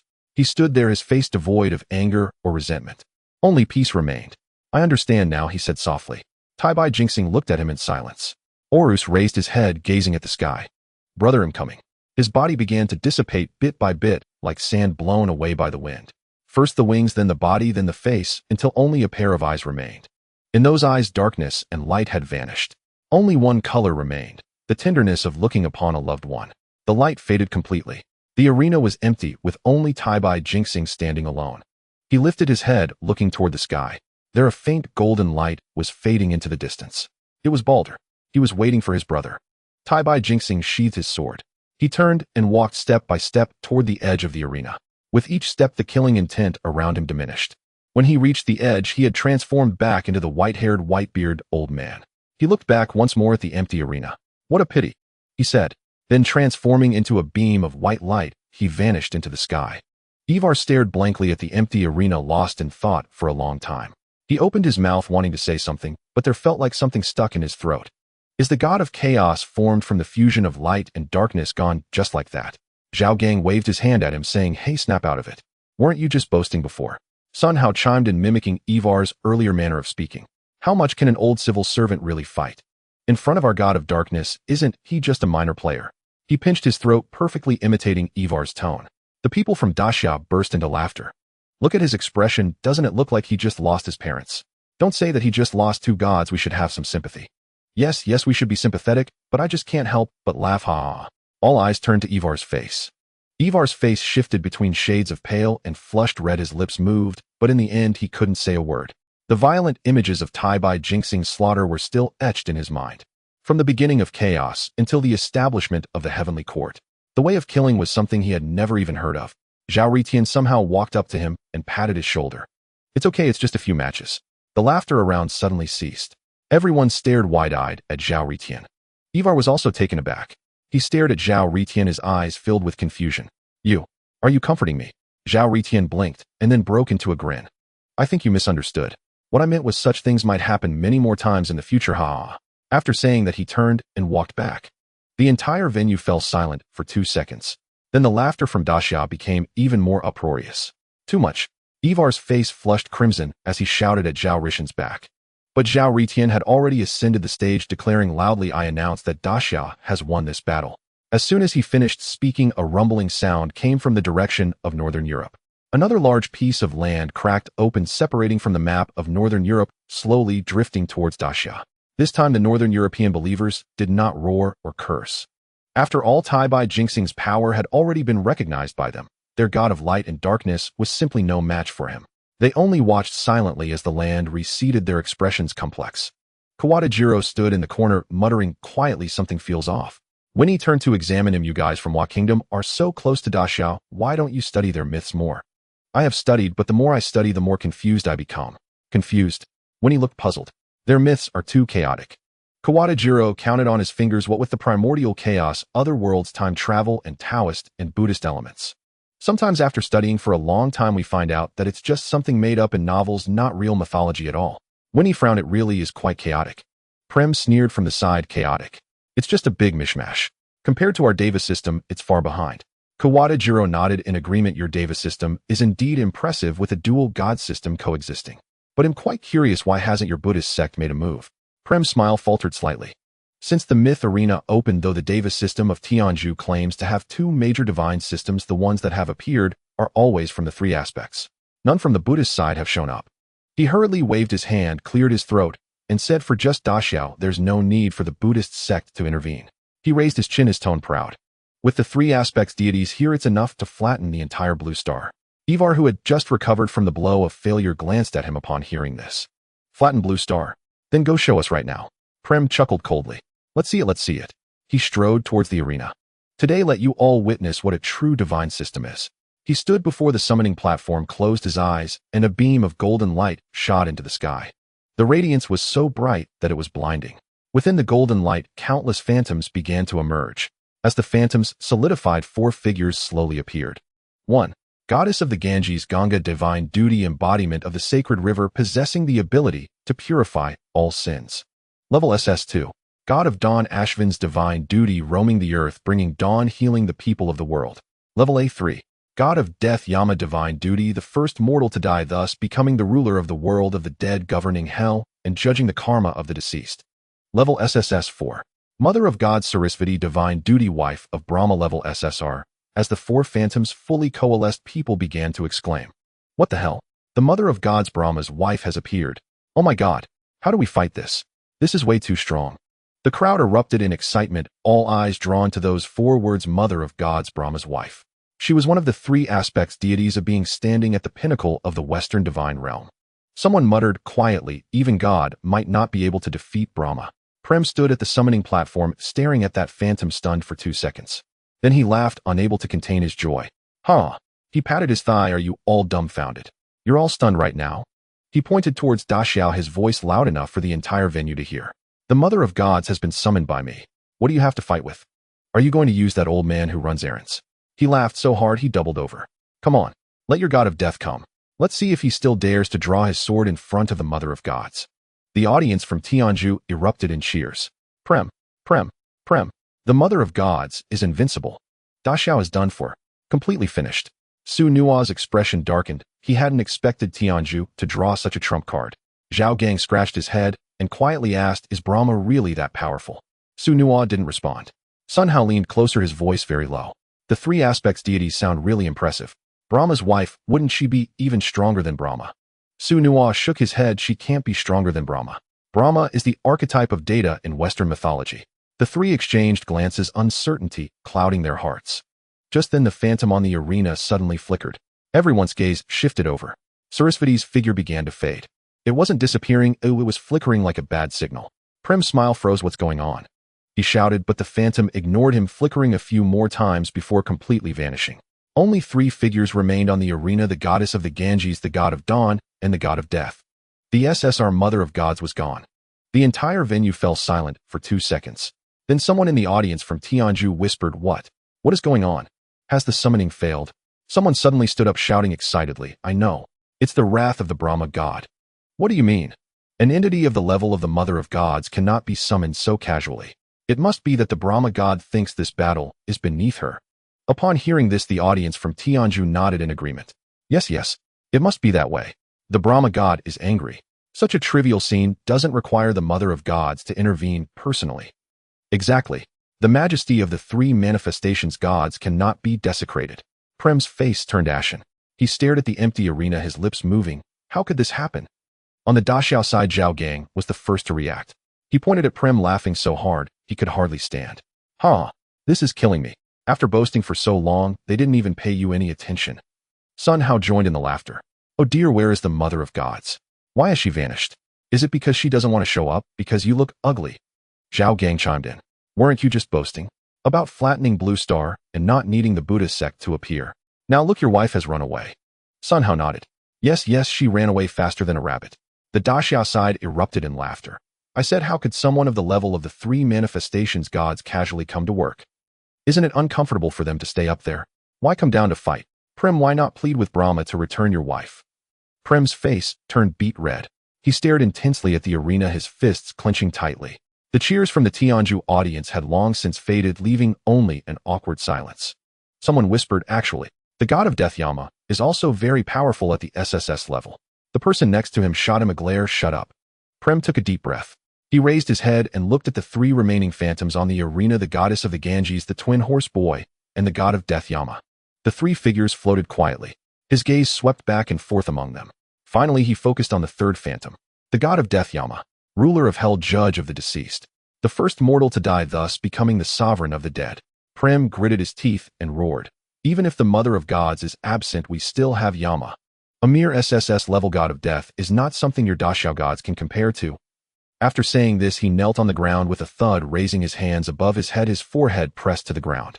"Supreme being who governs the realm of the dead, the first mortal to die, Lord of the judgment of all beings. By the blood of the faithful as a guide, and with a devout heart as a bridge, descend upon us. Let your authority over death envelop this land. Let your majesty intimidate all disrespectful beings. God of death Yama, please reveal yourself." With these words, silence fell. A thick aura of death erupted from the summoning platform. It wasn't cold, it was something that sent shivers deep within the soul. In the audience, some collapsed to the ground. Others clutched their chests, gasping for air. Some turned pale, their lips turning purple. The aura of death spread like a tide. Wherever it passed, the light dimmed, sounds vanished, and even the air became thick. Everyone felt their heartbeats slowing down. 1 beat, 2 beats, 3 beats. Slower and heavier, as if someone were counting down. A massive crack opened in the air above the arena. Within the crack, there was no light, only endless darkness. In the darkness, a pair of eyes lit up. The eyes had no pupils, only 2 clusters of ghostly green flames. The flames flickered, and then a figure slowly descended from the crack. He rode atop a massive black water buffalo. The buffalo was as large as a small mountain, its hooves stepping on the void, each step creating ripples. The buffalo's eyes were bloodshot, and it exhaled black mist, or wherever the mist passed, the ground froze with a thin layer of frost. He wore a dark red robe. The robe was embroidered with countless runes, those runes flowing like living beings over his body. The hem of the robe trailed long, reaching down to the buffalo's back, gently swaying in the wind. His skin was a bluish gray. Not the sickly kind of blue, but a metallic hue glistening with a cold, hard sheen. He had 4 arms. The 2 on the left held a scepter and a rope, while the 2 on the right held a long sword and a scroll. The scepter was pitch black with a ghostly green gem embedded at its tip. The rope shimmered with golden light, writhing like a living snake in his palm. The sword was slender, its blade shimmering with a ghostly cold light. The scroll was ancient, its pages yellowed, filled with incomprehensible characters. His face was gaunt with high cheekbones, a sharp chin, and lips as thin as 2 blades. His hair was black and long, cascading down his shoulders, with tiny skulls faintly visible among the strands, moving as if alive. But the most terrifying were those eyes. The ghostly green flames danced in the eye sockets. With each flicker, the surrounding air grew colder. He sat atop the water buffalo, looking down upon all. Looking down upon everyone. Where his gaze passed, no one dared to raise their heads. Su Nua's palms were drenched in sweat. Zhao Gang's legs felt weak, and he had to lean on the railing to avoid collapsing. Sun Hao's lips trembled, unable to utter a single word. In the Western audience, everyone lowered their heads, not daring to breathe. This was the god of death. An existence that governs hell. the ruler of the judgment of all beings. Yama slowly raised one hand, the scepter he held pointing towards the direction of Daxia. Who dares to challenge me? There is great terror between life and death. Su Nuwa had heard this phrase before, but had never taken it seriously. Now he believed. As Yama rode on that black water buffalo, his ghostly green gaze swept over Su Nuwa, causing Su Nuwa to feel as if his heartbeat skipped a beat. It wasn't fear, it was an instinctive reaction. Like an ant seeing an elephant, like a moth seeing a flame. It was the fear of life imprinted in the bones against death. He opened his mouth wanting to say something, but his throat tightened, unable to utter a word. Zhao Gang clung to the railing, his legs shaking like chaff. Sun Hao simply closed his eyes, murmuring something, not even knowing which deity he was praying to. The Western audience grew even quieter. Those who had just mocked Daxia were now all lowering their heads, even their breathing had softened. Yama's scepter continued pointing in the direction of Daxia. He simply waited, waiting for a response. Su Nuwa bit down hard on his tongue. The taste of blood spread in his mouth. The pain brought him back to some clarity.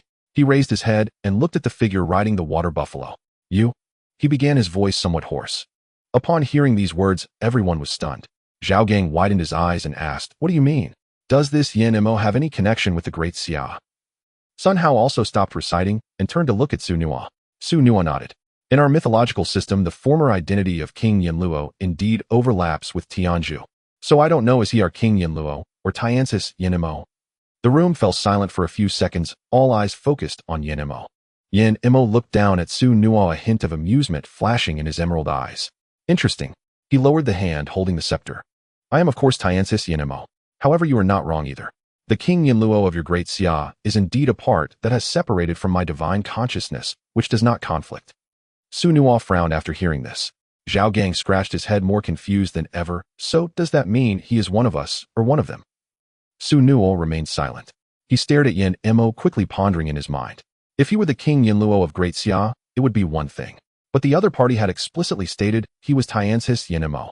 Then there was no need for pleasantries. He took a deep breath and raised his head. Since that's the case, we can only fight. Su Nuwa calmed his mind and began to communicate with the arena. In the next moment, two beams of divine light appeared above his head. In the blue divine light, two phantoms emerged.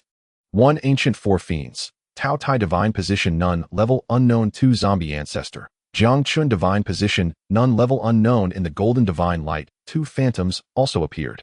Three lord of the underworld. King Yinluo divine position, overseer of the book of life and death, recording the lifespan and merits of all things in the world.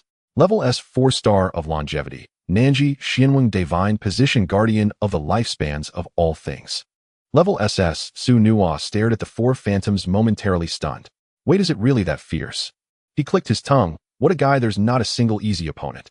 Sun Hao scrutinized the phantoms and suddenly exclaimed, "Look, the one called King Yinluo has appeared." People turned their gaze to that phantom and then they froze. Why is it only in S level? Someone muttered softly. But the opponent is the SS level Yin Mo, that's 2 levels apart. How can we fight this? From the Tianzhu audience, Prim burst into laughter. Huh. He pointed at that S-level phantom, laughing so hard he couldn't stand up straight, since they share the same origin. One is SS level and the other is only S level. The difference is clear. He slapped his thigh. Is this the Lord of the Underworld from your great Xia? You've got to be kidding me.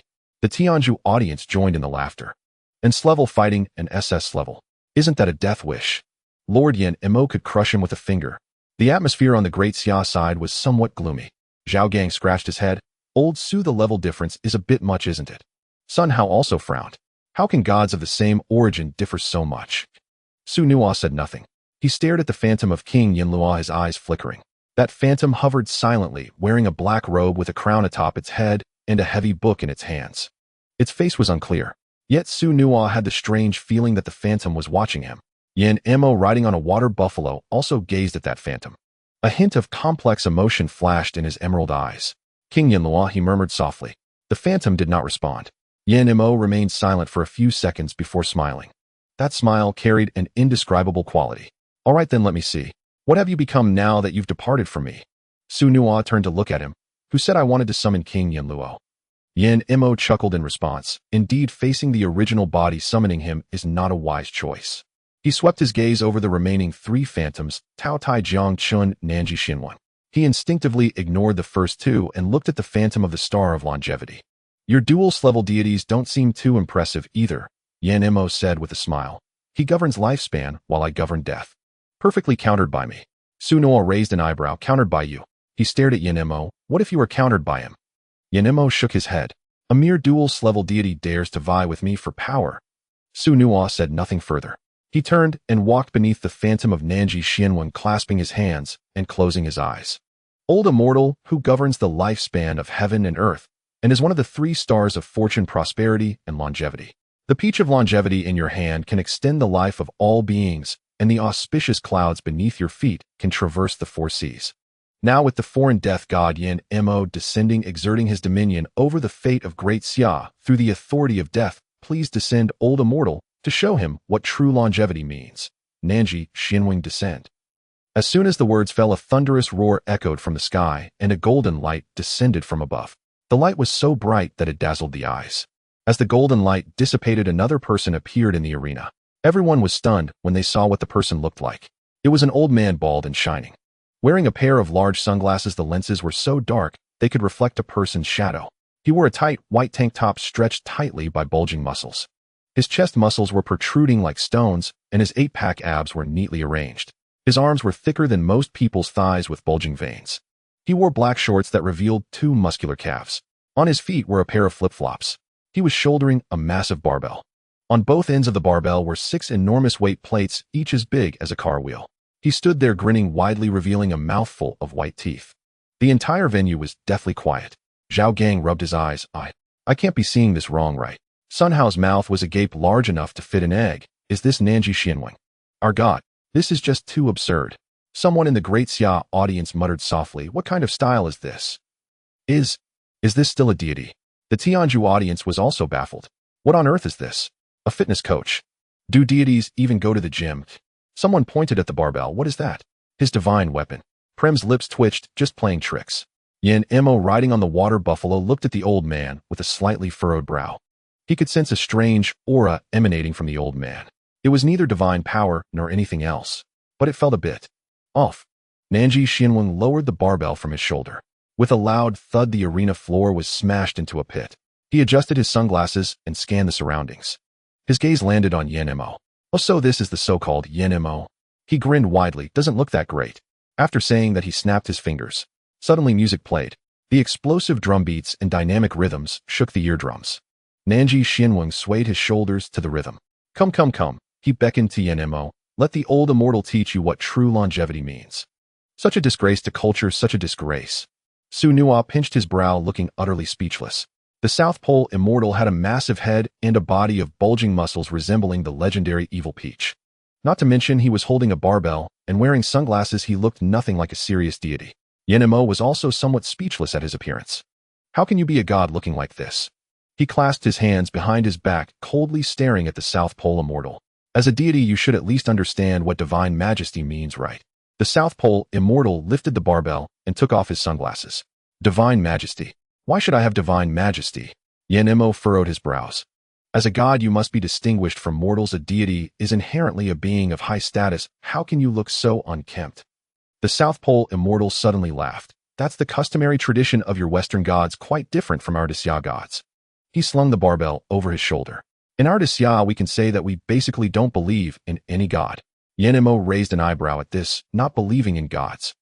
If you don't believe in gods, then what the hell are you doing here? The South Pole immortal laughed heartily. Haha, of course I'm here to beat you up. Upon hearing this, the expressions of the people from Daxia turned awkward. Even their toes were tightly curled. Yen Mo finally confirmed that this old man before him was indeed a lunatic. He did not want to waste any more words with this muscular bald man, and raised his hand to strike. A black ripple emanated from his palm. Wherever the ripple passed, the air solidified, the light dimmed, even the remaining rubble on the stage turned to dust. This was his unique death authority. Everything shrouded in the light of death would succumb to death. Even the Tao and the laws were no exception. The ripple surged straight towards the South Pole immortal, who stood still without moving. He raised one hand, fingers splayed. The black ripple collided with his palm, splitting apart like water hitting a rock. Yen Mo frowned. With his keen insight, he immediately discerned that this was a power completely opposite to his own.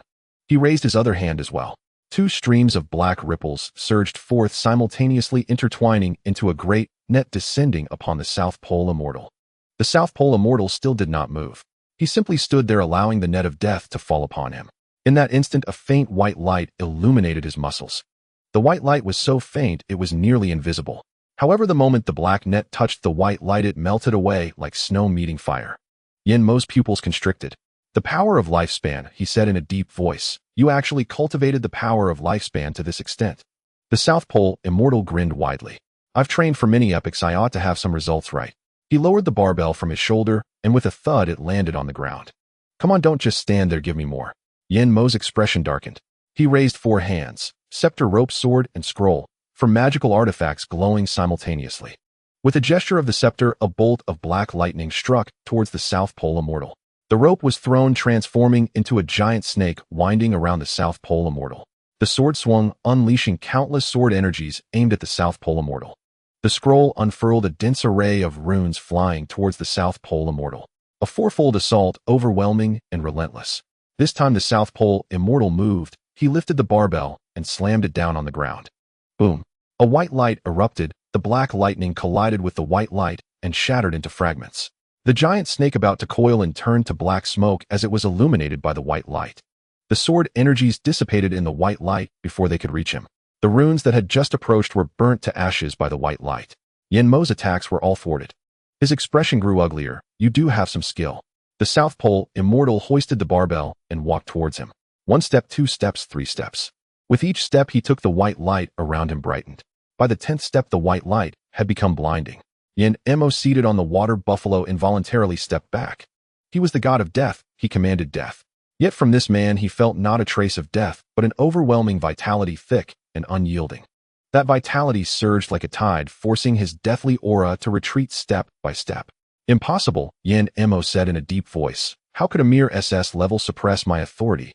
Su Nuo watched from below the stage, a smirk on his lips. After all, the South Pole Immortal is a great quasi-saint. Does he really think he can deal with him like this? He shook his head. Yen Mo, you are SSS level in the West, but here levels are not calculated that way. The South Pole Immortal grinned widely. He thrust the barbell into the ground, clenched his fists, and assumed a boxing stance. All right, I've played with authority. Now let me show you my true skills. He took a deep breath, the Eternal Life Fist. He punched out. This punch was unadorned, a direct strike. But wherever the punch's wind passed, the air exploded, producing a piercing sonic boom. Yen Mo's expression changed as he sidestepped to avoid it. The punch's wind grazed his shoulder and crashed into the arena behind him. The arena floor exploded into a huge pit. Before Yen Mo could react, the South Pole Immortal swept in with another kick. The everlasting leg. This kick came sweeping in like a steel pillar swung around to smash down. Yen Mo raised his scepter to block. Boom. The scepter nearly slipped from his grasp, and he, along with the water buffalo, retreated several steps. The Immortal Elbow. The South Pole Immortal advanced, delivering an elbow strike. Yen Mo quickly used all 4 hands to block. With a dull thud, he was knocked off the back of the water buffalo. The arena fell silent. Zhao Gang gaped. Is this a battle between immortals? Sun Hao rubbed his eyes. Why do I feel like I'm watching the UFC? The audience from Tianzhu were also bewildered. What is he doing? A boxing match. Aren't they supposed to be high-level deities? Do high-level deities really fight like this? Someone mumbled, this old man. Must be a boxing coach who crossed over, right? Prem's mouth twitched. What the hell kind of fighting style is this? Yen Mo got up from the ground, his face looking extremely ugly. He glared at the South Pole Immortal, his brows furrowed tightly. What the hell are you doing? As a deity, why are you using such lowly attacks of mortals? The South Pole Immortal cracked his knuckles nonchalantly. What's wrong with mortals? He grinned. Our Daxia mortals are not inferior to gods. He punched again, and Yen Mo cursed while dodging. Mortals are like ants. How can you say they are not inferior to gods? Mortals should behave like mortals. They ought to worship deities. What on earth is going on in your Daxia? The South Pole Immortal missed a punch followed by another leg sweep. What's going on? Let me tell you what's going on. He swept his leg across. Our Daxia mortals begin cultivating immortality from birth. Yen Mo dodged this leg sweep. The South Pole Immortal swung down with another elbow. Do you understand cultivation? Do you know what one must go through? He spoke while fighting. First, you need to draw the chi into your body and refine your physical form. If your body is weak, you will die instantly from explosion. A punch missed and struck the arena, adding another pit. Then you must establish your foundation, form your core, and transform your infant. Each stage is a passage through the gates of hell. He threw another punch. Those who fail in foundation establishment will have their meridians severed, leaving them disabled for life. Those who fail in forming their core will have their souls extinguished, unable to enter reincarnation. Yenemo was taken aback. This? Nanji Xianweng delivered another kick. And then there are the heavenly tribulations. Every time you break through a major realm, you must endure a lightning strike. During the first lightning tribulation, only 3 out of 10 people survive. During the second lightning tribulation, only 1 out of 100 survives. During the third lightning tribulation, perhaps not even 1 out of 10,000 will survive. All of us who survived have faced dozens of lightning strikes. Yenmo's expression changed. He had not expected that the mortal cultivation of the great Xia was so brutal. Nanji Xianweng became increasingly excited. In addition to the heavenly tribulations, there is the human heart. Your fellow disciples will plot against you, your masters will be wary of you, and your enemies will hunt you down. Today you may be friends, but tomorrow one may stab you for a chance at fortune. Do you think we survived by mere luck? He threw heavier punches. We all struggled to survive in the cracks. We sought opportunities amid destruction. We battled against heaven, against the earth, and against humanity. His final punch landed. Now you say that the attacks of mortals are primitive. Yenemo was pushed back a dozen steps by that punch. He stood in place looking at the muscular, bald, old man before him, his gaze completely transformed. For the first time he realized he could not see through this person. No, it was that he could not comprehend these beings of the great Xia. Nanji Xianweng retracted his fist and dusted off his hands. Do you understand now? The gods of our great Xia are forged from the ranks of mortals. What you deem primitive is the very ability that allowed us to survive. Yenemo stood there speechless for a long time. He looked down at his 4 hands, and then at the muscular body of Nanji Xianweng. I too rose from mortal to divine, he spoke. Nanji Xianweng raised an eyebrow. Then why don't you understand? Yenemo shook his head. I am different. I was directly elevated to divinity without experiencing what you described. He moved his shoulders. All 4 hands turned simultaneously, making cracking sounds. But that's fine. He put away his staff, ropes, long sword, and scroll. It seems I have become divine for too long and have forgotten the battles among mortals. That's also good, let me adapt to it. Nanji Xianweng's eyes lit up. Oh, are you serious? Yenemo said nothing. He pushed off the ground with his right foot and charged forward. He threw a punch aimed at Nanji Xianweng's face. Nanji Xianweng sidestepped, countering with an elbow strike. Yenemo blocked with one hand while the other struck towards Nanji Xianweng's abdomen. Nanji Xianweng took a hit to the stomach, but he tensed his muscles and rebounded the punch. Yenemo was forced back 2 steps. He shook his hand, furrowing his brow. Your body. Nanji Xianweng grinned. I've trained hard, wielding 2 kitchen knives from the heavenly court all the way to Penglai Island. Saying that, he charged again, and the 2 began to engage in close combat. Yenemo with 4 hands should have had the advantage, but he fought awkwardly. Each punch felt like it was half a beat slow, and every block appeared stiff. Nanji Xianweng landed a punch on his chest. He retreated 2 more steps. Nanji Xianweng swept a leg towards him. He dodged with his upper body, but was caught off guard below, stumbling. It's been too long since I fought like this. Yenemo steadied himself, gasping for breath. Nanji Xianweng did not give him a moment to recover and threw another punch. Yenemo blocked 3 punches in succession, but was still struck on the chin. He stepped back, shaking his head. Something's wrong. He took a deep breath, closed his eyes, paused for 2 seconds, and when he opened them again, his gaze had changed. Yenemo stepped forward with his right foot. This time his punch was much faster, landing squarely on Nanji Xianweng's abdomen. Nanji Xianweng was momentarily stunned. Yenemo followed up with another punch, then a third and a fourth. His movements became increasingly fluid and faster. His 4 hands struck like iron rods, attacking in succession. Nanji Xianweng began to block, but he couldn't defend against the punches coming from every direction. He took several hits and retreated a step. Oh, have you found your rhythm? Nanji Xianweng laughed. Yenemo said nothing, but the corners of his mouth twitched. He fought faster and more smoothly.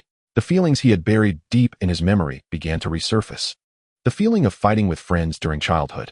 The feeling of contesting with rivals in youth. The feeling of desperately battling enemies in adulthood. Those punches, those pains, those sweats, those roars. All of it returned. He landed a punch on Nanji Xianweng's shoulder. Nanji Xianweng stepped back, grinning. Now that's more like it. Yenemo also smiled. It's been a long time since I fought like this. He stopped, standing still, looking down at his fists. For hands, 10 fingers, all trembling slightly. Not from exhaustion, but from excitement. Indeed, this is the most exhilarating way to fight. He raised his head and looked at Nanji Xianweng, his eyes carrying an indescribable emotion. I have been divine for too long, so long that I have forgotten these. He clenched his fists. Thank you for helping me remember. As repayment, let's use your life. Nanji Xianweng grinned. Do you want my life? But in the longevity star. He lifted a barbell, swinging it around to strike. The barbell whistled through the air, aimed straight at Yenmo's head. Yenmo sidestepped. But just as he dodged, Nanji Xianweng swept another barbell at him.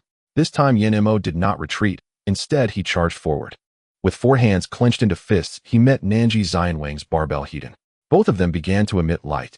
A soft white light enveloped Nanji Xianwang warm like the winter sun, making one feel drowsy. From Yin-Mo a pitch-black mist surged forth icy and piercing, freezing the air in its wake. The two forces clashed like giant beasts, tearing and devouring each other on the arena. Where the white light passed, the black mist dissipated. Where the black mist surged, the white light dimmed. They fought from the east end of the arena to the west, then from the south to the north. The sound of the barbell colliding with fists was deafening. As they fought, Yin-Mo suddenly stopped. He looked down at his fists, furrowing his brow. What's going on? He noticed a hint of crimson on his hands, so faint it was nearly invisible, but he could see it. Yin-Mo noticed a hint of redness appearing on his grayish-blue skin. He touched his face again, finding warmth on it. Even his lips felt warm. What the hell? Why do I feel like Lord Yin-Mo is acting a bit strange? A spectator from the Tianju audience widened his eyes. Hearing him, others also turned their gaze towards Yin-Mo's face, equally astonished. Why does Lord Yin-Mo have color on his face? Isn't the Grim Reaper supposed to be pale? What's going on? Perlum also looked bewildered. What the hell is this? He stared at Yin-Mo on the arena. The Grim Reaper has color on his face. Is he becoming a living being? Yin-Mo punched away the Antarctic Immortal, stepping back a few paces. He glared at the Antarctic Immortal, his eyes filled with fury. What have you done to me? The Antarctic Immortal hoisted the barbell onto his shoulder, flexing his biceps. What else could I do? He grinned widely. Of course I added some years to your life. Added years to my life? Yin-Mo was taken aback. What years could you possibly add to me? I am the Grim Reaper. He finally reacted, his expression turning grim. Lifespan is something only mortals need. For mortals, the more years the better. For deities, it is also a good thing. But it was different for him. He was the Grim Reaper. He controlled death, represented death, was death itself. Once he had a lifespan, could he still be called the Grim Reaper? To put it another way, lifespan is a good thing for mortals and even for deities. But for the Grim Reaper, it is a lethal poison. Yin-Mo looked down at the blood color on his hand, which continued to spread. It spread from the back of his hand to his wrist, and from his wrist to his arm. He felt something changing within his body. An unfamiliar, unsettling change. You? He raised his head, glaring intensely at the Antarctic Immortal. The Antarctic Immortal smiled, his eyes squinting. He patted his muscular chest. I am the star of longevity. Oh, anyone close to me will gain longevity. This is also one of the reasons why my colleagues in the underworld do not dare to come during the annual Peach Blossom Festival. Hearing this, Su Nua spat out a mouthful of water. No wonder I remembered that there was no Grim Reaper at the Peach Blossom Festival when I watched Journey to the West as a child. I thought it was because the Heavenly Court didn't invite them, but it turns out this is the reason. Yin-Mo shot a fierce glare at the Antarctic Immortal. He took a deep breath, urging the overwhelming death energy to expel this glimmer of vitality from his body. However, at that moment, he suddenly felt a wave of bitterness in his heart. It was an indescribable feeling, as if something was choking him in his chest. His hand froze. The death energy circulated within him, once then retreated. Yin-Mo was stunned. What's happening to me? He looked down at his hand, his eyes filled with horror. The Antarctic Immortal laughed heartily. Ha ha, you have already gained a lifespan equivalent to a true living being. He slammed the barbell onto the ground. There is great terror between life and death. Even you would fear dying again. You're talking nonsense. Yin-Mo was furious. He activated the death energy once more. The energy surged from his dantian, spreading through his limbs. But as it reached his chest, he stopped again, feeling that bitterness returned even stronger than before. His hands trembled. He gritted his teeth and activated it again. Then he stopped. Activated again.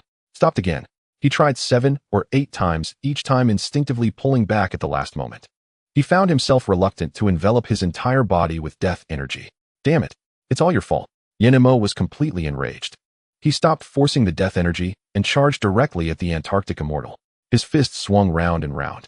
The Antarctic Immortal lifted the barbell to meet him. Clang, clang, clang. Fists collided with the barbell, sparks flying. But as they fought on, Yin-Mo realized something was wrong. His fists were getting lighter, his speed slowing, and his strength diminishing. Damn it, why am I getting weaker? He looked down at his hands. The blood color had spread all over his body. His grayish-blue skin now showed a faint rosy hue. The Antarctic Immortal forced him back with a single barbell. You were originally the Grim Reaper, and now that you are alive, of course you have become weaker. He hoisted the barbell, smiling at Yin-Mo. Is a Grim Reaper without death energy still a Grim Reaper? Yin-Mo stood frozen. He raised his hand, looking at the blood color in his palm. A feeling he had never experienced before surged within him. It was fear and also hope. Seeing his expression, the Antarctic Immortal grinned. So how does it feel to be human? Don't you want to be a god anymore? Yen Imo looked at him with a complex expression, remaining silent. The Antarctic immortal stepped closer, wrapping his arm around Yen Mo's shoulder. Let me tell you, being human feels so much better. You Grim Reapers stay in dark places all day. How can you really enjoy it? After being embraced, Yen Imo tried to struggle, but found he couldn't break free. The Antarctic immortal's arm was like an iron hoop holding him tightly. What was even more terrifying was that he felt increasingly joyful the closer he got to this old man. That warm feeling spread from his shoulder like the sun in winter, like the breeze in spring. His instincts wanted to get closer, yet his consciousness was strongly resistant. It was like an unreachable breeze, an unawakening dream, a paradise that couldn't be found, an unhealable pain, an unlit cigarette, a hand that couldn't be released, and an unforgettable someone. Before long, the blood color on his hands deepened, his heartbeat quickened, and his breathing grew heavier. An unfamiliar, yet irresistible feeling began to spread in his heart. He suddenly discovered that the old man in front of him, with a notably large forehead, had a unique charm. The Antarctic immortal obviously did not notice his abnormality, leaning closer to his ear and saying, "Kid, I see you have an extraordinary bone structure. You are a rare martial arts genius. How about it? Do you want to join my Daxia?" Yen Imo seemed to wake up for a moment, his pupils contracting. "Are you asking me to betray the great three-seong god?" The Antarctic immortal casually patted his shoulder. "Oh, come on, what betrayal is there? People strive for higher grounds and water flows to lower places, right?" Yen Imo snorted coldly. "We are deities created by the three-seong gods. If we betray them, the three-seong gods will not spare us."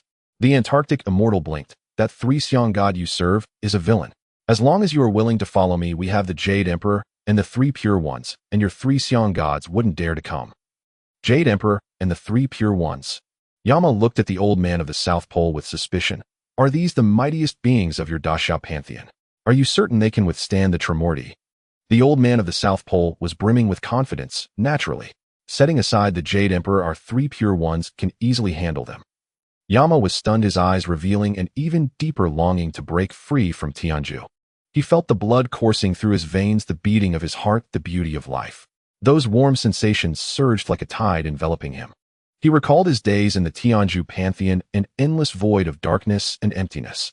Eternal stillness, eternal solitude, eternal cold. And those unspeakable meals. Seeing his resolve waver, Prim immediately roared, "My lord, I advise you not to make a mistake." His voice boomed, and Yama immediately turned to him. Prim composed himself and continued, "My lord, do you truly believe any deity can withstand the Primordial?" Yama's pupils contracted, he hesitated. Their gazes locked, neither speaking. A Daxia spectator curled his lip. "Are the Primordial really that strong?" From his attitude, he seems overly confident, doesn't he? No sooner had he spoken than he drew everyone's gaze. "Oh, this." The man's scalp tingled under the scrutiny, and he was too nervous to speak. A Tianju devotee gave him a cold look. "Do you know why we Tianju excel at physics and mathematics?" The Daxia spectator shook his head. The devotee then bared his teeth in a ferocious grin. "We study math and physics precisely to fathom the immense power of the Primordial." He pointed at the sky. "We once calculated the power of deities. The numerical might of an rank deity nearly reaches the limits of mathematics, while S rank ascends to an entirely new level." He turned to the Daxia spectator. "As for the Primordial, we estimate it would take tens of thousands of years to fully compute their power." Hearing this stark reality, everyone couldn't help but shiver. The authority of an rank deity could already annihilate an entire universe. And those above S rank could cause calamities on a multiversal scale. Extrapolating further, each additional rank represented a qualitative leap in power, and the Primordial were the highest known tier. At these words, despair crept into the hearts of many Daxia spectators. People turned their gazes to Su Nuo, as if seeking solace from his words. Feeling their stares, Su Nuo stepped forward. He asked the old man of the South Pole, "Lord of Longevity, do the Daxia deities have ranks?" The old man chuckled and nodded. "Of course we do. But it's not something like S3S or 4S. He patted Yama on the shoulder. "When it comes to power, we speak of great Luo golden immortals, quasi-sages, and sages. And your god of death here, by our assessment, is at the level of a great Luo golden immortal." As his words fell, silence reigned, then erupted into laughter. Prim doubled over with laughter. "Ha, that's hilarious." He pointed at the old man of the South Pole. "A three-rank deity, and you say he's merely a great Luo golden immortal. Are the Daxia deities here to make a joke?" Another Tianju devotee chimed in. "Exactly. Your ranks are far too few. And you're such braggarts. A three-rank should at least be your quasi-sage, right?" "Ha ha." The laughter grew louder and louder. The old man of the South Pole was not offended. He smiled benignly at them. When their laughter subsided, he spoke unhurriedly.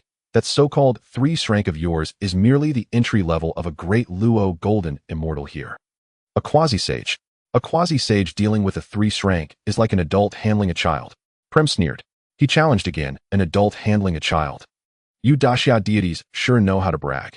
He pointed at the old man of the South Pole, his voice rising. The Primordial are the masters of the cosmos, the source of creation and destruction. You've never even seen your so-called quasi-sages and sages, yet you dare claim they can defeat them. The Western crowd also joined in. Exactly. Anyone can boast. I could say our God can swat your 3 pure ones with a single slap. Show us proof. Words alone are useless. The old man of the South Pole remained unruffled. He smiled at Prem, then turned to Yama. Young man, do you want to make a wager? Yama was taken aback. A wager on what? The old man patted his shoulder. Bet that Daxia can protect you. Bet that the 3 pure ones can defeat your Primordial. He grinned. If you win, you'll feast and live well with us from now on. If you lose, well, you'll just die once more. Yama fell silent, looking down at his hands where blood had spread to his wrists. He could feel the blood flowing through his veins, his heart beating in his chest. That warmth blazed like a flame within him. He once again recalled the darkness of Tianju, the endless stillness, the unspeakable meals. He gritted his teeth. Fine. He raised his head. I am willing to leave Tianju. As his words fell, the Tianju spectator section erupted. Traitor! You traitor! The Primordial wasted their care on you. The curses rose in waves.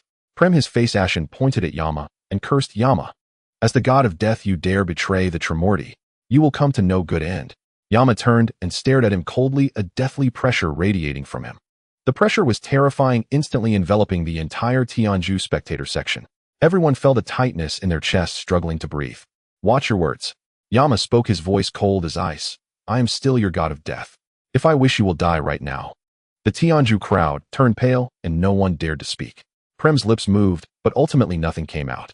Yama withdrew his gaze and turned to the old man of the South Pole. Let's go. The old man grinned and put an arm around his shoulder, about to leave. Just then, boom, thunder and lightning suddenly crackled above the arena. A violent force descended from the sky, shaking the entire arena violently. Zhao Ritian, who had been watching the spectacle, frowned and bellowed. Who dares to cause trouble? He raised his hand and sent a blast of heavenly Tao power toward the sky. But the violent force was stronger. With a deafening boom, Zhao Ritian was blasted away, crashing into the edge of the arena. Dead silence fell over the scene. The old man of the South Pole's expression grew grave. He stared at the sky and spoke slowly. Is this the Primordial? Yama observed for a moment, then shook his head. No, he is not the Primordial. But he is still very powerful. The old man turned to him. Then who is it? Yama took a deep breath. He is the king of gods, Indra. At the moment the words fell, the followers of Tianju rose in shock, for the name was too terrifying. Indra, the king of the gods in the Tianju divine realm, was almost the foremost being beneath the 3 gods. Looking across the entire Western divine realm, the only one who could stand shoulder to shoulder with him was the Holy Son of Heaven, Jesus. On the arena, Yenma took a deep breath and waved his hand at the Antarctic immortal. Brother, I might not be able to leave. You should hurry and go. He stood in front of the Antarctic immortal. He is too strong. The Antarctic immortal looked up at the strange phenomenon in the sky, his brow furrowing tightly. The sky was filled with thunder and lightning, the winds and clouds changing color, and the entire arena trembled. Indeed, very strong. He sensed the oppressive force of heaven and earth and soon concluded he is at least at the peak of Quasi-Saint. Although they were both Quasi-Saints, he had to admit the terrifying nature of Indra. If he faced him head-on, he would definitely not be able to defeat Indra. At that moment, a violent force forcefully broke through the barrier of the arena. In the high sky, a vast figure slowly emerged. The figure was frighteningly large, almost occupying half the sky, sitting atop a giant white elephant. The giant elephant had 6 tusks glowing all over, and with each step it took, the void split open. He himself was even more exaggerated, his entire body golden with 4 arms, each holding a divine artifact. Thunder hammer, hook, lasso, lotus. The most terrifying were his eyes. When they opened, it was as if 2 suns had appeared in the sky. When closed, the world turned dark. He sat on the giant elephant, looking down at the 2 divine beings below his gaze like 2 mountains, making it hard for people to breathe. Do you know your sins? He spoke. His voice was not loud, yet it shook the hearts of those present, each word exploding like thunder in their ears. Each of his words almost transformed into complex Sanskrit, mysterious and powerful. The followers of Tianju were so excited they all knelt down. The king of the gods has come. Our divine king. Lord Indra, quickly punish the heretics. Prem shouted at Indra, very pleased. And our traitor, Yenma, be sure to punish them well. The three summoners of the great Xia exchanged glances, their hearts sinking. Zhao Gang swallowed hard. Is this thing too big? Sun Hao's legs felt weak. How do we fight? They actually summoned a divine king. Su Nuo said nothing, his fists clenched tightly. On the arena, the Antarctic immortal looked at the towering figure above, ignited by a hint of anger. In the great Xia divine realm, wherever he went, he was a respected presence. Yet he was sometimes called the evil peach. Do you want me to submit? He flexed his muscles and punched hard at the sky. I'm afraid you're not worthy. In an instant, heaven and earth collapsed. The vast power made the laws and principles wail. This was the limit of his punch, far from the casual fight with Yinma. However, this mighty punch seemed like an ant in Indra's eyes. Dare to strike at me? Indra made no movements, only thinking. A terrifyingly extreme thunder force suddenly erupted. That force of thunder was explosive, tearing the void apart. In an instant, the two forces collided. Boom! The terrifying power instantly detonated. In the astonished eyes of everyone, the bolt of lightning instantly pierced through the Antarctic immortal's strike and heavily struck down toward the arena. At this moment, the Antarctic immortal and Yinma exchanged glances, tacitly unleashing a combined strike. The power of death and the power of lifespan united in one. The two completely opposite energies intertwined, producing an unfathomable power, almost like a simplified version of the power of reincarnation. The white light and black light merged, transforming into a gray beam that soared into the sky. Boom! The beam crashed into the thunder. It forcibly dissolved Indra's bolt of lightning. In an instant, the audience of Great Xia erupted in cheers. Great! They blocked it. Well done. Antarctic immortal is amazing. Yinma did well, turning to the light. Zhao Gang jumped up in excitement. Yes, that's it. Brothers united, their strength can cut through gold. Sun Hao also applauded. Let them see the power of our great Xia. Indra looked down at the two below, raising an eyebrow. Two ants, quite interesting. He smiled slightly. Then let me see what your foundation is like. He stood up from the giant elephant, stepping forward, shaking the void. Seeing this, the Antarctic immortal hurriedly approached Yinma, wrapping his arms around his waist. That's right, brother. We brothers united, their strength can cut through gold. Yinma tensed up. Where are your hands? The Antarctic immortal ignored him and patted his butt. Let's go. Yinma's face turned green. You damn. Before he could finish his words, Indra's thunder had already struck down. The two could only join forces to fight. Yinma's four hands reached out, the death energy transforming into a vast black mist surging toward the sky. The Antarctic immortal's muscles bulged, the power of lifespan transforming into white light, following behind the black mist. The black mist and white light intertwined, forming bizarre ripples. Indra stood high in the sky, all four arms swinging simultaneously. With a strike of the thunder hammer, a bolt of lightning fell. With a hook, the void split open. With a lasso thrown, it transformed into countless chains. With a lotus thrown, it turned into a sea of fire. Fourfold attacks engulfed everything. The Antarctic immortal and Yinma stood back to back, desperately defending. Brother, to the left. Right side, right side. You block the right. Above. There's also below. The two were in a flurry, struggling to keep up. The Antarctic immortal leaned in closer to Yinma while striking. Don't be afraid, I'm here. Yinma felt the Antarctic immortal's muscles rubbing against him, goosebumps rising all over his body. Get the hell away from me. Just as he pushed the Antarctic immortal away, a bolt of lightning struck down. Not good. The Antarctic immortal did not have time to think. He lunged forward, hugging Yinma and bracing his back to withstand the bolt of lightning. Boom. The lightning exploded. The Antarctic immortal was smoking all over, his back charred. He rolled with Yinma for 2 circles, lying on the ground, gasping for breath. Yinma stared at him in shock. You. What are you doing? The Antarctic immortal grinned, revealing his charred teeth. Good brothers should take hits for each other. As the god of death, you fear lightning the most, but I'm fine. He patted Yinma's chest. This is called brotherhood. This is called loyalty. After saying that, he couldn't help but pinch Yinma's waist. Nice figure. Yinma instantly became furious. Get the hell out of here. He kicked the Antarctic immortal away. The Antarctic immortal was not angry, getting up to smell the scent on his hand. Oh dear brother, you're still a bit formal. He grinned, but I like it. Yinma felt a chill as he looked at him. You damn. The words were left unfinished when Indra's voice echoed from the heavens. Enough. The two looked up. Indra stood in the sky, raising 4 hands simultaneously. The thunder scepter, the hook, the lasso, and the lotus, 4 divine artifacts illuminated at once, gathering terrifying power. The sky split apart, the earth trembled, and even the air mourned. I don't have time to play with you anymore. Indra spoke indifferently. This strike will send you on your way. With that, the 4 divine artifacts swung down simultaneously. With a strike of the thunder scepter, a bolt of lightning descended from the heavens. With a tug of the hook, the void cracked open into a chasm of immense depth. With a throw of the lasso, it transformed into countless chains that spread across the sky. As the lotus unfolded, it turned into a sea of flames sweeping towards them. The fourfold attack merged into one. The world lost its color, and the sun and moon dimmed. The southern extreme celestial elder and Yin Mo exchanged glances. This time, both their eyes reflected no trace of the previous playfulness. The southern extreme celestial elder retracted his smile, and Yin Mo dismissed his disdain. Both nodded simultaneously. The southern extreme celestial elder's arms vibrated, muscles bulging, as the power of his lifespan transformed into a soaring white light. Yin Mo extended all four hands, allowing death energy to turn into a surging black mist. The white light and black mist fused, the power of reincarnation re-emerging. A gray pillar of light shot into the sky, meeting that world-destroying strike. Boom! The two forces collided. The heavens and earth fell silent, and everyone was met with a blank void before their eyes. When vision returned, a massive pit appeared on the arena. At the bottom of the pit, the southern extreme celestial elder lay on the ground, charred black muscles convulsing. He opened his mouth to say something, only to spit out a mouthful of golden divine blood. Yin Mo lay beside him, three of his four hands severed, a large dent pressing into his chest. He turned his head with difficulty, looking towards the southern extreme celestial elder. You damn. The southern extreme celestial elder grinned, revealing bloodied teeth. Brother. He reached out, wanting to touch Yin Mo again. Yin Mo rolled his eyes. Get lost. Before finishing his words, he spat out another mouthful of divine blood. Indra stood high above, looking down at them. You dare joke around when death is at hand? He gazed at the two disheveled figures in the pit, his face devoid of any expression.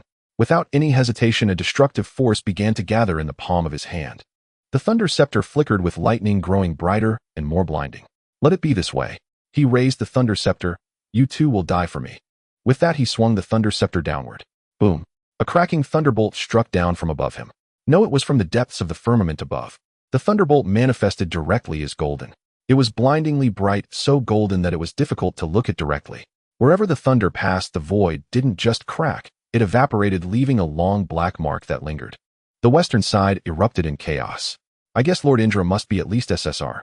One excited follower from Tianju blushed. Another follower waved his hand. Absolutely more than that. He must at least have a plus sign behind him like SSR. Someone listened and became confused. Is the rank that high? But that old man from Daxia can still trade a few blows with him. Trade a few blows. Someone scoffed. Did you not see that old man lying in the pit? That's called trading a few blows. Exactly. Yin Mo the traitor is even worse off, 3 of his 4 hands severed. With this strike, they are undoubtedly doomed. In an instant, discussions erupted. But they were all certain that the god of Daxia and the traitor Yin Mo were undoubtedly doomed. Su Nua stood at the edge of the arena, fists clenched tightly. Sweat soaked his palms. It won't happen. He fixed his gaze on the southern extreme celestial elder in the pit. He definitely has a backup plan. The southern extreme celestial elder lay in the pit, charred black muscles twitching. Yet his face showed no signs of panic, which oddly made Su Nua feel a bit more at ease. The golden thunder drew closer and closer, almost striking above. In that instant, the southern extreme celestial elder finally spoke. Your Majesty, don't just watch, save me. Those words left everyone stunned. The next second, the sky roared open. A massive heavenly gate slowly opened, golden light pouring out from within. That golden light was brighter and more splendid than Indra's golden thunder. Within the golden light, a majestic phantom appeared. He wore a crown and a robe adorned with 9 dragons seated in a carriage pulled by 9 5-clawed golden dragons. His face was indistinguishable, but those eyes made everyone involuntarily lower their heads. Those eyes were as calm as an unfathomable deep pool. There was no anger, no killing intent, not even any expression, just watching. Yet under the gaze of those eyes, even Indra's thunder weakened slightly. Everyone was stunned. Who is this? Someone whispered. I don't know, I've never seen him. Is he also a god of Daxia? Surely didn't you hear that old man call him your Majesty? Your Majesty? The Emperor of Daxia. The followers from Tianju debated, but no one recognized this phantom. Only Su Nua. His eyes lit up as he stared at that phantom, his lips moved. But he didn't utter the name, only a slow smile crept onto his lips. Indra looked up at that phantom, his brows furrowed. Who are you? He asked, his voice still domineering. The phantom did not answer. He simply raised his hand and gave a gentle wave. The golden thunder collided with an invisible wall, exploding with a bang. Indra's pupils constricted. He hadn't anticipated that this god of Daxia would so easily break through his thunder power. The phantom then spoke. You do not deserve to ask my name. I do not deserve. Indra laughed in anger. He stood in the sky, spreading all 4 hands. The thunder scepter, the hook, the lasso, and the lotus hovered before him, slowly rotating. With each rotation, the brilliance of the divine artifacts intensified. With each increase in brightness, the pressure in the world grew heavier. I am the king of the gods. Beneath the three aspects of divinity, and above all gods. You, a mere phantom who doesn't even dare to state your name, dare to say, I am unworthy. With that he moved. With a strike of the thunder scepter, the power of thunder erupted. It wasn't a single bolt of lightning, but millions. A dense mass of lightning descended from the depths of the firmament, tearing the entire sky to shreds. Each bolt of lightning was thousands of feet long, each carrying a breath of destruction. The lightning intertwined into a massive net descending upon that phantom. That phantom sitting in the carriage finally raised his hand. He spread his 5 fingers, pushed forward, and a golden light exploded from his palm, transforming into a brilliant golden dragon. The golden dragon collided with the net of lightning, exploding with a resounding boom. The lightning scattered, the golden dragon shattered, and both retreated half a step. Indra's eyes brightened, surprisingly a formidable opponent. After Indra finished speaking, his 4 hands began to move simultaneously, causing the Sanskrit symbols that hung before him to come to life in an instant. Each character began to glow, emitting a humming vibration. Those characters flew into the sky, aligning one after another, and in the blink of an eye formed a massive Sanskrit chain. The chain was engraved with ancient scriptures, each word pulsating and burning. Do you see? This is the Vedic divine script. When the heavens and earth were first opened, the great Brahma created all things using these characters. Each character represents a law. Indra spoke with pride in his voice, and I am the only god who controls all the runes. He pointed, and the chain flew toward the illusory figure of the Jade Emperor. As it passed, the space did not shatter, but transformed directly into the shapes of those characters. It was as if the very rules of the world were being rewritten. The people below suddenly felt a sharp pain in their heads, as if some different rule was altering their perception. The Jade Emperor sat in his palanquin, still not rising. He glanced at the chain, raised his hand, and summoned a jade seal. In the next moment, the seal hovered above his head, slowly rotating. With each rotation, a beam of golden light fell from the jade seal. That golden light landed on the Jade Emperor, on the 9 dragons behind him, and on the palanquin. This is the seal of the Supreme Jade Emperor of the Hautian Golden Palace. After I attained enlightenment, this seal appeared out of thin air, and with it I can dominate the 3 realms and govern the heavenly laws. Under the Jade Seal, all laws return to their origin. The heavenly rules and all things in the universe stem from this. He gently pointed, pressing the Jade Seal downward. Boom! A formless power descended from the heavens, embodying the very essence of the rules, the power of the heavenly laws. The Sanskrit chain, having rushed halfway, was halted by this force. The pulsating characters began to tremble and wail. One by one, the characters fell from the chain and shattered into points of light in the air. Indra's pupils constricted. This is the power of the heavenly laws. How dare you mobilize so much of it? Without waiting for the Jade Emperor's response, he brought his hands together. The shattered characters were formed, transforming into a gigantic Sanskrit character. The Sanskrit character consisted of a single word, Om.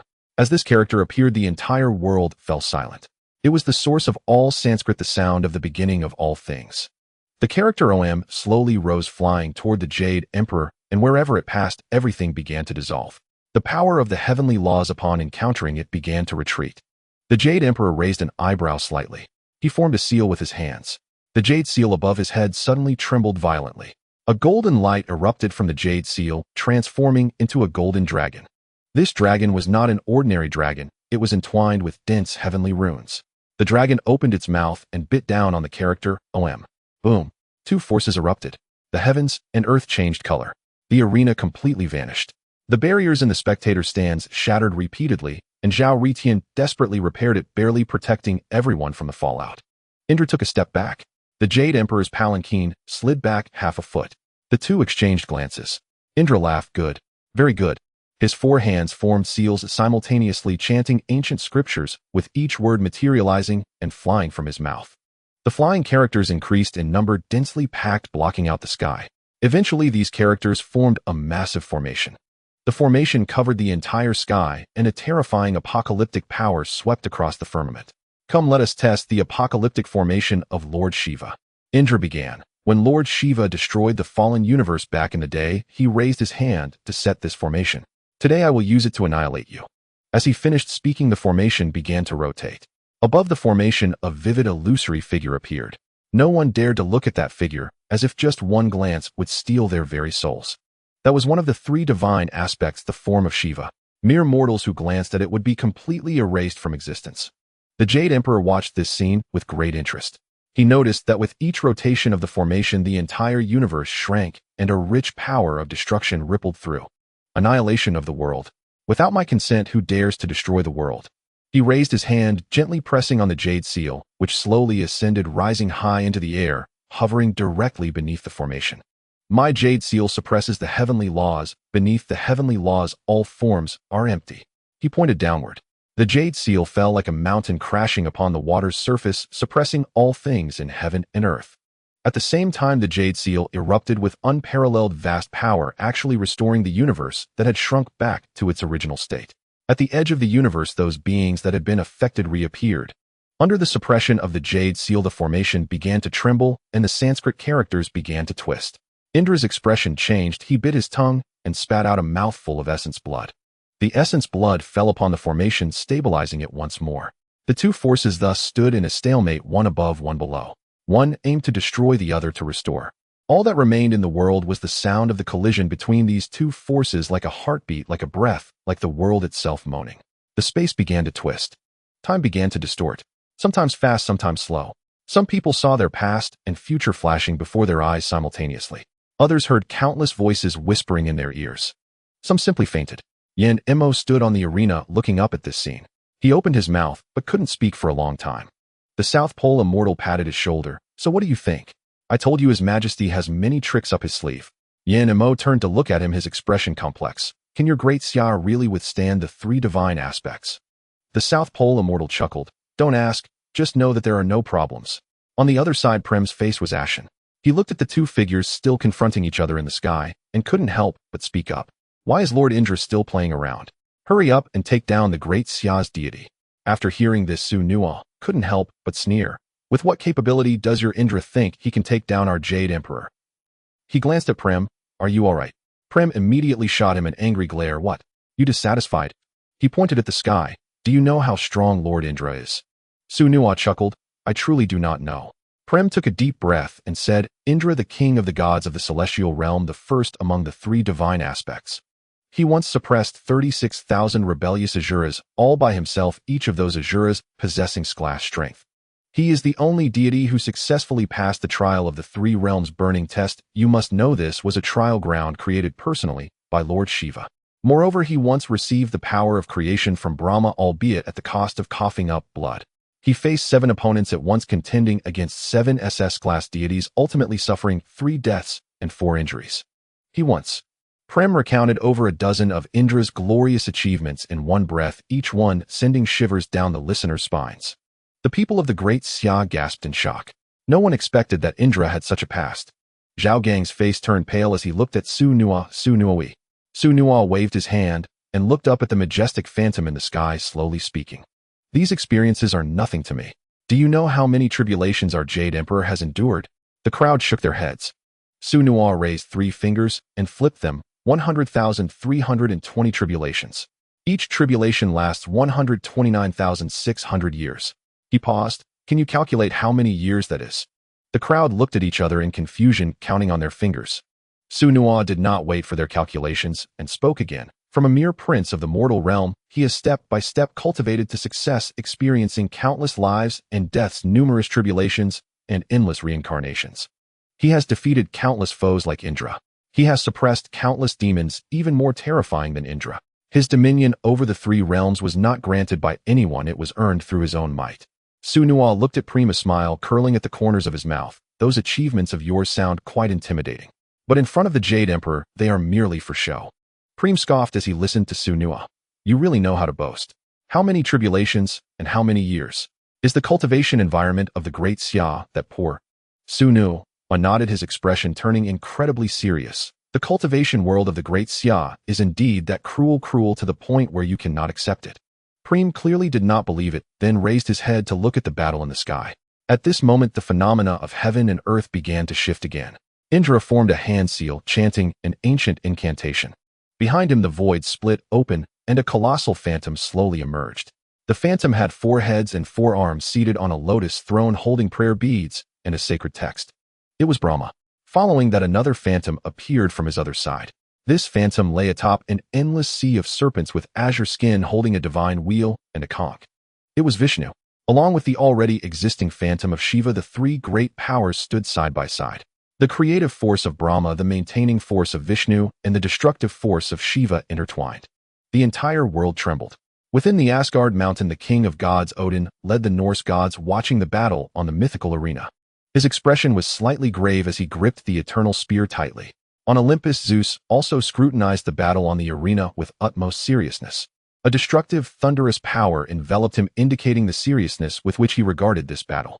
With the pressure from the three phantoms, it seemed the Jade Emperor's seal could no longer withstand. The heavenly Tao seal trembled in the air, its golden light beginning to dim. Indra, feeling pleased, exclaimed, "Ha ha, how will you fight this time? How will you compete with me?" Under his control, the pressure exerted by the three phantoms grew even stronger. Brahma's wheel turned, Vishnu's divine wheel rotated, and Shiva's trident trembled. The three forces pressed down simultaneously. The Jade Emperor's chariot retreated several feet. The Jade Emperor snorted coldly, forming a hand seal with one hand and gently slicing through the air, creating a crack in space. A faint light emanated from the crack, as if connecting to another world. The Jade Emperor reached in, slowly retrieving an object. It was a book. The cover was ancient and dark golden with no words inscribed upon it. Yet everyone could feel that this book contained unimaginable power. The Jade Emperor opened the pages of the book. As the first page turned, a golden light soared into the sky, piercing through the oppression of the three phantoms and shooting straight into the clouds. As the second page turned, countless chanting voices echoed through the heavens and earth.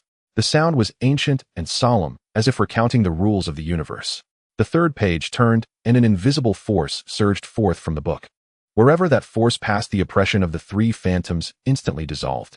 Brahma's will stopped turning. Vishnu's divine wheel froze in midair.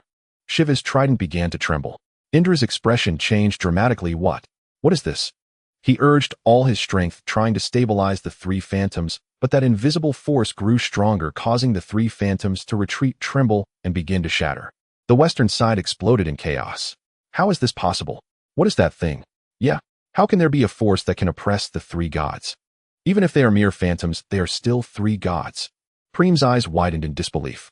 Sunua laughed heartily. You Western gods really don't understand, do you? This is called the Heavenly Book.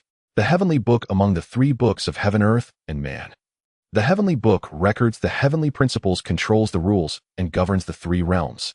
The Earth Book records all things governing life and death, reincarnation of beings. The Human Book records causes and effects, balancing good and evil, and adjudicating merits and demerits. Under the Heavenly Book, all laws return to the source. Don't say, you three phantoms. Even if the true bodies of the three gods came, they would have to show some respect. After hearing this, Prim's face turned pale. Though he wanted to retort, the power of the Heavenly Book was evident to all. The battle in the sky continued. The Jade Emperor closed the Heavenly Book, raised a hand, and pointed. A golden light shot from the book, striking Indra directly. Indra let out a scream as he was sent flying. The three phantoms shattered with a loud bang.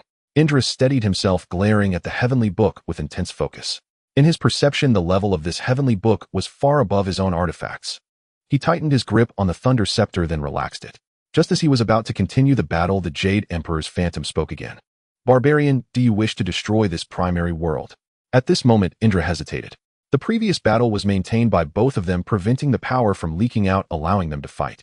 If either of them had relaxed, even slightly, let alone Blue Star, even this universe would vanish in an instant. Their previous battle had nearly reached its limits. If they clashed again, it might very well obliterate this universe. Indra stared at the Heavenly Book and glanced at the Jade Emperor's face obscured in shadows.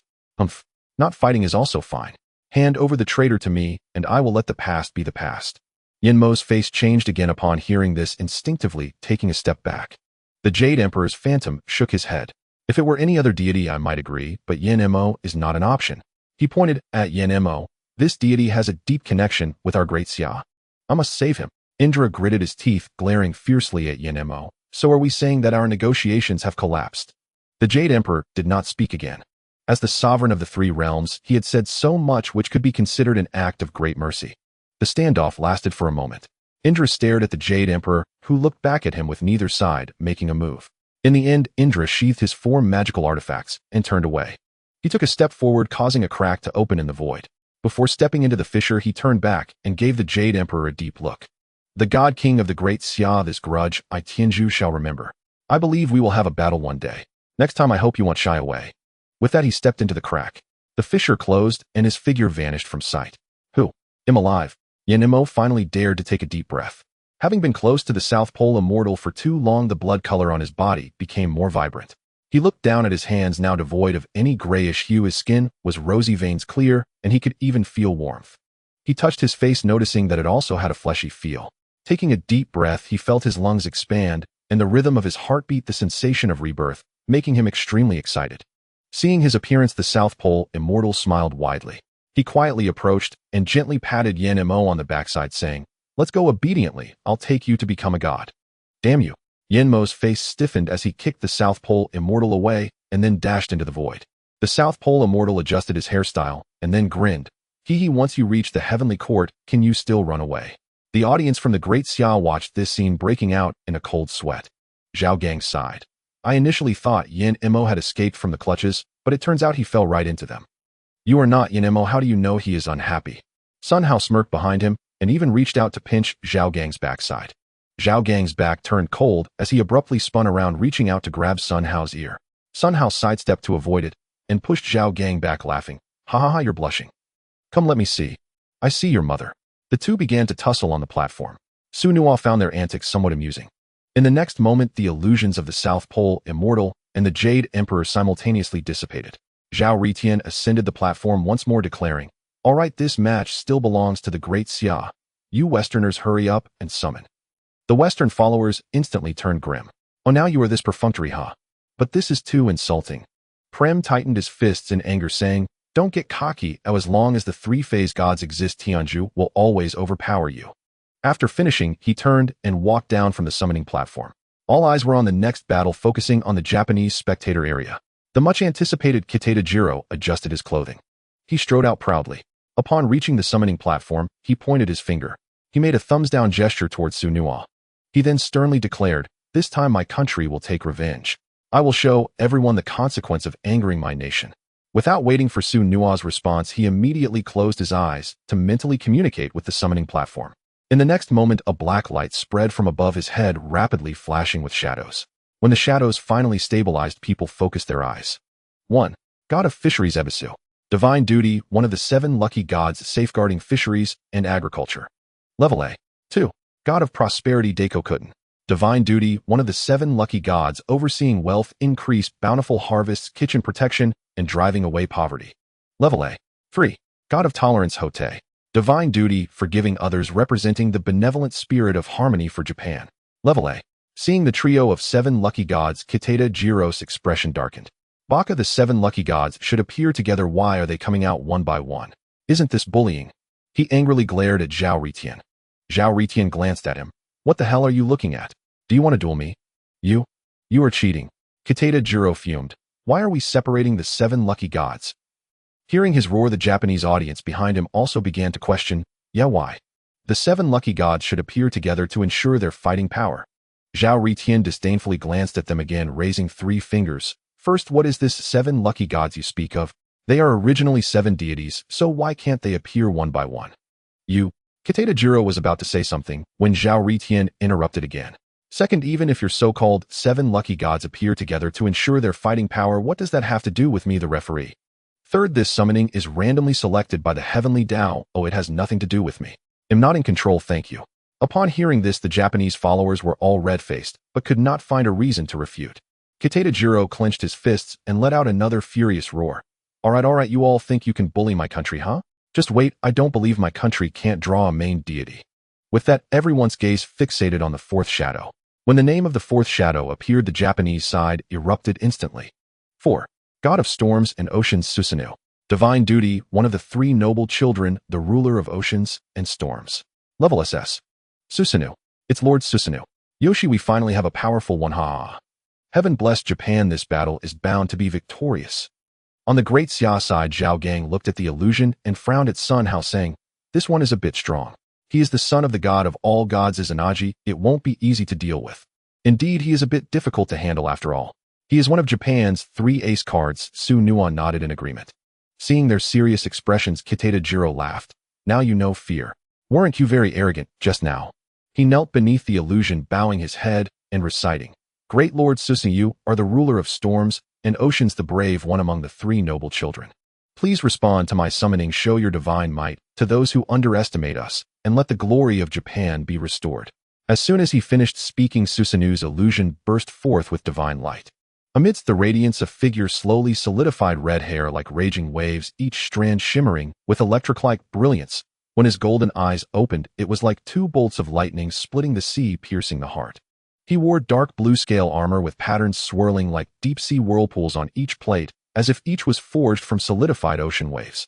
Slung across his back was a gigantic longsword, its sheath adorned with a roaring dragon design, the hilt wrapped in silver threads held in his hand, as if he were gripping the entire tumultuous ocean. As his feet touched the platform, a thundering sound echoed, causing the platform to sink half an inch.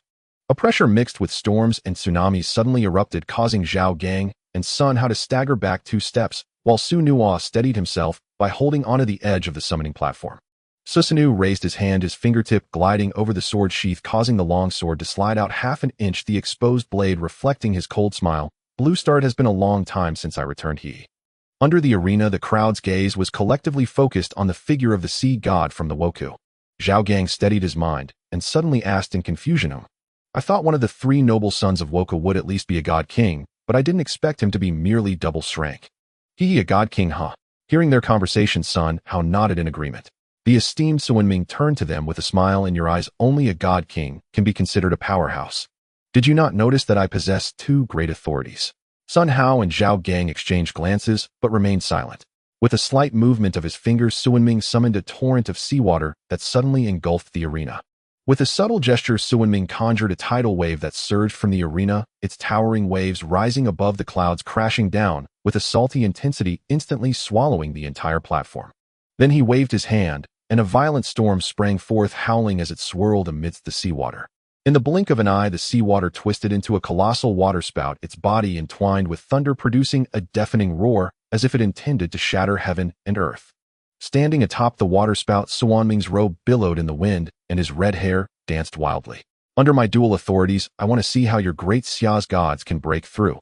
His voice mingled with the wind as the waterspout pressed downward, shattering the stone railing at the arena's edge and sending shards flying.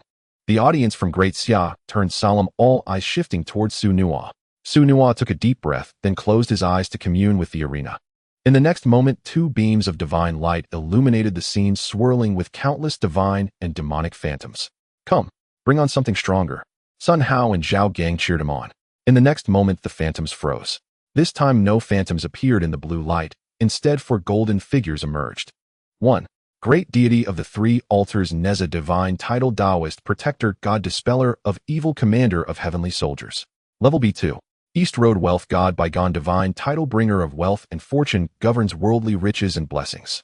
Also governs romantic relationships. Level C. 3.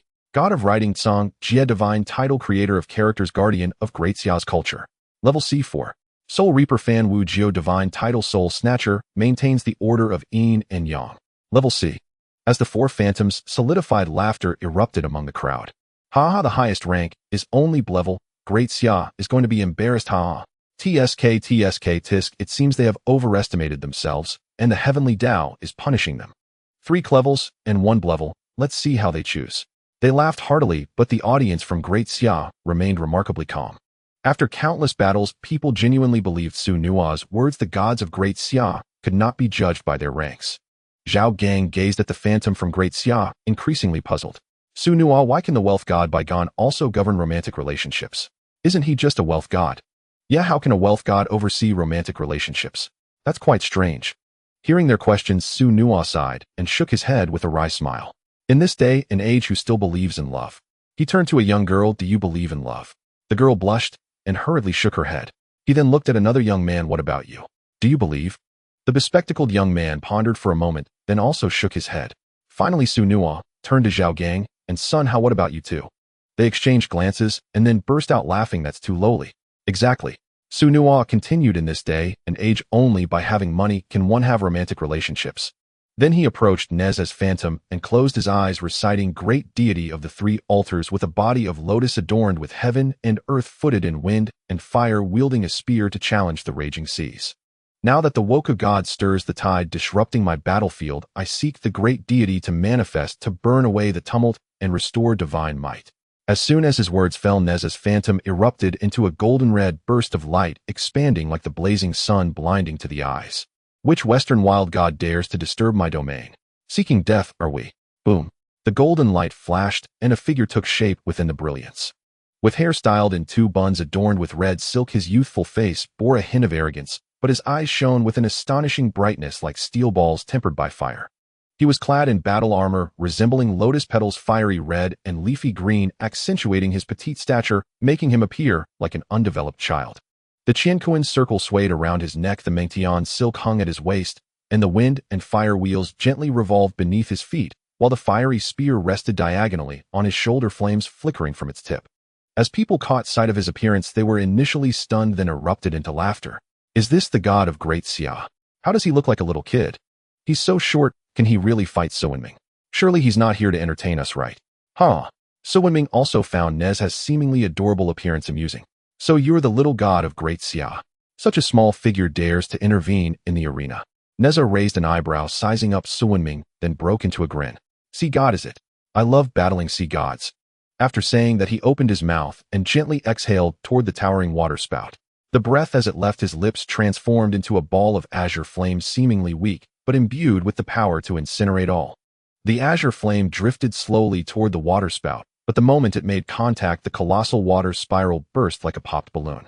Sizzle! With a crisp sound, the flames rapidly spread, the azure flames climbing up the waterspout in the blink of an eye.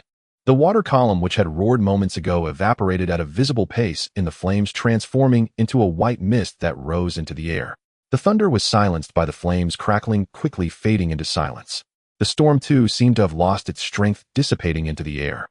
In just a short while, the towering waterspout vanished completely, leaving behind the damp arena floor still smoking from the residual flames. Laughter was completely stifled. Everyone widened their eyes, staring at the flickering azure flame, unable to utter a word for a long time. The smile on Suwenming's face vanished in an instant. He stared intently at the flame, his pupils slightly contracting. He could feel that this flame concealed a power capable of incinerating all, even the seawater he controlled could not withstand it. He retracted his earlier disdain, his body slightly tensing, and his gaze on Neza grew more solemn. Yet Neza flashed him a grin, revealing a row of white teeth. Do you still dare to look down on me now? The deity Suwenming stared at the remnants of the azure flame, suddenly throwing his head back in laughter. Ha ha! As his laughter faded, he spoke. You should never have crossed paths with me. Neza raised an eyebrow, somewhat curious. Why? Suwenming laughed even louder. Don't you understand? Water can extinguish fire. Huh. The surrounding Japanese believers laughed along. Someone shouted, it's just a mere level deity. Facing a double level is already difficult, and he plays with fire. Another person chimed in, this is definitely the Benefits Bureau, victory is assured. Ha ha ha. Ha. The crowd laughed uproariously, no one believing Neza possessed any real strength. Just as Suwenming was laughing heartily, slap. A resounding slap suddenly struck him, knocking him to the ground. At that moment, everyone was stunned. Suwenming touched his reddened cheek, his face filled with disbelief. You dare to hit me?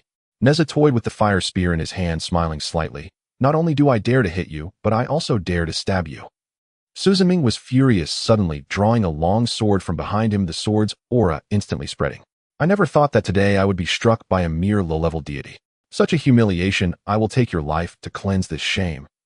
As his voice fell, he flickered, and the long sword in his hand danced into a flurry of petal-like sword shadows. This scene stirred the hearts of the Japanese believers. I didn't expect Lord Susanoo to fight in such a primitive way. Yes, this is going to be interesting. I was worried he would eliminate that deity of Xia in an instant using divine power. That would be too dull. Hearing their words, Zhao Gang raised an eyebrow, playing with swords. Suwenming can actually wield a sword. Sun Hao walked up to him, nodding. In Japanese mythology, he is the god who created swords. Zhao Gang suddenly became interested. Sun Hao continued. In their mythology, after Suwenming created the sword, he was not skilled in its use.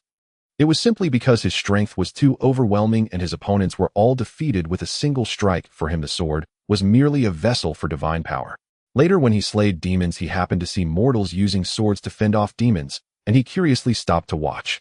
It was then that he discovered that swordsmanship actually existed in the world. Is that so?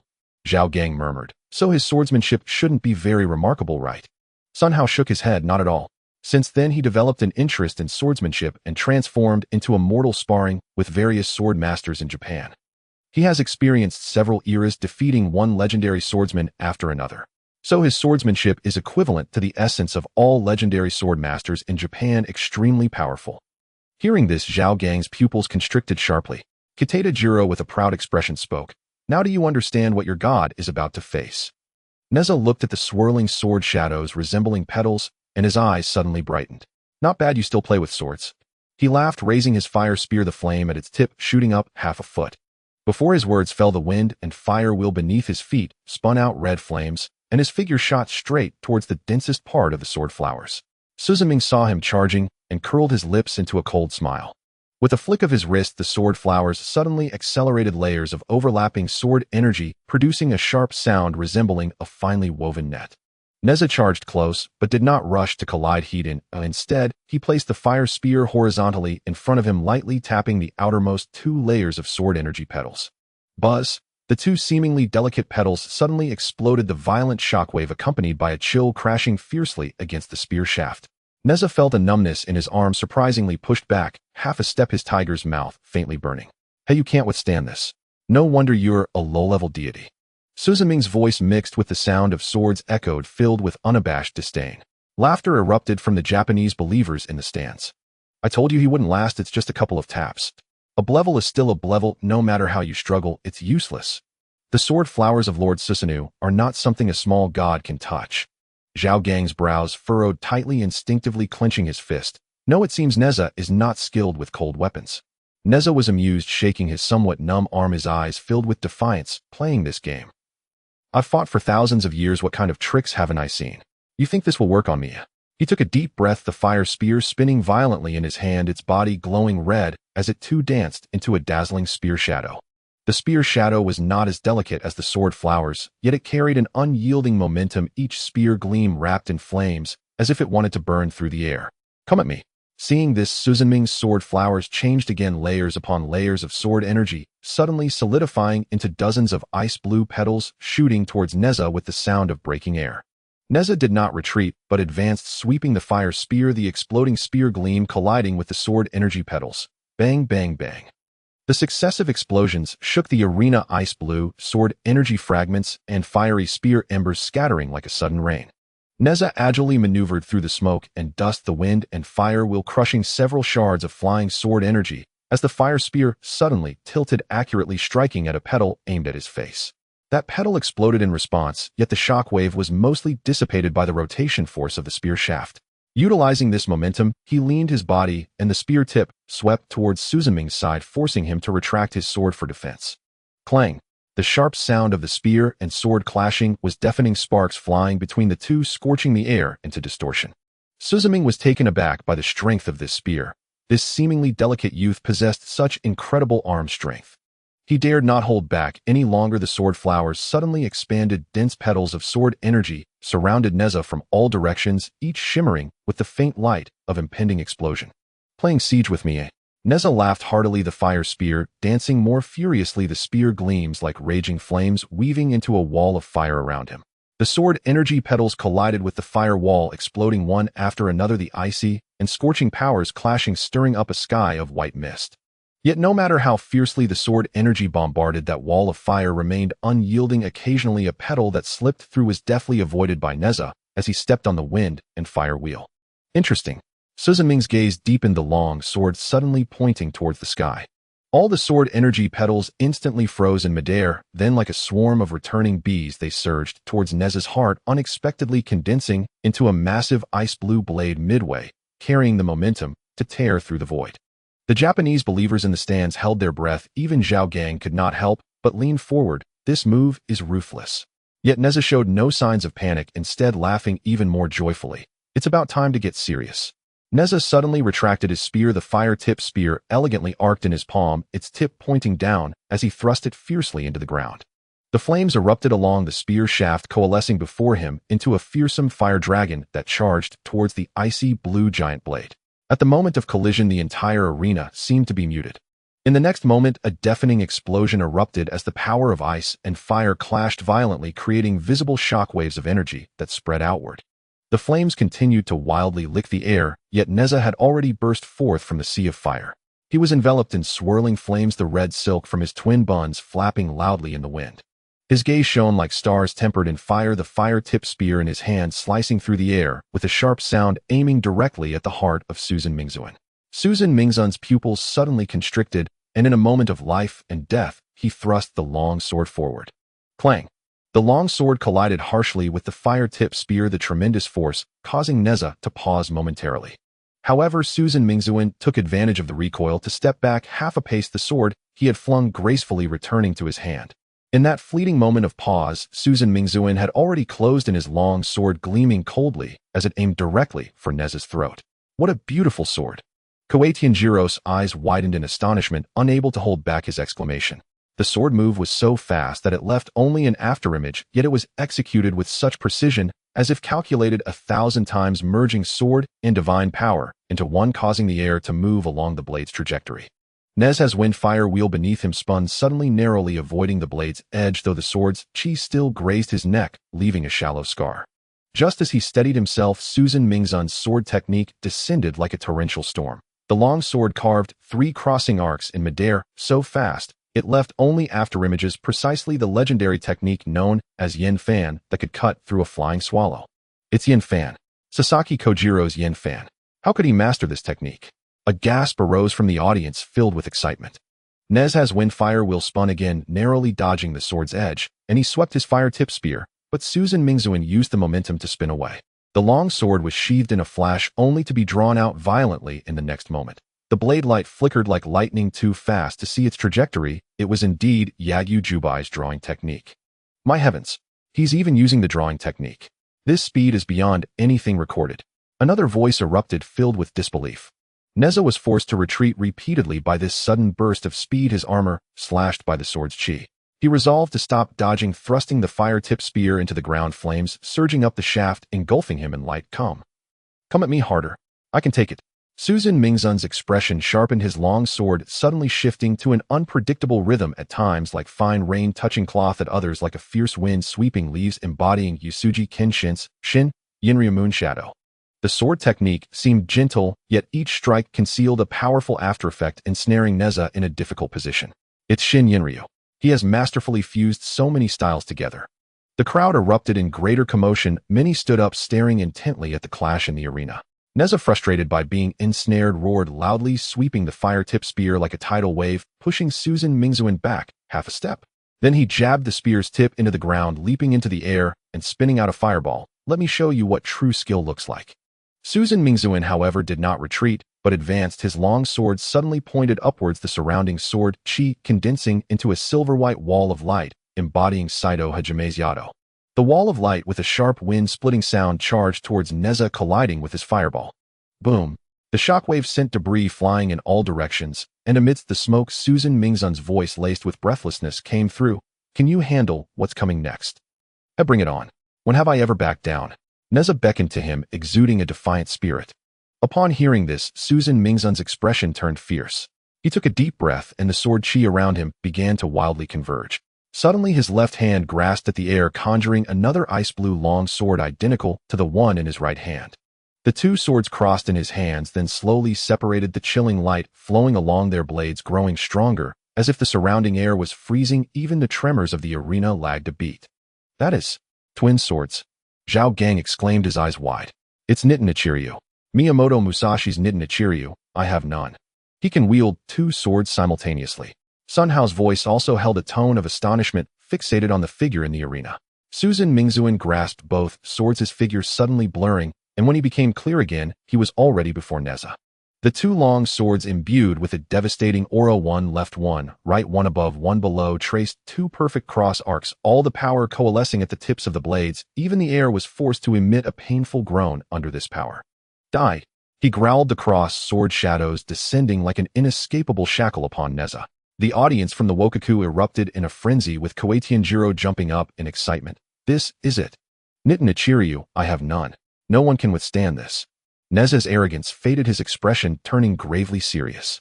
He abruptly raised his hand, the Chinkoan circle buzzing and flying up, transforming into a golden ring that crashed towards the left sword with a resounding whoosh. At the same time, the Hunyuan silk at his waist seemed to come alive, the red silk expanding and wrapping around the right sword's edge. Clang! Sizzle! The crisp sound of the golden ring colliding with the long sword, and the sharp sound of the red silk rubbing against the blade erupted simultaneously. However, the power of Nitin Ichiryu far exceeded expectations, causing the Chinkoan circle to be repelled back.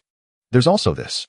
Neza advanced rather than retreated, the fire-tip spear spinning violently in his hand, flames soaring high from the spear tip, while the wind-fire will beneath him reached its peak speed, spinning him like a top.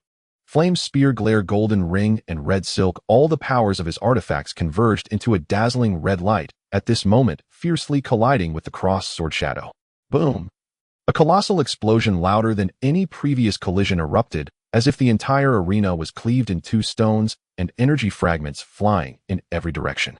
As the smoke gradually cleared, the figures of the two combatants became visible once more.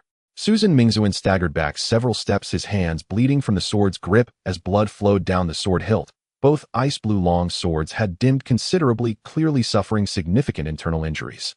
He looked at Neza in disbelief, his eyes filled with horror. Neza stood in place, his chest slightly rising and falling, his twin buns somewhat disheveled, yet his gaze remained astonishingly bright. He raised his hand to catch the returning Chinkoan circle, placing it back around his neck, as he also retrieved the Hunyuan silk at his waist, but the tip of the fire-tip spear remained firmly pointed at Susan Mingzuan. So how is it? Neza grinned, revealing 2 rows of white teeth. Your ultimate move is nothing to write home about. Su Mingzun covered the bleeding wound on his palm, his gaze dark and brooding. He fixed his eyes on Neza and roared, impossible. This cannot be. What makes you think you can counter the second heaven's flow? Neza shook his fiery spear, its tip flickering with flames, and grinned. What makes me? I stormed into the East Sea with a spear at the age of 3, challenging the Dragon King, when you didn't even know where you were. After fighting for so many epochs, isn't it only right to have some decent skills? He paused, pointing at Su Mingzun with a mocking tone. With your level of swordsmanship, you are utterly inconsequential in our heavenly court. Any random sword immortal could effortlessly subdue you. You're courting death. Su Mingzun was thoroughly enraged by this remark, his face turning crimson as he violently threw down the 2 long swords in his hands. As the swords hit the ground, a colossal wave suddenly surged around him, intertwining blue water light with raging winds. The entire arena was once again submerged by the rising tide, the waves more ferocious than before, carrying a momentum that threatened to tear everything apart. Don't think I can only wield a sword. Su Mingzun's voice echoed in the storm, filled with cold fury. Let me show you the true power of the storm and the ocean. He raised his hand and waved, instantly conjuring countless ice spikes from the seawater, shooting densely toward Neza, while the gale whipped the giant waves forward like a wall. Neza's wind and fire wheels rotated beneath his feet as he nimbly weaved through the ice spikes, his fiery spear sweeping across, turning the approaching ice spikes into vapor. Before I even became a deity, I could cause chaos in the East Sea. You think you can use seawater against me? He suddenly thrust the fiery spear into the ground, flames spread along the shaft, forming a wall of fire before him that forcefully held back the monstrous waves. As the fire wall collided with the giant waves, it produced vast clouds of white mist enveloping the entire arena in a haze. Su Mingzun spread his arms wide, and the storm around him surged violently, the howling winds nearly tearing at eardrums. Under the storm's influence, the seawater resembled a gigantic python pressing towards Neza's firewall in layers. The flames visibly shrank, the edges of the fire starting to dim. I've told you long ago, water extinguishes fire. Do you dare to counter me with flames? Su Mingzun's voice, laced with arrogance, was carried by the wind. Neza looked at the shrinking firewall and suddenly grinned, revealing 2 rows of white teeth. Then, what about this flame? As his words fell, he opened his mouth and spat out a ball of azure blue flame. The moment the flame appeared, it seemed to come alive, instantly spreading out. This was the 3 charcoal true fire. Crackling as it met the storm, even the seawater seemed to ignite with flames. Its all-consuming nature revealed without doubt, even water and wind became fuel. In just a moment, the entire arena was cloaked in scorching flames. The once surging seawater and storm had become nourishment for the fire. Oh! Su Mingzun, hidden within the mist, suddenly let out a cry of pain.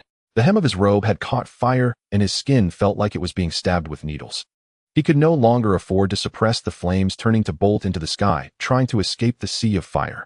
The onlooking Japanese disciples below watched in despair, some screaming, "No, this is not scientific.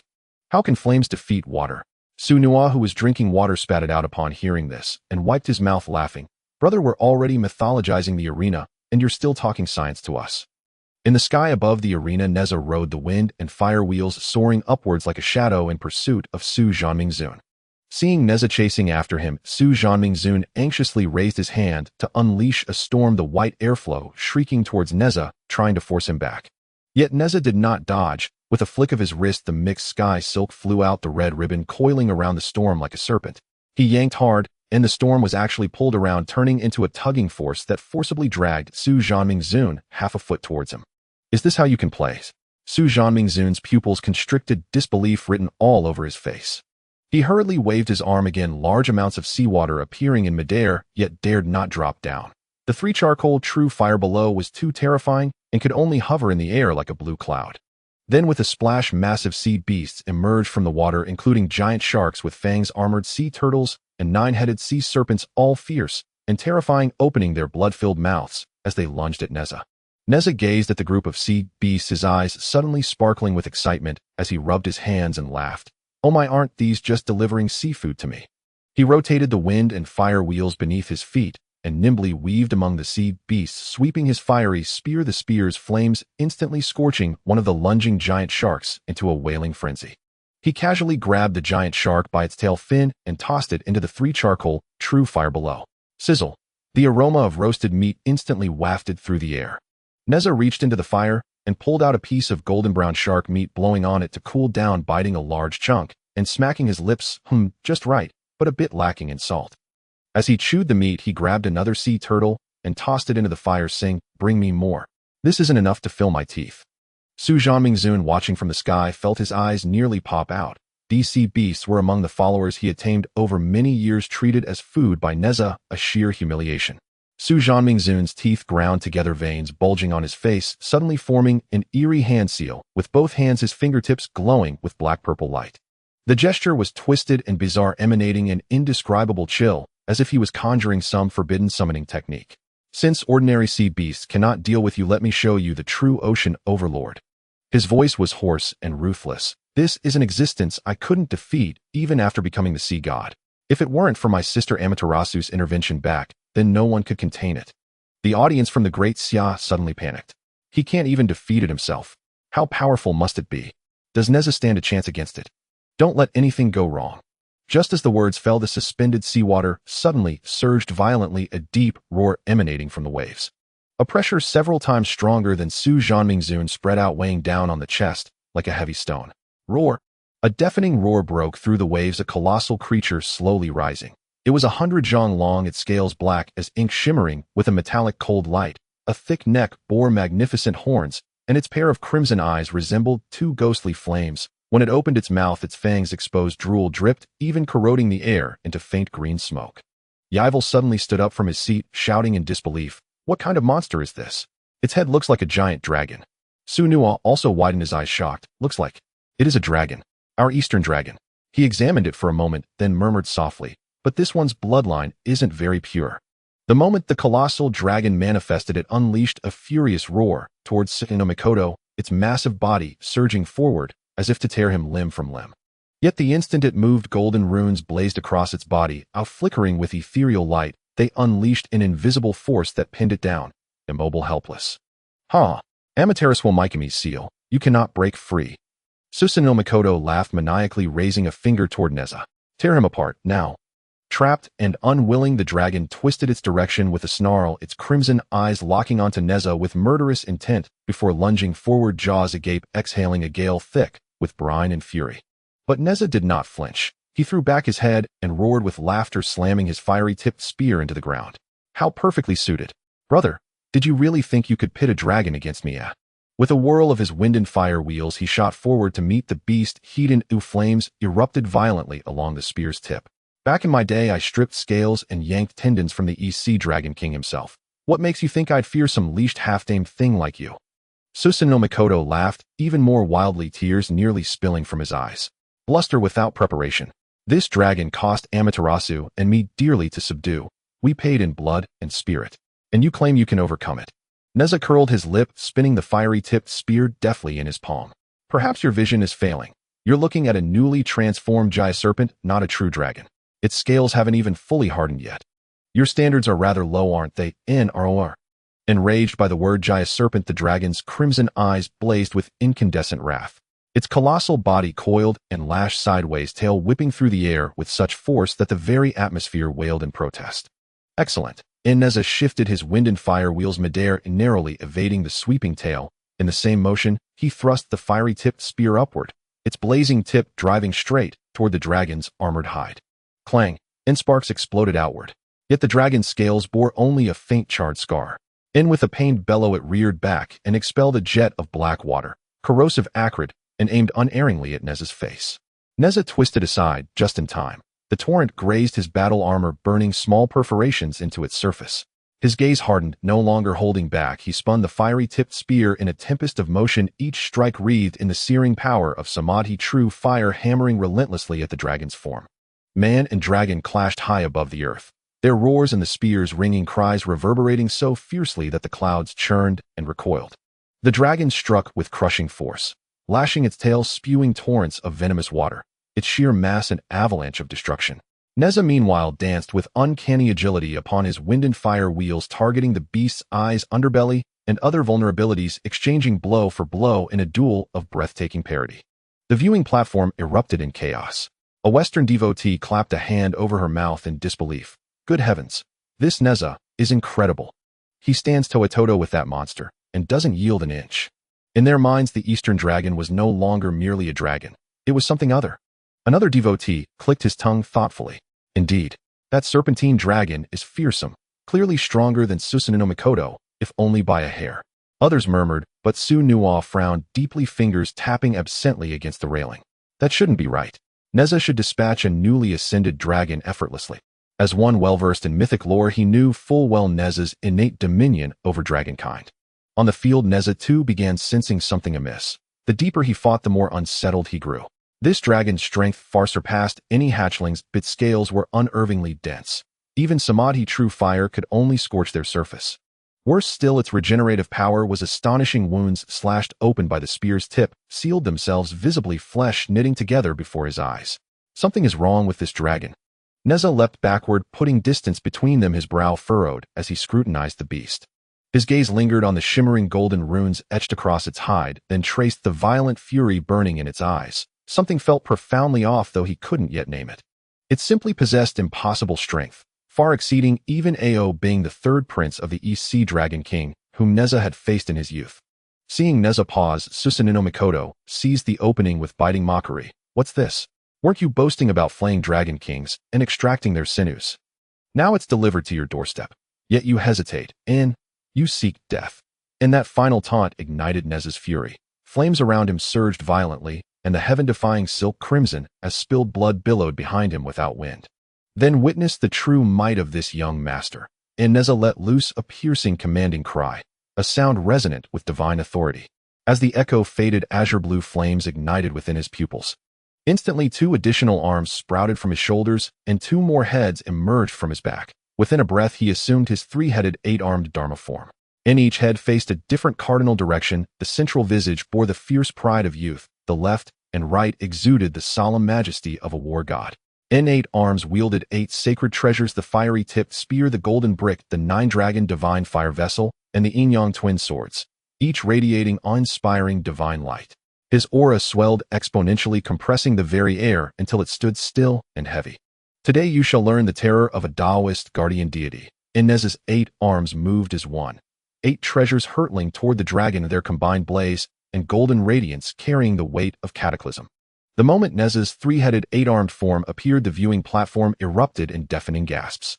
Su-Nuo stared at the figure bathed in celestial light upon the arena floor, whispering in awe, the fierce Neza, 3-headed, 8-armed. In this state, there is no question, the dragon stands no chance. On the battlefield, Neza's 8 arms struck in perfect concert. The fiery-tipped spear, wreathed in samadhi, true fire, darted for the dragon's eyes. The golden brick streaked like a falling star toward its skull. The 9-dragon divine fire vessel flared open, emitting a gravitational pull capable of ensnaring all things. His 3 heads locked onto distinct targets. 8 eyes blazed with intensifying flame. His assault became a seamless, suffocating storm, leaving the dragon reeling under relentless pressure. Yet the dragon refused to yield. Its titanic frame writhed violently midair, vomiting torrents of black water like monsoon rain upon Neza. Its tail carved a shrieking arc, and its scales shimmered with an eerie, defensive luminescence. withstanding even the golden brick's impact. But Nez's onslaught was too ferocious. Samadhi, true fire seeped through fissures in the dragon's scales, burning deep beneath its hide, eliciting agonized roars and slowing its movements with each passing second. Clang, clang, clang, and the fiery-tipped spear struck the same scale repeatedly, until at last it shattered and flew away, revealing raw, bleeding flesh beneath. With a flick of his left hand, Neza crossed the Yin-Yang twin swords, slicing deep into the dragon's neck, carving a wound that laid bare bone and sinew. The dragon howled in pain, arching its neck skyward, and from its maw erupted a roiling cloud of black mist. Where it touched the ground, even Samadhi, true fire, dimmed, choked by its oppressive void. Seizing Neza's momentary evasion, the dragon swung a colossal claw toward his chest, aiming to crush him utterly. But Neza's rightmost head sneered, and the nine-dragon divine fire vessel in his right hand expanded instantly, engulfing the claw hole. Seal, and he commanded softly, and the vessel constricted, locking the claw in place. Simultaneously, his leftmost head drove the golden brick down upon the dragon's horn with devastating force. Crack! Na's sickening snap echoed. The dragon's horn shattered, tumbling to the earth, trailing crimson threads. Neza caught the broken fragment midair and held it up for inspection. Inside the fractured horn, no natural jade grain gleamed. Only a dense lattice of golden runes identical in pattern to the binding sigils coursing across the dragon's body. All three heads froze. Then in unison their eyes widened with sudden, dawning revelation. The central head spoke, voice edged with astonishment. Now I understand. I see it clearly at last. The head of Neza grinned widely, his voice carrying a chilling aura. This is no ordinary dragon. It is a dragon born from the fusion of your Yamato nation's dragon vein and the fortune of your nation. The fortune dragon. Suin Mingzuan furrowed his brow, unable to grasp the full meaning of the term, yet sensing the breath that connected the dragon to the lifeblood of Yamato, his face instantly turned pale. The three heads of Neza simultaneously grinned wickedly, their white teeth gleaming ominously in the firelight. Once I eliminate this dragon, the fortune of your Yamato will be halved. At this proclamation, the crowd erupted in an uproar. What? If we kill this dragon, their fortune will be cut in half. My heavens, that's ruthless. Kawada Jiro's face turned green as he shouted at Suin Mingzuan. My lord, quickly protect the fortune dragon. We cannot let him succeed. Suin Mingzuan dared not delay any further, his figure flashing as he rushed to the giant dragon's side, forming seals with his hands.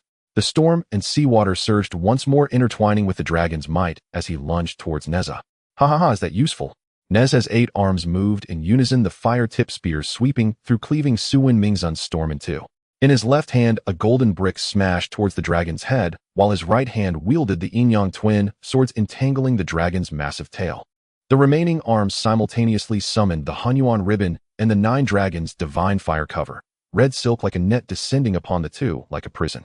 The giant dragon was ensnared by the suction of the divine fire cover, roaring as it writhed, black water gushing towards Neza, only to be evaporated into white mist by the flames surrounding him. Seizing the opportunity, Suin Mingzuan launched a surprise attack from the side, his longsword piercing towards Neza's back with icy blue sword energy, but was caught by the corner of the central head's eye. Clang!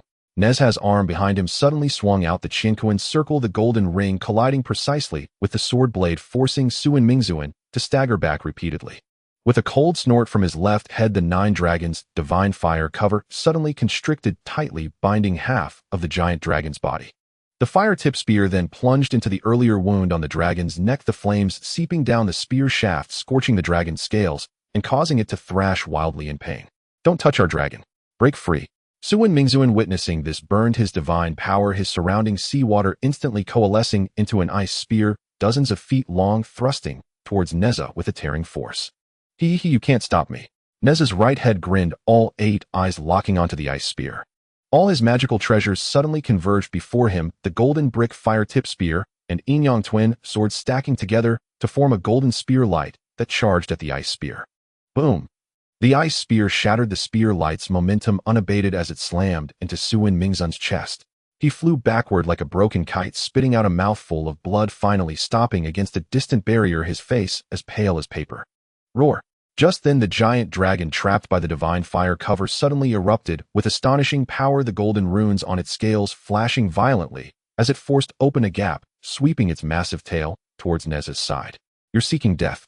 Neza's central head shouted angrily, exerting force with the ensnared arm, the Hunyuan ribbon suddenly swelling, flames igniting along the red silk as it tightened around the dragon's neck. He freed two hands, one gripping the fire-tip spear, and the other holding the golden brick, thrusting the spear tip into the dragon's neck wound, while the bricks slammed down on the same spot. Bang, bang, bang. Each impact was accompanied by the dragon's mournful howls, the wound on its neck widening as blood gushed forth like a spring rising from the ground in billows of smoke. Suin Mingzuan watched in horror, struggling to rise, controlling the remaining seawater to form ice spikes, densely shooting towards Neza in an attempt to rescue the giant dragon. But Nez's 3 heads and 8 arms were too overwhelming. The arms behind him swung out, the Chinkuan circle, the golden ring spinning rapidly in the air, blocking all the ice spikes. At the front, the fire-tip spear suddenly exerted force, forcibly extracting a section of bone inscribed with golden runes from the dragon's neck wound. Roar! The giant dragon let out a dying roar, its massive body convulsing violently, the golden runes on its body dimming rapidly, taking Suin Mingzun's aura down with it. Nez's 3 heads laughed simultaneously, the 8 arms working together to pull the Hunyuan ribbon hard. Crack! The bone in his grasp shattered in response, revealing a section of glistening dragon marrow that flowed with a warm golden glow like melting gold. Nez's central head leaned and licking his lips with his tongue. The 3 flames ignited in his palm, instantly wrapping around the dragon marrow, sizzling with a delightful sound and releasing a fragrant aroma mixed with a charred scent. He unabashedly opened his mouth to bite down, the golden marrow dripping from the corner of his mouth, as all 3 heads displayed expressions of satisfaction. Delicious. So delicious. Neza savored the dragon's bone marrow, his expression utterly enjoying it. How bold! You dare to eat our dragon! The onlookers from Yamato turned pale, with someone angrily shouting, "That is the essence of our fortune. How can you desecrate it like this?" The giant dragon's pupils turned crimson with pain and fury, staring at Neza, its throat emitting a fragmented low roar, yet it couldn't even complete a full roar due to the constriction of the Hunyuan ribbon. Suin Mingzuan, clutching his chest, charged forward, the mist around him boiling like waves, coalescing into dozens of ice spikes, shooting towards Neza's stop. Neza's left head snickered, the 4 arms behind him simultaneously lifting the golden brick Chinkuan circle and yin-yang twin swords intertwining to form an impenetrable barrier blocking all the ice spikes. The central head, chewing on the dragon marrow, mumbled, "What are you in such a hurry for? I'll leave you some. This dragon marrow carries fortune and is far more invigorating than ordinary spiritual items." He freed one hand, tearing off a piece of sinewy meat from the giant dragon's hind leg, skewering it with the fire-tip spear to roast. The fat dripped onto the fire with a crackling sound, casting shifting shadows on his face, revealing a hint of ferocity. 3/4 of the fortune has drained away. Suin Mingzuan felt the diminishing power around him, his eyes nearly bursting with rage. He disregarded everything, gathering his final divine power into an ice-blue long knife, striking towards Neza with a desperate momentum. "I'll fight you to the end." Neza's right head raised, its eyes, all 8 arms moving simultaneously at the moment of collision between the fire-tip spear and the ice blade. A blinding light erupted. He licked the remnants of dragon marrow from his fingers, all 3 heads laughing together. "This is great. Eating while exercising is just right for digestion." The central head of Neza was chewing on a dragon leg. The meat was roasted to perfection, crispy on the outside and tender within, its skin gleaming with an amber luster. With a gentle bite, golden juices trickled down the corner of his mouth, carrying a rich, savory aroma mingled with a hint of char. This dragon leg is roasted just right. Crispy skin and tender meat, even more satisfying than sucking pig. The right head grew anxious at once, grumbling at the central head, "Give me a bite too. It smells absolutely divine." The central head chuckled, turning sideways to hand over the remaining half of the dragon leg.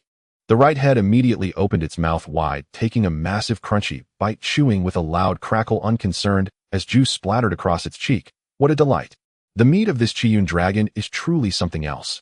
Eating it makes my whole body feel warm and cozy. You bastards dare to eat it head by head." Just then Susanu's ice blade came slashing through with a chilling aura. The left head narrowed its eyes sharply. From behind, 4 arms swung simultaneously. A golden brick clanged against the ice blade, deflecting it, while the yin-yang dual swords launched a counterattack, forcing Susanu to retreat step by step. "What's wrong? Want to taste too? Beat me first, and then we'll talk." The left head snorted coldly, yet its movements never faltered, locked in a fierce and evenly matched struggle with Susanu.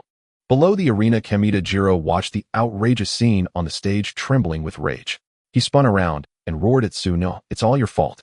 You indulged this monster in defiling our Chiyun dragon." Sunua spread his hands, looking helpless. "You were the ones who challenged our Daxia deity. If you're outmatched, who else is there to blame?" Can't you just admit defeat and hand us the victory on a silver platter? Zhao Gang, standing nearby, couldn't help swallowing hard. He rubbed his hands together and grinned. Honestly, that dragon meat looks incredibly tempting. Roasted till it's glistening with oil, and the aroma is mouth-watering. Bakayuru. How dare you? Kamita whirled around, his bloodshot eyes fixed on Zhao Gang. Sun Hao stepped forward, a grin spreading across his face, a hint of provocation in his gaze. If it's possible, what makes you think we wouldn't dare? On the arena, Neza finished the dragon leg, then freed a hand to grab the dragon's back. With a sudden powerful yank, he tore out the gleaming blue dragon sinew.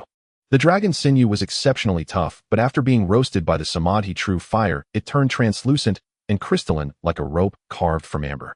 He held the sinew over the flame, turning it from time to time, letting it sizzle and drip with oil. As the sinew was pulled out, the dragon's massive body shuddered violently. The crimson light in its pupils faded abruptly, and its enormous frame collapsed limply, devoid of all life. The moment the dragon breathed its last, a sudden commotion erupted from the Japanese audience section. Someone clutched their chest, coughing harshly, their face pale as death. A few elderly men slumped sideways, sliding silently from their seats. Others collapsed on the ground, convulsing as if struck by a sudden illness. What's happening? My head is spinning. Grandpa! Grandpa, wake up! Cries of alarm rose one after another. The loss of Japan's Chiyun manifested in such a visceral way, plunging the entire audience into panic. On the arena, the left head of Neza struck Susanu's shoulder with a golden brick, sending him crashing to one knee with a thud. Blood seeped from the wound on his chest, his divine power nearly depleted. His whole body trembled, yet his eyes blazed with searing rage. He stared fixedly at Neza, his voice hoarse as a cracked gong. Impossible. You're only a brink deity. How could you? Neza's three heads turned to him, simultaneously, grease from the dragon meat still clinging to his lips, his eyes brimming with mockery. He waved the golden roasted dragon sinew in his hand, and the central head chuckled. Sometimes I really don't get it. Why do you people fuss over ranks? You haven't even reached Deluo Golden Immortal, yet you're here, yapping about brank this and brank that. Deluo Golden Immortal? Hee. Susanu's gaze suddenly turned as fierce as a blade locking onto Neza. A grim, resolute sneer curled at the corner of his mouth. Trembling, he raised the long sword in his hand. The blade reflected his pale, twisted face. In the next instant, without hesitation, he drove it straight toward his own heart. Puffed. The long sword sank to the hilt, and blood instantly stained his robes. Susanu's body swayed, then slowly crumpled to the ground, yet his eyes remained wide open, as if refusing to accept death. All three heads of Neza were stunned. The central one blurted out, "Damn. If you can't win, just admit it. Why kill yourself? That's way too fragile." Below the stage, Su Nuo and the others were equally dumbfounded. Suyu rubbed his eyes and murmured, "What's going on here?" Could it be that he felt ashamed before Japan and took his own life to atone? Sun Hao and Zhao Gang exchanged glances, then couldn't help but applaud. Zhao Gang grinned, "Suicide, well done. Should have done it sooner, saved us the trouble of having him loitering around. You wished." Kamita whipped around, his bloodshot eyes blazing as he howled. Then with a thud, he dropped to his knees and bowed repeatedly before Susanu's corpse. "Lord of the Sea, may your journey be peaceful. Amaterasu Amakami will surely avenge you." The crowd was bewildered. When and I couldn't help asking, "Brother Kamita, what do you mean by that? He's dead. How can he take revenge?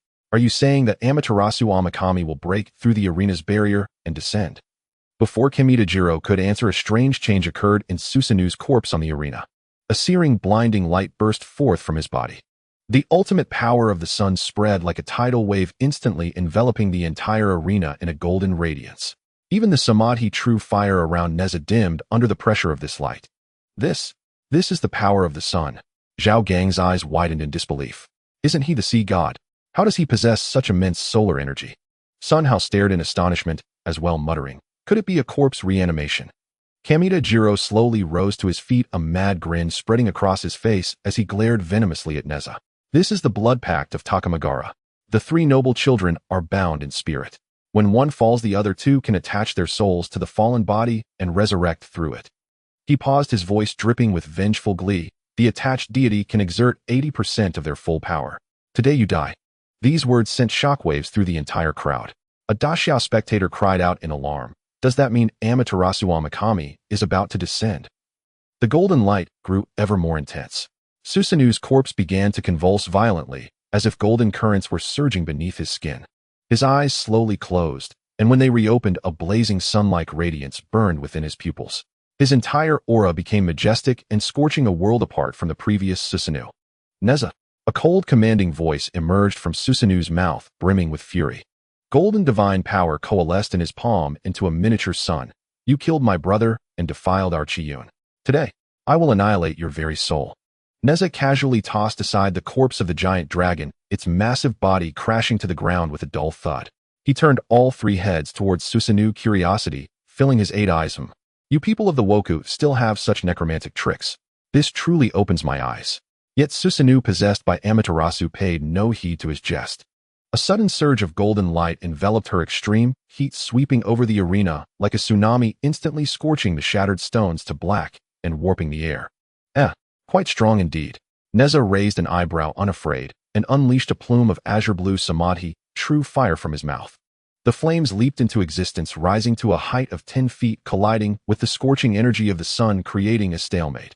On one side was the sun god's fire, capable of incinerating all, and on the other the ever-burning samadhi, true fire. The two forces interwove and clashed in the center of the arena, producing crackling sounds, making it hard to discern which was superior. I underestimated you.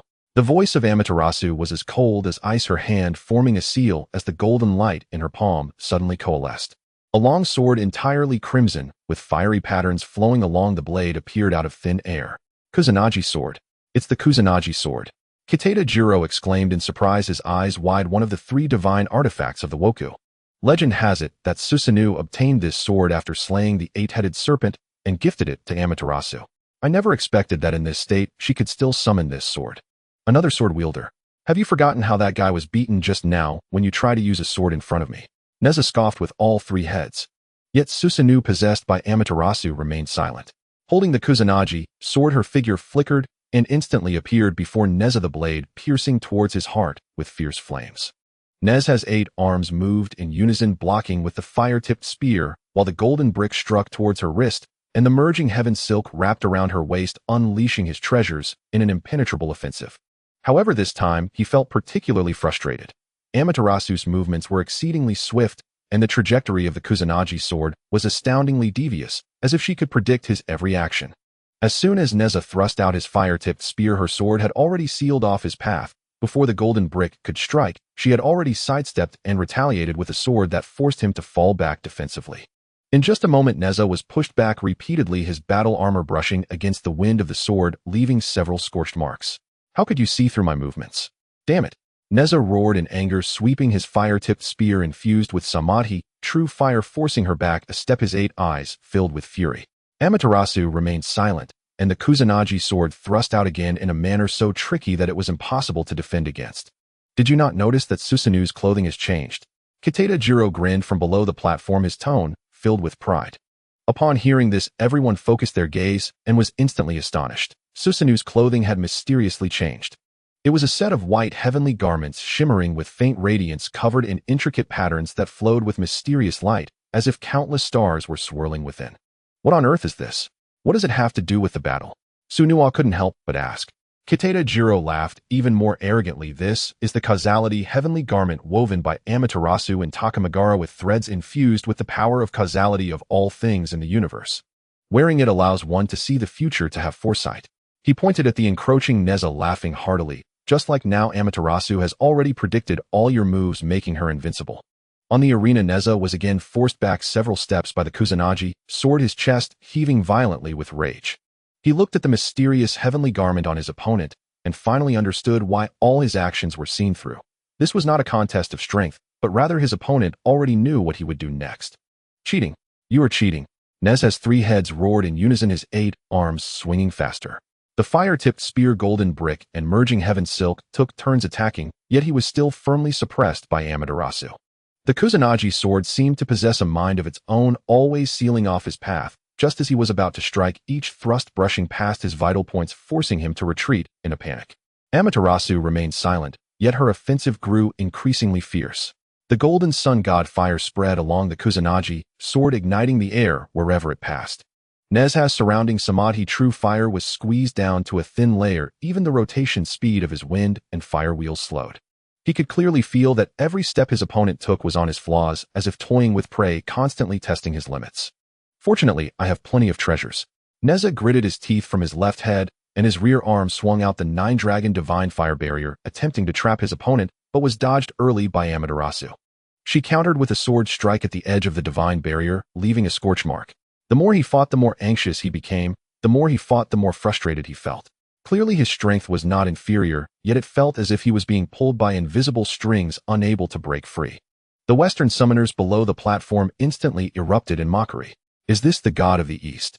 Not even a chance to retaliate. Suppressed like a trapped beast, wears that arrogance from before. I doubt he can hold on for much longer. Shut your damn mouth. Hearing this, Neza was infuriated, his three corpses raging. The middle head opened its mouth to curse, and at that moment a slight flaw appeared in his movements. Amaterasu seized the opportunity, and the Kusanagi sword shot forth like lightning, aimed directly at his chest. At this critical moment, far away in the golden light cave of Qinyuan Mountain, a Taoist leaning against a mat suddenly opened his eyes, his phoenix eyes flashing with brilliance. Who dares to bully my disciple? Tai Jinren calculated quickly, and after a moment his face turned ashen. He slammed the stone table. What a great Takamagara god, playing tricks of borrowing corpses to return souls, using the big to bully the small. He rushed several steps to the ritual platform, stepping on the 7 stars step, his hands forming intricate seals as he chanted incantations. The incense on the altar suddenly surged, and a beam of golden light shot skyward, instantly breaking through the void. Since you want to invite external help, I shall play along. On the arena, Neza's eyes suddenly flashed with a hint of ancientness and authority, and his originally volatile aura instantly shifted to one of calm and weightiness. His movements abruptly paused, and he slowly raised his head, the gazes of his 3 heads becoming profound, the corners of his mouth curving into a chilling arc. Amaterasu, gripping the Kusanagi sword, felt her hand tighten slightly, clearly sensing that Neza before her had changed. The youthful impulsiveness had vanished, replaced by an unfathomable steadiness, as if an ancient existence that had lived for countless years stood before her. The causality heavenly garment continued to swirl, yet the trajectory of his moves could no longer be discerned. That ability to see the future seemed to be forcefully blocked by something. Tai possessing Neza's body flickered and closed in on Amaterasu. His 8 arms swayed with deceptive casualness, yet each movement precisely struck the flaws in Kusanagi no Tsurugi. The fire-tipped spear was no longer wild, its tip tapped lightly, carrying a hint of Tai Kai's, pushing hands, deflecting Kusanagi with minimal force, and counterattacking, forcing Amaterasu to retreat repeatedly. Within a few moves, the great sun goddess was flustered, a scorch mark left on her celestial robe by a golden brick. She finally could not hold back and coldly demanded, "You are not Neza. Who exactly are you?" Below the stage, Kamita Jiro's face changed drastically as he exclaimed, "What's happening? Can even the gods of Daxia possess the dead? This is impossible." Possession. Tai shook his head, a smile spreading across all 3 heads, his voice tinged with mockery. Why would I stoop to such lowly means? He laughed heartily, then suddenly swung all 8 arms. The universal binding rope transformed into a sea of red silk, seemingly chaotic, yet sealing off all of Amaterasu's escape routes. "I am Tai, a recluse from the Golden Light Cave on Qinyuan Mountain." His tone was casual, but his actions were anything but. The fire-tipped spear slid along Kusanagi's blade, and the samadhi, true fire at its tip, climbed up the edge, singeing Amaterasu's wrist. "You, the sun goddess, wish to bully the weak, so I shall play with you." With that, he suddenly retracted all his artifacts and met Kusanagi with bare palms. Amaterasu's sword was swift as lightning, but he always evaded, half a step ahead, a single tap of his finger on the blade dissipating most of her force. Sometimes he even deliberately left an opening, only to flicker like a ghost behind her as her sword descended, giving her a light push. Amaterasu stumbled forward, utterly disgraced. This was no battle, but sheer mockery. Tai toyed with Amaterasu like a cat with a mouse, driving her to the brink again, and only pulling back at the last moment, watching her regroup in humiliation before shattering her dignity once more. "You seek death." The great sun goddess was finally enraged, her solar power erupting wildly, the golden light nearly solidifying. Susanu's physical form began to show fine cracks, clearly straining under power beyond its limit. Her figure grew hazy, and a colossal golden sun disk emerged behind her, her ultimate form, Amaterasu's solar mode. In the surge of power, she swung her sword, unleashing a golden blade beam across the arena, carrying the force to incinerate all. Tai merely smiled and shook his head, drawing a circle in the air. The sword beam crashed into an invisible vortex and vanished instantly. Not enough to bully the weak, but also to destroy her vessel. Tai's tone turned cold as all 8 arms formed seals simultaneously. "I intended to toy with you, but it seems I've been too generous." Before his words faded, Amaterasu felt herself trapped in invisible shackles. Looking down, she saw Susanu's flesh beginning to rot, golden blood mixed with shredded flesh dripping down, It could not last much longer. She roared, "Do you truly wish to sever all ties with Takamagara?" Tai stared at her, as if she were a fool, sneering, "Sever all ties? Our Chan sect has feared no one since the dawn of creation. Do you really think your Takamagara is worthy of threatening me?" Arrogant. Amaterasu with the last of her divine power hurled Kusanagi, which transformed into a golden streak aimed at Tai. Tai watched the golden light, all 8 arms forming seals as he chanted. In an instant, an invisible barrier solidified in midair. Kusanagi upon impact was frozen solid like an insect in amber. The flames on the blade leaped wildly but could advance no further. Freeze. With Tai's low command, the golden light on Kusanagi dimmed rapidly, and the sword hung obediently in the air, utterly still. Almost simultaneously, Susanu's body could no longer hold. With a bang, it exploded into a sky full of blue light particles like shattered stars, slowly dissipating into the air. Amaterasu's divine will lost its anchor entirely, and the golden sun disk vanished with it. Tai snorted, his voice dripping with disdain. "With such meager skill you dare to bully my Chan sect. Utter foolishness." Below the stage, Su Nua clapped enthusiastically, beaming with joy. "That's it. This is why I love the Chan sect's protective nature. So tough." But before the applause faded, the void above the arena cracked with a sharp sound, and a figure coalesced, exuding an overwhelming aura. Zhao Ritian frowned, scanning his surroundings. "Who dares to trespass on the arena and break my rules?" As he spoke, a dark ink-like force seeped from the void, coiling around his body like countless vipers. Zhao Rishan's expression changed. He tried to summon his divine power to break free, but found the force carried a strange, binding power, locking him in place, immovable even by the pressure of the heavenly Tao. A blurry figure emerged from the darkness, quickly signaled to Tai, then transformed into a streak of light shooting into the sky. "This aura. Izanagi." Su Nua's pupils contracted as he gasped. The father of all gods, in Wa he came personally. Tai's heart also tightened as he sensed the surrounding void had been sealed by an invisible force. The world seemed to form a massive cage, with only the direction from which the figure had ascended still retaining a trace of space-time fluctuation. The passage Izanagi had deliberately left. A tough opponent indeed. Tai's gaze grew solemn, all 8 eyes fixed on the ethereal figure in the void. Izanagi's voice boomed like a bell across the arena. "No one has ever pulled strings before me. Since you dare to meddle in Takamagahara's affairs, stay here, and have your master come to ransom you." "Have my master ransom me?" Tai was taken aback, then his expression turned odd, as all 3 heads laughed simultaneously. "You certainly have wild thoughts." He raised a hand, and the frozen Kusanagi suddenly reversed direction, shooting toward the void with a piercing sound. "My master is someone you cannot afford to summon. Today let me show you that the Chan sect's methods go far beyond this." As he spoke, Tai's immortal light blazed, and the phantom of the Golden Light cave on Qianyuan Mountain appeared behind him, faintly showing countless figures seated in meditation.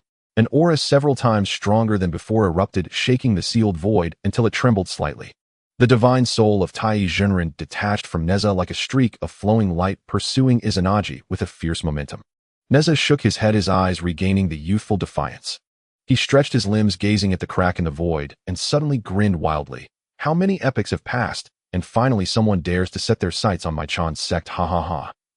As soon as he finished speaking, Neza spun the windfire wheels beneath his feet, transforming into a streak of red light that shot towards the void above, clearly intending to join the excitement. In the cosmic starry sky, a black phantom 100 times larger than the arena of the gods quietly floated, resembling a hellish abyss, exuding a chilling pressure from the deep darkness. Izanagi stood at the center of the arena, surrounded by the unique chaotic currents of the creator god, awaiting the arrival of Tai Junren. To annihilate the 3 noble children of Takamagara, this enmity cannot coexist under heaven. Today, you shall pay the price. Izanagi's voice echoed in the void, imbued with undeniable authority. As soon as he finished speaking, Tai Junren's true spirit appeared in the center of the arena. He raised his hand to draw a yellow talisman, which ignited spontaneously in the air, transforming into a pillar of light that connected heaven and earth. In the next moment, his physical body was instantaneously transported from the golden light cave of Qianyuan Mountain, his Tao robe flowing, holding a whisk, appearing calm and composed. Izanagi observed coldly without obstructing. He believed that this person before him, though somewhat capable, was by no means his match. As a creator-level deity, he possessed absolute confidence in his own strength. "Do you think such futile efforts will allow you to turn the tables?" Izanagi's tone was icy, with a hint of disdain in his eyes. Tai Junren flicked his whisk and laughed. "Quite right, possessing creator's merits. Your strength is indeed among the top tier of the great Luo Golden Immortals. Great Luo Golden Immortal. Izanagi chuckled in disbelief. Is this the classification of realms in your great Xia? Quite interesting. But since you know you are inferior to me, why do you dare to come alone? Whether I can defeat you or not, I must first fight to know. Tai Zenrin's gaze sharpened, pointing his whisk at Izanagi. As a disciple of Chan's sect, I am no coward who retreats in the face of battle. At that moment, a streak of red light dashed into the arena. Neza landed beside Tai with a grin. Master, I have come to join the fun. Tai Zenrin raised an eyebrow and scolded. Nonsense. What business do you have here? Go back quickly. Back. That's so boring. Neza twirled his fire-tipped spear, excitement gleaming in his eyes. Besides, Master, don't hide it from me. Don't I know your thoughts? Hearing this, Tai Zenrin's face flushed. What nonsense are you talking about? Neza looked at him with a grin. All right, Master, the uncles should be arriving soon, right? Izanagi's brows tightened, stunned. Indeed, he sensed several powerful auras rapidly approaching from a distance. He looked up and saw the void splitting open in succession, figures stepping in on divine light. Huang Longjinren, riding a green deer, was the first to appear, his sword humming as he scanned the arena, proclaiming loudly, "Ha ha, after the enfeoffment of the gods, there has been no war for a long time. It seems some petty beings think they can bully my Chan sect. Today is just right for a little exercise." Following closely, Qi Jingzi, enveloped in crimson radiance, held a treasure mirror that emitted a clear brilliance, directing a cold light toward Izanagi. What kind of place is Takamagara? You all have quite a bit of audacity to dare touch my Chan sect. It seems you do not know our capabilities. Yuding Jinren stepped forward, lightly tapping his jade talisman as the Tao rhythms flowed around him. Oh dear, it turns out to be a peak, Great Luo Golden Immortal. It seems you all are not doing too poorly either. Lingbao Dafa, master carrying a treasure pouch, flicked his sleeves, and several magical treasures materialized behind him. He laughed heartily. Not too bad, but unfortunately there is only one. I wonder if that is enough for us to fight. Dao Xing Tianzuan held a whisk surrounded by blooming green lotuses, remaining silent. In a moment, aside from several who had long since integrated into the Buddhist sect, the rest of the 12 golden immortals had gathered their celestial light, intertwining to form a vast domain of Tao, subtly suppressing the Black Phantom. Izanagi looked at the successive appearances of the golden immortals, his brows slightly raised, his tone carrying a hint of surprise. The foundation of your great Xia is quite impressive to have so many strong figures. It seems you are the top figures of the great Xia divine system, aren't you? Yuding Jinren played with his jade talisman, smiling and shaking his head. Top figures? We are merely idle Taoists, not worth anything in the Chan sect. The truly top figures have yet to make a move. Tai Jinren scoffed, raising his whisk. Are you frightened by this lineup? You must not be easily frightened. Izanagi snorted coldly. How can a divine system have so many strong figures? Even if there are more above you, they can't be too strong. As soon as he spoke, several golden immortals exchanged amused glances, saying no more. Huang Longjinren took the lead with the green deer, stepping into the air, his sword transforming into a blue rainbow that pierced directly at Izanagi's heart. The sword light carried the force of 10,000 pounds, rippling the void as it passed the ultimate technique he had saved, Qingming's sword technique. Izanagi's gaze sharpened, his chaotic currents suddenly surging, forming a pitch-black shield. With a crisp clang, the sword light struck the shield and was forced back, leaving only a shallow white mark on the shield. Not bad, but unfortunately the power was a bit lacking. Izanagi's lips curled into a cold smile, his left hand grasping at the void, and several sharp claws emerged from the darkness, tearing toward Huang Longjinren with the force to shred the soul. These claws were not physical entities, but contained the creator god's understanding of destruction, even tearing a gash in the divine light of the green deer. Not good'll come. Qi Jingzi saw this, and his treasure mirror suddenly lit up the white light of the yin-yang mirror, shooting straight at the claws. This mirror could reflect yin and yang, discern reality from illusion, specifically breaking the power of the false. As the white light passed the dark claws, indeed dissipated significantly.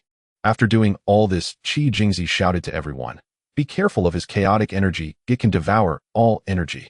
Izanagi swiped a palm toward Qi Jingzi. Before the palm wind arrived, the surrounding light had already been devoured, dimming even the celestial light slightly. "Let me handle this." Yuding Jinren, holding his jade talisman, arrived just in time, drawing a circle in the air with the talisman. A barrier containing the Tao rhythms of space blocked the palm wind while he smiled. The means of the creator god indeed have some tricks. Before he finished speaking, the jade talisman suddenly transformed into a streak of flowing light, circling behind Izanagi and pointed at his back with the subtle technique of time delay. This strike was silent yet sealed all escape routes. Yuding Jinren was most skilled at deducing battle situations, always finding the most ingenious angles. But Izanagi seemed to have eyes on his back, his figure swaying. He actually disappeared from the spot, and in the next moment appeared beside Lingbao Dafa Master, punching towards his treasure pouch. With a loud bang, the treasure pouch shone brilliantly, several magical treasures simultaneously shielding their master, yet it still caused a buzzing sound. Lingbao Dafa Master staggered back half a step, exclaiming, "His speed is incredible." Izanagi repelled Lingbao Grandmaster with a single punch, then his form flickered once more, evading the azure lotus aura swept by Daoxing Tianzin's horsetail whisk. That aura could purify all things, yet when it fell upon the chaotic airflow, it vanished like a clay ox sinking into the sea, without stirring even a single ripple. How is this possible? Daoxing Tianzin's brows furrowed tightly. His azure lotus aura, which specifically countered evil spirits, was something even a Daluo Golden Immortal dared not face directly, yet now it had been effortlessly neutralized by the opponent. Izanagi sneered, and the chaotic airflow suddenly surged, billowing like a black tide, toward Huanglong Jinren. The azure deer let out a neigh, its divine light blazing, but it was quickly enveloped by layers of chaotic energy, its sword radiance gradually dimming. That airflow was ceaselessly devouring the deer's divine power, even blunting the edge of the azure firmament sword art. He can actually nullify my sword aura.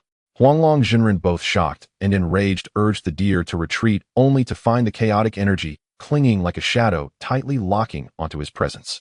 Yuding Jinren once again activated his time-slowing technique, attempting to freeze Izanagi's form. But this time the opponent merely shifted slightly, flowing through the slowed temporal stream, as if the laws of time held no sway over him. My deductions have failed. Yuding Jinren's complexion shifted slightly. He could calculate the trajectories of myriad laws, yet he could not fathom the movements of this creator god before him, as though every step transcended cause and effect.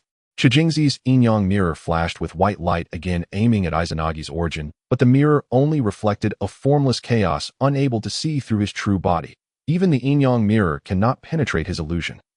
In the span of a few breaths, the divine abilities of several golden immortals had been unraveled one by one. Izanagi moved as if through an empty realm. With a sweep of chaotic energy, he first toppled Huanglong Jinren's azure deer, then teleported behind Shijingzi, striking his precious mirror with a palm. With a clang, the mirror's radiance dimmed. Shijingzi groaned, blood seeping from the corner of his mouth. So formidable. Lingbao Grandmaster gasped as he watched the scene. His chaotic energy can not only devour power, but also nullify law-based attacks. Yuding Jinren said gravely, more than that. His soul seems to transcend the timeline, rendering my deductions and time-slowing techniques utterly ineffective. The merit of creation can actually elevate him to such a level. Master, let me help you. Neza, growing anxious, raised his fire-tipped spear and prepared to charge forward. Stand back. Tai Jinren barked, sternly blocking his path with a sweep of his whisk. This is none of your concern. Stay aside. Neza pouted and shouted nonchalantly. What's there to fear? Don't we have Grandmaster behind us? If he really pushes us, we'll summon Grandmaster, and see if he can still be so arrogant. Shoo. The golden immortals simultaneously shrank their necks at these words, instinctively glancing toward the void as if afraid of being overheard. Upon hearing the term Grandmaster, Izanagi's eyes sparked with intrigue. Oh, so there truly exists a stronger being above you. I thought you were bluffing.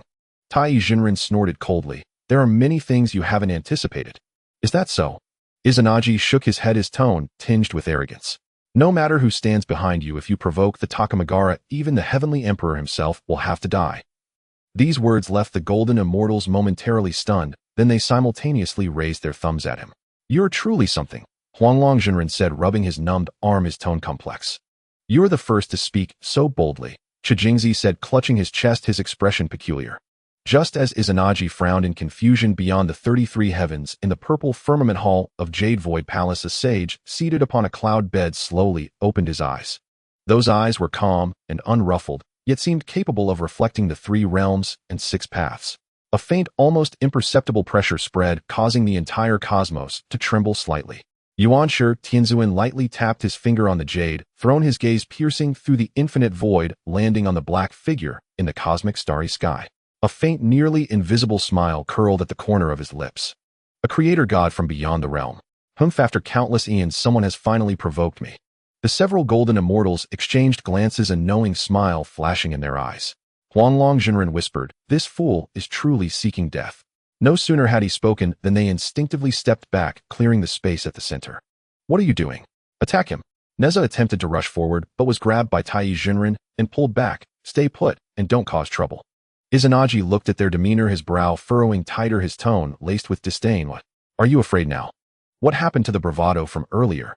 Yuding Jinren shook his head, a smile playing at his lips. It's not fear of someone is about to have a bad day. Bad day? Izanagi laughed as if he had heard the greatest joke, throwing his head back. No one in this world can make me, Izanagi, have a bad day. Do you think that bringing in reinforcements can scare me? Even if your so-called ancestor comes, I will still strike, without hesitation. He laughed wildly, the chaotic energy around him swirling in response, but his laughter did not last long. Suddenly it was as if an invisible hand had gripped his throat, cutting it off abruptly. An indescribable and terrifying power suddenly descended, as if the laws of the entire universe had solidified in that moment. Above the firmament, a figure materialized, its face obscured, only its outline visible, shrouded in endless divine light, and the essence of the Tao, as if it were born of heaven and earth merging with the great path. The figure stood still, yet it emanated a feeling as vast as the starry sea and as majestic as Kunlun. Its mere existence sent ripples through the surrounding space-time, even the chaotic energy flowed as gently as a lamb. Izanagi felt his whole body stiffen, a storm of emotions surging within him. For the first time he felt so small, as if facing a true embodiment of the Tao, a reverence and helplessness that came from deep within his soul. Stronger than facing any formidable enemy. Like a mortal gazing up at the deities of the 9 heavens, unable to even entertain the thought of resistance. Who are you? Izanagi's voice trembled, losing all the arrogance of before such immense power. I concede I am willing to submit. At this moment, the several golden immortals who had stepped aside could no longer contain themselves, suppressing their laughter as they deeply bowed to the figure in the sky, exclaiming in unison, Master! Master! Izanagi was struck by lightning, his gaze instantly bewildered, his pupils shrinking to the size of pinpricks. He glanced at the majestic figure, and then at the golden immortals, his mind buzzing. Could their master truly be this unfathomable being before him? No, it's impossible. He retreated several steps, turning to flee. The speed of the creator god reached its peak, instantly breaking through several dimensions, leaving cosmic stardust in his wake. I managed to escape. Izanagi leaned on his knee, gasping for breath. Just as he thought he could relax, he suddenly realized he was still standing in place. The figure stood right before him, its expression unclear, yet he could feel the skin-deep smile in its gaze. Is Takamagara. Very strong. The voice was calm, yet it carried an air of authority that seemed to overlook all living beings, slowly asking. Izanagi staggered back, his back hitting the cold barrier of the void, the chaotic energy around him trembling uncontrollably. He stared at the indistinct figure before him, his throat tightening. How can this be? It's impossible. He could not sense the reversal of time or touch the folds of space. The escape across several star realms had felt so real, he could smell the stardust, yet in the blink of an eye he was pinned back in place. This bizarre, traceless state was more frightening than any world-destroying divine ability.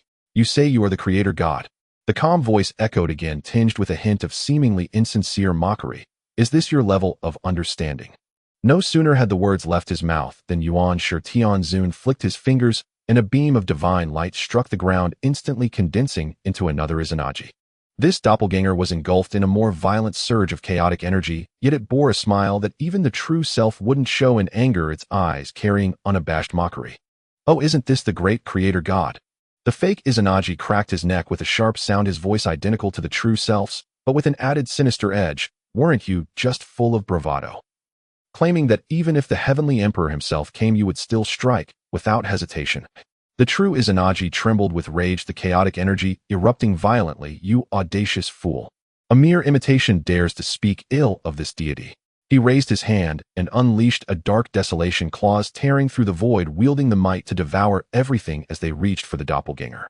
The fake Izanagi, however, seemed to have anticipated his move, dodging to the side, while simultaneously striking out with his own dark desolation. The trajectories of their claws were perfectly aligned, even the destructive force gathered at their tips was identical. With a bang, the two attacks collided, shaking the surrounding star clusters. What? Are you getting anxious? The fake Izanagi laughed even more joyfully, his figure darting in front of the true self, his fist imbued with chaotic energy aimed at his face. Aren't you capable of creating all things? How can you not defeat a mere imitation? You shall die. The true Izanagi roared as he counterattacked with a punch, and the two were instantly locked in combat. As their fists intertwined, chaotic energy erupted into a sky of black flames. Every move and strike mirrored each other. The true self summoned a chaos shield, and the doppelganger raised an identical shield in sync. When the true self attempted to teleport behind, the doppelganger had already predicted his landing spot, waiting with a punch. Who are you really? The true Izanagi was struck in the chest by the doppelganger's punch, grunting as he staggered back. Seeing the utterly different wicked smile on the doppelganger's face, the fear in his heart overshadowed his anger. How can you possibly know all my techniques? No.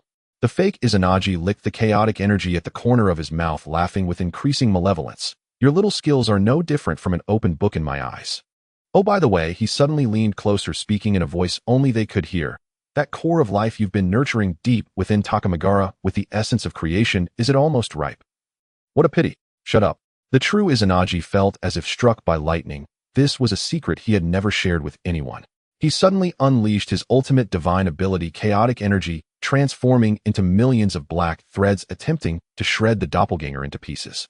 The fake Izanagi, however, simultaneously executed the same divine ability, intertwining black threads, forming a net that ensnared the true self's onslaught, grinning wickedly. What's the hurry?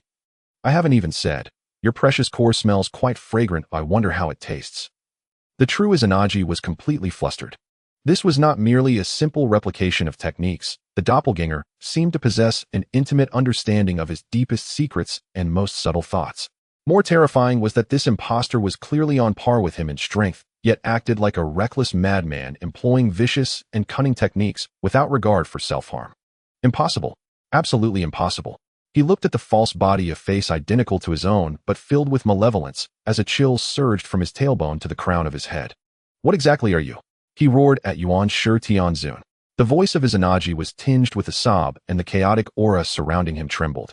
He stared intensely at the smirking false body, then looked up at the silhouette in the sky, his teeth chattering. It's absurd enough that you can replicate me with a wave of your hand. The same strength, not even a fraction of memory missing. Am I unable to conceal anything in front of you? As soon as these words were spoken, the nearby golden immortals could no longer hold back and burst into laughter.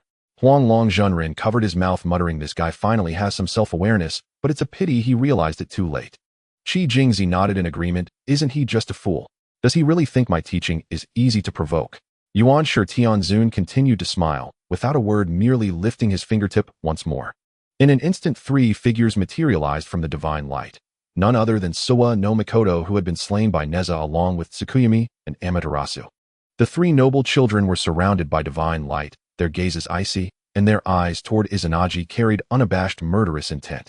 Izanagi's pupils contracted suddenly at the sight of the 3 noble children. Amaterasu's sun will remained blazing. Suwa no Mikoto's Kusanagi sword glimmered with a cold light, and Tsukuyomi's figure was hidden in the shadows. This appearance was indistinguishable from the children he had personally created in his memories. Even the barely noticeable golden patterns in Amaterasu's hair and the small scars on Suwa no Mikoto's brow were replicated with utmost precision. Impossible.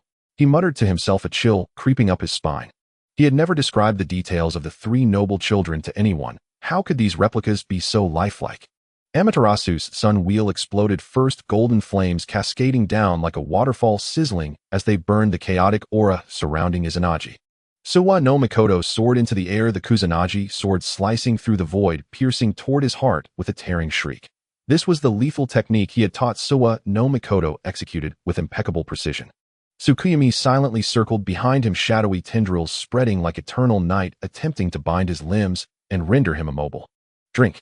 Izanagi roared, the chaotic aura swirling into a shield, barely blocking the sun wheel and sword edge, but the shadows behind him had already wrapped around his ankle, stalling his movements.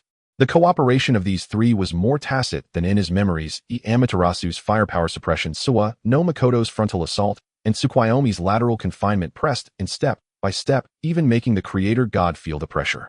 Suwa no Mikoto's sword came again, the sword wind grazing his cheek with familiar sharpness. Izanagi instinctively raised his palm to strike, but upon seeing the face identical to his son in memory, the palm wind suddenly froze midair. In that moment of hesitation, the shadow of Tsukuyami had already coiled around his arm, and Amaterasu's sun will smashed into his back, searing him and forcing a muffled groan from his lips. Fool! Izanagi cursed himself internally. But when Suwa no Mikoto thrust the sword once more, the arrogance and stubbornness in his eyes overlapped with that of the boy who had once dared to challenge the laws of Takamagara, causing Izanagi's wrist to soften again. Who are you really? He gasped, looking at the golden pattern on Amaterasu's forehead shimmering in the flames. That was the protective mark he had personally bestowed upon his daughter, a detail that even divinity could not replicate, yet now it was vividly reflected before his eyes. If this were fake, why could they replicate even this detail so realistically? Tsukuyomi's shadow suddenly tightened. Amaterasu's sun will began to coalesce again, and Suwa no Mikoto's sword was already a mere inch from his throat. Izanagi could feel the chill of death, yet he was unable to make up his mind to retaliate. He was afraid that if he struck the little daughter who always hid in the shadows watching him would suddenly feel a sharp pain in her heart, afraid that the moment Suwa no Mikoto's sword shattered, he who had already died would suffer the fate of having his soul scattered. And he was even more afraid that when Amaterasu's sun wheel extinguished, the sun shining upon the earth would dim as a result. Father, your hesitation is the flaw. Amaterasu's voice rang out as clear and cold as ever, yet carrying a hint of an unfamiliar chill. Izanagi trembled all over. She called him father. These two words pierced into his heart like needles, leaving him both dazed and pained. The chaotic aura instantly became chaotic, and Suwa no Mikoto's sword advanced another half-inch, the blade already grazing his skin. Ah! Izanagi suddenly erupted with a roar, the accumulated fear and struggle exploding completely under the stimulation of the word father. A glint of determination flashed in his eyes, and the chaotic aura surged violently, sweeping forth like a black tsunami. Facing the Kusanagi sword pressed against his throat, he did not retreat, but advanced, his left hand swiftly grasping Suwa no Mikoto's wrist, while his right hand condensed rich chaotic energy and struck fiercely at the opponent's heart. With a sound of puff, the rebellious spirit of Suwa no Mikoto froze. In an instant, his body cracked like a broken porcelain doll, dispersing into countless points of light. The Kusanagi sword clattered to the ground, the flames on the blade quickly extinguished. The first. Izanagi roared as he turned, the shadow behind him still tightening, Tsukuyomi's figure flickering in and out of the shadow. He reached back to grab, ignoring the encroaching shadows, and forcibly pulled Tsukuyomi's replica from the darkness. That figure bore a look of slight astonishment, resembling his little daughter when frightened. Izanagi's gaze fluctuated violently for a moment, then steeled himself, the chaotic energy in his palm exploding and directly crushing that figure within his grasp. The shadow lost its support, retreating like a tide. The second. He gasped, turning to look at Amaterasu. The sun will coalesced once more, the golden flames even more intense than before, yet carrying a subtle hint of delay. Clearly the replica also sensed his madness. Izanagi no longer hesitated, with chaotic energy transforming into countless black threads coiling around Amaterasu's replica like venomous snakes, allowing the sun wheel to scorch his arms as he forcibly dragged the figure before him. He gazed at the face identical to his daughter's, the last shred of hesitation replaced with ruthlessness, his palms pressed together, the chaotic energy instantly compressing and exploding. The golden sun wheel suddenly dimmed and shattered Amaterasu's replica, dissolving in the blinding light. Izanagi stood in place, covered in injuries, the chaotic aura in disarray, his chest heaving violently. The nearby golden immortals gasped in astonishment. Huang Longjunren shook his head, saying, "Tsk tisk, being so ruthless to your own children, does your heart have to be made of stone?" Qi Jingzi added, "At least they have the same face. I couldn't bring myself to do that. Fake. They are all fake." Izanagi suddenly turned his head and roared at them, as if trying to persuade them, but more like trying to convince himself they are merely illusions. What does it matter if I kill them? The Taoist Jinren smiled faintly, waving his whisk lightly. "Oh, fake. What makes you so sure it's fake?" He paused for a moment, his tone laced with a hint of amusement. "Even if they are indeed fake, can you guarantee that by shattering these replicas connected to your memories and bloodline with your own hands, the two in reality will remain unaffected?" "What do you mean?" Izanagi's pupils constricted suddenly, a chill running from his feet to the top of his head. The Taoist Jinren did not answer, merely gazing at him with a half-smile. Izanagi's gaze flickered violently, uncontrollably conjuring images in his mind. Amaterasu suddenly feeling a sharp pain in her chest, and Takamagara the sun, dimming enemy, losing focus inexplicably in the eternal night, temple shadows collapsing. These scenes were so vivid that the fear he had just suppressed surged forth once more. No, it can't be. He shook his head, stepping back a few paces, his eyes starting to lose focus. They are fake. Created by him. How could they possibly affect the real ones? Yet the more he thought this way, the stronger the unease in his heart became.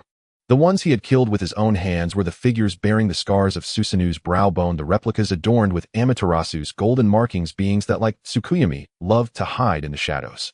Those details were unique memories of his imprints of bloodline. How could they possibly be completely severed? Impossible. Absolutely impossible. He muttered to himself, the chaotic energy around him completely spiraling out of control, crashing wildly. The ones I killed are fake. They are fake. But his eyes had already betrayed him, filled with doubt, fear, and a hint of regret that he himself was unwilling to acknowledge. A single sentence from the Taoist Jinren was like a poisonous thorn piercing the most vulnerable part of his heart, causing the defenses he had just established to crumble inch by inch. Seeing his disheveled appearance, several golden immortals exchanged glances, clearly understanding each other's thoughts. This fellow was truly on the brink of collapse. Didn't you look down on my Chan's sect? How come you seem so lonely now? The figure in the heavens nodded slightly, his tone carrying a hint of nonchalance. Izanagi shuddered, looking up at the vast figure. He asked pensively, "Is your Chan's sect the most powerful lineage in the Daxia divine system?" Upon hearing this, the several golden immortals were momentarily stunned. Even Neza scratched his head, clearly taken aback by his question. Izanagi added, "If you are the strongest, then losing to you wouldn't be embarrassing." However, the ethereal figure of the primordial heaven master chuckled silently. "Then you are mistaken." "My." Izanagi suddenly looked up, disbelief filling his eyes. "We have many deities in Daxia, and it is difficult to say who is stronger, but at least there are several lineages whose strength is not inferior to that of Chan's sect." The primordial heaven master spoke blandly. Boom! This statement struck like thunder in Izanagi's mind. He staggered back a few steps, his face drained of color. Before the mythological arena was constructed, he had proactively approached the Western divine system, passionately persuading them to join forces. In his view, although the Daxia divine system was strong, it might not withstand the combined assault of several major divine systems. At that time, they could divide its resources, allowing Takamagara to advance further. But now it seemed that his calculations were nothing more than a clown performing tricks before the deities. If even Chan's sect was not the strongest lineage in Daxia, how could he foolishly attempt to unite outsiders to shake this towering tree? So it turns out, the clown has always been me. Ha ha. Izanagi suddenly burst into wild laughter, his voice filled with despair and regret, tears mingled with black blood streaming from the corners of his eyes. At that moment, the sinister smiling fake Izanagi suddenly emerged from the void, grinning as he lunged at him. Fool, still dreaming even at death's door. Get away. A flash of madness and ferocity flickered in Izanagi's eyes, chaotic energy suddenly condensing. Even if I die today, I will tear you apart. In an instant, the two figures collided, each blow landing hard, each strike aimed at death. The true Izanagi seemed to have given his all, no longer caring about the consumption of divine power. Each strike carried the intent of mutual destruction. The false self shadowed him closely, employing ruthless and cunning moves, perfectly replicating his killing techniques. Bang! With a loud crash, the two figures exploded simultaneously into a tempest of chaotic energy and divine light, vanishing into the air. Neza watched with disdain, slamming his fire-tipped spear onto the ground. So unsatisfying, I didn't even get to fight enough. The ethereal figure of the primordial heaven master smiled cheerfully at him. No worries, there will be another chance for you to strike. Neza's eyes lit up as he hurriedly asked, but the arena rules state that each deity can only fight once. Upon hearing this, several golden immortals looked at him with strange expressions. The Taoist Jinren said irritably, "Arena rules. Do you think this broken arena can restrain your ancestor?" Neza was taken aback for a moment, then suddenly enlightened, bursting into laughter. Right. Ancestor is the strongest. The figure in the heavens slowly faded away, and the golden immortals exchanged smiles, surrounding Neza as they gradually departed on divine light. The black phantom in the cosmic starry sky also gradually vanished, leaving behind an empty starry expanse, as if there had never been a monumental clash. Only the distant divine arena still emitted a faint glow. On the divine arena, the dust was gradually settling. Zhao Ritian stepped onto the stage, proclaiming loudly, "In this round of battle, the Daxia divine system wins." As soon as the words fell, Kamita Jiro in the audience suddenly clenched his fists tightly, his knuckles turning white as he fixed a deadly stare at Zhao Ritian, his voice laced with venom. "This match doesn't count. We lost 2-1 graciously. Ooh, I want revenge." His eyes were bloodshot, eager to rush onto the arena immediately. At this moment, a figure stepped forward. It was Ivar from the Nordic divine system. He glanced at Kamita Jiro, patted his shoulder lightly, and spoke in a calm tone. "There will be plenty of opportunities for revenge. Let me take the next match." "Damn it." Kamita Jiro suddenly shrugged off his hand, shouting angrily, "I refuse. My deity hasn't given it their all yet. I still want to fight." Ivar still wore a faint smile, unhurriedly advising, "Let's follow the order. You fellows in the Yamato divine system are already thin on numbers. If you waste your strength now, you'll be wiped out later, and you truly won't have a chance to turn the tables." These words fell like a bucket of cold water on Kamita Jiro's head. He was momentarily stunned, the madness in his eyes slowly fading, leaving only reluctance. Indeed, the top combat forces of Takamagara had already been diminished. He could no longer act impulsively. Izanagi had been gone for quite a while and had yet to return. "When the God King returns, I will make you all pay." In the end, he stomped his foot hard, squeezing out a few words through gritted teeth filled with rage as he turned and walked off the stage. In the audience, Sun Hao looked at his dejected figure and couldn't help but laugh loudly. Izanagi. Whether he can come back is still uncertain, ha ha ha. Kamaya Majiro did not stop his footsteps, turning a deaf ear to Sun Hao's taunts. He headed straight back to the viewing area of the Japanese divine system, heavily, sitting down, his eyes fixed on the arena, with a crimson glare, his knuckles cracking. Ival glanced at the smug Sun Hao and shook his head. Daxia, people should think before they speak. How could Izanagi, as a creator god, be easily shaken by you? Though he looked down on the Japanese divine system, he understood the profound foundation of the creator gods, and could not believe that Izanagi would fall here. What he did not know was that at this moment Takamagara had descended into chaos. Amaterasu's sun wheel flickered in brightness and darkness. The divine position, precariously trembling, Fuyumi, had fallen into a deep slumber. The shadows of the eternal night shrine collapsing, the gods lost the guiding breath of the creator god, their divine power in disarray and panic spreading.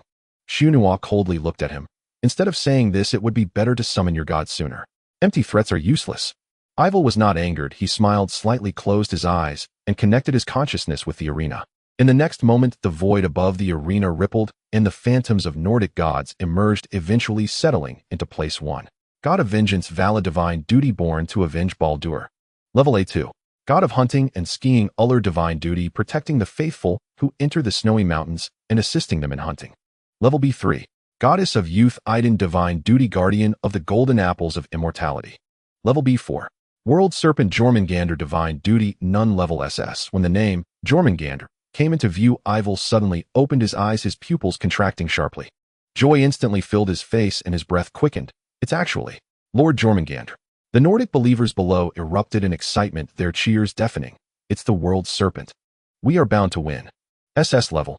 The legendary existence that can encircle the world. This match is absolutely secured. Haha, what if the Daxia divine system won the last match? Encountering Lord Jormungandr, defeat is inevitable. An old believer wrapped in animal skins trembled with excitement. Do you know? Jormungandr is the fated enemy of Thor. Its venom can corrode the bodies of gods. During Ragnarok, even Thor fell to its venom. Another believer added, not only that, its body is endless. Once it stretches, it can encircle heaven and earth, shattering the void. Even the god king Odin must regard it with trepidation. Ival stood tall amidst the cheers, his gaze filled with provocation as he looked towards the Daxia viewing area, proclaiming loudly, I choose the World Serpent Jormungandr. Let's see how you'll fight me. Sun Hao stared at the giant serpent's phantom in the void, clicking his tongue. That size must be quite difficult to deal with. A heating clash would definitely be unfavorable. Zhao Gang nodded in agreement. It's not just difficult to deal with, just the SS level foundation alone is enough to be troublesome. Shunua also nodded seriously. Not only is it massive, but it's also tough and thick-skinned. I hear its venom is corrosive. This is indeed tricky. Ival laughed heartily upon hearing this. Ha ha ha, Lord Jormungandr is the largest being in the world. Its body can circle the world several times. No matter who comes, it will be useless. Upon hearing the words, the largest, Shunua could not help but think of the phrase, in the North Sea, there is a fish, its name is Kuin. He shook his head lightly, sighing that such an existence could not be easily encountered. Ival approached the phantom, closing his eyes and speaking gravely. The giant serpent that encircles Midgard, the sleeping World Serpent. By the name of the Nordic divine system, I implore you to awaken and let the world witness your power to shatter the stars and encircle the universe. As soon as his voice fell, the originally broad arena unexpectedly expanded like a living creature, instantly becoming boundless, as if transforming into a new universe. A shadow that blocked out the sun emerged from the void, its scales as dark as mountain ranges, each covered in stardust, shimmering with a chilling cold light. Its pupils were two swirling nebulae, exhaling chaotic air. With each opening and closing, its body barely emerged, yet already coiled around several stars, its long tail waving gently, causing entire star systems to vanish in the turbulence.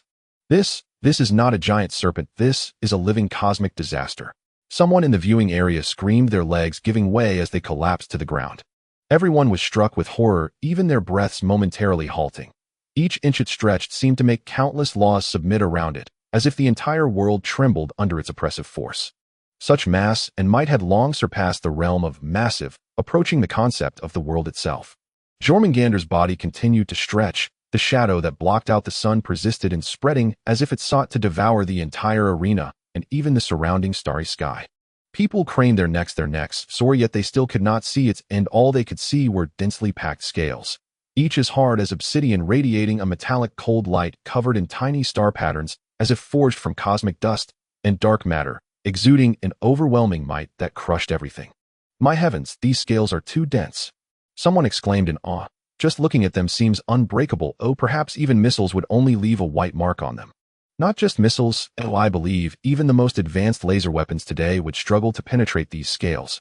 Another person followed up his tone filled with shock. These are not the scales of a living creature. They are simply natural cosmic shields. Hearing this, Ivel wore a proud smile and said loudly, you are all correct.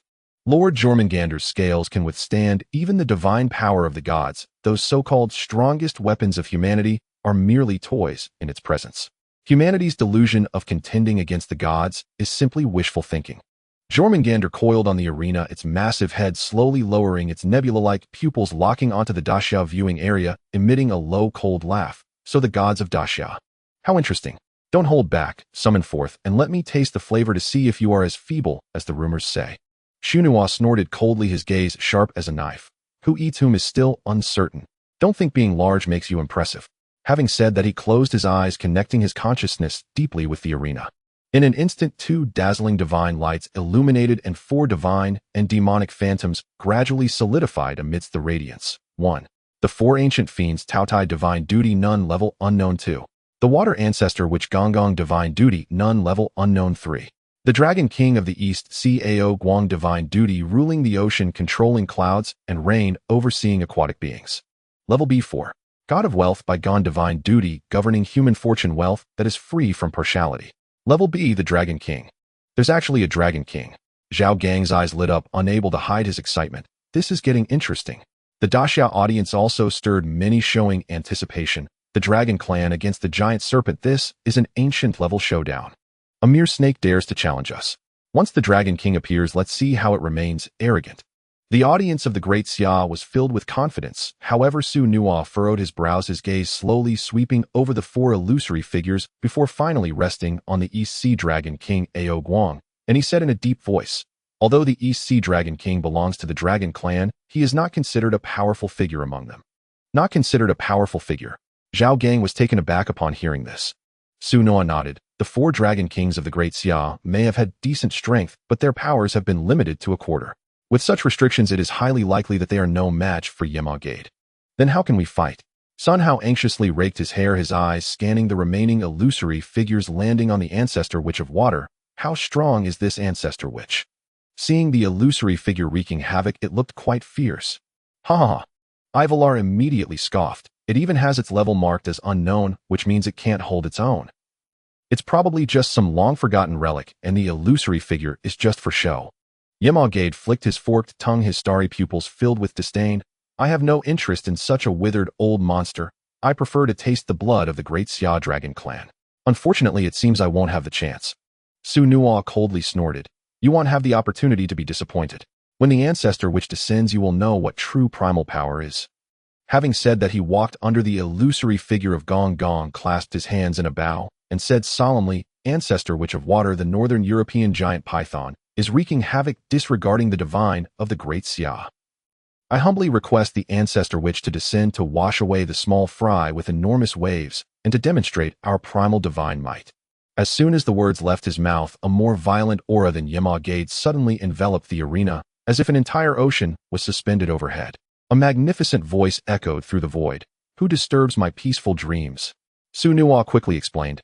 Ancestor Witch, please do not be angry. The Northern European pantheon summoned the giant python of the mortal realm to provoke us. We are powerless to resist and dared to awaken the Ancestor Witch. What does that have to do with me? Gong Gong coldly snorted, the waves in the illusory figure calming down somewhat. Ever since I broke the Buzhou mountain, I have ceased to concern myself with worldly affairs. The people of the Great Xia instantly tensed up. This means unwilling to act. Ivalar immediately seized the opportunity to mock. I told you. He is indeed a coward. No matter how fierce he brags, he still dares not show himself. The Western followers followed suit with laughter. What Ancestor Witch? He is probably just a turtle hiding its head. Afraid even of the giant python, how can he still call himself an Ancestor Witch? Yemagade lazily curled up his body, boring. I thought he was a great powerhouse, but who would have thought he is so cowardly? In the endless starry sky, Gong Gong was about to dissipate his divine consciousness, but furrowed his brow sharply upon hearing these mockeries. Seeing this, Su-Nua's eyes turned, and he intentionally raised his voice. Well, we can't blame the Ancestor Witch. After all, Yemagade is such a huge creature circling the world 3 times, who wouldn't be intimidated? Let him hide, he is an old relic we can understand. He said this while winking at Zhao Gang and Sun Hao. The two exchanged a knowing smile. Zhao Gang immediately chimed in, exactly. The giant python scales are harder than mountains, and its venom can rot the gods. The Ancestor Witch probably thinks it can't win, so it's conserving energy for retirement. Sun Hao followed suit. Perhaps it was still okay in its youth, but now it can't even stir a wave yet, can only huddle up. The people from the Western Observation Zone were taken aback by the words coming from the Great Xia side. They did not expect the Great Xia people to mock that Ancestor Witch themselves. Ivalar's eyes flashed with pride. It seemed these Great Xia people were genuinely frightened, even starting to belittle their own deity. He immediately sneered, his voice echoing throughout the arena. Look, even your own people think this Ancestor Witch is a coward. I reckon he has long been scared, hiding in some corner, trembling, not daring to face the might of Lord Yemagade. Exactly. What Ancestor Witch? I think it's more like a coward witch. If even his own followers don't help, what use is such a deity? The laughter from the Western followers grew louder, and even Yemagade let out a low hiss, as if in agreement. In the endless starry sky, Gong Gong's divine consciousness was already loosening, but upon hearing the continuous mockeries, especially the Great Xia people's words of self-abandonment, a surge of anger rushed straight to his head. This is outrageous. A roar shook the stars, and an aura more violent than Yemagade erupted like a tsunami. Gong Gong could no longer suppress himself. He raised his hand and punched. That fist, carrying the might of opening the heavens, actually smashed through the endless void, creating a rift that spanned the galaxy. In the next moment, a figure stepped out from the rift. He was clad in icy armor with frost that had never melted for eons crystallized upon it. With every step he took, endless water vapor surged, instantly forming a cloud that covered the sky. Rain poured down like the Milky Way in reverse. When he opened and closed his eyes, it seemed as if 2 vast oceans were swirling within. Just standing there warped the very space of the arena, causing it to moan, and even the stars wrapped around Yemagade dimmed slightly. The imposing presence of this arrival added a sense of destruction and dominance beyond that of Yemagade. Gong Gong's gaze swept across the entire arena, finally landing on the colossal body of Yemagade. His originally furious eyes suddenly brightened, and a meaningful smile curled at the corners of his mouth. This long worm is indeed quite robust. He stroked his chin, his tone carrying a hint of amusement, perhaps. It could be a good bait, just right to lure out that old six of the demon clan who has been hiding for countless epochs. The old six of the demon clan. The discussions below the stage erupted like a boiling pot. Countless gazes swiftly turned to Su-Nua, filled with the same confusion. Zhao Gang asked in perplexity, Old Su, who is the old six of the demon clan? That name sounds quite dubious. Which godly figure is that? Su-Nua's temples twitched. As someone who understood the stories of the primordial chaos, he naturally knew that the old six referred to the Kunpun he had thought of earlier. He cleared his throat, just about to briefly narrate the ancient tale of the battle between the witches and the demons, when he heard Yemagade let out a deafening scoff. Long worm. Yemagade's head slowly descended through the clouds, its enormous pupils resembling 2 ink pools that could not be seen to the bottom, staring fixedly at Gong Gong. You insignificant insect, do you think with your appearance you can control me? Its body surged in the void, scales scraping against the air with a piercing sound. You still want to use me as bait? You must still be dreaming. The laughter from the Western Observation Zone grew louder. Ivalar laughed so hard, he had to pound his thigh. Did you hear that? Even the great python thinks this is absurd. Just based on him. I bet he can't even withstand a single tail swipe from Lord Yemagade. Are you out of your mind? Fishing for monsters. To me he looks more like a hopping grasshopper. Amidst the waves of laughter, Gong Gong remained unfazed. Instead, he crouched down and reached out into the void. Suddenly, the pouring rain froze midair, transforming into a glimmering water spear. He toyed with the water spear, looking up at Yemoja with an increasingly peculiar smirk. You want to eat me? Go ahead and try. Upon hearing this, Yemoja burst into a thunderous laugh, filled with disdain and arrogance, shaking the surrounding stars. Try? Then I'll let you taste the agony of your soul corroded by venom. Before his words faded, it opened its massive mouth, and a torrent of dark green venom gushed out like a waterfall. Wherever it passed, the void was corroded into hissing black holes. Even light was devoured, and the stench made the mortals in the spectator area cover their mouths and noses, shivering with cold. My heavens! This venom is terrifying. Someone screamed in shock, looking at the spreading dark green, feeling a tingling at the scalp. Ival immediately stepped forward, a smug grin on his face. Did you see that? This is the venom of Lord Yemoja. Back in the day, Thor was eroded by this venom, his divine power dissipating into death. This so-called ancestor which would be instantly obliterated if it even touches a drop. The Western believers erupted, clamoring to see Gungnir turned into pulp. However, just as the venom was about to engulf Gungnir, the unstoppable dark green torrent suddenly froze in midair, as if gripped by an invisible hand, unable to advance any further. What's happening? Why isn't the venom moving? The spectators were dumbfounded, rubbing their eyes in disbelief at the scene before them. Su Nuo smirked, whispering to Zhao Gang and Sun Hao beside him, "Are you stunned? If it were poison mist, it may take some effort, but this is venom. Don't they know the control of the water ancestor over water is more tyrannical than that of the water deity of the heavenly court?" Gungnir indeed glanced disdainfully at the stagnant venom, as if observing a pile of filthy, muddy water. He raised his hand and lightly waved. The dark green venom instantly changed direction, shooting back like a sharp arrow, striking hard at Yamoja's neck. Sizzle! The sound of venom corroding scales was excruciatingly sharp, and several of Yamoja's dark scales were burned black by its own venom, revealing gruesome wounds beneath. Hiss! Yamoja let out a painful hiss, its massive body convulsing violently, its galaxy-like pupils instantly filled with furious bloodshot. "You seek death!" It roared at Gungnir, its voice shaking the arena. "I will swallow you whole and make you taste the pain of your soul being shredded." Before the words faded, Yamoja's enormous body surged like a bolt of black lightning, opening its gaping maw, carrying the momentum to tear Gungnir apart. That giant mouth was capable of swallowing several stars, with venom still dripping from its fangs, clearly in a fit of rage.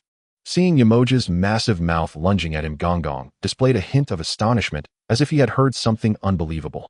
As one of the 12 ancestor witches, even during the War of Witches and Demons, it was only the likes of Emperor Jun and Dongwang Tai who dared to confront him head-on. No one ever dared to consider swallowing him whole. This was simply a neglect of the ancestor witch's body. Heh! Gungnir chuckled softly, standing still, allowing the giant mouth capable of swallowing stars to descend upon him. "Huh!" He scared silly. The Western spectator area erupted in thunderous cheers. "Go Lord Yamoja! Crush him to bits!" Ival's face flushed with excitement. "Did you see that? This is the fate of the ancestor witch.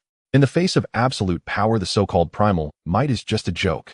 Yamoja's giant mouth snapped shut with tremendous force, its sharp fangs biting down on Gungnir with the power to shatter the void. However, the anticipated sound of crack did not resonate. Instead, a dull thud echoed, as if biting into ancient iron. "My!" Yamoja froze for a moment, instinctively chewing harder. Yet no matter how much force it exerted, its fangs upon touching Gungnir's body felt as if they had collided with an unshakable cosmic law. It couldn't even leave a mark. At that moment, a resounding laughter echoed from deep within its mouth, filled with unabashed mockery. "Is that all the strength you have? You think you can swallow me? Your worm-like fangs are probably less sturdy than the broken stone edges of the unyielding mountain I collided with back in the day." Roar! Yamoja was incensed by this laughter, a storm of ferocious energy surging within its chest. It exerted all its strength to bite down fiercely. Crack! This time there was finally a sound of shattering. "Huh!" It broke. It finally broke. The Western spectators erupted into ecstatic laughter. "I told you, no matter how hard the bone, it can't withstand a bite from Lord Yamoja. This ancestor which is finally reduced to fragments." Ival triumphantly declared. "Did you see that? What ancestor which, what primal might in front of Lord Yamoja is merely fragile bone that crumbles with a bite." Zhao Gang and Sun Hao's faces instantly darkened. Zhao Gang clenched his fists. How can this be? Could it be that the ancestor witch? Sun Hao also frowned, tightly staring at the giant serpent on the stage, his heart in his throat. Only Su Nuo maintained a faint smile, as if he had anticipated this all along, gently shaking his head. Just as the laughter of the Western believers had not yet subsided, Yamoja suddenly convulsed in pain, violently opening its huge mouth. Two shattered fangs, stained with dark green blood, were spat out, still speckled with frost, clearly broken during the previous bite. The laughter abruptly ceased, and the Western spectators fell into a dead silence. The joy on their faces turned to deep panic, and someone trembled. What? What is that? It's a tooth. Lord Yamoja's tooth. How can this be? It didn't shatter the ancestor witch, but its own tooth. Panic spread like a plague. Even Ival's smile froze on his face, his eyes filled with disbelief. Ha ha ha. Gongon's laughter came from before Yamoja, his figure swaying, standing, and scathed, brushing off his robes. With such weak teeth you dare to imitate others and swallow them whole. This truly made me laugh out my big teeth. Yamoja looked at its broken fangs, then at Gongon, who was unhurt, its galaxy-like pupils nearly bursting with fury. It had never faced such humiliation, roaring, "I refuse to believe I can't refine you." Before the words faded, the giant serpent's body bowed violently again, opening its gaping maw. Without waiting for Gonggong to react, it swallowed him whole. It was about to use its most terrifying talent, the internal space that could digest stars and corrode laws, to completely refine this arrogant ancestor witch. It's over, Zhao Gang exclaimed in shock. Not only Zhao Gang, but nearly everyone in the viewing area gasped in shock. The audience from the Great Xia turned pale, while the Western believers suppressed their glee. Everyone knew that the massive form of Yemogiad capable of coiling around stars relied solely on its terrifyingly powerful digestion. It was rumored that during the primordial chaos it had devoured several decaying multiverses. Even fragments of laws could be chewed and digested. No matter how tough Gonggong's physical body was, could it withstand such force capable of refining heaven and earth? After all that pretense, in the end, you'll still be swallowed whole. Ivel finally regained his composure, mocking the Great Xia viewing area. This is the consequence of being ignorant of one's own limitations. Being refined to the point of having nothing left is a fitting end. The Western believers joined in the laughter, their previous panic replaced by triumph, with many already starting to celebrate their victory. However, their laughter hadn't lasted 3 breaths when Yemogiad on the stage suddenly let out a heart-wrenching cry of pain. The sound was unlike its previous anger, but instead filled with deep despair, shaking the very void. Thud, thud, thud. The dull sound of impacts echoed from within Yemogiad, as if a giant deity were demolishing walls inside its belly. Its massive body suddenly convulsed violently, muscles beneath its scales twitching uncontrollably. The stars it had coiled around were shattered, and dark green blood gushed out through the cracks in its scales. Roar! Yemogiad writhed in pain, arching its body like a snake whose tail had been stepped on, yet even its struggle was beginning to weaken. Inside its belly, Gonggong was having a blast. His left hand pressed against the stomach wall, stirring up a torrent of floodwaters within, scattering the digestive fluid capable of corroding laws. His right hand transformed into an ice spear, stabbing fiercely into its intestines, each thrust causing Yemogiad to convulse in agony. Longworm, your belly is too fragile. Gonggong's voice emerged through the flesh, laced with mockery. Weren't you able to swallow just fine a moment ago? Swallow me again if you dare. With that, he stomped down hard. Crack! The sound of bones breaking resonated from within Yemogiad, its body instantly arching into a crescent shape, its tail uncontrollably thrashing against the stage. Its tail capable of shattering stars and splitting rocks smashed the expansive arena floor to pieces, cracks spreading like a spider's web, distorting space itself. The spectators were utterly stunned, the smiles of the Western believers frozen on their faces, their eyes filled with terror. This was no mere refining. It was evidently a demolition conference held by the ancestral shaman inside the giant serpent's belly. Not good. Spit. Quickly spit it out. Ivel shouted, urgently, howling at Yemogiad. Yemogiad could no longer endure. It sensed its insides being torn apart madly. If this continued, it would not be able to refine its opponent before being burst apart itself. With a mighty effort, it opened its massive jaws, using its last ounce of strength to spew out the disaster from its belly. Gonggong was expelled by a great force, still covered in sticky liquid, but unharmed. He shook his hair, wrinkling his nose in disgust. So filthy. Yemogiad, on the other hand, seemed to have all its strength drained. Its enormous body collapsed on the stage, its scales losing their luster, even its breathing becoming weak, clearly severely depleted. Ha ha ha! Sunua could no longer hold back his laughter, pointing at the limp Yemogiad and saying to those nearby, how bizarre in this day and age someone dares to swallow an ancestral shaman. Isn't that just asking for death? Zhao Gang and Sun Hao exchanged glances, both seeing the ecstasy in each other's eyes, and burst into laughter. The Western believers were both shocked and angry, yet unable to rebut. The evidence was right before their eyes. Their prideful, earthly giant serpent was being toyed with inside someone else's belly. At that moment, Gonggong suddenly bent down and grasped Yemogiad's still twitching tail. What does he intend to do? Ivel frowned tightly, asking in disbelief. Could he still want to control Yemogiad? How is that possible? Not just him, everyone held their breath, staring intently at the hand gripping the serpent's tail. Gonggong glanced at the puzzled crowd, a mocking smile curling at the corners of his mouth. Longworm, weren't you quite arrogant just now? Now let me show you what it feels like to swing. Up! Before his words had even finished, he single-handedly grasped Yemogiad's tail, lifting its massive form that could coil around stars as if it were a small snake. Buzz! The giant serpent's body drew a black arc in the air, the fierce wind scattering the surrounding nebulae. Gonggong swung his arm in a circle, exerting force. Bang! Yemogiad's head was smashed hard against the stage, its entire skull embedding into the shattered ground, causing it so much pain that it couldn't even let out a cry. Before it could recover, Gong yanked its tail again, swinging it back and forth like a torn sack, smashing to the left, shattering a section of nebula, swinging to the right, collapsing a piece of the void. Bang, bang, bang. The dull sounds of impacts were incessant. Yemojayad was tossed around in a day's scales, shedding everywhere dark green blood splattering the sky, utterly devoid of the dignity of a worldly giant serpent. It resembled a loach being toyed with by a child. The viewing area fell completely silent. Everyone was so shocked by this absurd scene that they couldn't utter a word. Who could have imagined that Yemojayad, capable of contending with the thunder god, would be tossed around like a whip? Gong swung with gusto and finally, with a mighty throw, cast Yemojayad's body into the sky. Then as it fell, he lifted his foot and kicked hard against its belly. Boom! Yemojayad shot down like a meteor, crashing deep into the arena, the dust and smoke rising to obscure the sky. Amidst the haze, Yemojayad's head struggled to rise, its starry pupils filled with blood and disbelief. It let out a hoarse roar of anger at Gong. What kind of monster are you? It couldn't fathom why its body, capable of coiling around the world and devouring the universe, was being casually lifted and slammed like a small snake, without even a shred of strength to resist. The terrifying power contained within its body seemed like a joke in the face of Gong's strength. Yet Gong merely smiled and said nothing, slowly approaching its head. As one of the 12 ancestral shamans formed from the polluted blood of Pangu, he had inherited Pangu's laws of strength. Since his birth, his physical resilience and power were unparalleled in the primordial world. In the great Xia divine domain, when it comes to close combat and brute strength, even those ancient deities who testify their path through strength would dare not claim they could surpass an ancestral shaman. Arriving before Yemojayad's serpent head, Gong leaped into the air, his feet landing on the head larger than a mountain. Thud!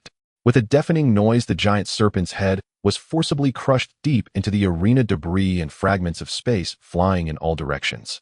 Before Yemoja could struggle, Gong bent down and seized its scales, pulling fiercely. Ow! Yemoja let out a mournful cry as its head was forcefully yanked from the ground, accompanied by a shower of shattered rocks. Thud! Another kick drove the head deeper into the earth than before. Pulling up, stepping down, pulling up again, stepping down again. The muffled thuds became the sole melody of the arena. Yemoja's massive body gradually lost its vitality as it convulsed, dark green blood pooling on the ground, the once hard scales crushed beneath. The spectators from the west watched in horror, many of them covering their eyes, yet unable to resist peeking through their fingers. It's so cruel. How could he do this? This is not a battle, it's slaughter. Yemoja is one of the protagonists of the Twilight of the Gods. Criticism and curses arose in waves, some even shouting angrily at the Daxia viewing area, accusing Gong of lacking divine grace. Ival's face turned ashen, his fists clenched tightly, yet he couldn't utter a word. He had witnessed Gong's overwhelming power firsthand, and at this moment Yemoja had no capacity to resist. All its trump cards were ineffective against this ancestral shaman. Gong, however, seemed not to hear the cursing. He stepped on Yemoja's head, looking down at the gradually dimming pupils, speaking in a calm tone. Long worm, remember, not every existence can be provoked. With that, he lifted his foot and stomped down heavily. This time Yemoja's head sank completely into the arena floor, motionless. The massive body convulsed a few times before becoming entirely rigid, even the sheen of its scales fading away. Gong looked at the unconscious Yemoja, clapped his hands, and a satisfied smile spread across his face. Very good, this long worm is thick and heavy, perfect for fishing the demon race's old sixth. Nothing could be more appropriate. You dare. The western viewing area erupted in chaos, someone pointing at Gong and shouting, "Winning is one thing, why go as far as to exterminate? Even if you want to kill, Yemoja's corpse should remain in our Nordic pantheon. Why should it be taken by you? Exactly. What kind of reasoning is that?" Gong glanced at them, disdainfully flexed his wrist, the sound of his fist cracking echoed, and he laughed. Why? Just because my fist is bigger than yours and my strength is greater, what's wrong with that? Ival looked at his confident demeanor. Suddenly his eyes lit up. As if seizing a lifeline, he sternly addressed Gong. Don't be too arrogant. Yemoja is one of the key figures of the Twilight of the Gods. His fate has long been inscribed on the Wheel of Fate. If you dare take him, it would be defying fate, and you will surely face divine retribution. Fate. Gong raised an eyebrow at the mention of those two words, as if he had heard a joke. I dare to shatter the cause and effect of heaven and earth. What the hell do I have to fear from fate? Yet Ival smiled mysteriously. You don't understand. Fate is controlled by the three goddesses of destiny. They weave the trajectories of all things in the world. No one can defy them. If you take Yemoja, the goddesses of fate will surely descend, and then you'll be in for it. Ha ha. Sunua could not help but laugh from below. The goddesses of fate are coming for him. They must be coming to seek death. Gonggong waved his hand dismissively, bending down to grab Yamoja's tail. What nonsense, goddesses of fate. If they dare come ill, make sure they don't leave this arena today. Just as he finished speaking, a clear voice as melodious as silver bells, yet icy cold, suddenly rang out. Who was looking down on fate? The crowd turned to see a woman standing on the arena, having appeared there unnoticed. She was tall, wearing a gray-blue robe that trailed on the ground with flowing star patterns embroidered on the hem. A thin veil delicate as a cicada's wing concealed her face, revealing only a pair of clear ice-like eyes. Though her full appearance was obscured from her exquisite outline and graceful demeanor, one could glimpse astonishing beauty, surrounded by a faint aura of time, as if she had stepped out of the mists of antiquity. This is... Ivel stared at the woman for a moment. Suddenly his pupils constricted, exclaiming in shock, "Are you the goddess of destiny responsible for inscribing the future, Lady Shikoti?" "It is the goddess of destiny." The Western followers instantly erupted in joy, their earlier despair swept away. Wonderful. Lady Shikoti has arrived. This time Gonggong will definitely not take Yamoja away. Shikoti's gaze fell upon Gonggong, her tone even. "You have harmed Yamoja, which could be pursued, but considering you are unaware of the rules of fate, if you leave now, I can pretend nothing has happened." Ha ha ha. Gonggong suddenly burst into wild laughter, shaking with mirth. Even the arena trembled. Shikoti frowned, a flicker of anger flashing in her eyes. "What are you laughing at?" Gonggong finally stopped laughing, looked her up and down, and suddenly sneered. "You, an ugly hag, dare to point fingers at me." The entire arena fell into a dead silence. Everyone stared at Gonggong, then at Shikoti, their minds blank. Ugly hag? Is he talking about the goddess of destiny? No way. With such elegance, even with a veil, one can tell she is stunning. How high are the standards of beauty on the Daxia side? Could it be a difference in aesthetics? But this is too far off. Shikoti was also taken aback, clearly not expecting to hear such an evaluation. She paused for a moment, then her chest heaved violently, her cheeks flushed red beneath the veil, her voice trembling. "You. What are you saying? You say I'm an ugly hag." Gonggong circled around Shikoti, as if appraising an object, smacking his lips as he continued his critique. "Your height is passable, barely qualifies. But your figure is too thin, your shoulders are narrow, and waist slim. A gust of wind could blow you down. What woman of the shaman race isn't sturdy enough to carry mountains and split stones?" Sturdy enough to carry mountains and split stones. Shikoti's pupils widened in shock at these unfamiliar terms. Gonggong nodded, then pointed at Shikoti's waist and hips, his tone laced with disdain. "And here your backside is too small, your pelvis narrow. It's evident you're not cut out for childbearing. When we shamans choose a mate, the first requirement is whether they can bear strong offspring. Is someone like you. TSK. Small backside, narrow pelvis. Bearing children." Shikoti was once again going crazy inside, but she really wanted to rush up and beat Gonggong. In the end, he stared at Shikoti's skin, which was so pale, it almost seemed transparent, and shook his head. "With skin this white, if you walk around the wilderness, you won't last more than 3 days. The savage beasts will spot you from afar without even a hint of protective color. You are practically offering yourself to the hunters." Each word felt like a heavy blow to Shikoti's heart. She felt both shy and angry, her face beneath the veil already flushed to the point of almost bleeding. As the goddess of fate, she had always been revered by all beings. When had she ever been subjected to such blunt and crude criticism? Especially the other party's sense of aesthetics was simply unfathomable. Broad-shouldered and thick-waisted, capable of bearing children, dark-skinned. This isn't a judgment of beauty, but rather treating her as a breeding tool. You are simply unreasonable." Shikoti trembled with anger, her clear eyes swirling with fury. "I am the goddess of fate, controlling the trajectory of the future. How dare you blaspheme like this?" The silver light at Shikoti's fingertips suddenly surged, and countless fine strands of light emerged from the void, extending toward Gonggong like a spider's web. Those strands appeared delicate, but contained an irresistible power of fate. Everywhere they passed, even the air seemed to freeze. "This is the thread of fate. Once entangled, every step you take will follow the trajectory I have woven for you." With a cold and authoritative voice, Shikoti's eyes shimmered with the light of control. "Today, if you do not leave Yamingdai behind, you shall be trapped in this web of fate." The strands of light approached in an instant, seemingly ready to wrap around Gonggong's body. Yet Gonggong scoffed, stomping his foot. Boom! The ground of the arena suddenly cracked, and countless stones imbued with the raw force of the wilderness soared into the sky, violently distorting the threads of fate. He swayed his body and charged toward Shikoti like an arrow released from a bow, his palm as large as a fan swept down with a force that could tear apart the void. What thread of fate? To me, it's just a broken rope. Shikoti's pupils constricted. She did not expect the other party to shake the power of fate with sheer brute force. She quickly retreated, waving her hand to summon more strands of light, attempting to entwine him once again. However, Gonggong's speed exceeded her expectations. The hand containing the laws of Panga's strength was already within reach. The force of his palm pressing down made her breath halt. Sizzle. Shikoti hastily summoned a shield made of star patterns, but it was shattered by Gonggong's palm. Her entire body was sent flying back like a kite, with a severed string barely stopping upon colliding with Yamingdai's rigid form. A trickle of blood escaped Shikoti's lips, and a corner of her veil slipped, revealing her pale, yet exquisite features beneath. This scene made Su Nua's heart race. Gonggong seemed to relive the moment before the heavens and earth were created, when Pangu forcefully struck down the causal demon god. With this little ability, how dare you speak of fate? Gonggong landed in front of her, looking down at her disdainfully, his tone dripping with contempt. You who play with threads are far inferior to the demon clans who dared to clash with my witch tribe back in the day. Shikoti clutched her chest, her eyes filled with shock and disbelief. She controlled the trajectory of the future, and no one had ever been able to so easily tear apart her web of fate, let alone crush her divine power with sheer strength. You are defying fate. She struggled to stand, her voice trembling slightly. Fate? Gonggong laughed heartily. I even dared to break the unbreakable mountain. Oh, what is fate to me? With that, he ignored Shikoti, bent down, and grabbed Yamingdai's tail, dragging him away like a dead dog.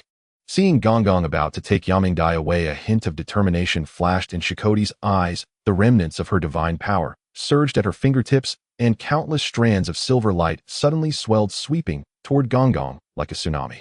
These strands were no longer a delicate net, but transformed into thick chains of light, aiming to completely trap Gonggong in the cage of fate. Wanna leave? Not so easily. Shikoti's voice was laced with a fierce determination. This is my final chain of fate. Even if I exhaust my divine power, I will leave you behind. Gonggong was enraged by this overwhelming aura. He suddenly turned around, steam rising around him, instantly transforming into a torrential flood. You little girl who doesn't know your place, do you really think my witch tribe is easy to bully? Under Gonggong's control, the massive waves surged toward the chains of light, creating a scene reminiscent of the apocalypse. Shikoti sneered, water.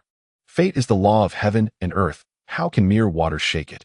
But in the next second, her smile froze on her face, as those seemingly indestructible chains of fate began to snap one by one upon contact with the flood, as if they had met their nemesis.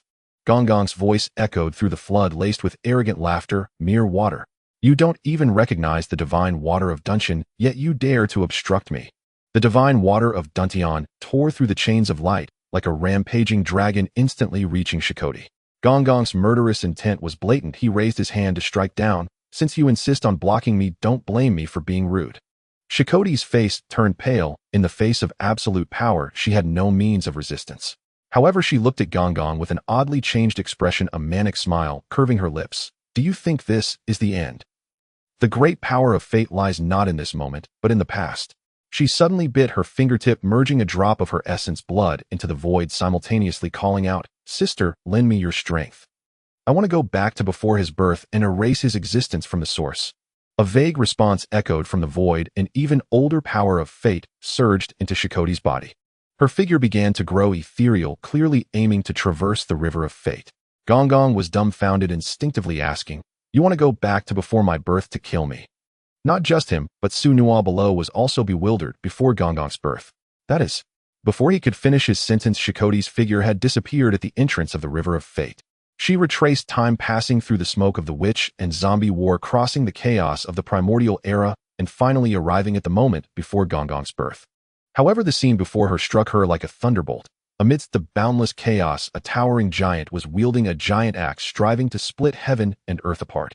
She merely caught a glimpse of Pangu swinging his axe, and an indescribable, terrifying causal force surged upon her like a storm. Pangu creating the heavens is the origin of all things, bearing all causal relations. How could she, as a goddess of fate, dare to pry into it? No. What level of being is this?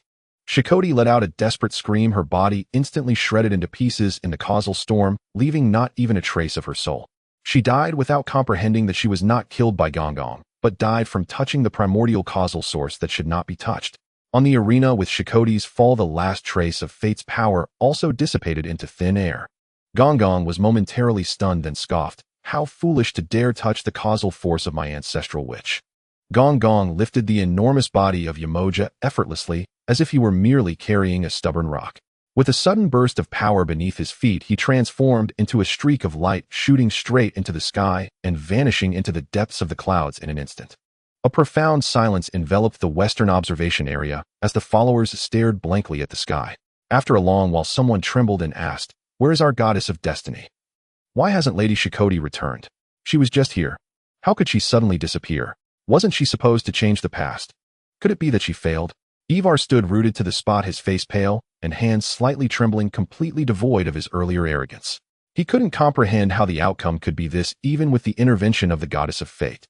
Sunua glanced at the confused expressions of the people in the west, smiled broadly, and said clearly, though not loudly, "She won't be coming back. Some beings, some causes and effects are beyond the reach of those who overestimate themselves." The crowd turned their gazes toward him, filled with confusion, yet no one dared to question him.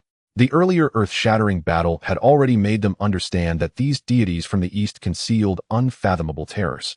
At this moment, Zhao Ritian leisurely stepped onto the arena, observing the ground that had been shattered and cracked, with even space showing signs of distortion. He smirked and said, "Can't these ancestral witches fight without causing such a mess? Why must I always be the one to clean up the mess, eh?"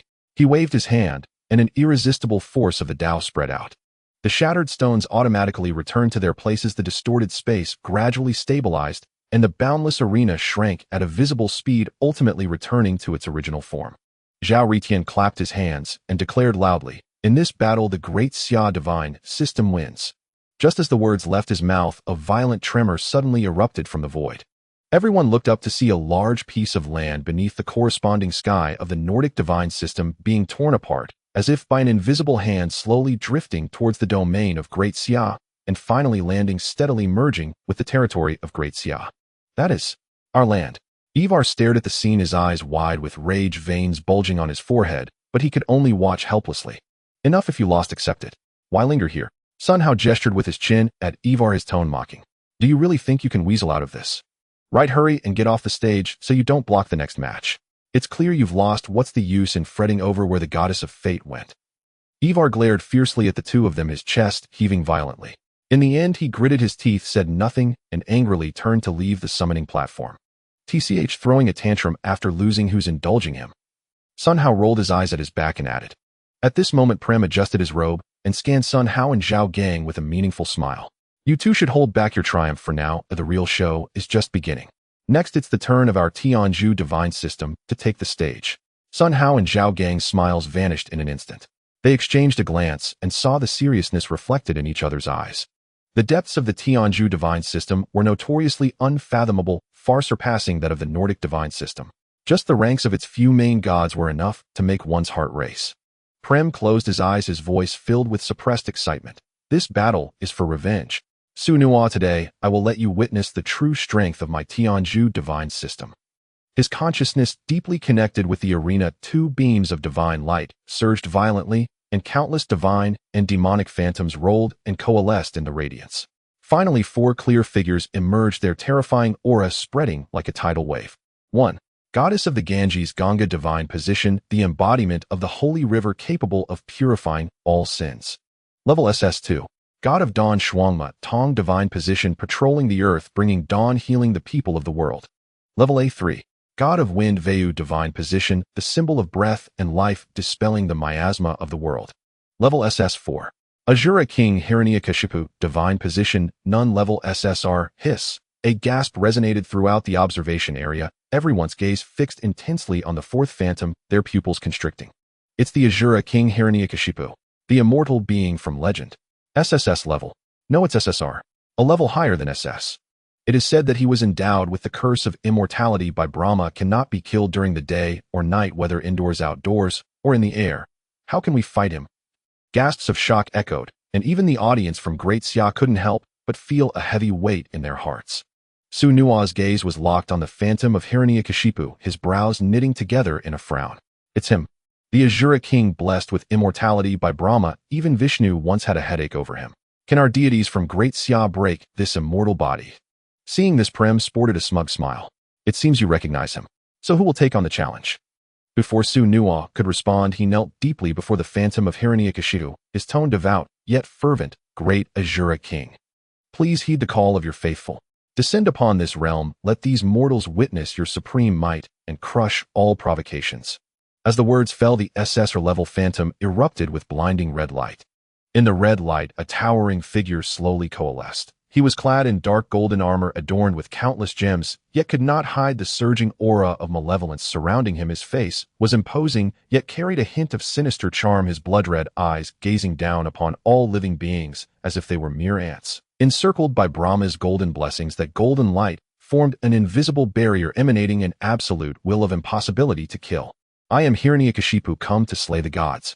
His deep voice resonated across the arena, each word seeming to strike at the hearts of those present, making the air feel heavy.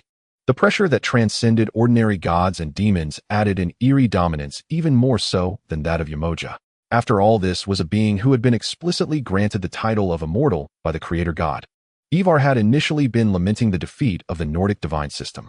At this moment, feeling the overwhelming pressure emanating from Hiranyakashipu, he was first taken aback, then erupted into wild laughter. What a powerful aura. This is true top-tier divine power. Wonderful. With this Azura king here, he will surely teach the great Xia divine system a lesson, letting them know that there is always someone greater. Zhao Gang, hearing this gloating laughter, immediately frowned and shot him a cold glare.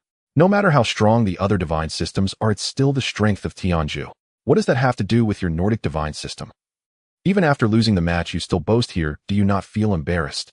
Ivar, however, was unperturbed, grinning widely with a hint of malice. Why wouldn't it matter? As long as it can make your great Xia divine system suffer and bring disaster to your deities, I'll be very happy. How about it? Are you not convinced? If you have the ability, summon an SS-level being yourself? Ha ha. He laughed in a particularly piercing manner, clearly wanting to leverage the might of the Tianju divine system to regain the face he had lost earlier. Sun Hao stood by, listening to the rising fire, about to retort when Su Nuo held his shoulder. Su Nuo's gaze remained fixed on Hiranyakashipu, his expression serious, yet calm. Don't stoop to his level. Winning or losing cannot be determined by shouting. Zhao Gang took a deep breath, suppressing his anger, and said coldly, just wait, who laughs last is still uncertain. However, I want to see how you deal with this immortal Azura king. Ival laughed heartily as if he had heard a great joke. I guess your deities are probably afraid to touch even a finger of his. On the arena, Hiranyakashipu's gaze slowly scanned the entire audience, finally settling on the great Xia viewing area. A trace of contempt flashed in his blood-red eyes, and the golden light around him grew even more intense, as if silently declaring his invincibility. Prim watched this scene, his smugness growing, and shouted to Su Nuo, what do you think? Su Nuo, are you scared now? This is the foundation of our Tianju divine system, not something from the Norse can compare. Ival was instantly enraged by Prim's words, pointing at Prim's nose, unable to speak for a long while. Was this kid here to help suppress the great Xia, or to stomp on their Norse divine system? For a moment, he couldn't discern which side the other party was on, feeling a surge of unnamed anger in his chest. Su Nuo couldn't care less about their internal conflict, and coldly snorted, then let's wait and see. With that, he closed his eyes, his consciousness sinking into the depths of the arena. Two beams of divine light suddenly illuminated above his head, even more brilliant than before, as countless divine and demonic phantoms wildly rolled and collided in the flow of light, yet they could not condense. After a moment, the first phantom finally began to solidify. I, ancestor of Earth immortals, Zhen Yuanzi, divine position, level. When these words appeared, Su Nuo froze, his eyes widening, as if he had seen something incredible.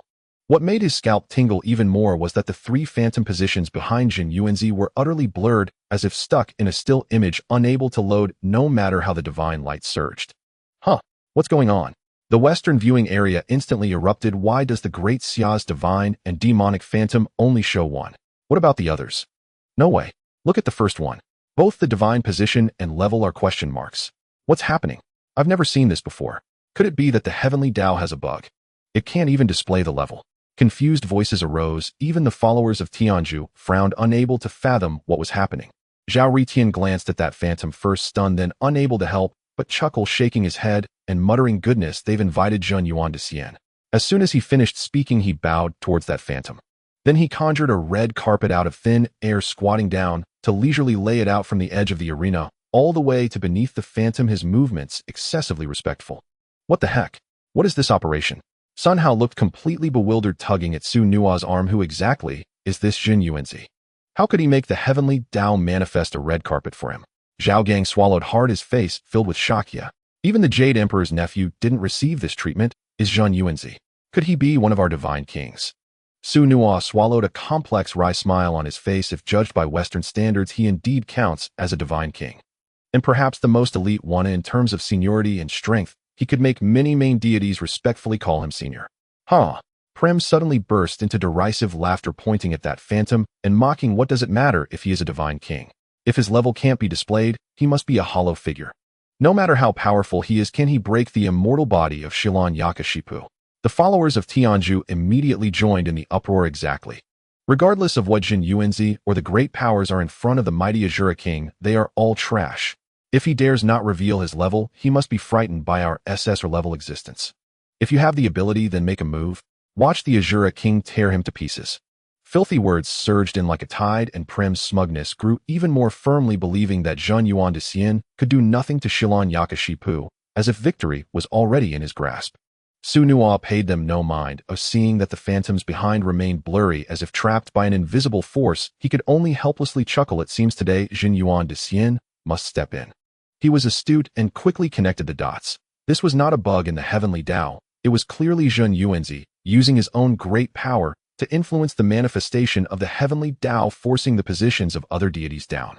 After all, with this de Xian's seniority and strength, there were probably few who dared to compete for the spotlight in front of him in the vast wilderness.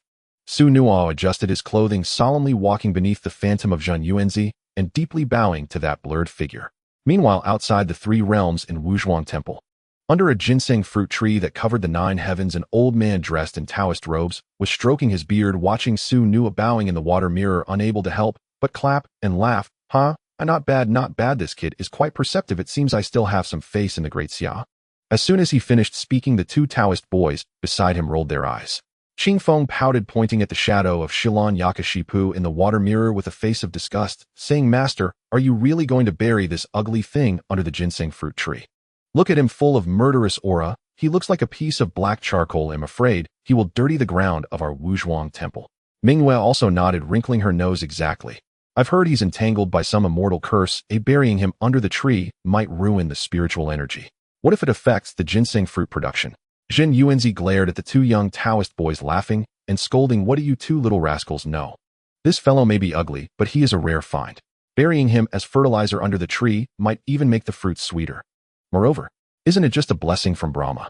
I can just shatter his blessing, can't I? Qingfeng and Mingyue both had black lines on their foreheads upon hearing this. In recent years, the number of monsters in the world has decreased significantly, largely due to being captured by Zhen Yuanzi. Many exceptional monsters secretly nurtured by the Buddhist sect have also been taken away by Zhen Yuanzi. But the Buddhist sect could only seethe in anger without daring to voice it. On the mythical arena, just as Su Nua was about to recite the summoning incantation, the ethereal figure of Zhen Yuanzi suddenly burst forth with brilliant golden light, blinding everyone. Within the radiance, that indistinct figure solidified at a visible pace. Every detail of his Tao robe, the silver threads of his whisk, and even the luster of his hair became immeasurably clear, as if he had walked directly from Wuzhuang Temple. Zhen Yuanzi stepped out of the golden light, landing firmly on the red carpet, his aura calm, yet unfathomable. Su Nua tugged at the corner of his mouth, secretly cursing. What a guy! Not even bothering to materialize the ethereal figure, he directly descended in his true form. This was no mere formality. He was clearly eager to strike. The surroundings instantly erupted. Cheating. The great Xia is cheating. The Western believers were the first to roar in anger. He didn't even recite the summoning words. How can he be allowed to step onto the arena? Zhao Ritian, this is against the rules. You must give us an explanation. Someone pointed an accusing finger at the incarnation of the heavenly Tao, their face filled with indignation. Zhao Ritian glanced at them disdainfully, ignoring them entirely, and instead slightly bowed towards Zhen Yuanzi, respectfully greeting. I am Zhao Ritian, paying my respects to the ancestor of Earth Immortals. Ancestor of Earth Immortals? Sun Hao looked confused, scratching his head. This divine title sounds a bit mundane, or it doesn't seem as imposing as a divine king. Indeed, Zhao Gang nodded in agreement. The term Earth Immortal sounds quite ordinary, and adding ancestor doesn't make it sound any more impressive. Shut your mouth. Su Nua quickly hushed him, his expression serious. This one is a formidable person on par with the 3 pure ones. Be careful about speaking behind his back. Zhen Yuanzi just happened to turn his head and smiled faintly at Su Nua, saying, It's all right, I am a leisurely person, and discussing a few things isn't a big deal. Such grace and composure from the great immortal. Su Nua suddenly felt somewhat flattered. He privately sighed. If it were Yuanshi Tianzuan or Lingbao Tianzuan, they would likely obliterate the karma of anyone who dared to murmur behind their backs. In the next moment, Jin Yuanzi stepped with the four directions, slowly walking along the red carpet towards Shilan Yakashipu. His pace was unhurried, yet it exuded a peculiar rhythm, as if each step was treading upon the nodes of heaven and earth. Some observers found it amusing and tried to imitate that gait, but no matter how they tried, they couldn't achieve that ease and weight, instead resembling a stumbling drunkard. Only great immortal Jin Yuanzi can walk with such flair in the four directions. Su Nua chuckled. The Tao rhythm hidden within that step was not something mere mortals could imitate. Shilan Yakashipu stared at the approaching Jin Yuanzi, a hint of tension flashing in his crimson eyes as he asked in a deep voice, "Who are you? Why do you disregard the rules and come onto the arena on your own?" Jin Yuanzi smiled faintly and waved his whisk lightly. "I am Jin Yuanzi, manifesting my Tao title, which counts as giving face to the rules. As for why I seek you," he paused, his gaze profound, "it is only because there is an unresolved karma between us." Karma. Shilan Yakashipu was taken aback. He was certain he had never encountered this Eastern deity, let alone any karma. "I have never met you. How could there be karma?" Jin Yuanzi merely smiled and remained silent, his calm gaze seemingly penetrating through time and space, landing in the distant past. Zhao Gang, feeling itchiness in his heart, tugged at Su Nua. "Do you know what this karma is?" Su Nua frowned in thought for a moment. Suddenly his eyes brightened. "I recall the legend. The creator god of Great Xia left behind a drop of tainted blood, which transformed into an extremely powerful being who is the progenitor of the Asura clan." "So you're saying that person has some grievances with great immortal Jin Yuanzi?" Zhao Gang inquired further. "It seems that way. It is said he once teamed up with another being to slay the friend of great immortal Jin Yuanzi." Su Nua nodded, lowering his voice. "Perhaps today is the day he comes to settle this matter." As soon as these words were spoken, the observation area instantly polarized. The audience from Longhua immediately became excited. So it's a quest for revenge. No wonder Jin Yuanzi descended personally. The Asura king has walked into the line of fire. The followers from Tianzhu were in an uproar, shouting angrily, "Nonsense! The Asura clan is our Tianzhu divine lineage's kin. How could they be created by your great Xia? This is simply the biggest joke." "Exactly. What kind of thing was that person you mentioned? How could he be worthy of being the ancestor of the Asura?" The argument grew louder and Shilan Yakashipu's expression darkened. Though he was the Asura king, he was aware of the legends surrounding his clan's origin and had never heard of any ties to Eastern deities. Shilan Yakashipu stared at Jin Yuanzi's ever-present gentle smile, which in his eyes was more piercing than the sharpest blade. As the Asura king who wielded the authority of destruction and strife, the battle intent within him surged like ignited magma, instantly breaking through the dam of reason. "Damn it! I hate that kind of smile the most." A low growl erupted from his throat, and suddenly countless dark red lightning bolts appeared around him, each entwined with resentful thoughts that could tear souls apart. Those were the killing energies drawn from countless battlefields, the ultimate move he had forged from the remnants of 1,000,000 defeated souls. He did not clench his fist, but instead raised a hand and made a grabbing motion towards Jin Yuanzi. 10,000 souls devouring heaven. In an instant, those dark red lightning transformed into countless twisted soul faces, shrieking as they formed a torrent of soul prison that pierced through heaven and earth. Wherever the torrent passed, even the void began to dissolve, as if it intended to drag everything before it into an eternal soul prison. Such a technique, even Brahma had warned him not to use lightly. Prem from the observation area laughed upon seeing this, his voice filled with mockery. "Huh, this is an SSR level killing move. What can Jin Yuanzi use to counter it? A price to pay." Su Nua scoffed, his voice clear.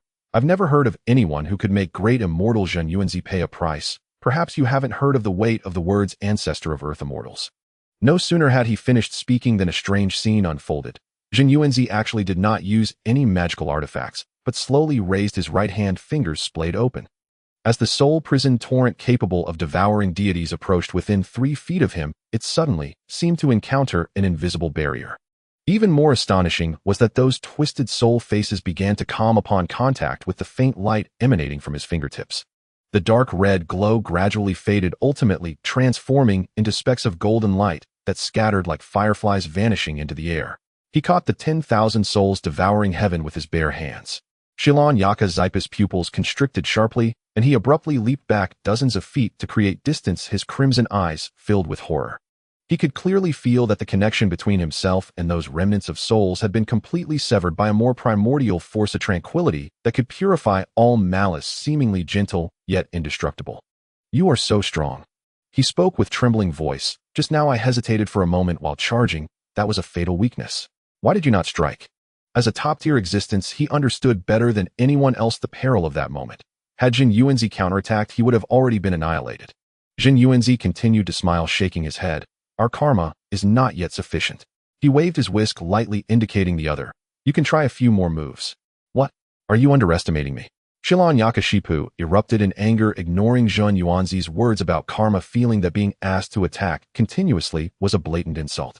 He suddenly raised his hand, and behind him emerged a colossal phantom draped in stars, the primal totem of the Asura race, wielding 1,000 blades, its eyes like blood moons.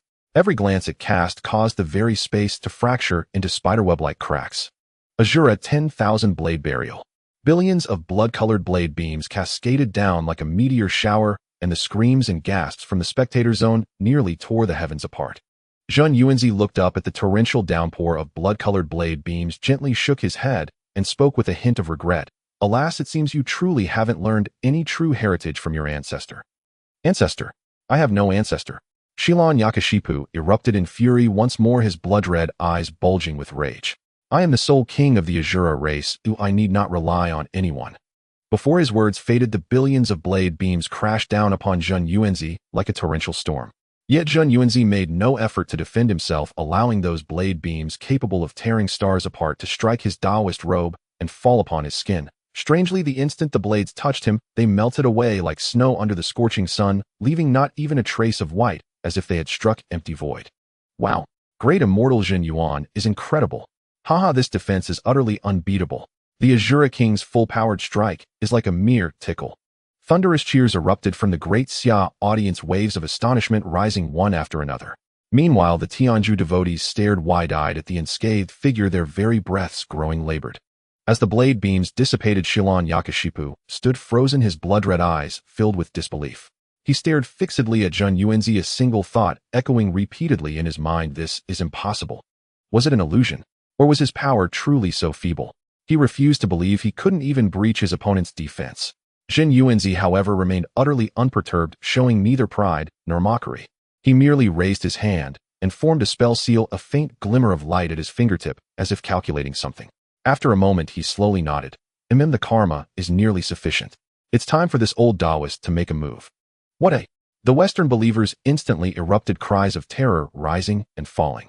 Just standing there makes him invulnerable. If he attacks, how powerful must he be? My God, I dare not watch. Sun Hao and Zhao Gang exchanged glances, rubbing their hands excitedly. Excellent. He's finally going to strike. Best if he finishes him in one move, no more nonsense. Prem sneered, forcing calm. Finish him. Have you forgotten that Shilon Yakashipu bears Brahma's blessing of immortality? Not only can you not kill him, you can't even make him lose a single hair. Under the gaze of tens of thousands, Jin Yuanzi finally moved. Yet he did not strike immediately. Instead, he frowned, as if pondering something. What method should I use to deal with him? He murmured softly, raising his hand to clench a fist, then abruptly releasing it. No, if I punch him to death, won't all my effort be wasted? He raised his palm again as if to slap down, but then withdrew it with anxiety. That won't do either. If I flatten him with a slap, his filthy essence will splatter everywhere. What about my ginseng fruit tree? His gaze fell upon his whisk, and his face grew even more troubled.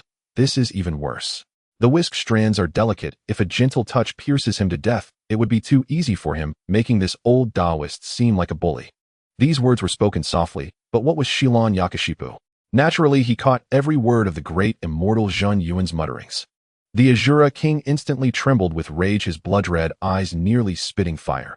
This was no mere indecision on how to strike. It was blatant humiliation. He was being treated like an ant to be crushed at will. You seek death. Shilon Yakashipu roared. Amid the roar, Shilon Yakashipu's body abruptly swelled, his dark golden armor shattering inch by inch, revealing his true form covered in dark red scales. 1,000 arms sprouted wildly from his back and sides, each wielding a different divine weapon. Countless blood-colored eyes split open on his forehead, cheeks, and chest, each radiating destruction and madness, the surging malevolence around him nearly solidifying into substance. Simultaneously, countless black mists spread over his form as if he were an ancient demon god. What kind of monster is this? Someone in the spectator zone shrieked, gazing at the terrifying thousand-armed, thousand-eyed form, feeling a chill in their heart, as if countless eyes were fixed upon them, their very breath turning icy. Shilon Yakashipu looked down at Zhen Yuanzi, his 1,000 eyes flashing red simultaneously, his voice like a chorus of roars, forcing me to reveal my Azura true form. You should be content even in death. Today I'll let you taste what it means to be torn apart by 1,000 hands. Ha ha ha. Zhen Yuanzi burst into hearty laughter at these words, lightly waving his whisk. You are the first to dare claim you'll take this poor Taoist life. In all the 3 realms besides you, no one has dared utter such words. Well, now there is. Shilon Yakashipu laughed wildly, swinging all 1,000 arms at once. The divine weapons tore through the void, emitting piercing shrieks that could rend souls, bearing down upon Zhen Yuanzi like a dark cloud covering the sky. The overwhelming mass of palms blotted out the sun, plunging the arena into darkness. The oppressive pressure nearly suffocated the mortals in the spectator zone.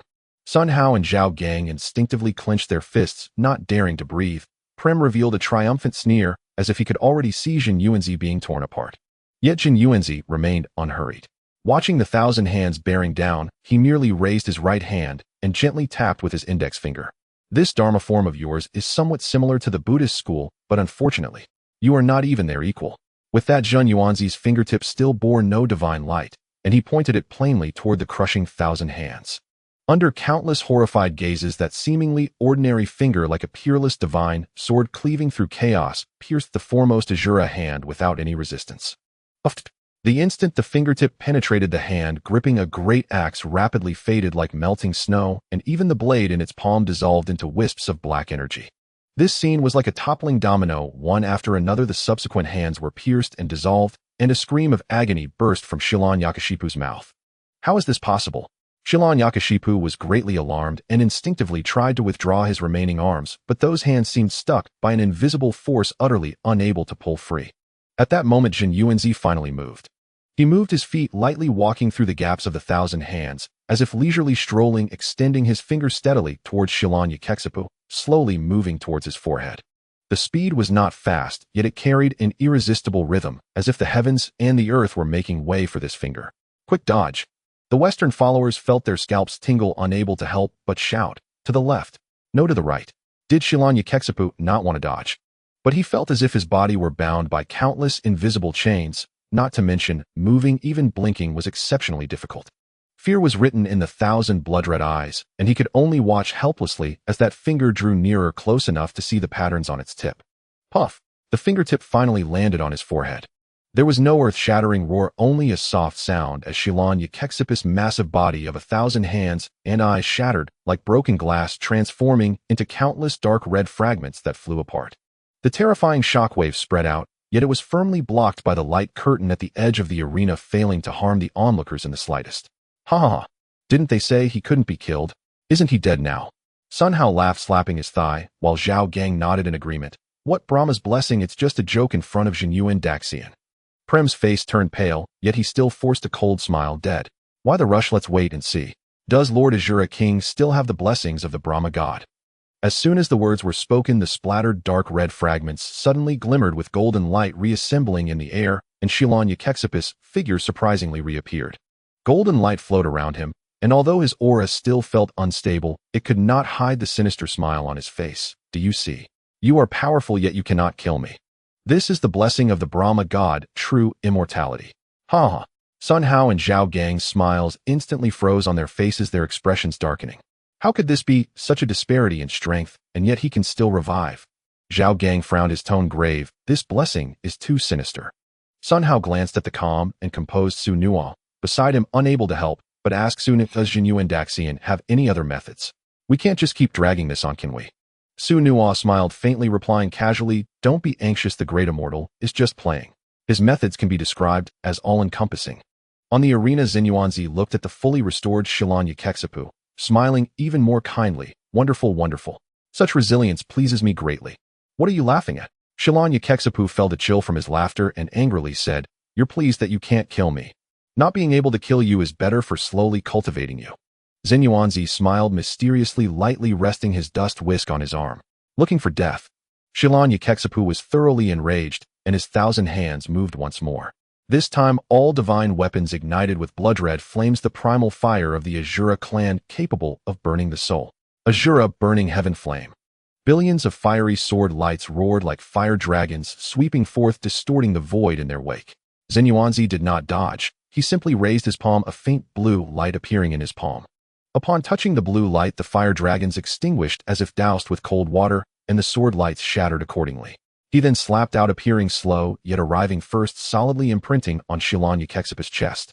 Bang! The Azura King exploded like a heavy hammer struck him, his massive body instantly bursting apart into countless fire sparks. Exploded again. Sun Hao's eyes brightened, but then he frowned again. But he will definitely revive again.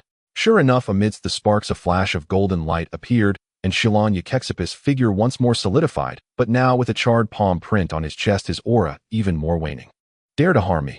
He roared, blood-red rays shooting from his 1,000 eyes, each containing the power of the tearing law. 10,000 eyes to exterminate gods.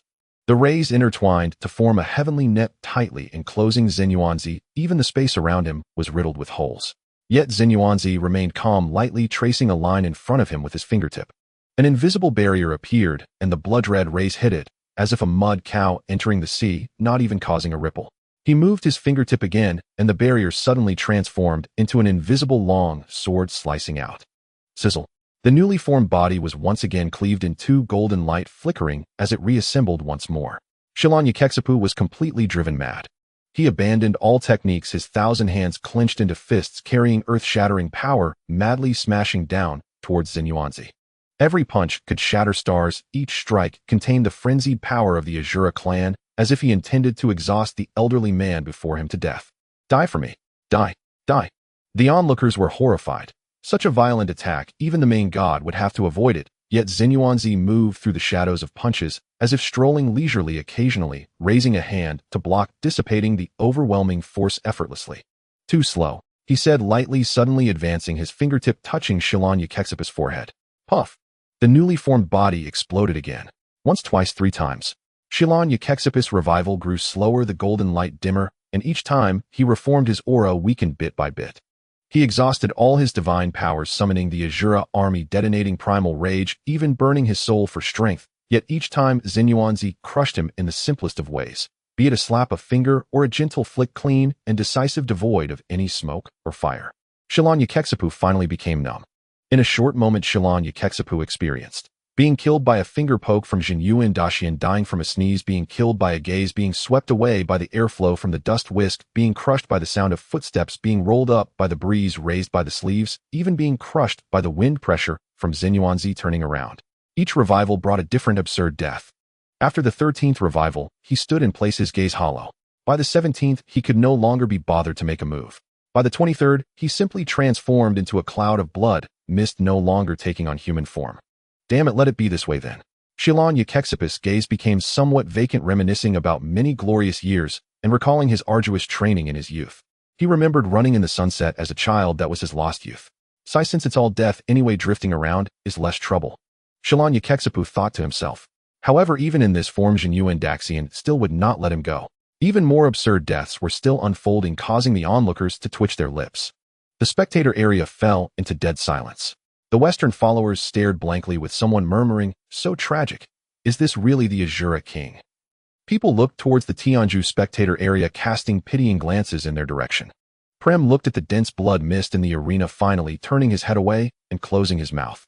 He simply couldn't bear to watch any longer. The Azura King, once a source of pride for the entire Deva system, was now so battered that he didn't even dare to take on human form. This was not a battle, but a prolonged execution. In the arena, Zhen Yuanzi glanced at the floating blood mist and gently waved his whisk. A soft yet irresistible force wrapped around the mist. Amidst the flickering golden light, Xilan'Yukexipis was forcibly condensed into human form, though his body was ethereal, and his eyes were as vacant as a marionette. Zhen Yuanzi grasped his arm and turned to Zhao Ritian with a smile, saying, "Well, it seems we have determined the victor between us now." Zhao Ritian was momentarily stunned by the question, then quickly nodded and bowed. "Of course. Great Master, your victory is assured." Zhen Yuanzi nodded in satisfaction, then looked at Xilan'Yukexipis with a relaxed tone. "Since that's the case, I must trouble you to accompany me now." Xilan'Yukexipis trembled all over, and for the first time his vacant eyes showed a flicker of emotion as he croaked, Where do you want to take me?" "Huh." Zhen Yuanzi laughed loudly, pointing to the void with his whisk. "In my Wuzhuang temple, there grows a ginseng fruit tree, and for years I've felt its nourishment has been lacking. Since you are so hardy, it would be perfect for you to lend a hand." "What? Prem could no longer restrain himself, suddenly standing up and shouting angrily, "You dare use our Azura king as fertilizer?" Zhen Yuanzi turned to look at him, seriously nodding indeed. Since he possesses an undying body, taking some blood to nourish the fruit tree would be splendid. Once the blood is drained, he can be resurrected, and we can repeat the cycle. Isn't that wonderful? At these words, the spectator area fell into an instant dead silence, all feeling a chill run down their spines. This old man seems gentle, but his thoughts are too cruel, isn't he? A Western believer murmured, his voice trembling. Shilanyakashipu was left dumbfounded, and after a long moment a cold wave surged from his feet to the crown of his head. You specifically sought me out because I'm undying. Zhen Yuanzi smiled and nodded. That smile was more terrifying to Shilanyakashipu than any ghastly visage. Damn it. If I weren't unable to defeat you, I would certainly fight you to the end. He silently screamed in bitterness, yet he lacked even the strength to struggle, being lifted by Zhen Yuanzi, as if he were a chick. Just as Zhen Yuanzi turned to leave, the sky suddenly changed color. Boom! Endless darkness instantly swallowed the clear sky. A sea of calamity seemingly capable of engulfing the three realms appeared out of nowhere, with countless wailing souls floating amidst the rolling black waves, emitting piercing shrieks. Following that, a torrential crimson rain poured down, each drop carrying a malevolent aura that corroded the soul, sizzling as it landed on the light barrier in the arena. What is that? The spectators were terrified, their souls nearly fleeing their bodies as they all retreated. In the center of the sea of calamity, a figure began to coalesce. Dressed in a dark robe surrounded by 12-grade karmic fire red lotuses, the lotus light turned half the sky blood red. In his left hand, he held a scythe forged from countless vengeful souls, while in his right, he cradled a gourd filled with pitch-black liquid, the aura spilling from the gourd, distorting the laws of heaven and earth. Merely standing there caused the entire mythological arena to tremble violently, as if it might collapse at any moment. Zhen Yuanzi, the figure, spoke, his voice akin to countless vengeful spirits howling, carrying an ancient weight that pierced through the ages. Why must the old grudges between us be taken out on my descendants? Descendants? Everyone's hearts jolted in surprise. Prem's pupils constricted sharply as he suddenly recalled Zhen Yuanzi's mention of causal relationships upon his entrance. A bizarre yet undeniable thought surged within him. Could it be that what he said is true? Is the Azura clan truly related to the great Xia? Shilanyakashipu trembled violently, staring fixedly at that figure, the Azura bloodline within him surging wildly as if it had found its source. A sense of closeness and reverence originating from the depths of his soul almost brought him to his knees. Who are you? Why does my bloodline resonate with you so closely? The ancestor of the River of Souls ignored him, his eyes burning with karmic fire locked onto Zhen Yuanzi, radiating fierce malice. Seeing him, Zhen Yuanzi's gentle demeanor instantly faded, replaced by a cold sneer. Old ghost of the River of Souls, you finally dare to show yourself. Do you know how long I've been searching for you? The sea of calamity churned, the blood rain intensified, and a storm far more terrifying than before was brewing. The ancestor of the River of Souls snorted coldly, the black robe flapping in the gusts of the sea of calamity. The light of the 12-grade karmic fire red lotus suddenly blazed brightly, casting half of his face in a demonic glow. Indeed, I was the one who killed Hongyun, but hasn't he been reincarnated once again? Why do you keep harping on me? Reincarnated? Zhen Yuanzi's voice turned icy, and with a fierce flick of his whisk, golden light sliced through the air like a blade. Is he still him after reincarnation? Don't think I don't know that you exterminated his true spirit. What has been reincarnated is merely a remnant of his soul, stubborn and unyielding. The ancestor of the River of Souls' eyes blazed with karmic fire, and the pitch-black gourd in his right hand suddenly tilted. A viscous liquid as thick as ink flowed from the gourd's mouth, coalescing in the air into the fierce shadow of a venomous snake. Enough. Since you are so aggressive, I shall conclude this karma with you today. Before the words fell, his left hand scythe suddenly plunged back into the sea of calamity, while his right index finger slowly rose, gathering a point of crimson. This red was not the ordinary color of blood, but a condensation of the wails of countless vengeful souls. Within every ray of light, one could see distorted human faces, as if they were attempting to suck the very souls of men. Go. With just one word, the crimson at his fingertip transformed into a bloodline, shooting out, moving so fast it tore through space, leaving a twisted red mark. The bloodline detonated in midair, instantly splitting into millions of finer blood threads, drilling into Shilanyakashipu's body like maggots. Shilanyakashipu trembled violently, his eyes wide open to the limit, reflecting the blood threads crazily writhing beneath his skin. He felt as if countless red-hot knives were being shoved into his body, from his internal organs to his bones and blood vessels, all being mercilessly slaughtered and torn apart. The golden light membrane formed by the blessing of Brahma shattered under the blood threads like thin ice, making a crisp cracking sound. No, how is this possible? He tried to scream, but all that escaped his throat was a suffocating wheeze. His body shriveled at a visible rate, his skin rapidly losing luster, turning to ash. In just a moment his body fell like a desiccated tree stripped of all vitality, eyes wide open, devoid of a trace of life. Bang! With a muffled thud, the instant his corpse hit the ground, a brilliant golden Sanskrit suddenly erupted from the top of his head, the Sanskrit swirling with a sacred halo before vanishing into the sky. Prem's eyes bulged out as if they would pop from their sockets, his mouth agape wide enough to fit a fist. He stood frozen as if his blood had congealed. That golden Sanskrit was the ultimate protection granted by Brahma to the Asura king, cede, to withstand all attacks of law. But now it was actually shattered by a single finger of the ancestor of the River of Souls, and with it even the undying Hiranyakashipu was truly dead. How did he do it?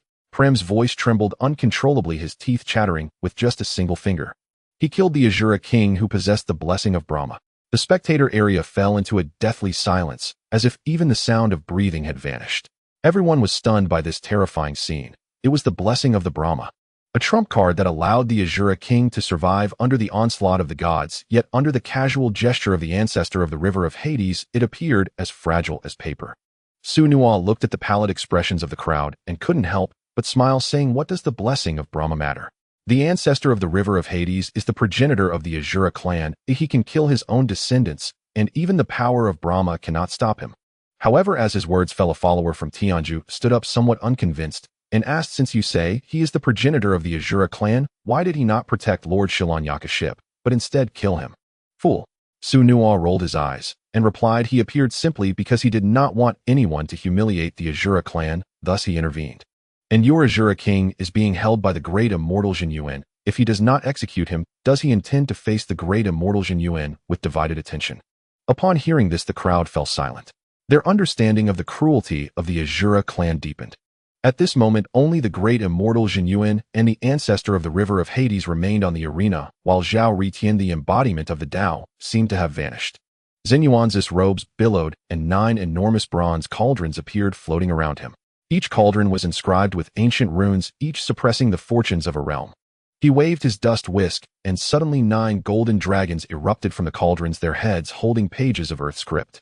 As they passed, the void was carved with primordial cracks. River of Hades, do you know that this 9 doubts cauldron was forged specifically to suppress chaotic abominations like you? The ancestor of the River of Hades felt a surge of anger in his eyes, and behind him a 12-petal flame lotus spun like a wheel. The Yuan-Tu and Ubi twin swords materialized in his palms. The left sword Yuan-Tu was entirely black, its blade entwined with countless vengeful spirits. The right sword Ubi was blood red, its edge exuding the laws of destruction. He raised his hand, and the twin swords transformed into 2 beams of dark light cutting through the air, severing even the threads of causality. For a being like you to forge a cauldron for me, I am honored. In the moment of collision between the twin swords and the 9 doubts cauldron, the entire mythical arena's space shattered, revealing an endless chaos of primal essence. Zhao Ritian suddenly appeared beside them, his face pale with shock. He summoned all his strength to contain the chaotic essence unleashed by their collision within the arena's boundary. "Both of you please be careful while fighting. I can't withstand your blows," Zhao Ritian pleaded with a mournful expression. Both Zenuanzi and the ancestor of the River of Hades glanced at him. Then Zenuanzi pulled out a page from the earth script and laid it upon the arena. The ancestor of the River of Hades also took a lotus leaf from the flame lotus beneath him and placed it on the arena's space. At this moment, the 2 legendary treasures completely sealed the arena, preventing even the rhythms of heaven and earth from escaping. After doing all this, the ancestor of the River of Hades suddenly leaped up from the flame lotus. His feet shattered the void, and the twin swords Yuan-Tu and Ubi erupted with countless blood-red rays, each blade of energy carrying the laws of destruction from the primordial chaos. "Zenuanzi, taste the flavor of my causeless slaughter." The ancestor of the River of Hades' roar shattered the laws of the 3 realms, and as the twin swords crossed, the void was instantaneously sliced into countless fragments. Even the river of time was twisted and flowing backward under the sword's edge. "Causeless, you say? Yet you have stained this path." Zenuanzi sneered, his dust whisk rising like thousands of blades, each entwined with golden runes from the earth script. With a flick of his wrist, the dust whisk transformed into a rain of swords, colliding with the dark light of Yuan-Tu and Ubi amidst the chaos, creating brilliant sparks. In the next moment, Xenuan's dust whisk suddenly straightened, and thousands of silver threads pierced toward the heart of the ancestor of the river of Hades like tempered steel needles. The speed was so fast that it caused ripples in the void. The sharp whistle of the silver threads slicing through the air was 3 times more piercing than the wails of the vengeful spirits from the Uinta sword. The ancestor of the river of Hades smirked, not dodging at all. The Uinta sword was held horizontally in front of him. The instant the dark sword body collided with the silver thread, sparks erupted into a shower of light. He twisted his wrist, and the Ubi sword countered the blood-red blade grazing past Xenuan's neck, creating a gust that split the space, leaving a crack as fine as a hair, a void that even the chaotic currents could not fill. Come on. Xenuan's left arm formed a shield. The Earthscript page surged within his sleeve, forming a golden barrier to block the edge of the Ubi sword. His right hand's dust whisk suddenly spread out, the silver threads cascading down like a waterfall, locking down all the vital points around the ancestor of the river of Hades. This was not merely a dust whisk, but a heavenly net woven by laws, each silver thread chanting an ancient spell to suppress the soul. The ancestor of the river of Hades looked down at the entangling silver threads, and rather than panicking, he laughed, saying, "Your methods are indeed unique, but they cannot harm me." Before his words fell, his form suddenly expanded, and the void behind him cracked open with a thunderous roar. A boundless sea of blood surged forth from the fissure. The sea of blood was vast and boundless. Within the rolling waves floated countless white bones and lingering souls. A stench wafted forth. Even the chaotic currents were corroded, sizzling as they passed. Amidst the crashing blood waves, countless twisted faces could be faintly seen, wailing and struggling. They were the souls devoured by the sea of blood over endless ages. As long as the sea of blood endures, the ancestor shall never die. The ancestor of the river of Hades spread his arms wide and merged into the sea of blood, becoming one with the towering waves. In the next moment, the sea of blood boiled. Countless rays of blood light shot up into the sky, and each ray that touched the ground transformed into a figure identical to the ancestor of the river of Hades, the blood god sun's clone. 1 became 10, 10 became 100, 100 became 1,000, 1,000 became 10,000. In the blink of an eye, the entire arena was filled with dense clones of the blood god sun. Each blood god sun held the illusory forms of Uinta and Ubi, their eyes burning with the same flame of retribution, their auras interconnected, exuding killing intent that pierced the sky. They either stood atop the waves of blood, or hovered in the void, or slowly rose from the depths of the sea of blood, layer upon layer, endless and boundless.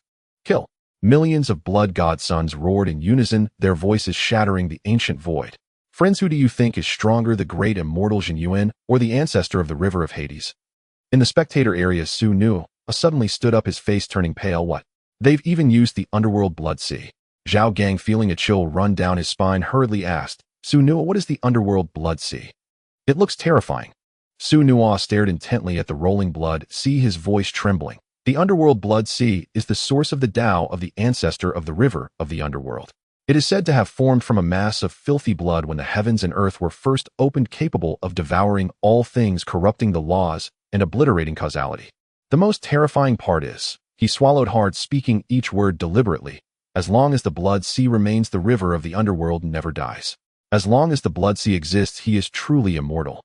Sun Hao felt his scalp tingle and stammered, "Then does that mean the great immortal Zhen Yuan?" Before he could finish, he saw the blood sea surging on the arena, countless blood divine suns rushing towards Zhen Yuanzi like a tide. Zhen Yuanzi looked at the billions of blood divine suns rushing towards him, not surprised, but instead sneering, "Such outdated tactics are being used against me. Old ghost, are you getting more and more outdated?" As soon as he finished speaking, he waved his sleeve, and a rich power of heaven and earth instantly gathered at his sleeves, opening, forming an extremely terrifying vortex. As the vortex spun, an irresistible pulling force emerged. Even the surrounding laws of heaven and earth were drawn into it.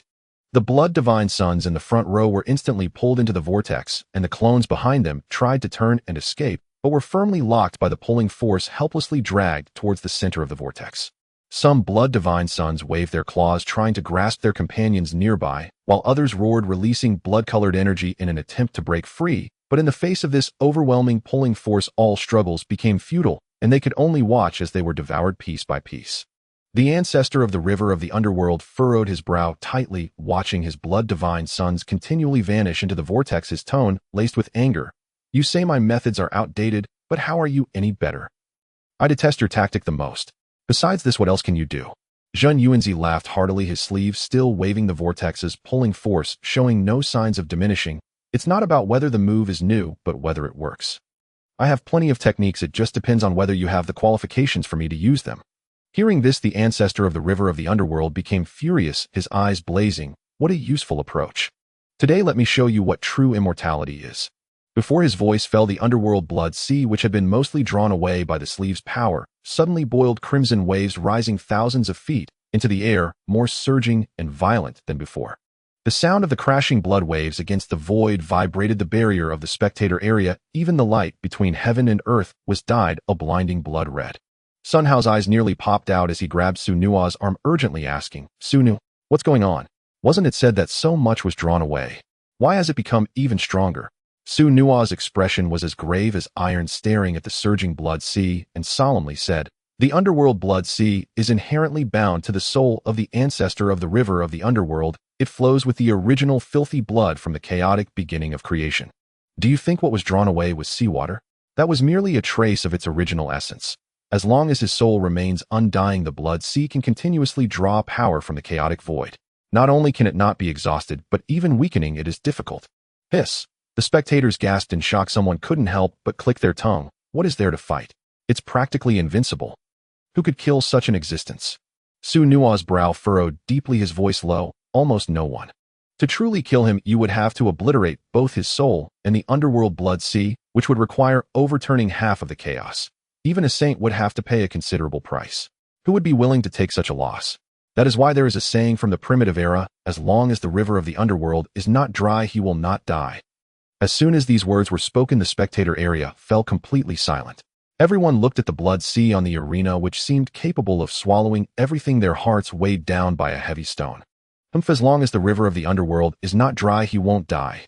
A voice suddenly sneered from the corner as Prim stood up with his arms crossed, a face full of disdain. He simply hasn't encountered a true opponent. If the three gods of Tianzhu were here, they could dry up this blood sea with a snap of their fingers, and then let's see how he won't die. As soon as he finished speaking, the ancestor of the river of the underworld on the arena seemed to sense something, abruptly turning to glance at the spectator area, his gaze as cold as a knife. But he did not get distracted. Instead, he formed seals with his hands and began to chant an obscure incantation. In an instant, the remaining blood divine suns that had not been swallowed suddenly erupted with blinding red light, transforming into blood-colored light threads that converged towards the ancestor of the river of the underworld's body. With each light thread that merged the aura of the ancestor of the river of the underworld surged the 12-petal infernal lotus behind him, spinning ever more rapidly. Even the Yuan 2 Ubi dual swords began to tremble and hum, the vengeful spirits and the laws of destruction on the sword bodies nearly solidifying. Zhen Yuanzi experienced the power of my blood divine unification. The voice of the ancestor of the river of the underworld seemed to resonate from the depths of the blood sea, carrying a heart-stopping pressure. He stepped onto the blood sea, and his whole person shot toward Zhen Yuanzi like an arrow released from a bow, the Yuan 2 sword piercing directly at Zhen Yuanzi's heart, while the Ubi sword curved in a strange arc, cutting towards his wrist, holding the whisk. Zhen Yuanzi's eyes narrowed. Instead of retreating, he advanced. He suddenly flicked the whisk, and thousands of silver threads snapped taut, like steel needles, accurately aiming at the spine of the Yuan 2 sword. With a crisp sound of clang, sparks erupted hundreds of feet high, shaking the void beneath their feet to shatter. Using the rebound force, he sidestepped to avoid the edge of the Ubi sword, while simultaneously twisting his wrist. The silver threads of the whisk coiled around the edge of the Ubi sword, attempting to seize it. "Want my 2 killing swords? You wish." The ancestor of the river of the underworld twisted his wrist, and the Ubi sword suddenly erupted with blazing blood flames, trying to burn away the silver threads. However, those silver threads were entwined with earth-script runes which forcefully pushed back the blood flames, leaving charred marks on the sword blade. The two instantly fell into close combat, their movements fast enough to leave only afterimages. Zhen Yuanzi's whisk occasionally transformed into a long whip sweeping horizontally, the silver threads cracking the void and creating fissures in the laws. At times, it would gather into a staff, smashing towards the face of the ancestor of the river of the underworld with the phantom of 9 giant cauldrons.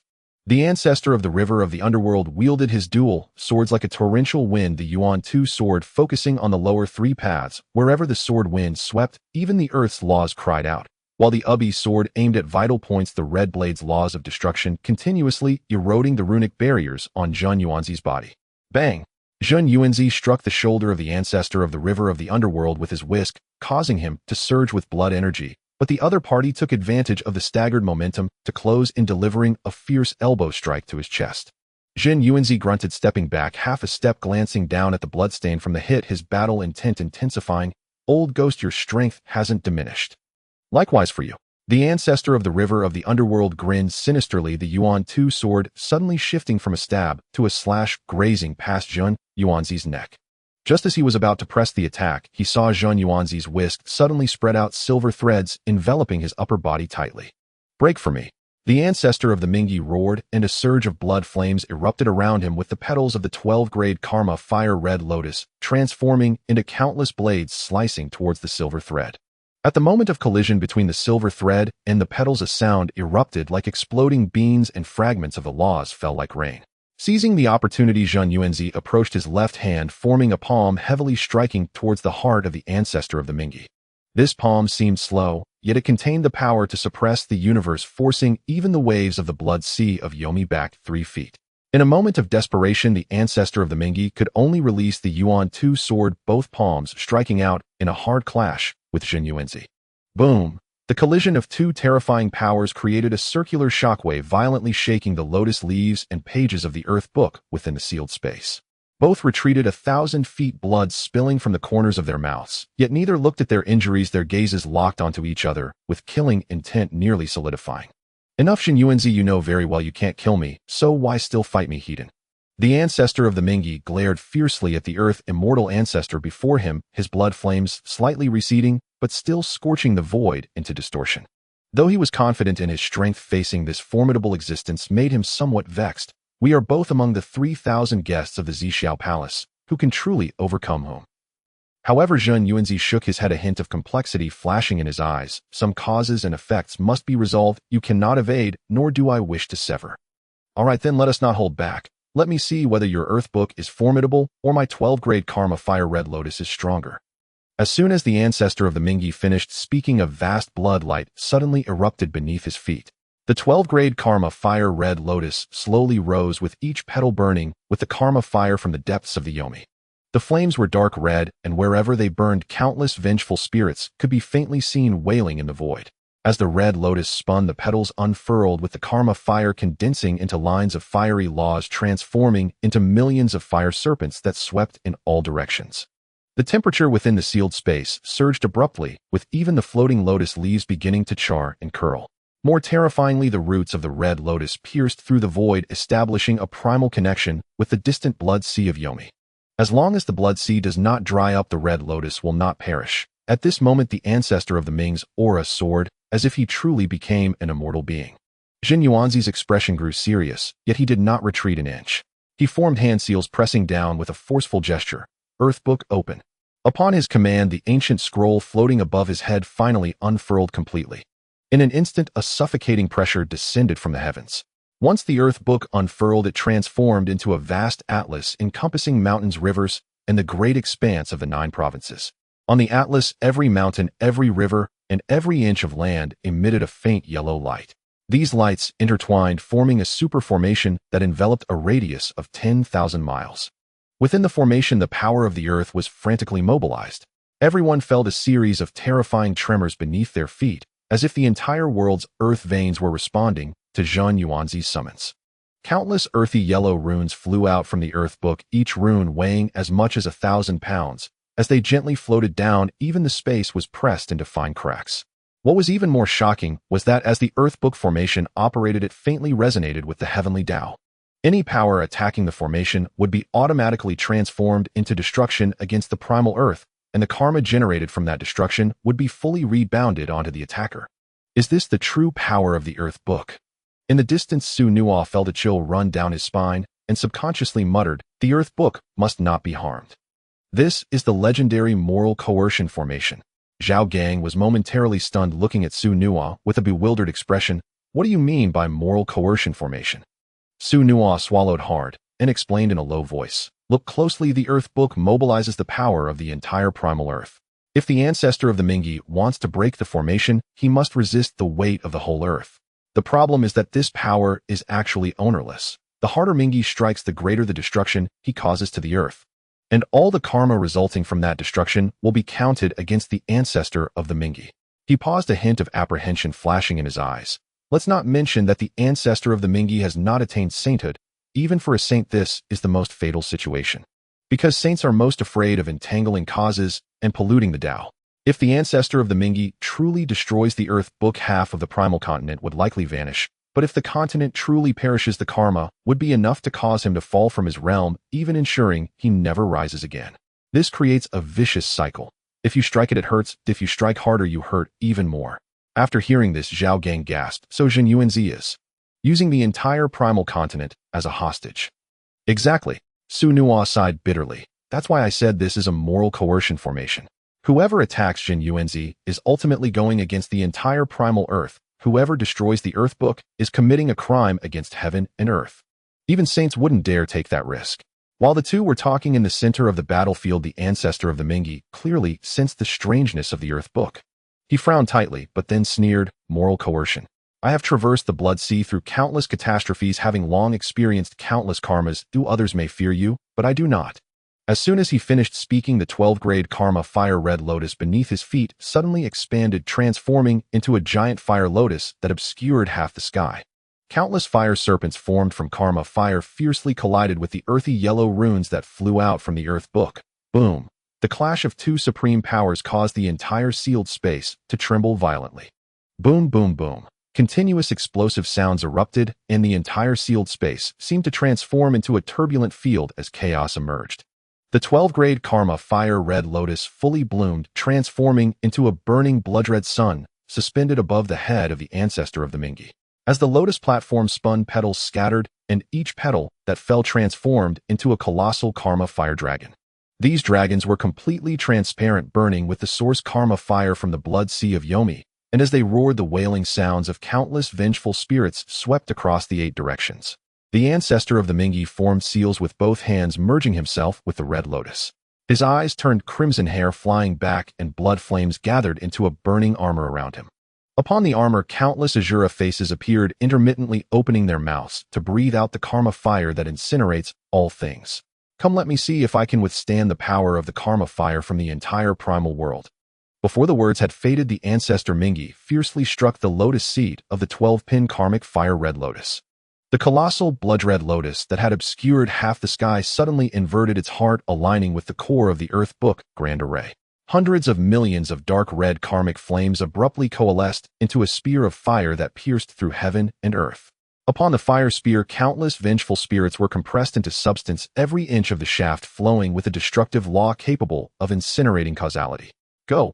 With a flick of his finger, ancestor Mingi sent the fire spear tearing through the void, its sizzling sound piercing straight toward the Xianhuang light barrier of the earth book grand array.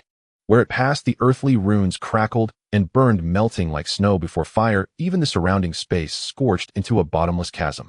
Boom! The moment the fire spear struck the light barrier, the entire sealed space seemed to have a star bomb dropped into it. The Xianhuang light flickered violently. The phantom images of mountains and rivers on the earth book scroll began to warp and twist. Several mountain peaks even shattered, directly scattering into countless specks of light. The fire spear itself shattered inch by inch under the rebound of the light barrier, fragments of karmic fire splattering everywhere. Yet they did not extinguish. Instead, like stubborn parasites, they clung to the barrier, frenziedly gnawing at the Xianhuang power. It's not over yet. Ancestor Ming's eyes blazed red as his hands formed a bizarre hand seal. The 12-pin karmic fire red lotus suddenly exploded into billions of burning petals, each trailing a long blood-red tail of flame, like a meteor shower, crashing down upon the earth book grand array. This time the petals bore not only karmic fire, but also the primordial power of the netherworld blood sea. Upon striking the light barrier, they erupted into corrosive blood mist, etching tiny holes into the Xianhuang radiance. Mad? This old fiend is truly mad. In the spectator zone, Su Nuo's teeth chattered. Each of those petals possessed enough power to annihilate a golden immortal, yet they were being poured out as if they cost nothing. Jin Yuanzi's gaze sharpened. His hands crossed rapidly before his chest, earth veins arise. On the earth book scroll, the once static mountains and rivers suddenly came to life. The phantom of the Kunlun mountain range rose from the ground, transforming into a colossal sky-piercing axe that cleaved through the rain of petals. The phantom of the yellow river surged and roared, morphing into a muddy yellow dragon that opened its maw to devour the sea of karmic fire. Countless earth runes condensed into shields, stacking layer upon layer before the light barrier. Each shield was inscribed with the true word suppress, enduring the first wave of the petal storm. A mere trick. You think this can stop me, yeah? Ancestor Mingi bellowed, his assault unrelenting. He hurled his twin swords Yuanshu and Abi into the air. They crossed in the sky, forming a cross. The vengeful spirits and laws of destruction within the blades fully released, merging with the primordial power of the 12-pin karmic fire red lotus into a blood-red pillar of light that pierced through the netherworld and the primordial world. Within the pillar, the full vista of the netherworld blood sea was faintly visible. Countless Azura war souls howled and charged as if intent on dragging the entire primordial earth into the sea of blood. Zhen Yuanzi, take this. Blood sea annihilation of the world. As the pillar descended, the Xianhuang light barrier of the Earth Book Grand Array buckled violently, with several weak points shattering outright. Countless karmic flames poured through the breaches, scorching the array's foundation. Zhen Yuanzi grunted, blood trickling from the corner of his mouth. The Earth Book was linked to his mind and spirit. Damage to the array meant he was also affected. But at that moment, a bizarre occurrence unfolded. The incoming karmic flames, upon contacting the Earth's power mobilized by the book, abruptly reversed direction, hurtling back toward Ancestor Mingi, like homing birds. More terrifying still, as the phantom mountains on the Earth Book scroll shattered in increasing numbers, an invisible pressure began to weigh upon Ancestor Mingi. His movements grew sluggish, cracks appeared in his blood-colored armor. What seeped from the fissures was no longer blood, but dense black karmic force. Puffed. Ancestor Mingi violently spat a mouthful of black blood. The blood fell upon the void, transforming into countless agonized human faces. This karmic backlash is so swift. Zhen Yuanzi wiped the blood from his lips and sneered. Did you think the karmic debt of the primordial earth was easy to bear? Every mountain you shatter, every river you break. These are debts you owe to this world. As his words fell from billions of miles away across the primordial earth, a series of muffled rumbles suddenly erupted. In the crystal palace of the eastern Cede, Jun and Tai, who had been meditating with eyes closed, stared at each other in shock as their bodies erupted with solar divine fire that could boil the seas and burn the skies. Tai slapped the armrest of his throne, his voice laced with fury. Which blind fool dares to strike at the Earth Book?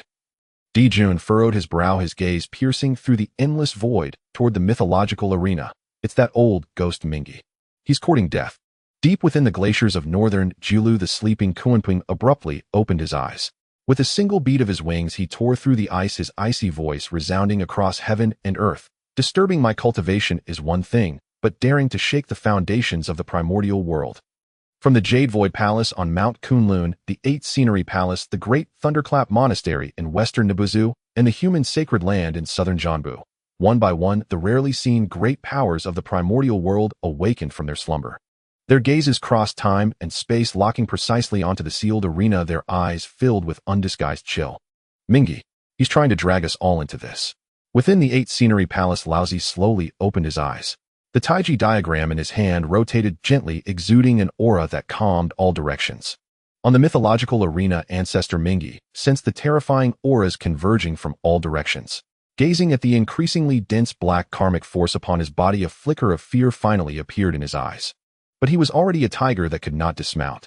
Clenching his jaw, he once again spurred the primordial power of the 12-pin karmic fire red lotus. Even if it costs me my Tao foundation today, I will make you taste the true might of the blood sea. Zhen Yuanzi looked up into the void as if he could see the silhouettes of those awakened great powers. He drew a deep breath and pressed his hands once more onto the Earth Book, still watching from the sidelines. Today I will use their power to refine you alive. On the Earth Book scroll, the shattered phantom mountains suddenly began to reassemble. This time the reformed mountains were more majestic, more profound than before, faintly bearing the primal aura of the primordial world at its dawn. An even greater power was brewing within the Earth Book Grand Array.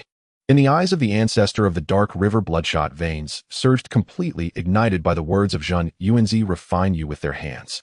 He suddenly slapped his chest and spat out a mouthful of essence, blood drenching the 12-grade infernal flame red lotus. The once dim radiance of the red lotus suddenly blazed fiercely like the sun, with a hint of golden hue mixed into the dark red infernal flames, and fine chaotic patterns appeared at the edges of its petals. This was the ultimate power exchanged for burning one's essence. Good Zhen Yuanzi, so this is your plan.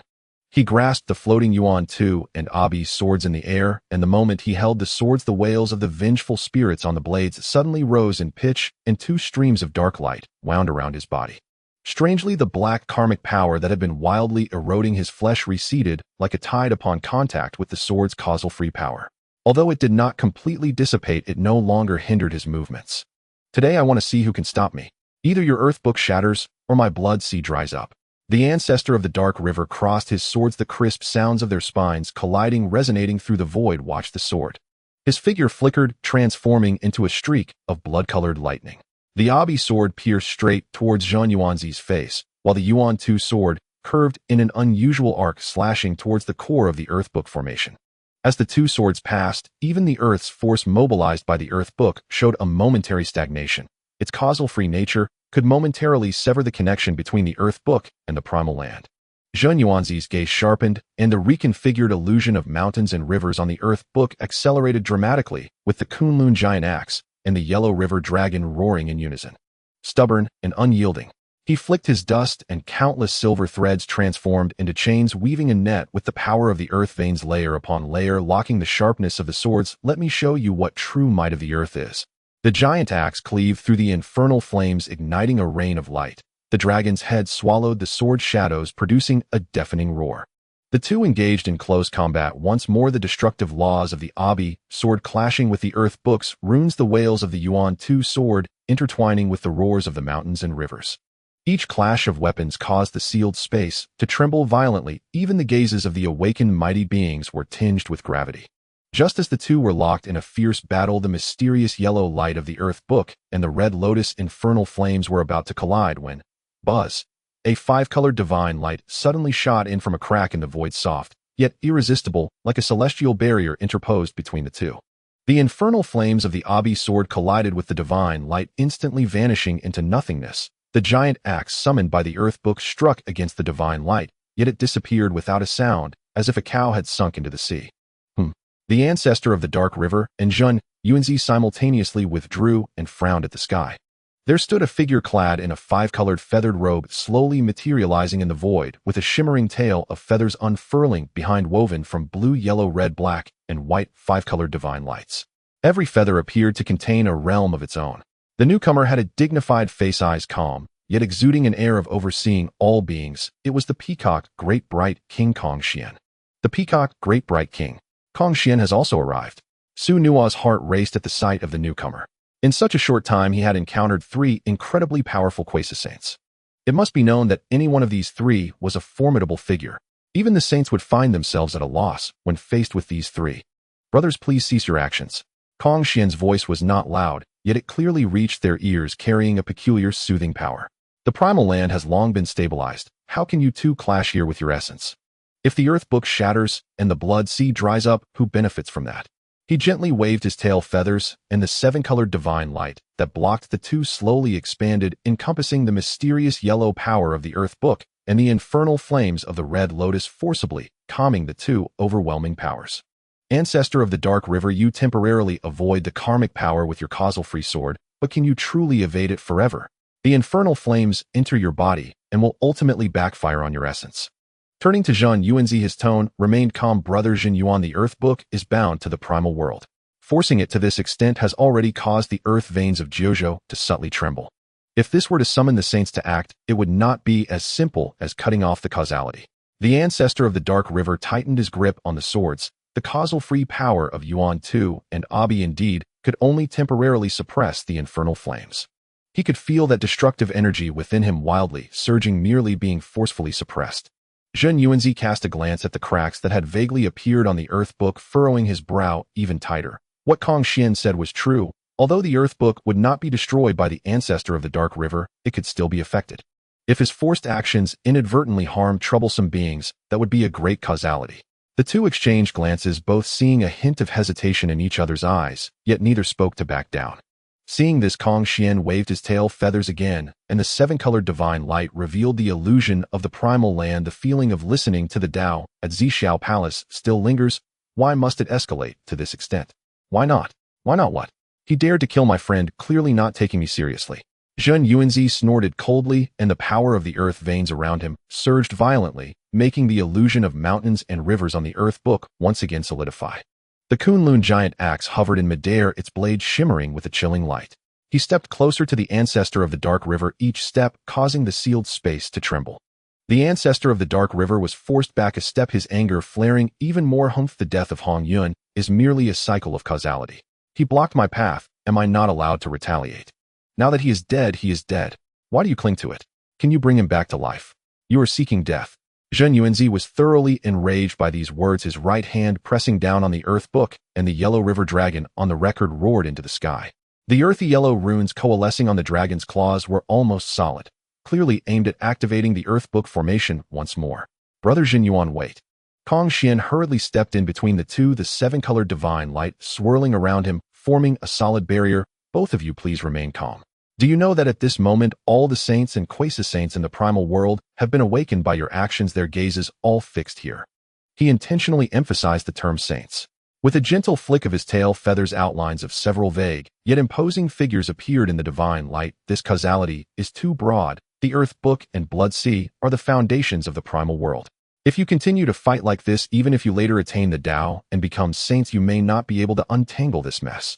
Now both of you have sustained injuries. He has lost the blood god's son and his essence, while you have cracks in your divine body. Since both sides have paid a price, why not sever the pre-existing causality here? Jin Yuanzi glared at the ancestor of the dark river, his chest heaving violently, clearly still not pacified. The death of Hong Yuan was a fixation in his heart. How could he easily let it go? Seeing this, Kong Xian sighed, helplessly, his gaze shifting between the two. Since neither of you is willing to set aside your hatred, how about we make a bet? A bet on what? The ancestor of the dark river tightened his grip on the swords, a hint of vigilance flashing in his eyes. Kong Xian raised his tail feathers lightly, the five-colored divine light rippling around him. Simple, both of you strike me once, no holding back, just use all your strength. As long as I can withstand it, this matter will be considered settled. The ancestor of the underworld river and Zhen Yuanzi exchanged a glance, their eyes colliding in silent sparks, before simultaneously returning to Kong Xian, their gazes imbued with a hint of gravity. The five-colored divine light of the Peacock Daemon King is renowned, and who in the primordial world is unaware of its formidable prowess of no object unbrushed? However, the three of them are all at the peak of quasi-sainthood, having never truly engaged in battle. At this moment, hearing that they would strike with all their might to test each other, a secret anticipation inevitably arose within their hearts. This was not only an exploration of Kong Xian's miraculous powers, but also a measure of their own strength. Yet Zhen Yuanzi still frowned slightly, a cold glint flashing in his eyes. Kong Xian, my friend, forgive me for speaking candidly, but does this wager seem too casual to you? If you withstand a blow, what connection does that have with the grievances between us? The death of Hong Yuan cannot simply be erased with a word of forgiveness. The ancestor of the underworld river also silently nodded, his fingers gently stroking the spine of his dual swords, clearly skeptical about the relevance of this wager. Though he was weary of this endless entanglement, he did not wish for his own slaughter to seem trivial. Kong Xian smiled slightly upon hearing this, his tail feathers lightly fanning the five-colored divine light swirling around him, emanating a soft halo. Do you think this is a game? I do not see it this way. He slowly raised his gaze towards the sealed apex of the void, as if he could penetrate the layers of barriers and see the saintly forms suspended above the nine heavens. Your battle has long ceased to be a private matter entangling too many causalities. Which of those heavenly saints above the nine heavens is not watching with their eyes wide open? If you cannot even withstand my five-colored divine light, when the saints intervene, how much better can the outcome be? This statement fell like a bucket of cold water on the hearts of the two. Zhen Yuanzi fell silent. His friendships with the Sanqing and the four emperors were indeed a fact, but ultimately his strength was still separated from the saints by a vast chasm. In the past, how formidable was the Tongtian cult master wielding the Excalibur array, said to be unbreakable by the four saints, yet in the end, did he not also meet with defeat? If he insisted on seeking justice for Hong Yuan and forcibly stirred the primordial causality, it would likely end poorly for him as well. The ancestor of the underworld river glanced at Zhen Yuanzi, suddenly breaking into a smile, revealing a hint of the Shura clan's arrogance. Good. I accept. I shall see if your five-colored divine light can truly withstand my Yuan Tu and Abi. Zhen Yuanzi also collected his thoughts, gently waving his whisk, the swirling mountain and river phantoms on the earth book, slightly stabilizing. Very well. I have long wished to experience the mystical powers of my friend Kong Xian and see if the title of the primordial world's first quasi-saint is truly well-deserved. Kong Xian smiled, deepened upon hearing their agreement. He raised his tail feathers, the five-colored divine light flowing around him, creating ripples of laws. If so, may I ask which of you will bestow your teachings first? I shall go first.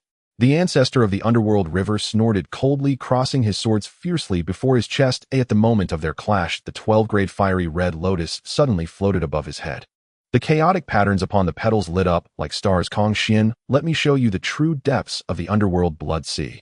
He formed seals with his hands, reciting incantations as obscure as the dawn of the primordial world. In an instant, the underworld blood sea within the sealed space surged wildly. Countless Shura battle flags formed from fragments of laws rising amidst the crimson waves. Each flag bore twisted runes such as Kill, Annihilate, and None. The Yuan Tu and Abi swords soared into the air, the vengeful spirits on their blades howling together to form a blood-red beam of light that pierced through heaven and earth, intertwining with the primordial power of the 12-grade fiery red lotus. This is the blood prison of the underworld from the underworld river. The onlookers gasped in astonishment. It is said that this technique is a forbidden divine art refined using the souls of countless Shura, who once deployed. The area of 10,000 miles becomes barren, and even the laws of heaven and earth are stained crimson. Before the words had faded, the ancestor of the underworld river abruptly pointed forward. Go. The blood-red beam shot toward Kong Xian, carrying an unmatched aura of destruction, tearing the void as it passed. The laws of heaven and earth crumbled like paper, and those formerly stable spatial barriers turned to dust. Even the residual yellow light of the Earth Book formation was forced back by this power. Roar, roar, roar. Within the beam of light, countless Shura battle souls charged forward with bone blades, emitting piercing screams capable of tearing apart souls, as if they intended to drag Kong Xian and this entire realm into the underworld blood prison. Your methods are commendable, Kong Xian praised, yet his expression remained unchanged. His tail feathers suddenly spread out, the five-colored divine light, cascading down like 5 celestial rivers intertwining to form a chaotitude shield before him. As the divine light flowed, it smoothed out the surrounding collapsing fragments of laws, forcibly erecting a stable domain against the blood-red beam. Boom! The moment the blood-red beam collided with the 5-colored shield, the entire sealed space seemed to be plunged into a singularity capable of opening the heavens. The dark red flames of karma clashed wildly with the 5-colored divine light, sending ripples of energy that shook the distant pages of the Earth Book and the Lotus Leaf Barrier, causing them to sway precariously. The Shura battle souls within the beam crashed into the shield, instantly being brushed aside by the divine light, transforming into pure energy that merged into the shield, thus becoming Kong Xian's strength. How is this possible? The ancestor of the underworld river's pupils constricted. He could clearly feel his source-spent divine art being gradually dispelled by the opponent. Kong Xian calmly replied, though the power of the underworld blood sea is strong, it cannot escape the shackles of killing and annihilating, while my divine light collects all tangible and intangible things in the world naturally, including your annihilation laws. He lightly flicked his tail feathers, and the 5-colored divine light suddenly surged, actually spreading upward against the blood-red beam. Wherever it passed, those twisted Shura battle flags shattered into pieces, and even the petals of the 12-grade fiery red lotus dimmed by 3 parts due to the divine light. The ancestor of the underworld river shouted angrily, spitting out 3 mouthfuls of source blood, all of which merged into the blood-red beam. Break for me. The beam suddenly expanded tenfold, revealing the silhouette of the underworld blood. See countless blood-red tentacles extending from the beam, frantically clawing at the 5-colored shield, attempting to tear it apart. Those tentacles were tainted with blood poison capable of corroding the great Tao, and wherever they passed, the flow of divine light momentarily stagnated. This is interesting. Kong Xian's eyes flashed with a hint of appreciation, the 5-colored divine light on his tail feathers suddenly becoming as refined as crystal. Unfortunately, it is still not enough. He pointed with his fingers, and a peacock phantom formed from the 5-colored divine light suddenly rose within the shield, spreading its wings and emitting a cry that resonated throughout the universe. The cry contained a supreme power that harmonized yin and yang and sorted the laws. Those frantically clawing blood-red tentacles were instantly shattered, and the assault of the blood-red beam was forcibly suppressed. Immediately afterwards, the 5-colored shield abruptly contracted inward, actually wrapping the blood-red beam layer by layer, as if it were a living creature. As the divine light flowed, it began to forcibly peel away the annihilation laws within the beam, while the dark red flames of karma crackled within the divine light, gradually being purified into colorless energy. Impossible. The ancestor of the underworld river's face turned pale. He could feel the connection between himself and the divine art being forcibly severed, and the source power within him flowed away like a burst dam. The 12-grade fiery red lotus trembled violently, as if even it was astonished by the prowess of Kong Xian's 5-colored divine light. However, Kong Xian did not pursue the annihilation of his opponent. As the blood-red pillar of light was purified by 70%, he suddenly withdrew his divine light. The pillar, now unsupported, shattered instantaneously, transforming into a rain of blood that was absorbed once again by the blood sea of the underworld. The ancestor of the Mingi staggered back a step, his face as pale as paper, his eyes filled with shock and reluctance as he looked at Kong Xian. His full-force strike had been effortlessly received by the opponent with no strength left for a counterattack. Kong Xian gradually retracted his divine light, his tail feathers gently fluttering. "Brother Dao of Mingi, thank you for your graciousness." In the distance, Yunzi observed this scene, a hint of seriousness flashing in his eyes as he tightened his grip on the whisk. This Peacock King's divine powers were indeed more terrifying than rumored. The ancestor of the Mingi snorted coldly, turning his head away and falling silent. His body surrounded by flickering blood flames, yet golden light flickered in his eyes, clearly deducing rapidly, attempting to find a flaw in the five-colored divine light. Before Kong Xian's arrival, he had always considered himself the first among men below the saints, and the entire blood sea of the underworld emanated an air of arrogance. Now, having been forcefully suppressed, this feeling of pent-up frustration was like a fishbone lodged in his throat, yet he could only accept defeat. Fortunately, although Kong Xian had broken his divine powers, he could not harm his foundation. As long as the blood sea did not dry up, he would not die, and he still had that bit of confidence. On the other side, Jin Yuanzi had long since put away his initial disdain. He gazed at the ceaselessly flowing five-colored divine light behind Kong Xian, his fingertips unconsciously rubbing the whisk handle, replaying every detail of the ancestor of the Mingi being suppressed in his mind. Kong Xian's divine light not only could absorb, but also transform, even erasing the laws of destruction of the blood sea of the underworld. This divine power was indeed unfathomable.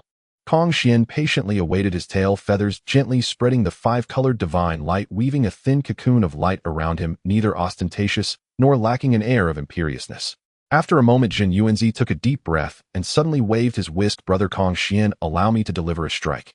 Before his voice faded, he formed hand seals, and the earth book suddenly hovered above his head, its pages fluttering until it stopped at a depiction of the primordial dragon vein. In the illustration, a massive earth-yellow dragon shadow that spanned heaven and earth slowly rose, its body entwined with countless mysterious runes, each dragon scale corresponding to a primordial divine mountain, exuding the essence of heavy, stable, and settling. "This is the dragon energy of the earth vein," the spectators exclaimed in surprise. "Much stronger than the previous Yellow River giant dragon.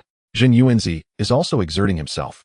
Jin Yuanzi pointed with his fingers, and the dragon vein shadow emitted a roar that shook the universe, its claws stepping upon the mysterious yellow divine light as it slowly pressed down towards Kong Xian. This strike appeared slow, yet contained the accumulation of countless years of the primordial earth. As it passed, the void was compressed inward. Even the flow of the five-colored divine light seemed to slow for half a beat.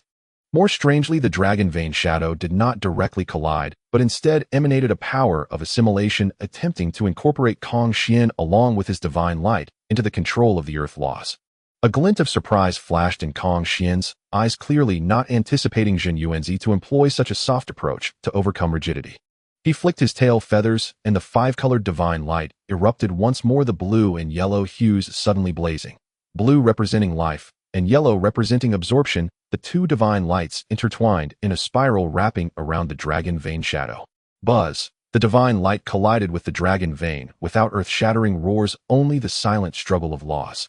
The blue divine light attempted to dissolve the weight of the dragon vein, while the yellow divine light sought to bring it under control. Yet the mysterious yellow runes on the dragon vein shadow incessantly eroded the flow of the divine light. For a moment, the five-colored light curtain trembled slightly, revealing a rare fluctuation. It can actually affect the divine light. The ancestor of the Ming's eyes flashed with surprise, soon turning into a cold smile. "Jin Yuanzi, this old fellow has indeed concealed himself well." Seeing this, Jin Yuanzi did not pursue the advantage. Instead, he formed seals with both hands and shouted, "Concentrate."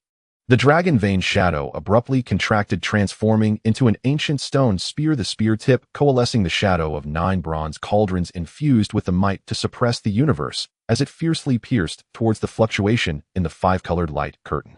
Kong Xian's expression tightened, his tail feathers fully unfurling, the five-colored divine light instantly condensing into substance resembling a glass mirror that enveloped the heavens and earth.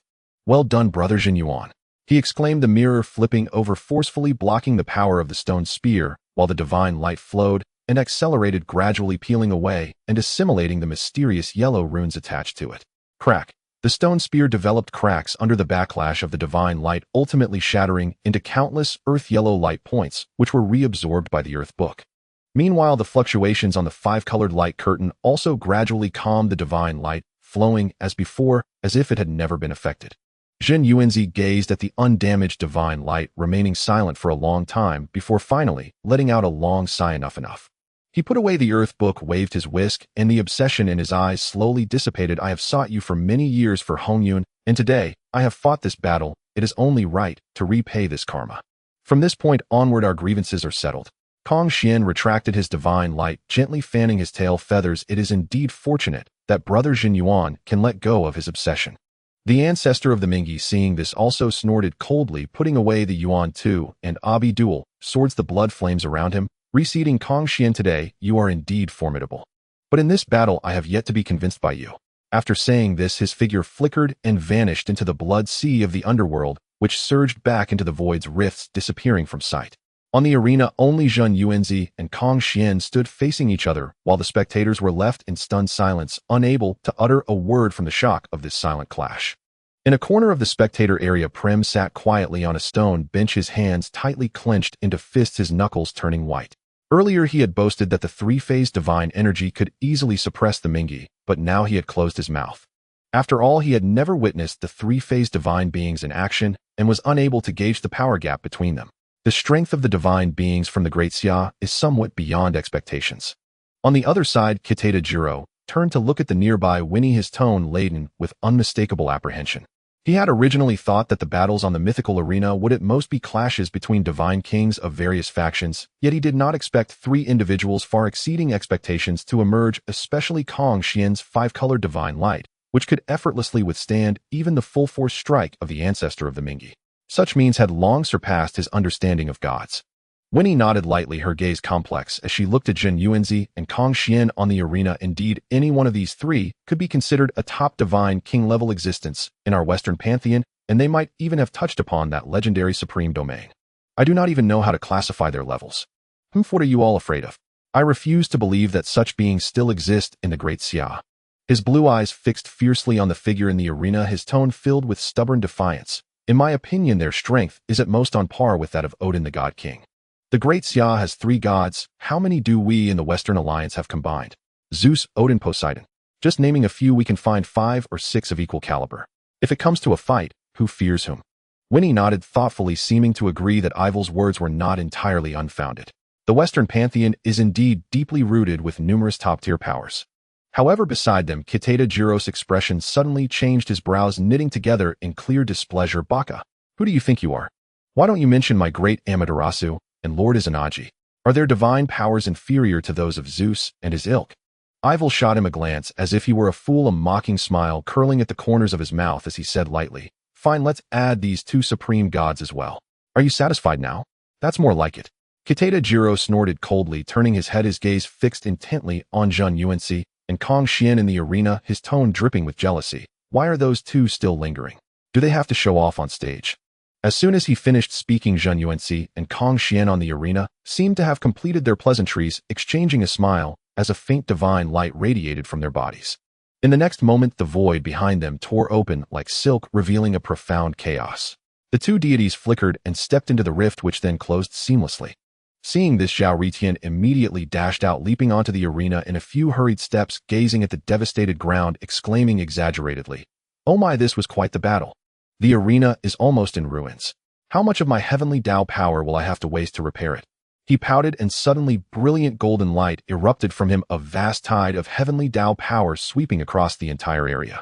The remnants of the earthly veins, laws, fragments of multicolored divine light, and the lingering hostility of the underworld's blood sea were all thoroughly washed away by this force, like snow melting in the sun. Moments later, the shattered arena returned to its original state. Zhao Ritian glanced at it with satisfaction, cleared his throat, and declared loudly, "I announce that in this battle the Great Xia has emerged victorious." "Good. Great Xia is mighty." A deafening cheer erupted from the observation area of the Great Xia, with people excitedly waving their arms, their faces filled with pride. Meanwhile, Prem, the summoner from Tianzhu, had quietly stepped down from the summoning platform, not even mentioning the Azura King, who had been overwhelmed by the blood divine sun. Of course, just a moment ago, any one of those three experts could easily crush the Azura king. To bring up their deity now would be nothing short of self-humiliation. Winnie, it's your turn. Why are you still not on stage? Prim looked at Winnie with a frown, his tone urging. Winnie shuddered and instinctively shook her head, her voice tinged with hesitation. I think I need a moment. Those three gods from the Great Xia were too strong. I really don't have the confidence to go on stage. What do you mean? You can't possibly expect me to go up instead. My pantheon has just suffered losses. How could I possibly take the stage now?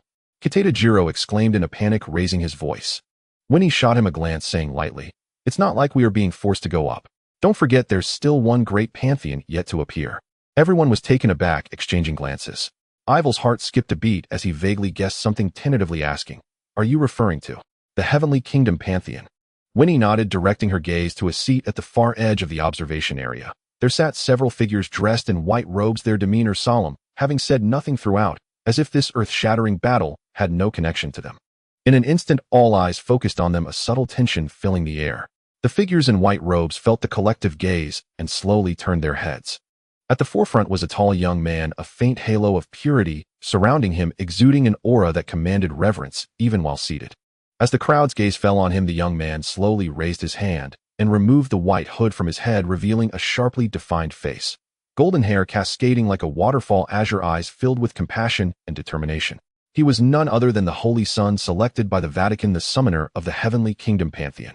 He did not speak further, merely taking a step forward towards Prim, Winnie, and the others. With each step, it was as if invisible lotus flowers bloomed beneath his feet, filling the air with a faint fragrance of sandalwood. Even the residual hostility from the earlier battle was somewhat dissipated. Prim instinctively shrank back, a flicker of apprehension crossing his eyes. He knew very well that while the Tianju pantheon dominated with sheer power capable of catastrophic feats, the Heavenly Kingdom pantheon was entirely different. They represented the ultimate in idealism, their power growing in proportion to their faith. Especially those seraphim with 6 wings, each one possessed strength on par with a god king. Even more terrifying was their divine punishment, which shattered illusions and struck at the soul, making even the Azura king of Tianju reluctant to provoke them lightly. It's the Holy Son, Winnie murmured softly, her tone complex. The depth of the Heavenly Kingdom pantheon was unfathomable. Besides the 7 well-known seraphim leaders, it was rumored that there were the rulers of the underworld and the fallen angel legions that had succumbed to darkness, not to mention the Creator, who transcended all. Though he had never revealed his true form, he was regarded as the supreme being by the entire Western world. The Holy Son stepped before the crowd, stopping, his azure eyes calmly scanning Ival, Cede, and the others. Since you all have concerns, let my Heavenly Kingdom pantheon take the stage on your behalf. His gaze shifted towards the mythological arena, which had just regained its calm, yet still seemed to carry the lingering resonance of Zhen Yuanxi and Kong Xian. The Holy Son slightly bowed, performing a gesture towards the arena, as if conversing with an invisible presence. May the Lord's glory shine upon this place. In an instant, the entire mythological arena seemed to be gently enveloped by an invisible pair of great hands. A sense of indescribable sanctity spread like a tide.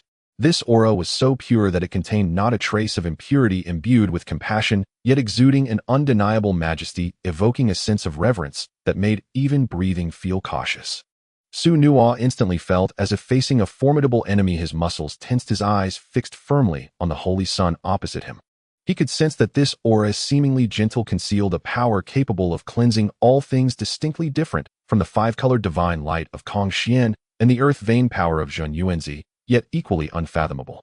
However, as his thoughts raced, he suddenly raised an eyebrow and called out, "You are the Holy Son of the Celestial Kingdom, right?" The Holy Son glanced at him indifferently, a faint smile playing at the corners of his mouth. "That is correct. Lost Lamb has Great Xia prepared to enter the embrace of the Lord." Su Nuo's expression turned somewhat peculiar as he touched his nose and replied lightly, "I do not know if the Lord's embrace can accommodate us in Great Xia, but I would like to ask, what role does Hong Xiuquan play in your celestial kingdom?" As soon as the name Hong Xiuquan escaped his lips, the originally gentle smile on the Holy Son's face instantly froze. His azure eyes turned cold, and the holy aura surrounding him rippled slightly, evidently stung by this name. The other summoners exchanged glances, and Winnie quietly asked Ivar beside her, "Who is Hong Xiuquan? Why did the Holy Son react so strongly to his name?"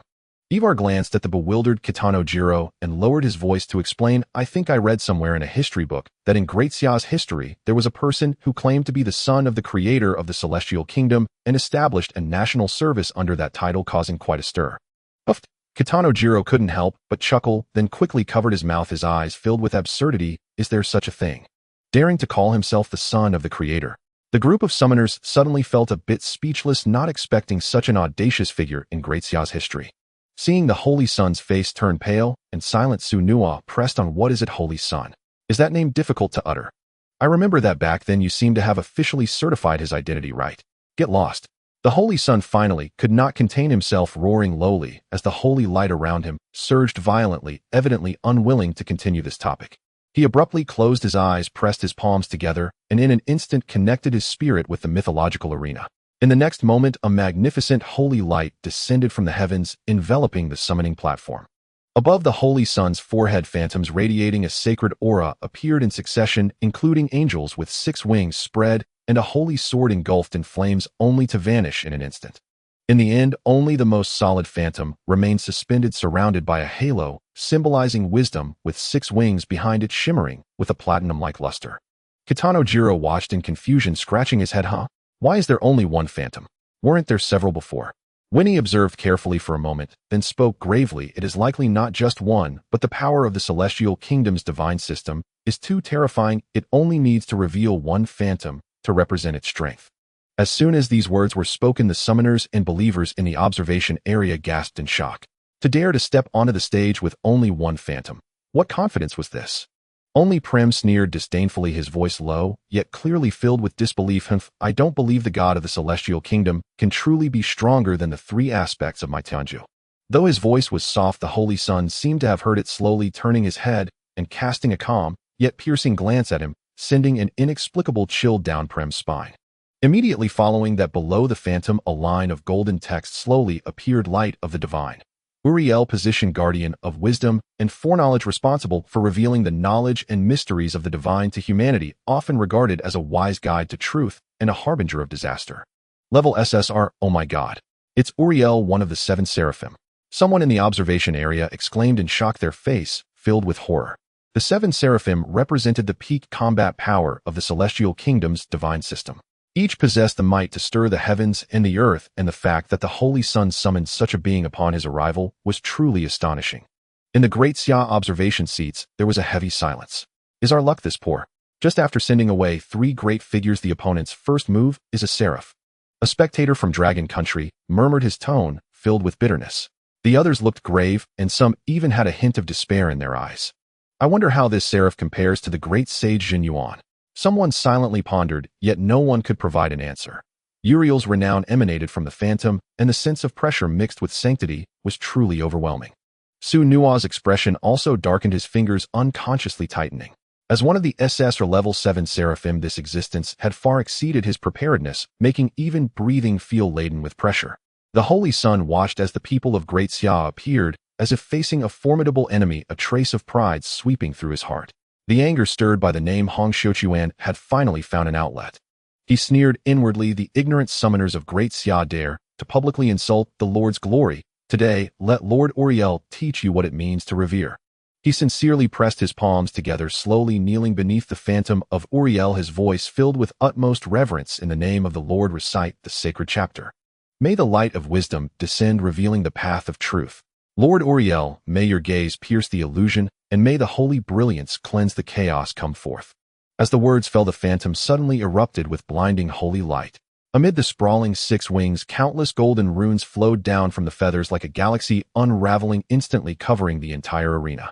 These runes were not mundane characters, but interwoven from the most primordial laws of order. Wherever they passed, the void rippled, and even the wandering energies of heaven and earth were forcibly arranged into orderly trajectories. Buzz, a sound seemingly echoing from the ancient past, resonated throughout the arena, as Uriel's phantom solidified abruptly. Clad in platinum armor, his 6 wings overshadowed the sky, and every feather bore countless tiny eyes. As those eyes opened simultaneously, the light they emitted could reflect the essence of all things, with even the flow of laws clearly visible. The halo of wisdom surrounding him slowly rotated, emitting waves that made the surrounding space feel viscous, as if even the flow of time was under its control. At the moment of his descent, the laws of the entire arena trembled, as if welcoming a supreme being who commanded order. The Lord's glory I shall convey and protect. A grand voice resonated from Uriel's lips. Every word seemed to contain the rhythm of order echoing endlessly above the arena. As the words fell, his halo of wisdom suddenly brightened, and countless tiny flames flew out from the halo. These flames were of a pure golden hue. When they fell into the void, they not only lacked a burning sensation, but instead emitted a gentle light, resembling countless guiding lanterns. In the legends of the celestial kingdom, all knowledge learned by humanity and all truths realized were transmitted through Uriel by the Lord. The flames in his palm were not a destructive fire that consumed all things, but flames fed by light and enlightenment capable of igniting the wisdom fire of sentient beings trapped in ignorance. Darkness shrouds the earth. I shall be the last dawn within it, banishing shadow with divine fire. A commanding proclamation echoed across the mythic arena. Uriel's 6 wings stirred faintly, and golden flames surged violently around his form. He hung suspended in midair like a miniature sun, bathing every corner of the arena in blinding noonday brilliance. The enlightening power contained within those flames swelled ever more immense. Shadows at the very edges of the spectator zone were forcibly dispelled, as though no darkness in all creation could dare conceal itself. His gaze locked instantly upon Su Nuo. From eyes composed of countless minute orbs, 2 beams of pure holy light lanced forth. In that instant, an icy dread descended upon Su Nuo. Not the chill of flesh or air, but the piercing scrutiny of the divine soul itself. It felt as though every thought, every hidden trump card lay utterly exposed. The starkly alien nature of this sacred energy, imbued with irresistible authority, sent a sharp tremor through Su Nuo's heart. So this is a legendary angel, undeniably radiant. But alas, you are invaders. Su Nuo steadied himself and met that gaze, heat in his voice edged with unmasked wariness. Uriel cast him a fleeting, indifferent glance, a faint, cool curve lifting the corner of his lips. The glory of the Lord shall illuminate every corner of the world, sowing wisdom and truth. How then can such grace be deemed invasion? Humph. More hollow rhetoric. Zhao Gang scoffed aloud beside him. At its core, isn't it simply the imposition of your will upon others? The gods of the West are no different. Uriel showed no trace of anger. Such skepticism seemed long familiar to him. With a gentle beat of his 6 wings, his golden flames receded slightly, and his gaze swept across the entire arena. Words are meaningless. Begin your invocation. Let strength alone bear witness to truth. Hearing this, Su Nuo neither affirmed nor denied. He drew a slow, deep breath and closed his eyes. His consciousness rippled outward like a stone cast into still water, immediately resonating with the core of the mythic arena. 2 distinct divine lights flared above his head. Within them churned countless spectral forms of gods and demons, dense and ceaseless.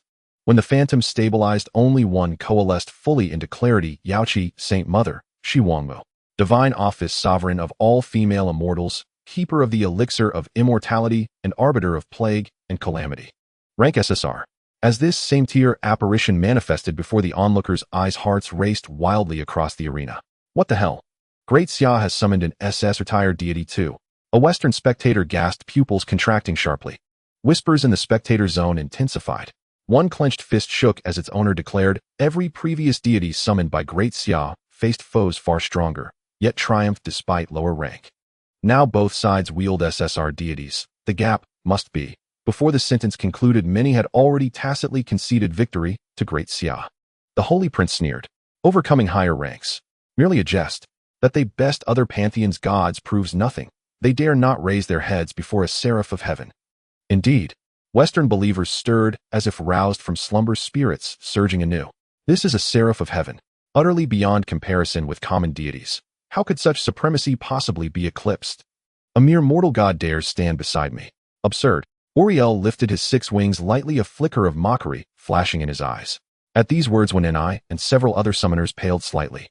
Though heaven's divinities were universally acknowledged as supreme, such open disdain still stung deeply. Kamita Jiro murmured quietly to Ivar, I suspect the deity of Great Xia is far from ordinary. If this angel suffers humiliation, we must mock him thoroughly. Ivar nodded firmly. Precisely. He treats us all as worthless. Even our Indic pantheons suffered grievous defeat. Do they truly believe heaven surpasses us so vastly? Pram, most incensed of all, added his barb. You truly have no notion of Lady Shi Wangmu's stature. Even the Jade Emperor receives her with equal courtesy. Do you presume to clamor here? Su Nuo watched their arrogance and could not help but chuckle softly. Yet Uriel remained aloof and imperious, as though the words had never reached his ears. Su Nuo spoke no further. He stilled his breath, centered his spirit, and bowed deeply with hands clasped in reverence. Su Nuo, of Great Xia humbly invites the Yaoqi, Saint Mother, to descend. She governs the celestial roster and commands all spiritual beings as she holds the secret of immortality and quells the source of plagues and calamities. May the Saint Mother manifest the awe of Kunlun, cleanse illusion, and proclaim the glory of Great Xia's divine pantheon. The moment the final syllable faded, the spectral form erupted in dazzling rosy radiance. From within the luminous haze emerged a goddess draped in a jet-black phoenix-embroidered robe. Upon her head rested a 90-eared phoenix crown, each pearl shimmering with starlight, as though cradling a celestial realm unto itself. Her countenance was serene, yet austere, her brow bearing the sovereign authority to command the three realms. 5-colored auspicious clouds wreathed her form, within which immortal cranes soared and auspicious deer bounded. Most astonishing was the illusory image of the Yaoqi pool suspended behind her, azure waters rippling gently, lotuses blooming and fading in rhythmic succession. Within each petal pulsed immutable laws of longevity. Even Uriel's golden flames dimmed perceptibly beneath the weight of that presence. What place is that? Could it truly be the fabled earthly paradise? A Western spectator gazed entranced and bewildered at the illusory pool behind Shiwangmu. Its limpid waters reflected the boundless starfield above, lotuses unfurled one after another, each petal glowing with soft, lustrous warmth. Cranes skimmed the surface, leaving concentric ripples in their wake. Deer stood placidly at the shore, eyes gentle. This vision was so immaculately pure, untouched by worldly dust, so breathtakingly beautiful that it stole the breath and stilled the soul. They had imagined heaven's sacred light and vaulted heavens, but never conceived of such ethereal, refined serenity as this celestial realm. Even Uriel narrowed his eyes slightly. The myriad tiny eyes along his wings focused intently upon the illusory Yaoqi pool, and for the first time genuine astonishment flickered across his gaze. In his understanding, heaven's sanctum was the Creator's most perfect masterpiece, imbued with absolute order and resplendent glory. Yet this Yaoqi pool was profoundly different. It held none of heaven's blazing radiance, yet possessed a warmth and profundity born at the dawn of creation itself, a wellspring of cosmic principles governing life's flourishing, rendering even the word sacred utterly inadequate to describe it. The holy prince stood speechless. Even his oft-repeated phrase, "the glory of the Lord," now sounded faint and uncertain before the Yaoqi pool's silent majesty. Shiwangmu slowly raised her hand, her fingertips brushed lightly across the auspicious clouds before her, and her gaze settled upon Uriel. Regal, unyielding, her voice clear and cold as chimes of jade, a mere avian deity of the West dares strut arrogantly upon the soil of Great Xia. Bird God. Upon hearing these two words, the golden flames around Uriel surged violently. His 6 wings spread wide, blotting out the sky, and countless tiny eyes on the feathers shot out furious red light. How dare you? You ignorant woman, how dare you show such disrespect to me? A holy sword blazing with sacred light materialized in his hand, its blade inscribed with runes of order pointing directly at the Queen Mother of the West. A mere woman dares to step onto the stage and challenge me. Are you not afraid of being burned to ashes by my divine flames, your very soul reduced to nothingness?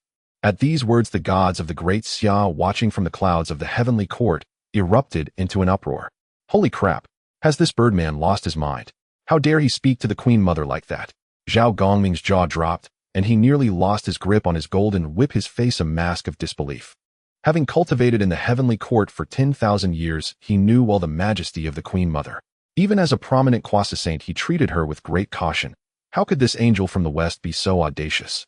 Tai Bai Jinxing slowly opened his eyes, gently waving his horsetail whisk, a sharp glint flashing in his gaze. Offending the Queen Mother, this birdman has sealed his own doom. When it comes to ruthless slaughter, my own skills pale in comparison to hers. The Jade Emperor, seated on his dragon throne in the Hall of Divine Mists, cast a faint, meaningful glance at Tai Bai Jinxing, a subtle smile curling at the corners of his mouth. He knew well that the Queen Mother, who governed Kunlun's Jade Pool and commanded all immortals, wielded power and means far beyond the imagination of the 3 realms. On the arena, the Queen Mother heard Uriel's words, and her cold expression instantly twisted into a sneer, her brow exuding even greater authority. Very well, very well. Do you know? Since the dawn of heaven and earth, you are the first being to dare speak to me like this. She slowly raised her hand, and the phantom of the jade pool behind her suddenly seethed, its emerald waves churning as countless lotus petals transformed into sharp jade shards swirling around her in a ring. Since you are so courageous, I shall ensure you remember this day forever. The price of provoking me, the Queen Mother of the West. Arrogance. Uriel roared, thrusting his holy sword forward as the golden flames around him coalesced into a fiery dragon, its claws bared as it charged at the Queen Mother. This flame was no ordinary fire. It was divine fire imbued with the power of enlightenment and purification. Where it passed, even the void sizzled and burned, and the very laws of reality were set ablaze. May the Lord's light completely purify this heretic of great Sia. Purify me, is it? The Queen Mother's gaze remained unchanged. With a mere wave of her hand, a clear spring surged from the phantom of the jade pool, forming a curtain of water in the air. It seemed gentle, yet carried the endless life force of immortality. The moment the fiery dragon struck the water curtain, the flames began to sizzle and extinguish. The divine fire that could purify all things was utterly helpless against this spring imbued with the law of eternal life, and was instead enveloped by the water. What kind of water is this? Uriel's pupils contracted. He had never seen a force capable of extinguishing divine fire. What my water is matters not. Your flames may burn away illusions, but they cannot consume life itself. The Queen Mother spoke calmly, and suddenly the jade lotus petals around her shot forth like a torrential storm, hurtling toward Uriel. Each petal was imbued with the law of calamity and plague, beautiful to behold, yet harboring deadly toxins and pestilence that could fell gods and demons. Indeed, a heretic striking with poison and plague. Uriel hastily swung his holy sword, summoning a shield of sacred light before him. The petals struck the shield with a crisp sound, but failed to breach its defense. Yet he soon noticed that the petals did not dissipate. Instead, they clung to the shield, corroding the sacred light. The law of calamity was slowly unraveling his power of order. How dare you use such means against an angel? You deserve to die. Uriel flapped his wings violently, and the countless eyes on his 6 wings shot out holy light, forming a dense net that shattered all the petals. Then, gripping his holy sword, he transformed into a streak of golden light, charging straight at the Queen Mother, the divine fire on his blade blazing fiercely, clearly intent on close combat. Crude fighting style. The Queen Mother cast a calm glance at him, and the phantom of the jade pool behind her suddenly expanded, enveloping the entire arena.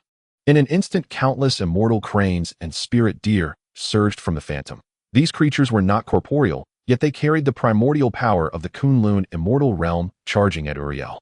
They did not engage him heated, but constantly weaved and harassed, gradually dismantling his offensive. As Uriel's holy sword swung, immortal cranes and spirit deer were continuously cleaved apart, but new ones poured forth from the jade pool phantom, seemingly inexhaustible. His divine fire could ignite all things, yet it had little effect on these beings imbued with the power of eternal life. His holy light could purify everything, but it was constantly neutralized by the gentle force of the jade pool. Damn it, why is she so troublesome? A flicker of irritation rose in Uriel's heart. He was accustomed to overwhelming his foes with absolute order and sacred light. But the Queen Mother's power was like a vast ocean, seemingly gentle yet unfathomably deep. No matter what means he employed, he could not completely defeat her.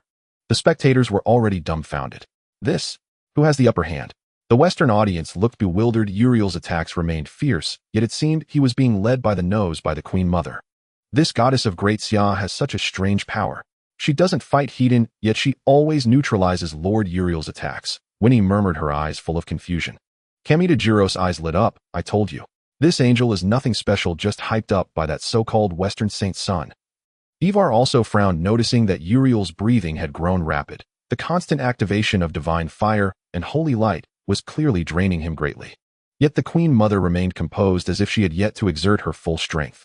On the arena, Uriel swung his holy sword once more, this time infusing it with the law of wisdom. The blade's light grew more condensed, and it seemed to anticipate the Queen Mother's next move, striking directly at her weakness. This time you won't escape, Uriel declared with great confidence. A flicker of surprise crossed the Queen Mother's eyes, followed by a soft laugh. Is that so? Interesting. Her form flickered into an afterimage, and from the phantom of the jade pool behind her a divine mountain rose, carrying the heavy power of Kunlun, crashing down upon Uriel. Blocking me again. Get out of my way. Uriel's holy sword struck the divine mountain, producing a deafening roar. The mountain was split with a crack, but did not shatter. He himself was forced back several steps by the mountain's recoil, a trickle of golden blood seeping from the corner of his mouth. You have angered me. Uriel wiped the blood from the corner of his mouth, a flicker of madness flashing in his eyes. Uriel clearly saw the flaw in the Western Queen Mother, yet he could never close the distance. The Western Queen Mother's divine powers nearly formed a perfect suppression against him. This time he suddenly raised the holy sword high. The divine fire and sacred light around him surged violently, and the countless eyes on his 6 wings simultaneously closed as if gathering strength. In the name of the Master Judgment. A grand voice echoed throughout the arena, and the holy sword in Uriel's hand suddenly erupted with unprecedented brilliance, a light that contained all his power.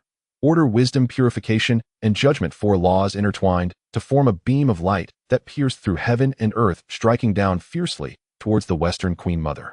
This strike was enough to instantly annihilate an ordinary god king. The Western Queen Mother looked at the beam of light, her expression finally turning grave.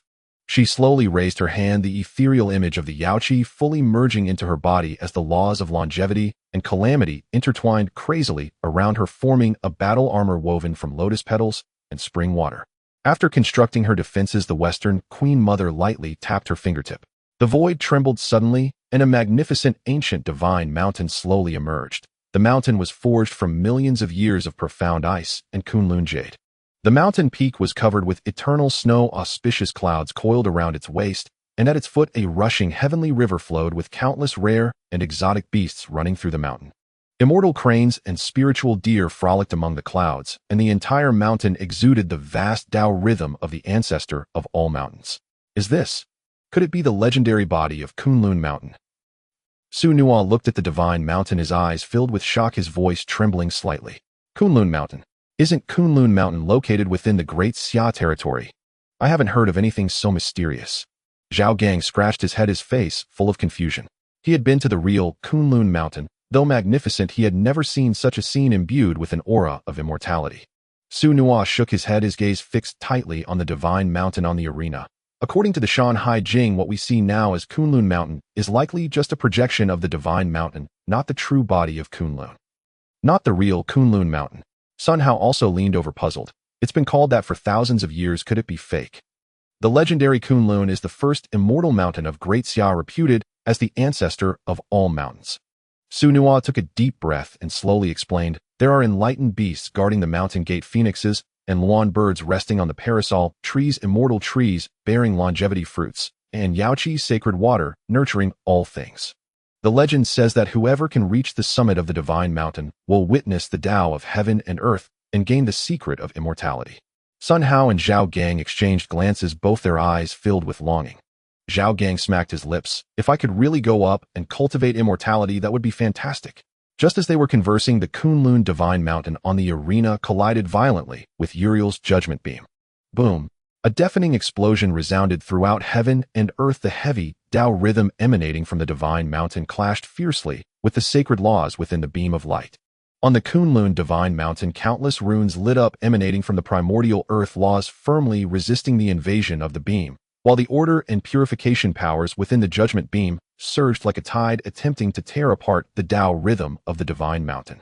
Where the beam collided with the mountain, the ice and snow melted, the jade shattered, yet in the next moment it was repaired by the immortal power surging from the mountain. The brilliance of the beam also dimmed under the mountain's suppression, but was reignited by the divine power that Uriel continuously injected. The two immense forces were like colossal beasts locked in battle, unwilling to yield even an inch.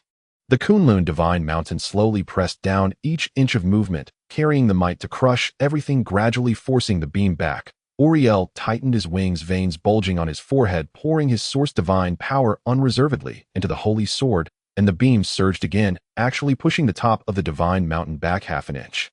The spectators in the viewing area were already holding their breath, their palms slick with cold sweat. Who will win in the end? The Western audience clenched their fists, never having imagined that Uriel's full power strike would be blocked by a mountain. The Western Queen Mother's divine mountain is so powerful. The Great Xia audience was ecstatic. This is the foundation of our Great Xia.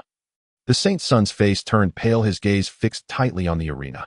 He could feel that Uriel's divine power was rapidly depleting, while that divine mountain seemed to have endless power supporting it, the Tao rhythm growing ever thicker.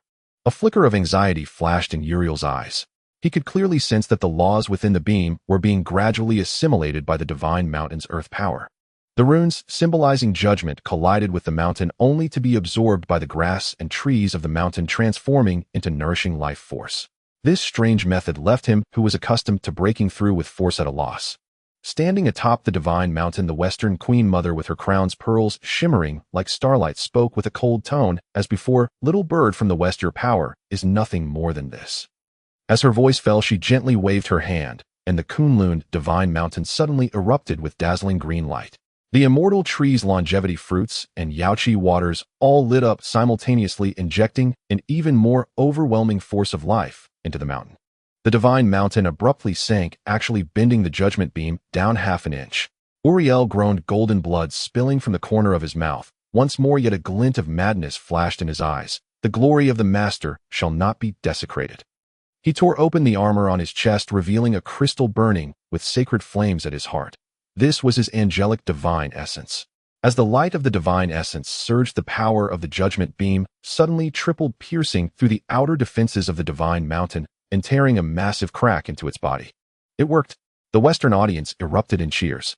However, in the next second, a rush of Yaoqi's sacred water suddenly poured out from the crack in Kunlun Mountain. Wherever the sacred water flowed, the crack rapidly healed, even producing tougher, profound ice jade. The Western Queen Mother's voice resounded once more, carrying a hint of coldness. Is this little trick worthy of being called judgment? Above the divine mountain, the ethereal image of the enlightened beast slowly emerged, opening its massive mouth to emit a thunderous dragon roar, the sound waves transforming into invisible force that directly impacted Uriel's divine soul. Uriel's body shook violently, and the judgment beam instantly dimmed. Seizing the opportunity, the Kunlun divine mountain pressed down fiercely. Crack! A crisp sound rang out, and a crack actually appeared on the holy sword in Uriel's hand. His face turned ashen, unable to hold on any longer. He was violently smashed away by the immense power of the divine mountain, crashing into the light barrier at the edge of the arena, spitting out a mouthful of golden blood. The judgment beam shattered in response, dispersing into countless specks of light. At this moment, Uriel felt an unprecedented sense of defeat wash over him, nearly overwhelming his spirit. Since becoming a seraphim, he had been invincible, accomplishing every task bestowed by the master with perfect grace, never having tasted the bitterness of failure. Yet today, not only was he firmly suppressed by the Queen Mother of the West, but even his proud judgment power had become a joke. The master's task had suddenly become precarious. Heretic, do you really intend to obstruct the spread of the master's light? He clutched his chest, his face as pale as paper, yet his voice carried a question laced with gritted teeth, filled with unwillingness. Upon hearing this, the Queen Mother of the West couldn't help but roll her eyes, her tone laced with sarcasm. Do you Western birdmen only know how to spout these cliches? Does your master wish to preach in the Great Xia without consulting the Jade Emperor? Jade Emperor? Who is he? Why should I ask him? Uriel scoffed at the unfamiliar name, his face full of disdain, as if he had heard something laughable. As soon as the words left his mouth, the deities of the Great Xia in the Lingshao Palace immediately turned their gazes toward the Jade Emperor. The bright star slightly bent his body, his tone filled with provocation. Your Majesty, this birdman dares to be so audacious. Can you tolerate it? Zhao Gongming also stepped forward, gripping his golden whip, saying, Your Majesty, if it were me, I would have gone down to teach him a lesson. Guan Yu, holding the green dragon crescent blade, took a step forward, his phoenix eyes wide open. Evidently, he was just waiting for the Jade Emperor's command to descend and battle Uriel. However, the Jade Emperor chuckled, stroking his beard, his gaze sweeping over the crowd of immortals. It seems that you ministers care more than I do. Could it be that you are tired of staying in the heavenly court and wish to descend to the mortal realm to stretch your limbs? Upon hearing this, the immortals flushed slightly, lowering their heads in silence. The Jade Emperor's gaze fell upon Uriel on the arena, his expression gradually turning serious before he shouted outside the hall, Li Jing, come here. The heavenly king Li Jing immediately stepped out from the ranks of immortals, bowing to receive orders. Your servant is here. You shall lead 100,000 heavenly soldiers to descend and capture that disrespectful Western birdman, to uphold the majesty of heaven. Your servant obeys. After receiving the order, Li Jing was about to leave when the Jade Emperor suddenly called him back. On the arena, the Queen Mother of the West revealed a strange smile upon hearing Uriel's words. She secretly contemplated, how dare he blaspheme the Jade Emperor to his face? Given his temperament, a good show is bound to follow. Sure enough, just seconds after Uriel's words fell, the sky suddenly darkened with ominous clouds and thunder rumbled. Purple gold lightning rolled within the clouds, and an immense, overwhelming pressure from the heavenly emperor surged like a tide across the arena, making it hard for everyone to breathe. What is that? Someone in the viewing area exclaimed in astonishment. A massive rift split open in the clouds, and countless heavenly soldiers in silver armor wielding weapons surged forth. They were arranged in perfect formation, exuding an intimidating aura, led by the heavenly king Li Jing. He held the exquisite pagoda in his left hand, its body radiating golden light, while his right hand gripped the six-chin whip, his gaze as stern as a prison. Is this All the deities of the great Xia are coming down. The Western believers watched this scene, their faces filled with horror, instinctively taking a few steps back. The Holy Sun furrowed his brows tightly, stepping forward to question, "What do you intend to do? Do you plan to break the rules of the arena and use numbers to bully the few?" Li Jing shot him a cold glance, his voice booming like thunder. "Western beings daring to publicly insult the ruler of the three realms, the Jade Emperor, is a grievous sin deserving of punishment. Yield quickly, or do not blame my heavenly soldiers for being merciless." Seeing this, Uriel was first taken aback, then his divine sense scanned the heavenly soldiers in the sky.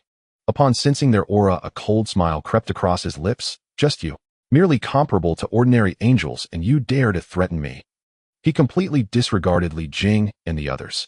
Though numerous, none of these heavenly soldiers were on his level. To him, they were merely there to provide food.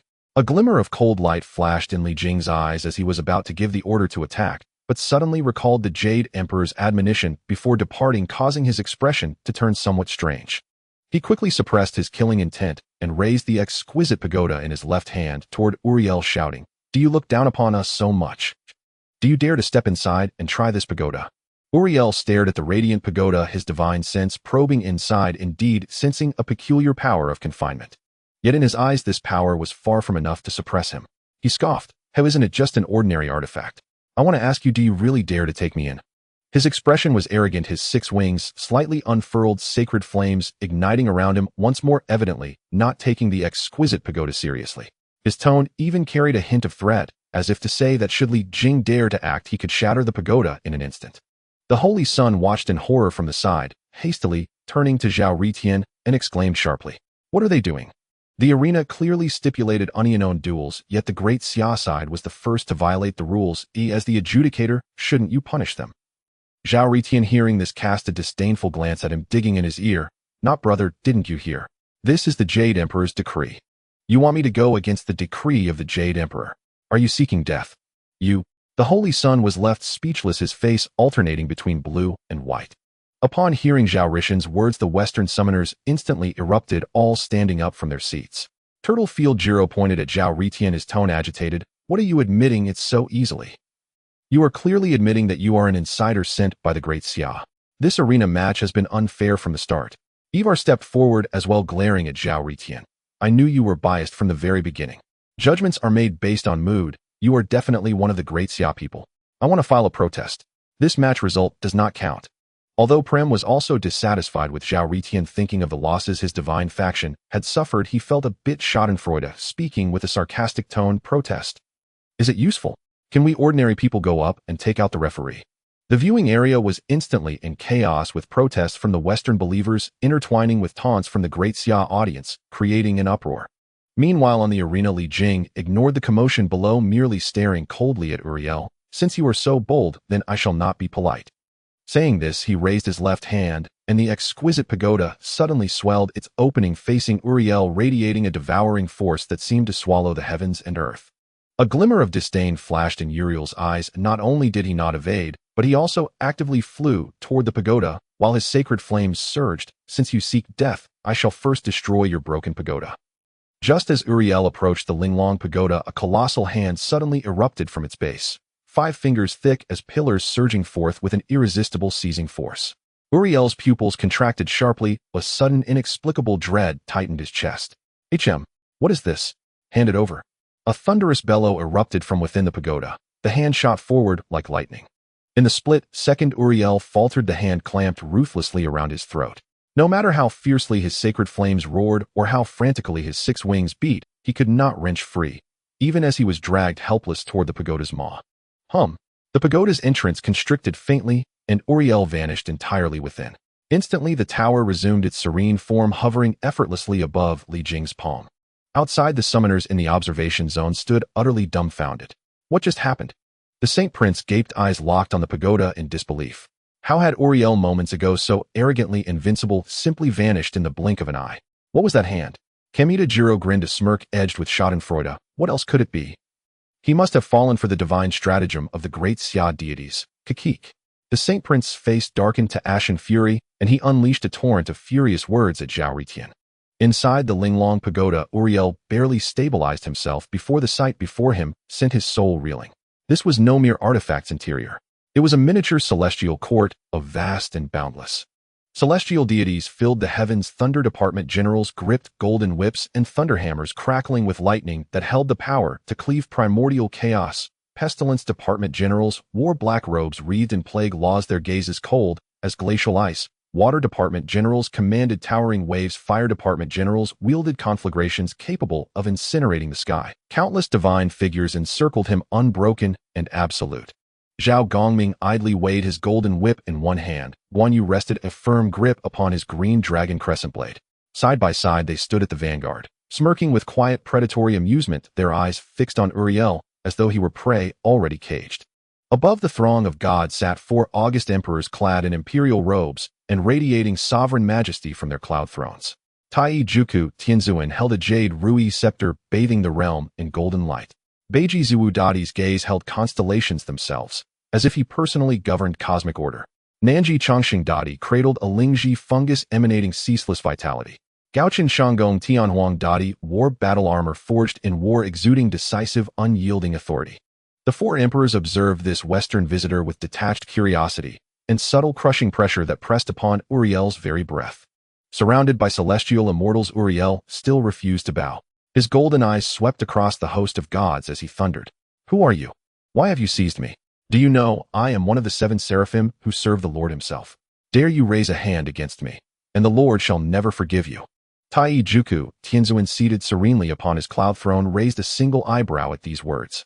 With a gentle tap of his jade rui he smiled. "The Lord." Within the Linglong Pagoda, only the Jade Emperor's decrees hold sway. "Your lord means nothing here. Best behave yourself." "Behave? You dare demand obedience from such cowardly, faceless wretches?" Uriel sneered, his sacred flames flaring anew as his 6 wings unfurled, forcing even the lesser deities nearby to stagger back half a step. "Release me and face me unknown. If you dare, I'll reduce every last one of you to ash." "Enough talk, let's crush him." A booming voice cut through the air. There stood Tai by Jin Xing, no longer the venerable elder but a youth clad in snow-white robes wielding a luminous long sword etched with flowing runes, its blade humming with razor-edged sword intent as he surged forward. Clearly impatient with Uriel's bluster, he struck, his killing intent erupting instantly, enveloping Uriel completely, as though seeking to cleave not just flesh but soul itself. "You seek death." Uriel roared, his holy sword vibrating with a resonant hum as radiant judgment light coalesced, then slashed forward to meet Tai by Jin Xing's blade Hedon. With a deafening clang the swords collided, sword chi and sacred light detonating outward. Tai by Jin Xing felt a jarring force surge up his arms, sending him stumbling backward 3 full steps, his palms stinging. Interesting. A flicker of disdain crossed Uriel's eyes, just as a sharp whistle sliced the air behind him. Zhao Gongming swung his golden whip, wrist flicking once the weapon lashed out like a living serpent, tearing through the air with a shriek as it aimed straight for Uriel's back. Annoying fly, daring to strike from behind. Without turning, Uriel snapped his 6 wings wide, the sacred flames coalescing instantly into a shimmering barrier. The golden whip struck the barrier with a sharp electric crack, ripples shuddering violently across its surface, yet failing to shatter it. Using the recoil, Uriel spun midair, sweeping his holy sword in a lethal arc, forcing Zhao Gongming to leap back hastily to avoid decapitation. "Well now, this birdman's flames are tougher than expected." Zhao Gongming shook out his wrist and grinned. "Brothers, no more courtesy. Let's take him down together." At that moment, Wen Zhong, the 9 heavens thunder-commanding lord, raised his thunderhammer and roared, "Thunder Department generals, summon the lightning." Instantly, countless bolts converged into a net of violet gold lightning, living serpents of pure thunder coiling relentlessly toward Uriel. Uriel slashed his holy sword, transmuting sacred light into a radiant shield, holding the lightning at bay. Yet layer upon layer of thundernet descended. No sooner had he shattered one than another surged forth, electric serpents crawling up his blade, numbing his arm with each pulse. "Mere lightning dares to flaunt itself before me," he bellowed, sacred flames erupting, scorching the thundernet until it sizzled and dissolved. He lunged forward, determined to break free. Then Shui de Xingjun summoned a cataclysmic tide. Towering waves crashed in from all directions, carrying frost that froze reality itself, instantly trapping Uriel at their center. "Be frozen," Shui de Xingjun commanded, and the floodwaters solidified into impenetrable ice, sealing Uriel within a crystalline tomb. But the moment the ice formed, it splintered under the eruption of sacred light from within. Uriel burst forth, cleaving a jagged path through the ice shards clinging to his body, as his gaze burned with wilder, fiercer madness. Heh, heh, heh. Is this truly all you've got? Let him taste the fire department's wrath. Luo Xian, the fire department's chief deity, raised his fire dragon spear flanked by legions of fire crows whose blazing descent resembled falling stars. These were no mundane flames, but the Taoist sacred fire Samadhi true fire. Excellent. Uriel's bloodlust ignited. Channeling every ounce of divine power into his holy sword, he unleashed a searing column of judgment light, obliterating the fire crows outright, and sending Luo Xian staggering backward, a trickle of blood escaping his lips. Samadhi true fire and Uriel's sacred flame collided violently, then both vanished into nothingness. At that instant LVU, the pestilence department's chief deity, struck silently. With a flick of his whisk duster, he released countless tendrils of inky plague energy, stealthy, odorless, and lethally corrosive. Uriel, wholly focused on frontal assault, failed to notice them, until too late. His left arm had already turned black-purple, his divine energy sluggish and thick as tar. Despicable. He roared, forcibly activating the holy flames to burn away the poison, while simultaneously turning around to forcefully repel Lu Yu with his sword. However, just as he turned around, Guan Yu, wielding the green dragon crescent blade, charged at him like a bolt of red lightning, the blade radiating an aura capable of splitting the heavens as it aimed for his neck. Uriel hurriedly raised his sword to block, resulting in a loud clang. He felt an immense force coming from the sword, sending him flying backward to crash against the water wall, spitting out a mouthful of golden blood. But he reacted extremely quickly, using the momentum from his backward flight to flap his 6 wings, condensing holy light into several blades of light, forcing Guan Yu to retreat and defend. What a tough guy. Guan Yu stepped aside, watching Uriel, who was covered in injuries, yet still standing strong, and couldn't help but exclaim, having been struck by lightning, drowned in water, burned by fire, and poisoned, yet still able to withstand my strike. Anyone else would have turned to ashes long ago. Zhao Gongming approached, swinging his golden whip, and said with a smile, after all, he is one of the top figures of the West. It's normal for him to have some skills, but this is about the extent of it. Brothers, give it your all. I refuse to believe we can't wear him down. As he spoke, he swung his whip again, causing the golden whip to create several afterimages in the air, while when Zhong's thunder, the water deities flood Luo Xian's flames, and Lu Yu's plague surged from all directions, completely surrounding Uriel. Tai Bai Jinxing moved around the outskirts, occasionally launching sneak attacks with his sword, searching for openings in Uriel's defenses. Surrounded, Uriel struggled to manage his wounds increasing and the holy flames gradually dimming. Yet he gritted his teeth and persisted, wielding his holy sword in a defensive manner, occasionally seizing gaps to counterattack, forcing one of the deities to retreat. Refreshing. Refreshing. Although he was at a disadvantage, his eyes were bloodshot with excitement. Come again. Let me see what else you all are capable of. Is this Birdman insane? The water deity remarked while controlling the flood. He's about to be turned into a sieve, and still shouting so cheerfully. Lu Yu snorted coldly. He's merely at the end of his rope. His divine power is depleting rapidly, and the plague has already invaded his essence. He won't last much longer. No sooner had he finished speaking than Uriel suddenly erupted, the holy light surging several times its intensity, shaking off all surrounding attacks, as he pointed the holy sword directly at Tai Bai Jinxing. You were the one who sneak attacked me, weren't you? He'll deal with you first. He charged like a golden meteor, moving at an astonishing speed, catching Tai Bai Jinxing off guard, who was sent staggering back with a single strike. Seeking death. Zhao Gongming saw this and whipped the golden whip towards Uriel's back, but Uriel seemed to have eyes on his back, dodging to the side, and with a swift motion of his holy sword forced Zhao Gongming to leap back in a hurry. Not bad. Zhao Gongming gaped, a look of mockery on his face. Brothers, don't give him a chance to breathe. Let's all go at him together. The deities once again encircled him, intertwining thunder, floods, flames, and plague into a net of death. Although Uriel could still barely hold on, he was clearly a step slower. His wounds grew deeper, golden blood staining the ground, and even one of his wings was struck by lightning, losing a feather. Tsk tisk, if it were me, I would have been down long ago. Guan Yu observed Uriel, who was drenched in blood, yet still fighting fiercely, and couldn't help but exclaim again, no wonder he dares to act so arrogantly. He does have some capital. Uriel, hearing this, threw his head back and laughed. It's good that you know. I am the seraphim under the Lord. How could I lose to you heretics? Even if I die in battle today, the Lord will avenge me. As he spoke, he unleashed his divine power, once more condensing the final pillar of judgment light on his holy sword, charging towards the center of the deities as if aiming to perish together. Be careful, Tai Bai Jinxing warned, and the deities hurriedly combined their defenses with thunder, floods, and flames, converging into a massive barrier that blocked this earth-shattering blow. As the light pillar dissipated, Uriel, covered in wounds, knelt on the ground, the holy flames weak like a candle flickering in the wind, yet he still tightly gripped the holy sword, refusing to fall. The deities surrounded him, all panting heavily, gazing at the blood-soaked, yet still frenzied-eyed seraphim before them, feeling a moment of admiration. Being able to withstand such relentless attacks from so many deities for so long, this Uriel was truly formidable. Above the deities in the clouds, Tai, Iju, Ku Tian, Zun shook his whisk and looked at Zhao Gongming, who was handling things with ease below, shaking his head. Helplessly, old Zhao, do you plan to just keep lazing around like this? Do you really think no one can see through it? Zhao Gongming, who was just fainting with his whip, paused his actions and turned to look at the clouds, a look of innocence and shock on his face. No way, Tianzun. You noticed I was acting like I was fighting for real. Tai Bai Jin Xing moved to the side, brushing dust off his sleeves, his gaze sweeping over him. How dare you say that? A dignified quasi-saint holding the whip of the god of striking, while sitting aside hiding your true skills, and you have the audacity to speak. Zhao Gongming scratched his nose and chuckled. Isn't it? Because everyone hasn't fought in a while, and their skills are a bit rusty. Let everyone stretch their muscles and enjoy themselves together. Enjoy. Guan Yu hefted the green dragon crescent blade, rolling his eyes. So you're just watching us fight for our lives while you sit on the sidelines. Wenzhong, Luo Xian, and others also stopped their attacks, casting disdainful looks at Zhao Gongming. This guy had clearly been slacking off from the very beginning. Uriel, kneeling on the ground and drenched in blood, felt as if struck by lightning upon hearing this. Abruptly raising his head, his eyes filled with blood, and roared at the deities. What are you saying? He has been holding back against me.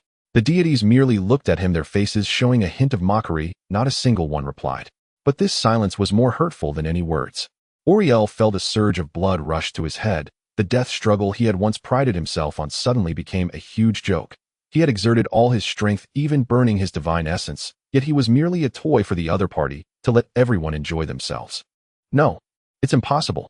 He struggled to stand, but the holy flames extinguished significantly with a poof. You are deceiving me. You are shaking my faith. Just then a majestic figure slowly descended from the clouds. The emperor of the upper palace of Gochun, clad in a purple golden dragon robe and wearing a 12-crest crown, surrounded by the laws of stars. His gaze fell on Uriel, grinning widely. It seems you all have played enough. Now it's my turn to play. At this moment, all the deities looked at this supreme deity with immense shock. What? Even you are going to take action? Zhao Gongming looked at the smiling Gochun emperor, unable to suppress his astonishment. After all, he was one of the 4 supreme beings. Moreover, he was the strongest in attack and the most formidable in power among the 4. Uriel gazed at the astonished expressions frozen on the faces of the gods in the heavenly court, then looked at the figure slowly descending from the clouds. Wearing a purple gold dragon robe adorned with swirling stars, his eyes sharp as lightning beneath a crown with 12 tassels, exuded an aura of pressure that was more terrifying than all the gods combined. A sudden weight settled in Uriel's heart as he realized this person was undoubtedly beyond the previous gods. He must be a true top-tier powerhouse. Who are you? State your name. Uriel struggled to rise, propped up by his sword, his body drenched in blood, yet he dared not weaken his imposing presence. His golden eyes fixed intently on Emperor Gaochen, his voice trembling with tension. Emperor Gaochen flexed his wrist, the joints cracking lightly. He grinned at Uriel, revealing a row of white teeth. Defeat me, and you may earn the right to know my name. As soon as he finished speaking, he suddenly unleashed a punch. This punch appeared unremarkable, lacking the momentum of thunderous might, nor did it have the spectacle of divine light swirling around it. It was as casual as a common man's swing. However, to the gods in the heavenly court, it made them collectively gasp in shock. Is that the primal force of the stellar path? When Zhong tightened his grip on the thunder hammer, his expression grave enough to drip water. This punch from the emperor has incorporated the laws of the stars from the entire cosmos. Not just the stellar path. Lord of Water stared at the glimmering light on the fist, exclaiming in shock. It encompasses earth, thunder, flames. It seems to include all paths of the world. This is no ordinary divine ability. Guan Yu narrowed his phoenix eyes, shaking his head slowly. It is rewriting the laws of the heavens and earth with one's own Tao fruit. Terrifying, truly terrifying. At the moment the punch was thrown, Uriel felt his very soul tremble violently. This punch did not target him specifically, yet it instilled in him an inescapable despair.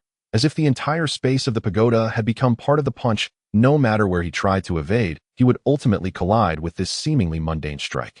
What frightened him even more was that the power within this punch was utterly different from those previous gods. It lacked the violent impact, yet carried an overwhelming dominance of all things, merging, nothing escaping, as if it could devour the laws of the world. I am not afraid of you. Uriel roared, channeling all the divine power he had left into the holy sword. Holy flames burned wildly and countless angelic runes emerged on the sword. The Lord's glory will cleanse all heresies.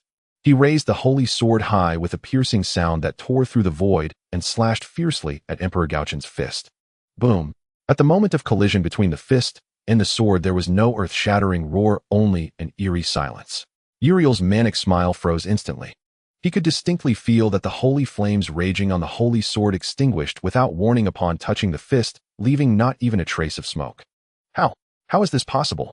His face turned pale with shock, his pupils suddenly constricting to the size of pinpricks. But what terrified him even more was yet to come. His holy sword, which had accompanied him for countless years, slaying demons and breaking evil spirits, began to visibly dissolve where it made contact with Emperor Gauchen's fist. There were no brittle cracks, no explosive sparks. It silently vaporized, transforming into specks of golden light that dissipated into the air. No. Uriel let out a desperate scream as he finally understood the terror of that punch. It was not merely a force, but a power of a higher order capable of directly erasing the very foundation of his holy flames and holy sword's existence. In the blink of an eye, the holy sword had melted away, more than half the remaining portion falling to the ground, stripped of all luster, indistinguishable from mundane iron. Emperor Gauchen's fist showed no signs of stopping, still bearing that unremarkable momentum as it approached Uriel's chest. When Uriel saw the fist was mere inches away, his pupils contracted sharply. A wave of unprecedented fear seized him. He could no longer afford to hold back. He swiftly formed seals with both hands, chanting obscure prayers, and suddenly billions of golden threads of light erupted around him. This was the accumulated power of faith he had gathered over 10,000 years, forged from the devotion and worship of countless believers. Each thread of light contained the power to shake the heavens and earth. Followers of the Lord, lend me your strength, he roared, condensing all the power of faith into a massive light shield, placing it in front of his chest. This power was immensely vast. Even an ordinary god king would have to retreat in its presence, and he himself felt a chill from this force. Being a seraphim, gathering such a massive amount of faith power had cost him countless efforts. However, the moment Emperor Gauchen's fist struck the light shield, this seemingly indestructible faith power began to shatter like bubbles. There was no earth-shattering collision, only a silent dissolution. The golden threads of light upon contact with the fist transformed into primal energy, devoured and assimilated by the power of the laws contained within that punch. This is impossible. Uriel's eyes widened in disbelief, watching helplessly as his proud power of faith crumbled under the weight of the opponent's fist, not even creating a ripple. Bang! The fist finally pierced through the remnants of the light shield, crashing heavily into his chest. In that moment, Uriel felt an indescribable force of the Tao surge into his body. That power was gentle yet domineering. Wherever it passed, his sacred body began to disintegrate piece by piece. The holy flames extinguished, the divine nature trembled, and even his soul seemed to be assimilated by this force. No, stop! He struggled frantically, his 6 wings flapping wildly, yet he could not escape the erosion of that power. He could not believe that as one of the 7 seraphim, he was unable to withstand even a casual punch from the opponent. It was a complete trampling of all his honor. In a moment of desperation, a glint of determination flashed in Uriel's eyes as he abruptly tore apart a fragment of his own soul, burning part of his divine nature, as the cost to unleash a brief burst of force, breaking free from the confinement of that Tao power. Puff! He flew backward like a kite, with a broken string crashing heavily against the inner wall of the pagoda, spewing out a mouthful of golden blood. His platinum armor completely shattered, and his 6 wings drooped, covered in blood. Ultimately, Uriel slumped in a corner, panting heavily, his gaze vacant, no longer bearing any trace of the previous arrogance. He looked down at his hand, which was slowly fading away, feeling the divine power within him nearly obliterated his heart, filled only with endless fear and despair, as if that fist's Tao power could easily erase all traces of his existence. The pagoda was shrouded in silence. The gods looked at Uriel, who resembled a stray dog in the corner, and then at Emperor Gauchen, who withdrew his fist expressionlessly, all rendered speechless. After a long moment, Emperor Gauchen could not help but sigh, still too weak. The great emperor of longevity in the south sat atop the cloud, rolling his eyes at the words he heard, lightly shaking the spiritual herb in his hand, his tone tinged with helplessness. What you say is like bullying the weak. How can you dare to criticize others for being weak? The celestial beings present felt a wave of murmurs rising in their hearts. Indeed, you hold a position among the 4 sovereigns, defeating a seraphim, and not only do you win, but you also complain that your opponent is weak. What does that make our prolonged battle just now? Uriel slumped on the ground, felt a heavy thud in his chest at the words of the great emperor of Gochin saying, "You are still too weak," and nearly spat out another mouthful of blood. This statement was too cruel, like a knife stabbing fiercely at his already shattered pride. Yet he knew deep down that he had burned part of his divine essence, and at this moment he was already at the end of his strength. He couldn't even stand, let alone fight again. Even if he could miraculously return to heaven, it would likely take the omnipotent creator to restore his broken body and soul. "You all have attracted tremendous trouble." Uriel gasped for breath, his voice hoarse, but still carrying a hint of unwillingness. "Don't think that just because you defeated me you can cover the sky with one hand. When the master descends, your strength is simply insufficient to be taken seriously." His gaze was fixed on the great emperor of Gochin. Despite being filled with fear of the emperor's power, he stubbornly believed that in the presence of the great creator this emperor ultimately fell short. The assembled gods began to murmur among themselves. Who exactly is this creator? What makes this birdman so confident? Sounds like someone on par with the Jade Emperor. Whoever it is, we'll find out when they arrive. Can they be more powerful than the emperors? The great star of the north had already reverted to his aged form, stepping forward with his whisk and smiling at Uriel, saying, "Oh, if your master is so powerful, how fortunate. We also wish to see. Tell us, how can we meet him?" Upon hearing the words of the great star of the north, Uriel suddenly burst into laughter, his laughter hoarse and manic, echoing throughout the pagoda. "Ha! You are overestimating yourselves. With your limited capabilities, you dare to dream of meeting the great master. What are you thinking? Do you wish to die even faster?" He laughed uncontrollably, his wounds splitting open, golden blood flowing from the corners of his mouth, yet his eyes sparkled with a mad light. "The glory of the master is not something you heretics can glimpse. To die under the master's majesty is already your greatest honor. Impudent." Guan Yu instantly flew into a rage, his phoenix eyes wide open, gripping the green dragon crescent blade and preparing to charge forward, the blade humming ominously, evidently enraged by such reckless words. "Even as prisoners you dare to be arrogant. I shall slay you now." All right. Zhao Gongming hurriedly reached out to stop him, exasperated. "Lord Guan, calm your anger. He's already on his last breath. What's the point of tormenting him? In my opinion, it's better to take him back and let Lao Jun study. Perhaps he can refine some new pills from this Western birdman's anatomy." As soon as these words were spoken, the celestial beings shuddered, instinctively glancing at Uriel's drooping 6 wings, their expressions becoming somewhat nuanced. "Charcoal-grilled birdman," the Lord of Water muttered, stroking his chin softly. "Sounds like a new dish. Stop overthinking it." The great emperor of longevity in the south waved his hand towards the heavenly soldiers, saying, "Take him down and keep a close watch on him." "Yes." As the heavenly soldiers stepped forward to seize Uriel, an unexpected change occurred. Uriel suddenly erupted in an extreme white light, a light so pure that it contained no impurities, yet it carried a divine pressure that far exceeded his own and filled the entire pagoda space in an instant. "Not good." Wen Zhong's face changed dramatically, gripping his thunder whip. "This power is of the same origin as Uriel's, but 100 times purer." Guan Yu also put away his playful demeanor, the green dragon crescent blade held horizontally in front of him. The newcomer is not benevolent. The gods instantly felt as if they were facing a formidable foe, retreating half a step and tightening their defenses. This light was too strange, yet clearly emanated from Uriel, yet it bore an air of supremacy, as if a transcendent existence was peering through this light, casting its gaze into the pagoda. "It is the master. It must be the master." Uriel, initially stunned, suddenly reacted, his eyes bursting with joy as he struggled to rise. "The master heard my call.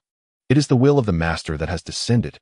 In the light, a vague phantom slowly coalesced. The phantom was indistinct, only revealing a blinding halo that was hard to behold, surrounded by countless obscure runes, as if containing the mysteries of creation and destruction. It did not exude a world-shattering aura, yet it made all the gods present feel a tremor originating from their souls, an overwhelming and mysterious vastness, as if all the laws of the world were under its control. "Is this the creator?" The great star of the north squinted, his tone grave. Almost the instant the phantom appeared, the supreme heaven master, the great emperor of the north, the great emperor of longevity in the south, and the great emperor of Gochin all moved simultaneously, descending before the gods. The 4 emperors stood side by side, their expressions varied but all tinged with curiosity, closely watching the phantom.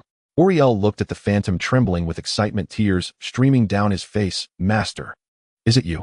Have you heard your servant calling?" He bowed repeatedly towards the phantom, his forehead striking the ground, splattering blood without care, then turned to glare at the gods, roaring, "Did you see? This is a thought of the master. Just a thought. You are all doomed. The master will purge you heretics and make you pay for your actions today." The phantom did not respond, merely hovering quietly in midair, the halo slightly undulating, as if examining everything before it. Silence fell within the pagoda. On one side was the maddened Uriel, while the other side was the vigilant celestial gods, and that mysterious phantom was the sole focus at this moment. The halo seemed to turn slightly, as if fixating its gaze on the four emperors, an indescribable curiosity shining through its intangible observation. Moments later, a voice that seemed to echo from the ancient past resonated within the pagoda. Let there be light. 3 simple words, yet they thundered like a clap of thunder in the ears of the celestial beings. There was no overwhelming momentum, no violent power. Yet the moment the words fell, the light within the pagoda seemed to become purer. Even the laws flowing through the air trembled slightly, as if in response to the profound truth contained within those 3 words. The celestial beings exchanged bewildered glances, their faces filled with confusion. Zhao Gongming scratched his head, looking at the halo with a puzzled expression. What kind of thing needs light?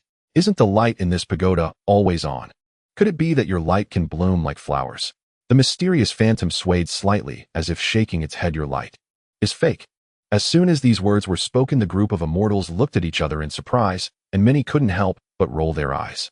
Tai Bai Jinxing stepped forward, lightly waving his whisk, his tone tinged with mockery. Light is light. Illuminating the surroundings is true. Where is the distinction between real and fake? What you say is rather forced. The mysterious phantom's gaze swept over him, and a trace of majesty seemed to flash within the halo. A sigh followed, carrying an undeniable tone of judgment. You harbor hidden murderous intent in your heart, though concealed beneath a gentle facade. You are guilty. Hey, my temper. Tai Bai Jinxing chuckled at these words, a flash of sharpness appearing in his eyes. You, a god from the west, dare to pass judgment on me? Let me see your strength first. Before his voice fell, his figure swayed, his white robes instantly shimmering with golden light, and his long sword reappeared, the murderous intent on its blade surging far more fierce than when he battled Uriel. This was the true edge of the ancient killing star. Swish! A sword strike sliced through the air, a line of condensed murderous intent quietly slicing toward the phantom, causing even the very space to ripple slightly in its wake. Yet the mysterious phantom showed no movement. Instead, the halo slightly expanded, and an invisible barrier formed instantly. The line of murderous intent struck the barrier and dissipated silently, as if it had fallen into the sea. Immediately afterward, a hand formed from pure holy light extended from the halo, seemingly slowly, pushing toward Tai Bai Jinxing. This hand did not contain violent power, but carried a strange force, causing the murderous intent on Tai Bai Jinxing's sword to swiftly fade. Tai Bai Jinxing's expression changed slightly, hurriedly retracting his sword to defend, but that hand followed him closely, gently pressing against the spine of his sword. Bang! With a muffled sound, Tai Bai Jinxing felt a gentle, yet irresistible force surge and causing him to stagger backward several steps, blood churning in his chest, and the long sword in his hand trembled slightly. This action made all the immortals present instantly lose their smiles, their expressions becoming incredibly serious. One must know, though Tai Bai Jinxing usually appeared as a nice guy, he was a ruthless character who emerged from the ancient killing fields. The murderous intent from that sword just now was enough to put ordinary Western gods under pressure. Yet this mysterious phantom could effortlessly receive it and easily push him back. Such strength should not be underestimated. Interesting. Tai Jiu Ku Tianzun looked at the mysterious phantom, gently rotating the jade rui in his hand, a hint of inquiry flashing in his eyes. His power carries the strength of light and goodness, somewhat akin to the path of relieving suffering and deliverance I preside over. Let me discuss it with him. You have traveled far, yet you speak of sins and punishments right away. Isn't that excessive? Tai Jiu Ku Tianzun's voice was calm as he pointed the jade rui forward, a gentle golden light shooting toward the phantom. This golden light of deliverance can reveal one's true heart. You may as well feel it and see who is truly guilty. As the golden light touched the halo, there was no collision. Instead, they began to permeate each other. The holy light within the halo attempted to purify the vitality in the golden light, while the golden light continuously nourished the order within the holy light, resulting in a wonderful confrontation between the two. The mysterious phantom seemed somewhat surprised, the halo subtly rippling, and a voice echoed again, all things must have order, those who deviate must be corrected. I represent the will of heaven and earth, even you must abide by it. You represent heaven and earth. Tai Jiu Ku Tianzun smiled slightly, waving the jade rui. Again, more lotus phantoms drifting toward the phantom. The path of my great Xia emphasizes going with the flow rather than forcibly correcting.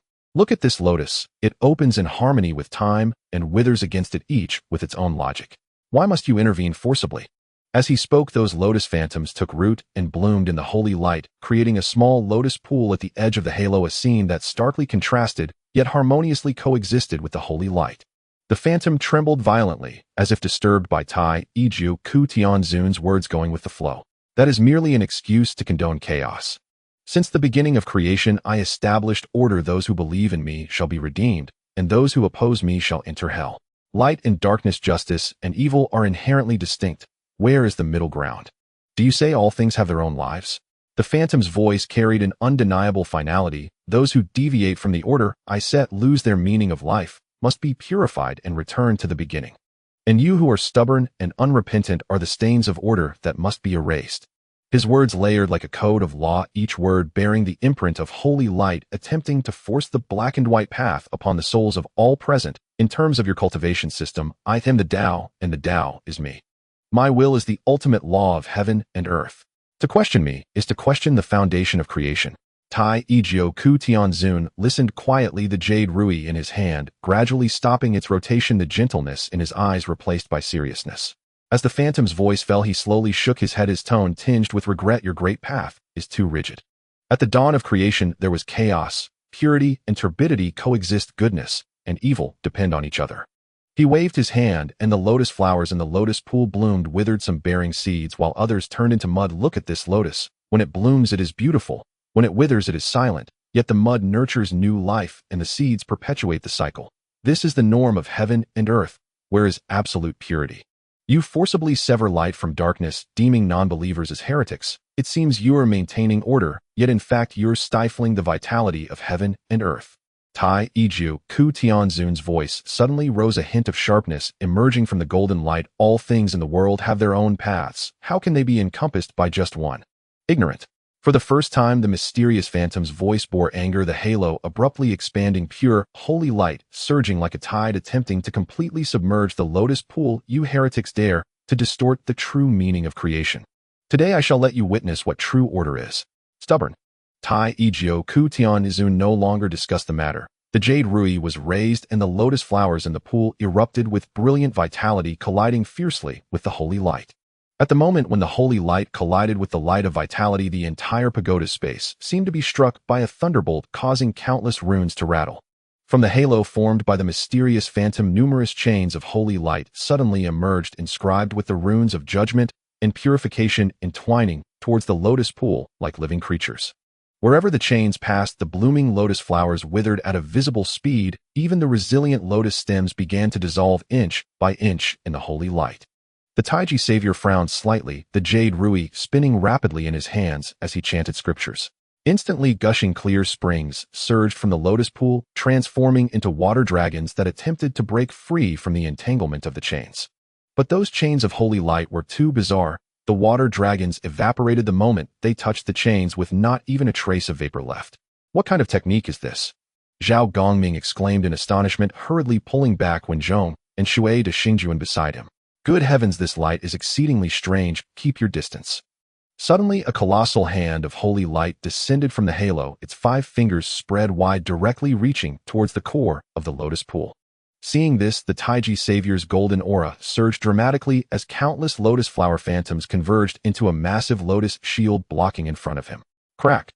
The giant hand struck the lotus shield, instantly covering it with cracks. The Taiji savior let out a muffled grunt, staggering back, half a step, a trace of golden blood spilling from the corner of his mouth. How is this possible?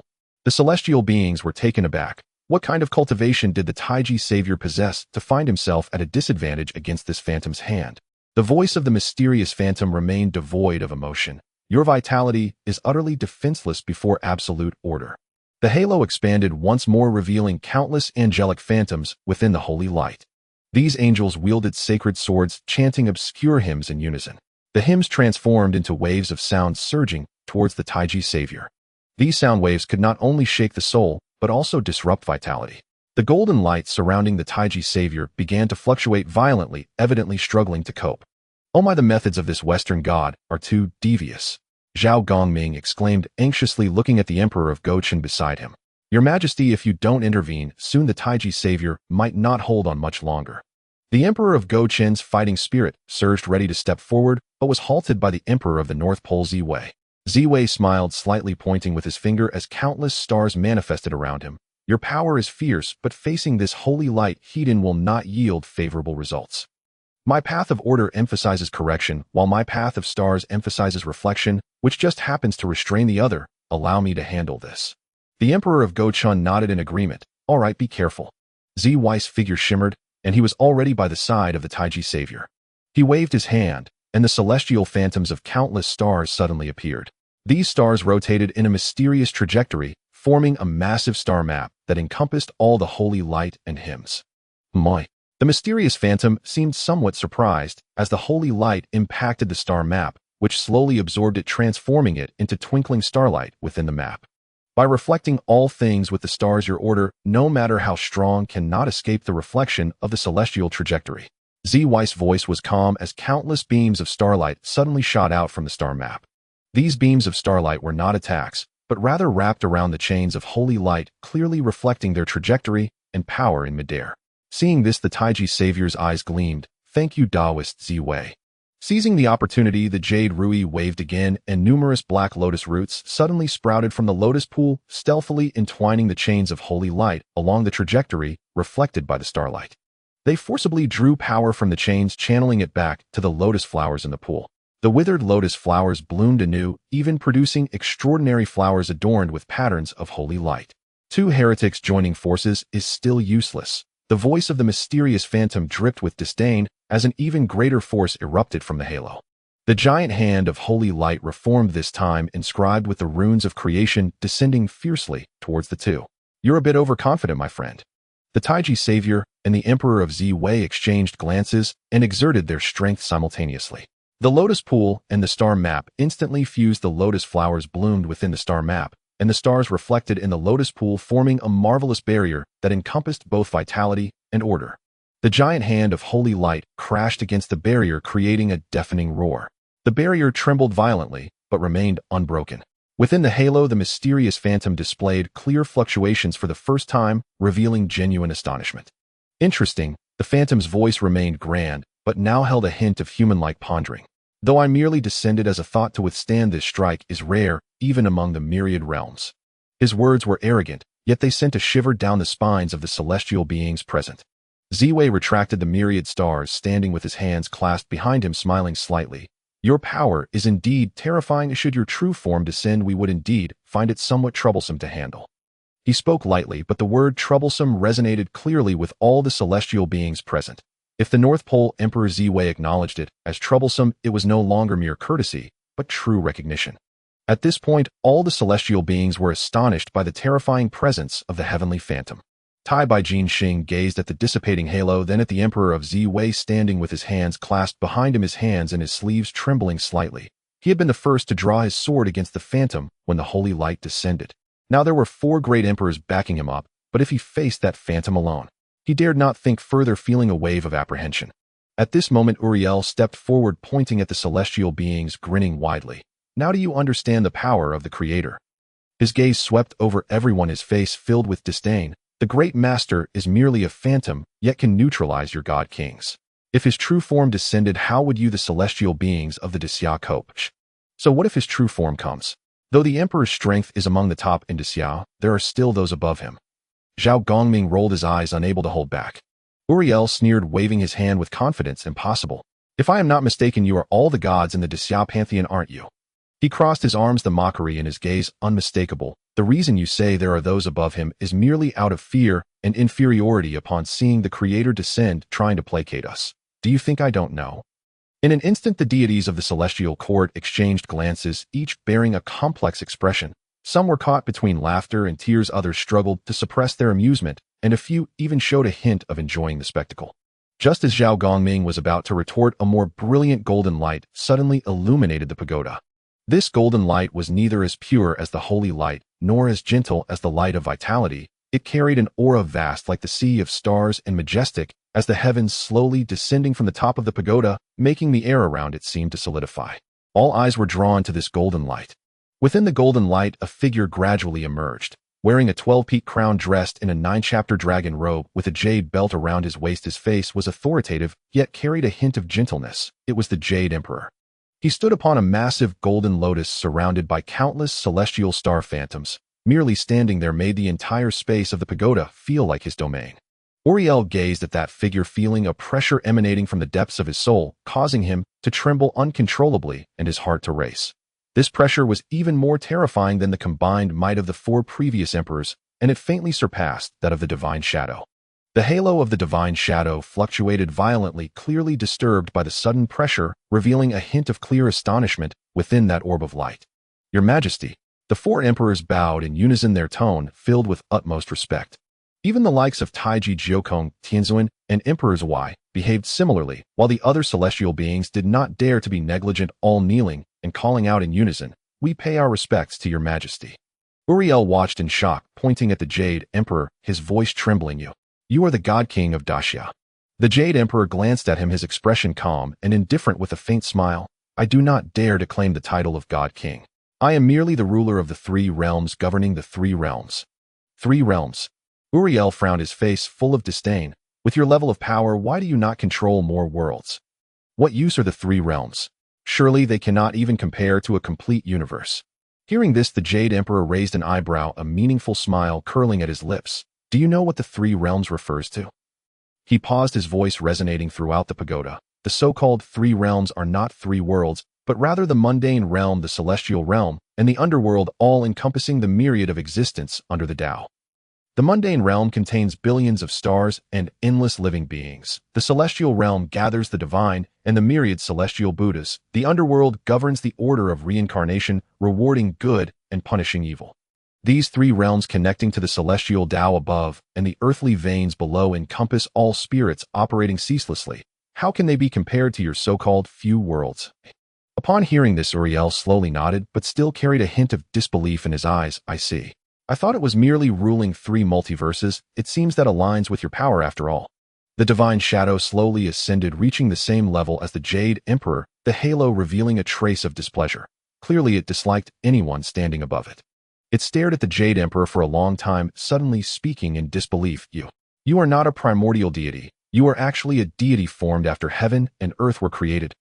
"What a—" Uriel exclaimed, instantly losing his voice in astonishment, as if he had heard the greatest joke, "a postnatal deity. So that means you are a god cultivated from a mortal. This is impossible. How can a mortal flesh and blood cultivate to such a realm? In the world created by the Lord, mortals will always remain mortals and can never surpass the deities." The Jade Emperor cast him a dismissive glance and did not respond, simply looking at the divine shadow with a calm tone. "So what if I am a postnatal deity? Primordial deities are born from the fortune of heaven and earth, while postnatal deities cultivate against fate. Both are manifestations of the great Tao with no distinction of high or low." The divine shadow's halo began to fluctuate violently, clearly unable to accept this fact. "Against fate. Mortal beings were born to follow the order of creation. How can they act against fate? That is against the rules." "Rules?" The Jade Emperor smiled slightly, the starry phantoms on his dragon robe swirling endlessly. "The great Tao is 50, the heavens yield 49, and mortals escape 1. This 1 represents change, representing the hope of mortals to defy heaven and change their fate. This is the true rule of heaven and earth." Upon hearing this, the divine shadow's fluctuations became even more intense, clearly in strong opposition to the concept of mortals defying fate. After a long silence, it finally coldly spoke. "Where do all these rules come from? I only ask you, can I take Uriel away?" Its tone was icy, carrying the unique authority of heaven. It was clear to it how the current situation stood. Before the Jade Emperor appeared, it thought it had some assurance in taking Uriel away, thus taking the first move to crush the deities of Daxia. However, it did not expect that the strength of Taiji Jiokong, Tianzuan, and Emperor Zhuai was so terrifying that together they could withstand its attack. Moreover, beside them stood Emperor Chongqing and Emperor Goqing, watching closely. If it truly came to blows, this divine shadow would gain little advantage. But if it invoked its true form, it would have absolute confidence. With its true form present, even the 4 emperors together could not stop it. Rescuing Uriel would merely be a matter of convenience. Yet with the Jade Emperor's appearance, everything changed. The strength of this ruler of the 3 realms was something it could see at a glance, profound and unfathomable. If its true form descended, it had confidence to battle the Jade Emperor, but the problem was that descending required time. And before that, with the Jade Emperor's power, he could take Uriel's life in an instant. Thus it did not directly attack, but instead chose to inquire. This question was both a test and a threat. using the authority of the heavenly true form to force the Jade Emperor to concede. Upon hearing this, the Jade Emperor cast a faint glance at Uriel, shaking his head. He spoke disrespectfully to me earlier. That is a death penalty. The divine shadow's halo froze for a moment, then began to fluctuate violently in anger. It said in a deep voice, "You do not have the right to judge him. He is a person of my heavenly kingdom." The Jade Emperor raised an eyebrow, a smile curling at his lips. He gazed at the orb of light, his voice steady. "I have said that I am the ruler of the three realms, governing all things in heaven and earth. Although you in the West are temporarily independent, you will eventually be unified. I am merely regulating things in advance." Upon hearing this, Uriel's face changed drastically. He stepped forward, pointing at the Jade Emperor and shouting sternly, "Bold! You wish to annex my heavenly kingdom's pantheon. Who gave you the audacity?" This roar echoed throughout the pagoda, causing the celestial beings to be taken aback in shock. Zhao Gongming's eyes widened, trembling as he pointed at Uriel. Is he really that bold from birth? Before he could finish speaking, the Jade Emperor cast a calm glance at Uriel. That gaze held no killing intent, no anger, not even a ripple of emotion. He simply looked as one would at a speck of dust or an ant. Yet it was precisely this gaze that suddenly instilled a terrifying power of the great Tao within Uriel. What? Uriel was seized by an unspeakable terror, for the power did not originate from an external impact, but rather swelled forth violently from within his very soul, his flesh and blood, and even the fragments of his residual divine spark. Like countless razor-sharp thorns of law, they instantly filled every inch of his being. A choked gasp escaped his lips before a complete scream could form, as his body, like a wineskin blown beyond its limit, was forcibly expanded and burst apart in a blinding flash of golden light. Golden divine blood and shattered fragments of wings sprayed outward, yet the moment they touched the golden radiance surrounding the Jade Emperor, they were utterly purified into nothingness. Within the pagoda, the sight of Uriel's explosive demise caused not the slightest ripple. Zhao Gongming hefted his golden whip, a sneer curling on his lips. "I told you that bird-brain stubbornness would lead to no good, but he wouldn't listen." Guan Yu stroked his green dragon crescent blade, his phoenix eyes half closed, as if he had merely watched an inconsequential play. Tai Bai Jinxing stroked his beard, his expression serene, as if he had long foreseen this outcome. To speak arrogantly before the Lord of the Three Realms was nothing short of seeking death. The halo of God's projection twisted violently, and from within that cluster of unbearable light, a clear, icy anger emanated for the first time. He had not anticipated that this great Xia divine king would be so decisive in his slaughter, that he would truly grind one of the 7 archangels into nothingness before his very eyes. "Excellent! Excellent! Excellent!" 3 excellent were spoken, each word dripping with frost. "Your audacity is truly remarkable. From this moment forward, heaven's kingdom and your great Xia are locked in an eternal mortal conflict. You will witness firsthand the price of defying me. It will be the most terrifying nightmare of your life, I swear it." Before the words faded, the projection dissolved into countless motes of light, vanishing from the pagoda in a blaze of fury, leaving not a single trace of holy radiance behind. The Jade Emperor gazed at the spot where the projection had vanished, a faint smile gracing his lips. "I am genuinely curious to see just how many storms your heaven's kingdom can stir up." With a grand sweep of his hand, golden light surged around him. "Return to the palace." The assembled celestial beings bowed in unison. "As you command." The next instant, the golden light enveloped them all, and they vanished from the pagoda. Meanwhile, below the arena stage outside the pagoda, the eastern and western spectators were still waiting with bated breath. Kamita Jiro had somehow procured a handful of melon seeds and was cracking them open with gusto, his legs crossed, occasionally spitting out the shells. "If that birdman doesn't come out soon, he'll be out of seeds," he muttered. Winnie and Yver exchanged a glance, their expressions grave. Yver lowered his voice. "Do you think Uriel might actually be finished inside that pagoda?" Winnie frowned and shook her head. "Unlikely. He is a seraph who inherited the Creator's divine flame. Even if he can't win, escaping shouldn't be too difficult." Despite her words, she felt a deep unease. The hand that had seized Melior possessed a power that was unfathomable, far beyond any ordinary deity. "Ha, escape." A cold sneer sounded from beside them. Prim folded his arms, his tone dripping with undisguised mockery. "A single hand could drag a seraph inside. That's absolute power. I bet he's already turned to ash." His voice was loud, clearly intended for the nearby Holy Sun to hear. The Holy Sun whipped his head around, his face ashen, and roared at Prim, "Blasphemy! How dare you curse the great Seraph Lord? Who do you think you are? Do you not fear heaven's divine punishment, that it will scatter your soul to the winds?" "Divine punishment?" Prim laughed as if he had heard the greatest joke of all time. He kicked over a chair beside him and strode up to the Holy Sun, glaring down at him. "Divine punishment, my ass. Do you even know who I am? I am Prim, the summoner of Tianju. Forget a minor holy son like you. Even if your so-called creator came himself, he would have to weigh the might of my Tianju pantheon. Touch me. The Primordial would tear down your heaven's kingdom's altars. Arrogant fool. The holy son trembled with rage, pointing a finger at Prim's nose. The creator is the Lord of creation, who governs the order of heaven and earth and decrees the life and death of all things. The Primordial are merely a regional pantheon, a collection of beliefs. How dare you compare them to the creator? Regional pantheon. Prim's eyes bulged, spittle nearly spraying the holy son's face. What the hell do you know? The Primordial, Brahma the creator, Vishnu the preserver, Shiva the destroyer, are a trinity encompassing the cycle of cosmic birth and destruction.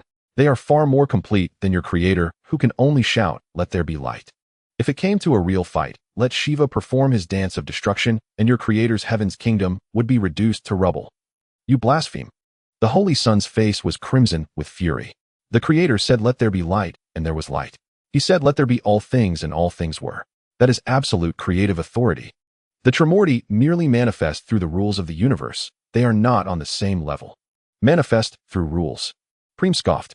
Then why doesn't your creator come out of his heaven's kingdom and have an arm wrestling match with Vishnu? Let's see who can truly stabilize this cosmic cycle. The two went back and forth, spit flying, one championing the creator's omnipotent creation, the other extolling the Primordial's encompassing of birth and death, their faces red with argument. The surrounding spectators were drawn in, as well, some siding with the holy son, others echoing Prim, and the scene quickly descended into chaos.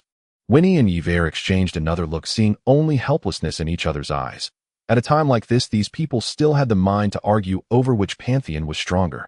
Only Kamita-Jiro, still cracking his melon seeds, watched the spectacle with relish, clicking his tongue. Tisk, tisk, this brother from Tianju sure has guts. My money's on him. He rolled his eyes, then added towards the holy son's group. Though the Tianju pantheon is also immensely vast, I wonder who gets to be the top dog. Kamita-Jiro's words were like adding fuel to the fire, instantly making the atmosphere thick with tension. Who's the top dog?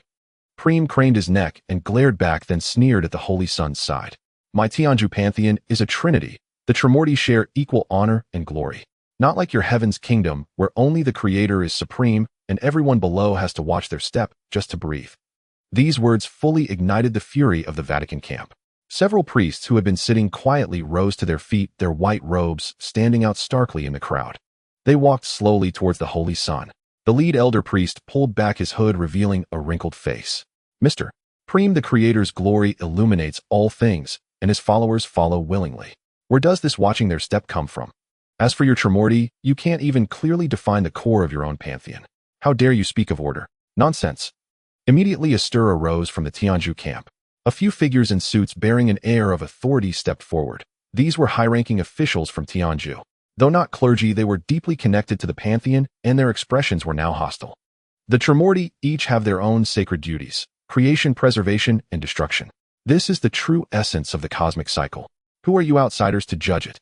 The leading official from Tianju pushed up his glasses, his tone sharp, characteristic of a politician. You Vatican, while preaching brotherhood, are interfering in other countries under the guise of religion. Is this the order of your creator? You are outrageous.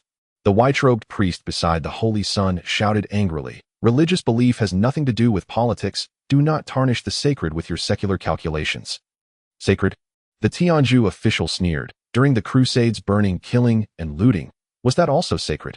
Ultimately, it was merely a guise to pursue personal desires in the name of God. The two factions stood off against each other in the center of the summoning area, one side clad in white robes, the other in suits seemingly different, yet equally imposing. The surrounding audience retreated, fearing the fallout from the quarrel. On the side of the Great Xia camp, Su Nua watched the farce unfold, unable to suppress a chuckle. These people are quite amusing. They're arguing over a dead bird man like this. Dead? Zhao Gang's eyes widened in shock as he leaned closer. Su Ge, how do you know that bird man is dead? What if he's just waiting to unleash a powerful move in the tower? Right, the Seraph sounds quite formidable. There's no way he could just be gone that easily, right? Sun Hao also leaned in curiously. Su Nua smiled slightly, raising his hand to point at the 7 treasure tower held aloft by Li Jing. The tower of the King of Heavenly Kings is indeed powerful, but it certainly cannot imprison a Seraph. If Uriel were alive with his temperament, would he willingly endure confinement for so long? He paused, his gaze sweeping over the calm and still tower. But this tower is quiet, showing not a hint of movement. Either he has been completely subdued, or he is dead. Do not spread rumors here. The holy sun turned sharply, fixing his gaze on Su Nua. The seraph is a creation of the Lord embodying divine glory. Your great cede deities could never possess the ability to slay a seraph. Lord Uriel must still be alive. He simply looks down upon you heretics. Su Nua couldn't help but chuckle at this, shaking his head. Whether this is spreading rumors or not, you don't get to decide. Just watch, it won't be long before your own arrogance comes back to slap you in the face. Just as he finished speaking, the king of heavenly kings, Li Jing, suddenly lowered his head, looking past the crowd, and smiled faintly at the furious holy sun. That smile was calm and unruffled, yet it inexplicably tightened the holy sun's heart. In the next moment, Li Jing tossed his hand, and the 7 treasure tower that hung in midair plummeted like a meteor, landing steadily in the center of the arena. The tower trembled slightly, emitting a low hum, and then the door of the tower slowly opened. Everyone held their breath, staring intently at the tower door. Even the quarreling Tianju official and Vatican priest paused, their eyes filled with astonishment. Whoosh! A dim shadow was hurled from within the tower, crashing onto the arena. It was a broken body, its shattered wings devoid of all luster, the golden divine blood long since congealed and darkened. It was the remnants of Uriel. Though incomplete, it was enough for everyone to recognize his identity. In an instant, the entire area fell into silence. The anger on the holy sun's face froze instantly, his pupils constricting to the size of pinpoints, his mouth slightly agape, yet he could not utter a single word.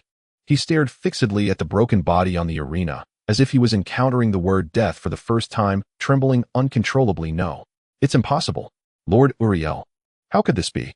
The white-robed priests behind him were equally pale, their bodies swaying beneath their black robes. The previous sanctity and authority utterly vanished, leaving only disbelief and terror. They had served the Creator for 1,000 years, never imagining that a seraph inheritor of divine fire could meet such an end. The summoners from the western camp were in an uproar. Winnie covered her mouth, her eyes filled with horror, instinctively taking a step back. Really dead. The seraph has actually been killed. What could possibly be inside that tower? Ivel murmured, his face pale. Even the seraph is dead. Prem also tucked away his earlier sarcasm, frowning as he stared at the broken body, waves of shock surging within him. Though he disliked the arrogance of the heavenly kingdom, he understood the seraph's power. To have it killed in such a manner, the strength of the great cede deities must be far more terrifying than he had imagined. On the side of the great cede camp, everyone looked at the reactions of the holy sun and the western summoners, their faces revealing excited smiles. Wow! After the silence, the entire area erupted with deafening gasps, like a pot boiling over. My God! Is that Lord Uriel's corpse? The seraph has actually been killed by the hands of the great cede deities. This is impossible. Legend has it that seraphs are immortal, bearing the glory of the Creator. How could this be? Countless people widened their eyes, staring fixedly at the broken body on the arena, their faces filled with disbelief. Whether it was Western believers or neutral spectators, they were all rendered speechless by this scene. The seraph, a mythic existence in the Western pantheon, a symbol of the sacred and power, now lay sprawled on the arena in such a humiliating manner. The impact was simply too overwhelming. At this moment, a loud shout suddenly erupted from the great cede camp, several elderly men with gray hair trembling with excitement. They stood up shakily, their voices hoarse, yet filled with boundless exhilaration. We won. We have won. Finally, we have truly risen. A plainly dressed middle-aged man wiped his tears and waved his fist vigorously. Ha! They always say the Western pantheon is invincible, that the seraph is the blade of God. How about today? Isn't it just that they fell at the hands of our great cede deities? Exactly. Someone beside immediately chimed in, the voice booming like a bell. To slay a seraph, this kind of feat is rarely seen throughout history. I want to see from now on which pantheon still dares to underestimate our great cede. Great cede deities are formidable. The cheers swept through the entire summoning area like a tidal wave. The followers of great cede embraced each other, tears brimming in their eyes. For a long time, the Western pantheon had left an impression of being unshakable in many hearts due to its strong propaganda and legends. Today, the death of Uriel was like a thunderclap, completely shattering that invisible shackle. The holy sun stood frozen in place, his face as pale as paper. The gasps and cheers around him felt like countless needles stabbing at his heart. He watched the ecstatic expressions of the great cede followers, looking at the body that symbolized the glory of the heavenly kingdom, and felt a chill surge from his feet to the top of his head. The king of heaven, Li Jing, raised his hand with a wave, and the token at his waist emitted a crisp, ringing sound that echoed across the land. With the sound of the gong, the heavenly soldiers stationed in the sky retreated like a tide, vanishing without a trace amidst the flickering golden light. The West Queen Mother cast a scornful glance over the remnants of Uriel on the arena.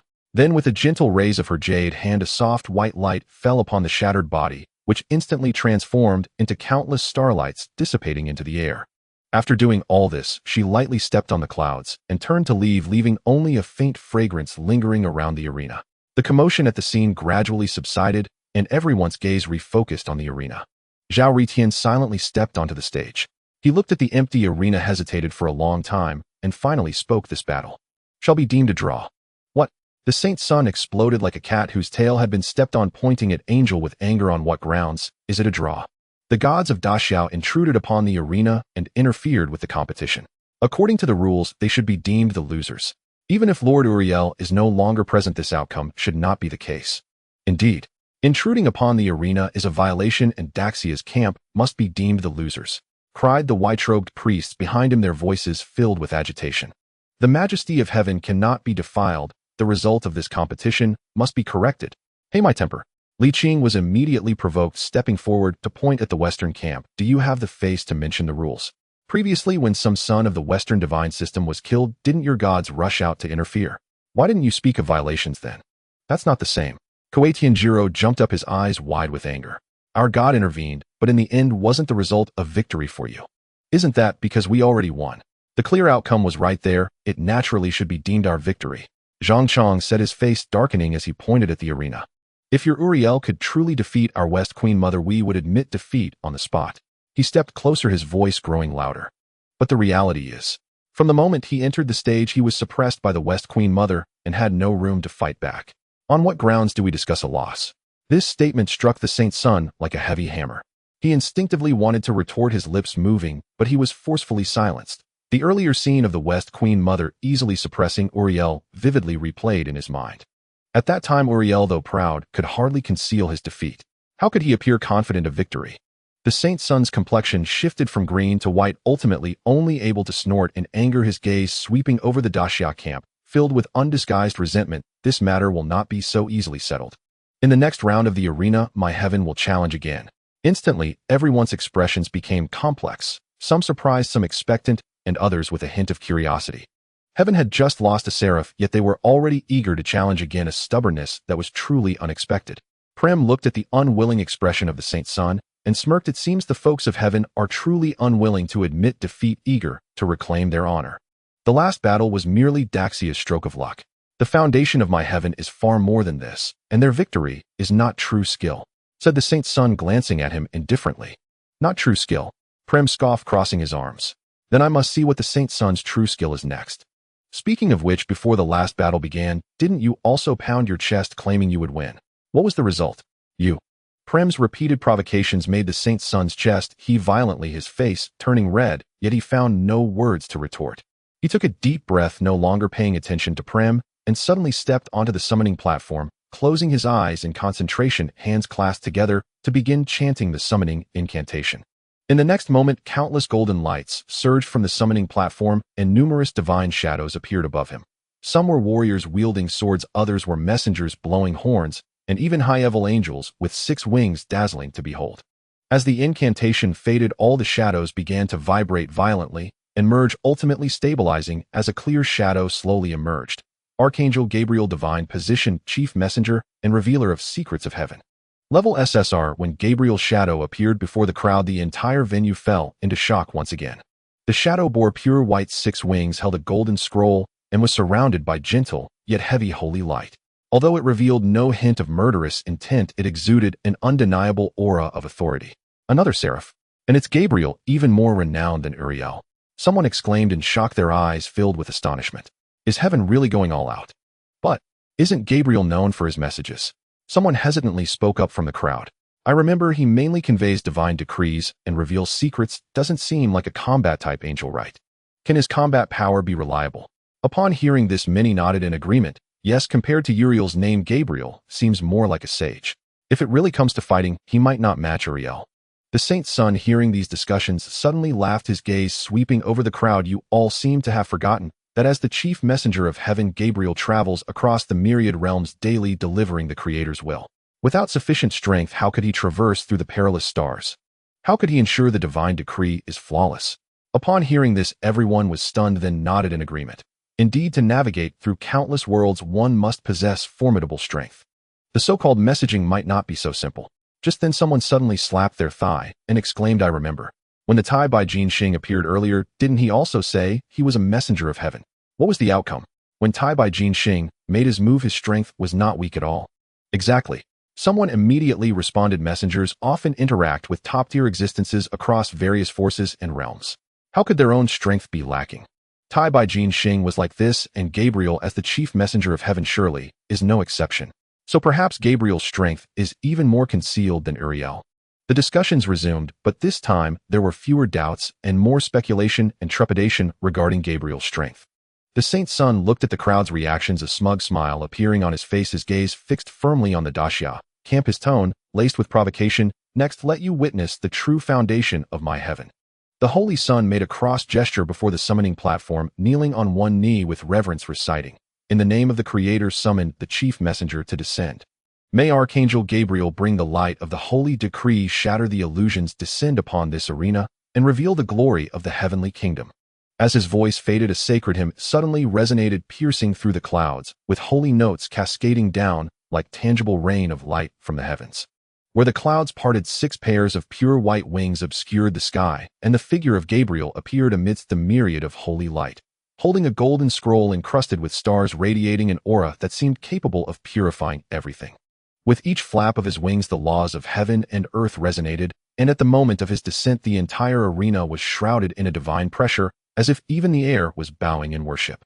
"The heretics of the great Xia conspire against the angels of my heavenly kingdom. Do you acknowledge this?"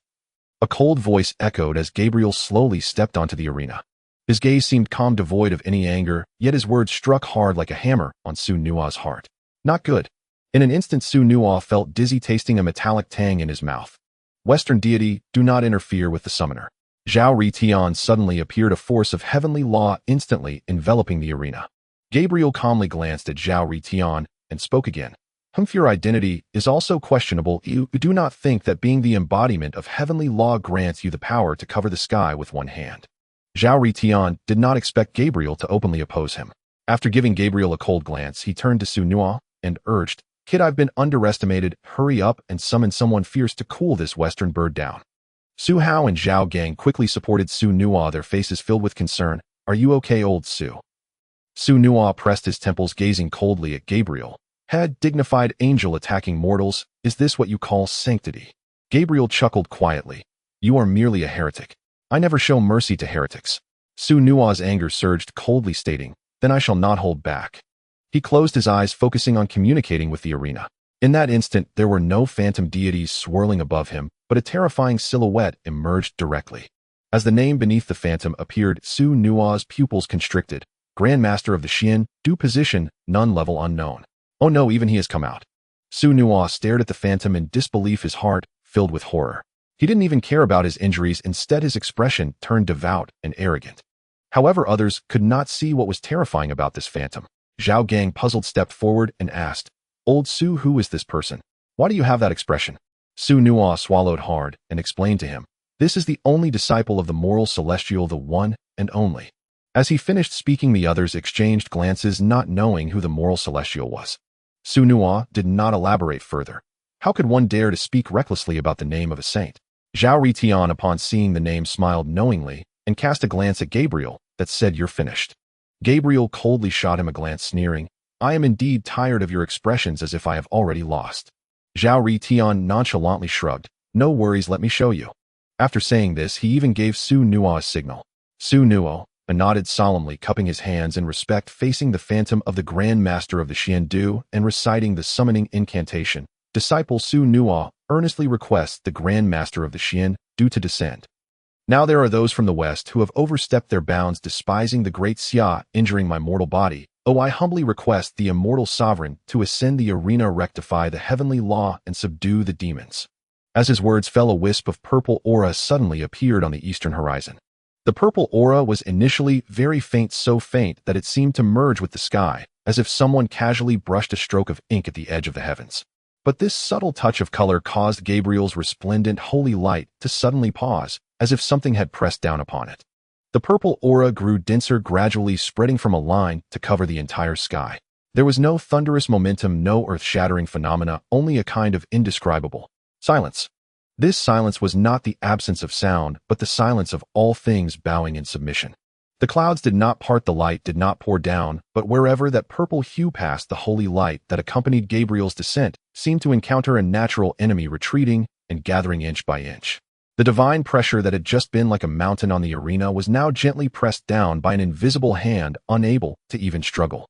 The purple aura filled half the sky. In the air, a vague scent suddenly emerged. Not fragrant, not bloody, but an extremely ancient aroma reminiscent of the earthy scent from the roots of thousand-year-old pines mixed with the ink of bamboo slips.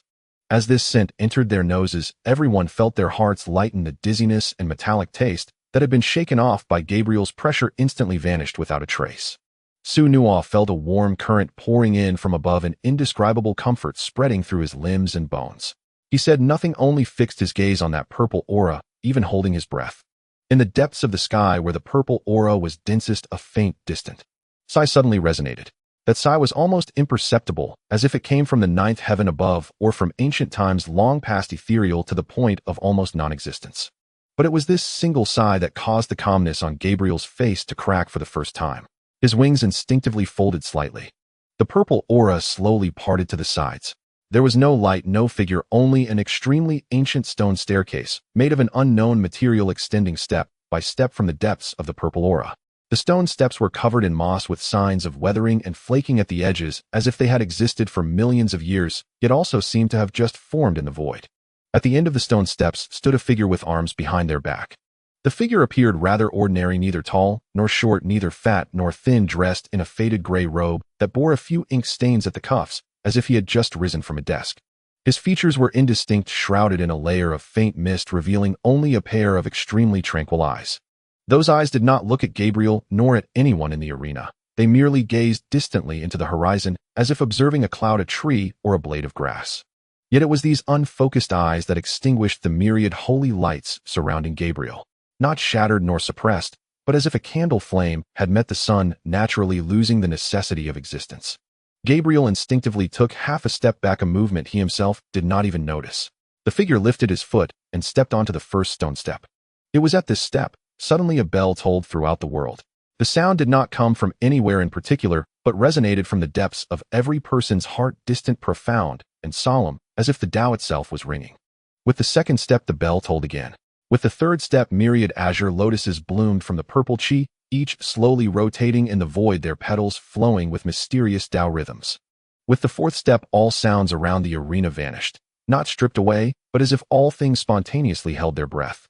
With the fifth, sixth, and seventh steps, with each step the figure took, the stone steps extended forward, the purple chi thickened, and the ancient aura of the world deepened. He had no wings, no holy light, no ornate decorations, only an old robe and a pair of cloth shoes. But with each step he took, the void beneath his feet trembled slightly. It was not fear, but reverence. Gabriel finally saw the appearance of that figure. He appeared to be a Taoist in his 30s, with a thin face, gentle brows and eyes, and even a hint of a faint smile at the corners of his mouth. His robe bore no runes, there was no sword at his waist, no magical artifacts in his hands. He seemed as simple as an ordinary Taoist from the mountains. Yet standing there he embodied the Tao. Master Xian Dusk's gaze fell upon Gabriel, a ripple of emotion surfacing in his tranquil eyes, a being of the Tao from the west. How peculiar. A being of the Tao. Gabriel furrowed his brows, the remaining holy light around him flickering slightly. He had never heard this term before. What do you mean by that? Master Xian Du smiled, gently lifting his fingertip, a faint halo suddenly appearing before him, evolving into a scene of primordial chaos. Pure chi rising, turbid chi sinking, countless tiny points of light, swirling within, at times condensing into chains of laws, at times dispersing into the dust of the world. Look. His voice was gentle, like a teacher imparting knowledge. Everything in this world is derived from the evolution of the Tao. The Tao itself is the formless, intangible rule, the foundation of birth and death, the trajectory of all things in motion. Within the halo, the points of light gradually gathered, transforming into mountains and rivers, flora and fauna, even the indistinct shadows of deities being born and perishing within. And you. Master Xian Du pointed with his fingertip, a holy light separating from the halo, gradually coalescing into a shape reminiscent of wings. The power within you is fundamentally a part of the Tao, merely endowed with a specific form and will. The one who created you is truly remarkable. He looked at Gabriel, a hint of admiration in his eyes. To be able to cultivate such a being with independent consciousness from this primal power, while also endowing such distinct attributes, is indeed quite ingenious. Gabriel's pupils abruptly constricted, the wings quivering violently, hardly able to believe his ears. He had always thought of himself as a perfect creation meticulously crafted by the creators, while an extension of divine intent, never considering that his origin was somehow related to this so-called Tao.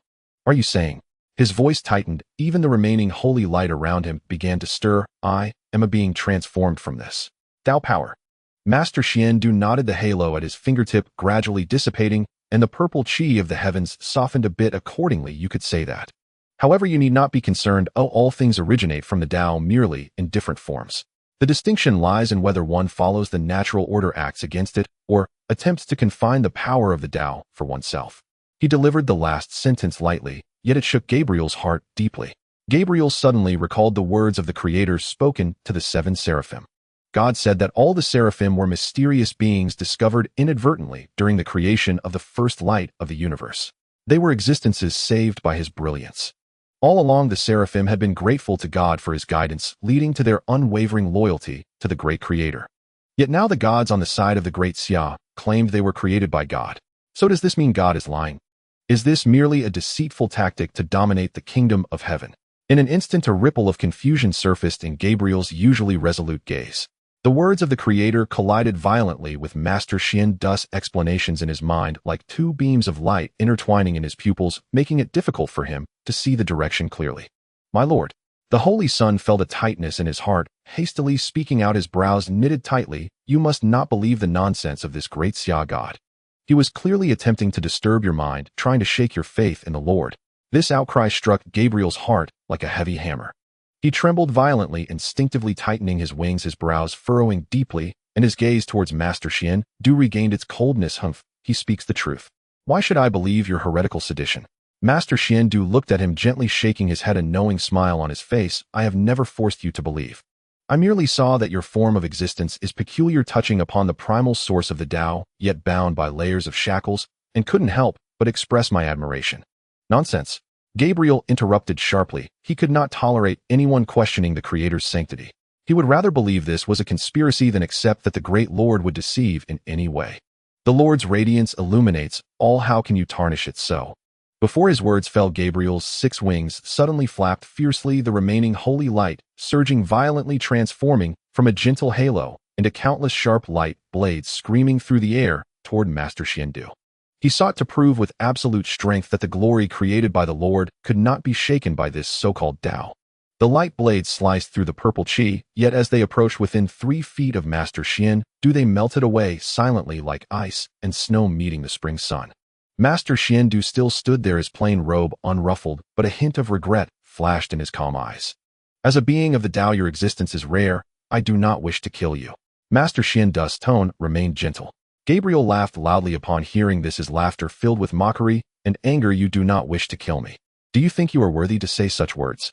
Whether you can kill me depends on whether the sword in my hand agrees.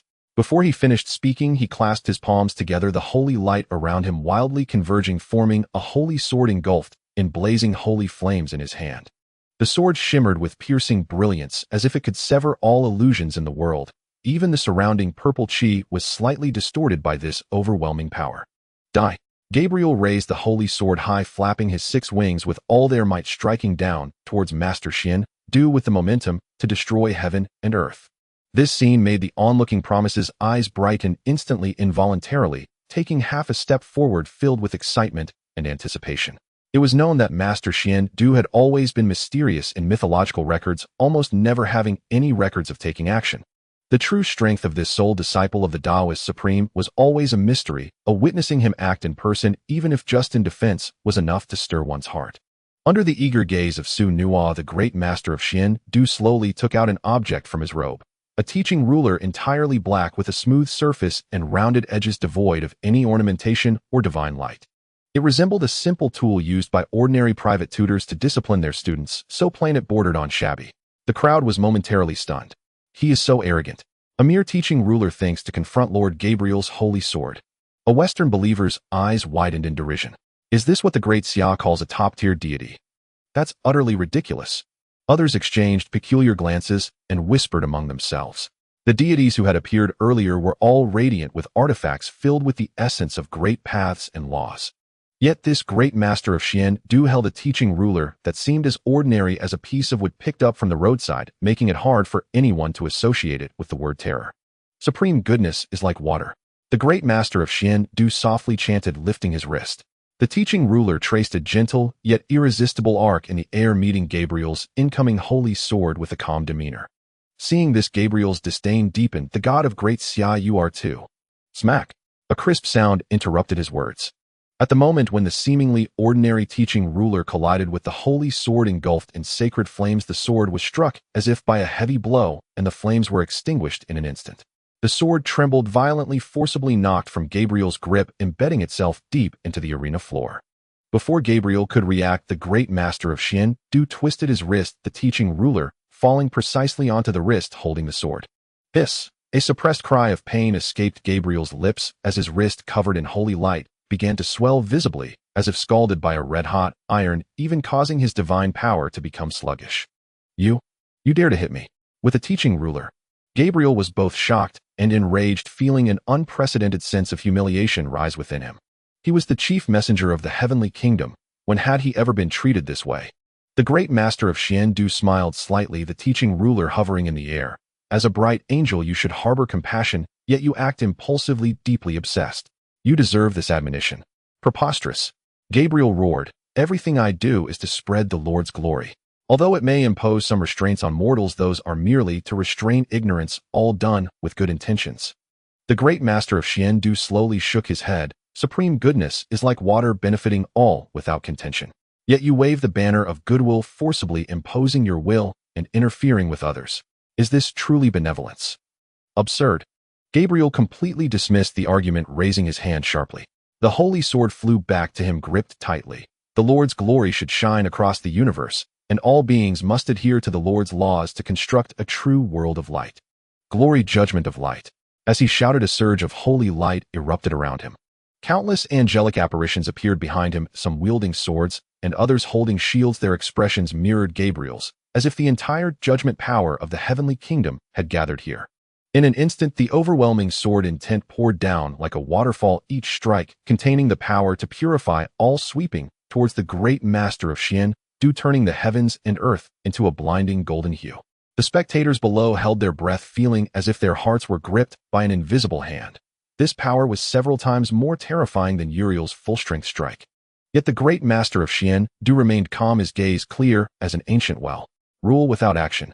He softly chanted, his wrist moving once more. This time the teaching ruler did not strike directly, but traced an incredibly mysterious trajectory in the air, neither completely circular nor entirely curved, as if containing the profound truths of the universe's operation. Wherever the teaching ruler passed, purple aura surged like a tide, not clashing head-on with the sword intent, but gently guiding and swirling along its trajectory. Those seemingly indestructible golden sword intents found an outlet, guided by the purple aura, flowing like streams, merging into the ocean, veering off course as they brushed past the great master of Du, ultimately dissipating into the sky. Even more astonishingly, as the teaching ruler resolved the sword intent, its remaining momentum did not fade. It darted out like a spiritual serpent, precisely landing on the many angelic apparitions behind Gabriel. Clap, clap, clap. With several crisp sounds, those apparitions shattered like bubbles, turning into specks of light. Gabriel felt the connection to the apparitions sever instantly, a surge of divine power roiling within him, causing him to involuntarily take 3 steps back, his gaze towards the great master of Du filled for the first time with disbelief and horror. He couldn't comprehend why that seemingly ordinary teaching ruler could so easily dismantle his full-strength attack. Why did that seemingly simple swing contain mysteries he could not grasp? The great master of Du retracted the teaching ruler, his expression still gentle. Water can carry a boat, but it can also capsize it. To forcefully go against the current is ultimately in vain. Gabriel tightly gripped the holy sword, his chest heaving violently, yet he dared not strike easily again. He knew that this seemingly ordinary Taoist before him was far more terrifying than he had imagined. What is your power truly? Gabriel clenched the holy sword, his gaze fixated on the great master of Du, his tone laced with undeniable confusion. Why have I never seen such power before? He sensed that this power was neither the collision of traditional divine forces nor the manifestation of law runes, but more like a silent yet indomitable wave. To say it was a mental attack, yet the fiery pain on his wrist was so real, when the teaching ruler struck him, even his bones tingled. To say it was purely a physical attack, yet the trajectory of the teaching ruler's swing clearly contained a certain profundity capable of invoking the forces of heaven and earth akin to spiritual power. This strange power made him feel uneasy, as if his sanctified body, honed through countless trials, had become fragile paper in front of the other. The great master of Du smiled mysteriously at his words, twirling the teaching ruler lightly between his fingers, leaving a faint purple aura as an afterimage. Would you like to learn? I can teach you. Upon hearing this, the entire arena fell silent. The people of the Western faction stared in disbelief. What god would take the initiative to teach their opponent's power on the battlefield?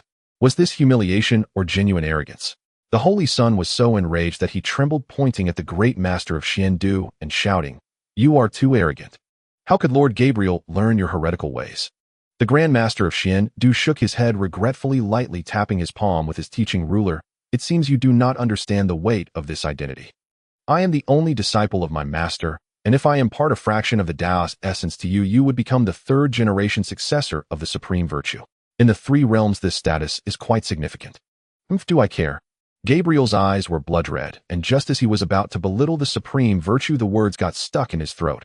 An intense sense of impending doom washed over him, like ice water, causing all the hairs on his body to stand on end. He clearly felt that in that moment, if he spoke the words, he would likely be reduced to ashes on the spot. His master is actually a supreme deity. Gabriel's heart shook violently, cold sweat instantly soaking the base of his wings. Just belittling him in words or thoughts could lead to the demise of this dignified SS-level seraph. This powerful being's strength likely rivals that of the great creator. This thought sent chills down his spine, yet it also ignited a deeper obsession. No, I cannot let this so-called Grand Master of Du leave the arena. Even if it costs my life, I cannot allow it.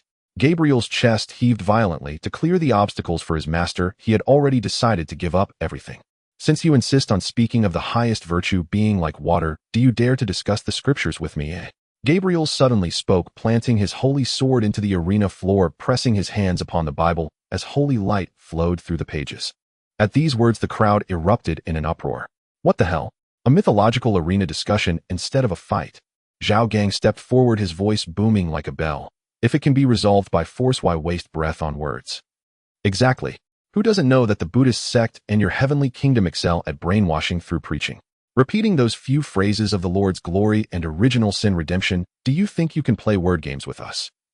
You think we are fools? The spectators from the Great Xia were immediately filled with boos, voices rising in chorus saying, "Ignore him, and just knock him down." However, the Grand Master of Du calmly nodded, the purple chi condensing before him into a phantom of the Tao Te Ching. "Very well. Then let us debate what is Tao and what is virtue." Ha ha ha. The Western Sun suddenly clapped his hands and laughter doubled over in mirth. Good, good, good. Truly unaware of the sky's height and the earth's depth. You dare to compare your shallow words with the holy words of my Lord. Today let me show you what true truth is. Zhao Gang and Su Hao were taken aback, about to advise against it, but were stopped by Su Nua raising his hand. "It matters not." Su Nua smirked coldly. "The Tao Te Ching has been passed down for thousands of years, containing the ultimate truths of heaven and earth. Do you fear it cannot compare to their Bible, filled with control? Let them debate." Gabriel opened the Bible, holy light coalescing into golden letters suspended in the air. The Bible says, "Love your neighbor as yourself. If you fully obey this supreme law, you are doing well." My Lord teaches mankind to love others and restrain evil thoughts. This is supreme virtue. The Grand Master of Du's fingertips swirled with purple chi as the words of the Tao Te Ching floated into view. The Tao Te Ching states the highest virtue is like water. Water benefits all things without contention. True virtue nourishes all things like flowing water, yet does not seek credit or force anything, following nature's course. You in the name of love aggressively push doctrines, deeming those who do not comply as heretics. This is contention, not virtue. Absurd. Gabriel retorted sharply. The Bible states faith comes from hearing, and hearing through the word of Christ. Mankind is ignorant and must be guided by holy words to escape original sin. This is redemption. Redemption. The Grand Master of Du smiled faintly, saying the Tao often acts without action and yet does nothing unachieved. If kings can adhere to it, all things will transform by themselves. True guidance allows people to follow their true hearts rather than binding them in the name of redemption. Your scriptures word for word dictate how you ought to be, while the Tao scripture merely states all things transform by themselves, which is higher, which is lower is clear at a glance. Gabriel's expression changed slightly as he turned to a page in the Bible. Do not fear those who kill the body but cannot kill the soul.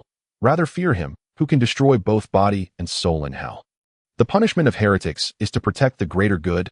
This is righteousness. Righteousness. The Grand Master of Xian Du shook his head. The purple chi revealed the phrase heavenly Tao has no favoritism, always with the virtuous. The heavenly Tao does not distinguish between kin and stranger, it only protects those who follow nature. You threaten with hell and slaughter in the name of righteousness. This is merely personal desire under the guise of divine authority, contradicting the Tao. The two debated for dozens of rounds the concepts of redemption and punishment from the Bible, clashing fiercely with the non-action and non-contention of the Tao Te Ching. Gabriel cited scripture, each sentence revolving around the will of the Lord, but the Grand Master of Xian Du effortlessly countered each argument derived from the natural order of heaven and earth. At first the Western camp responded loudly, but gradually even the Son of God lost his smile. He realized that no matter how many holy words Gabriel brought forth, the Grand Master of Xian Du could always neutralize them with a seemingly plain Tao scripture, as if the foundation of the Bible was wavering before the principle of Tao follows nature. Enough. Gabriel suddenly slammed the book shut, holy light surging. Empty talk is useless. The Lord's power needs no debate, only belief and disbelief. The Grand Master of Xian Du also withdrew the purple chi lightly, placing his teaching ruler down. The Tao exists in ants, in weeds and tiles, and in excrement. Whether you believe or not, the Tao exists there. You could not win in debate and resorted to anger. Ultimately, you are the one who has lost your composure. Gabriel's chest heaved violently as he looked at the words of the Tao Te Ching, still clearly visible in the purple chi, suddenly realizing how narrow-minded his once proud holy words seemed. The Grand Master of Xian Du observed Gabriel's loss of composure and did not relent, his tone still calm, yet carrying a penetrating power. You say the Lord's power needs no debate, yet the Tao Te Ching states heaven and earth are not benevolent. They treat all creatures as straw dogs. The sage is not benevolent. He treats the common people as straw dogs. Heaven and earth regard all things equally, never favoring or mistreating anyone, allowing life and death to cycle. This is true fairness. Your Lord, however, wishes to lift believers to heaven and cast non-believers into hell. What kind of supreme power is this separation? He flicked his finger lightly and more words appeared in the purple chi. The 5 colors blind the eyes, the 5 sounds deafen the ears, the 5 tastes make the mouth taste foul, hunting and racing make the heart go mad, rare treasures cause people to act disruptively. You dazzle the eyes with holy light, confuse the ears with holy words, and lure people to follow in the name of redemption. How is this any different from the madness of hunting and racing? You claim holy words are truth, yet the Tao that can be spoken is not the eternal Tao. The name that can be named is not the eternal name. The true great Tao is never confined by words. It exists in the wind, in the water, in the growth of plants, and in the alternation of day and night. You insist on boxing the truth within a single scripture, forcing all things to recognize it. This is not guarding the truth, but killing the truth. Each word struck like spring rain breaking through the fog, or like a heavy hammer pounding against the heart's defenses. Gabriel felt a roaring sound in his mind, the Grand Master of Xian Du's words clashing violently with the sentences from the Bible, causing the once firm foundation of his faith to show signs of cracking. No, it's not like this. Gabriel clutched his head, his face pale, his 6 wings drooping helplessly. He recalled the fear in the eyes of those beings forced to accept the faith when he delivered the divine decree. He remembered the punishment of the heretics, the blood spilled under the holy light. He recalled the Creator's words, "Those who believe in me shall have eternal life," spoken with an undeniable authority. These images intertwined with the Master of Xian Du's words about the highest goodness is like water, and heaven and earth are indifferent, causing him a splitting headache, as if 2 voices were tearing at his consciousness. The Lord is right. The Lord's glory. He murmured to himself, yet his gaze grew increasingly dazed. The red swollen mark on his wrist from the teaching rod throbbed painfully, reminding him of the undeniable power and the shaken understanding. The Western Saint's son was taken aback, shouting sharply, "Lord Gabriel, do not be deceived by him. He is distorting the truth."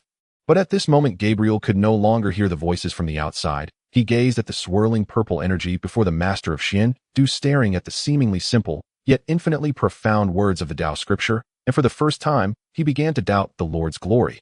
If the Lord's Tao is the only truth, why can it be easily dissected by this Eastern Tao? If the goodness he upheld is the true goodness, Why does it seem so stubborn in the face of non-contention? Confusion overwhelmed him like a tide. He staggered backward, the holy sword slipping from his hand and crashing onto the arena, producing a hollow echo. The master of Xiandu watched Gabriel's dazed expression and slowly nodded, a hint of approval flashing in his eyes. Good. It seems your conscience has not been completely blinded. Having said that, he stood with his hands clasped behind his back, his clear voice ringing out on the arena as he recited the Tao Te Ching. The Tao that can be told is not the eternal Tao. The name that can be named is not the eternal name. The voice was not loud, yet it carried a strange penetrating power, as if each word transformed into a purple energy drilling into the ears of everyone present. Seeing this, Su Nua sat cross-legged without a word, slightly closing his eyes, holding his breath, and concentrating. This was the Tao scripture recited by the direct disciple of the Taoist celestial, containing precious Tao rhythms. A moment's distraction could mean missing a grand opportunity. Although Su Hao and Zhao Gang did not understand the situation, seeing Su Nua so serious, they imitated him and sat down following suit to listen quietly. However, at that moment, they were destined to be disappointed. After all, due to the barrier of the arena, the voices they heard were merely imitations of the heavenly Taoist power. Otherwise, the divine being could easily turn the entire world to ashes with a slight utterance. As the scripture flowed, Gabriel's previously confused gaze gradually became clear. The obsessions that had entangled his heart melted away like snow. When the master of Xiandu recited, "Only by not contending can the world not contend with him," a sudden flash of enlightenment crossed his eyes, and he instinctively followed along. The world cannot contend with him. Upon hearing this, the entire arena fell silent. The western faction was dumbfounded, while the side of the great Xia erupted in an uproar. An archangel actually recited the Tao Te Ching alongside an eastern deity. Puffed! The western saint son could no longer hold back, spewing a mouthful of blood that stained his white robe. He stared at Gabriel on the arena, trembling all over. "It's over this time. It's completely over. 2 archangels were lost here." How could he explain this to the celestial kingdom? The saint's son was filled with despair. As a summoner of the celestial kingdom, he had always triumphed in battles against any nation. He could not comprehend why, after arriving in Great Xia, both archangels could return empty-handed.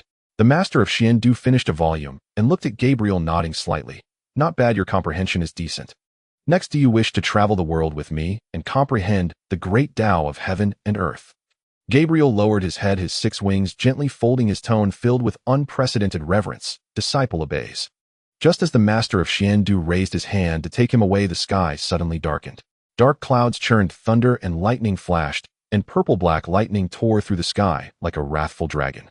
A presence that was several times more terrifying than Gabriel and Uriel instantly enveloped the entire arena, as if the air had solidified into ice. "Gabriel, do you dare to betray the celestial kingdom?" A furious shout roared like thunder. A massive crack opened in the clouds, and countless beams of holy light converged into a figure. An angel with 12 wings, clad in golden armor, wielding a blazing sword. The density of holy light surrounding him dyed the dark clouds golden. It was none other than the archangel of the celestial kingdom, Michael. Who dares to trespass upon the mythic arena? Zhao Rishan's figure suddenly appeared, the patterns of the heavenly Tao surging, forming an invisible barrier to protect the arena, glaring at Michael in midair. His voice rang out in the heavens, carrying an imperious authority.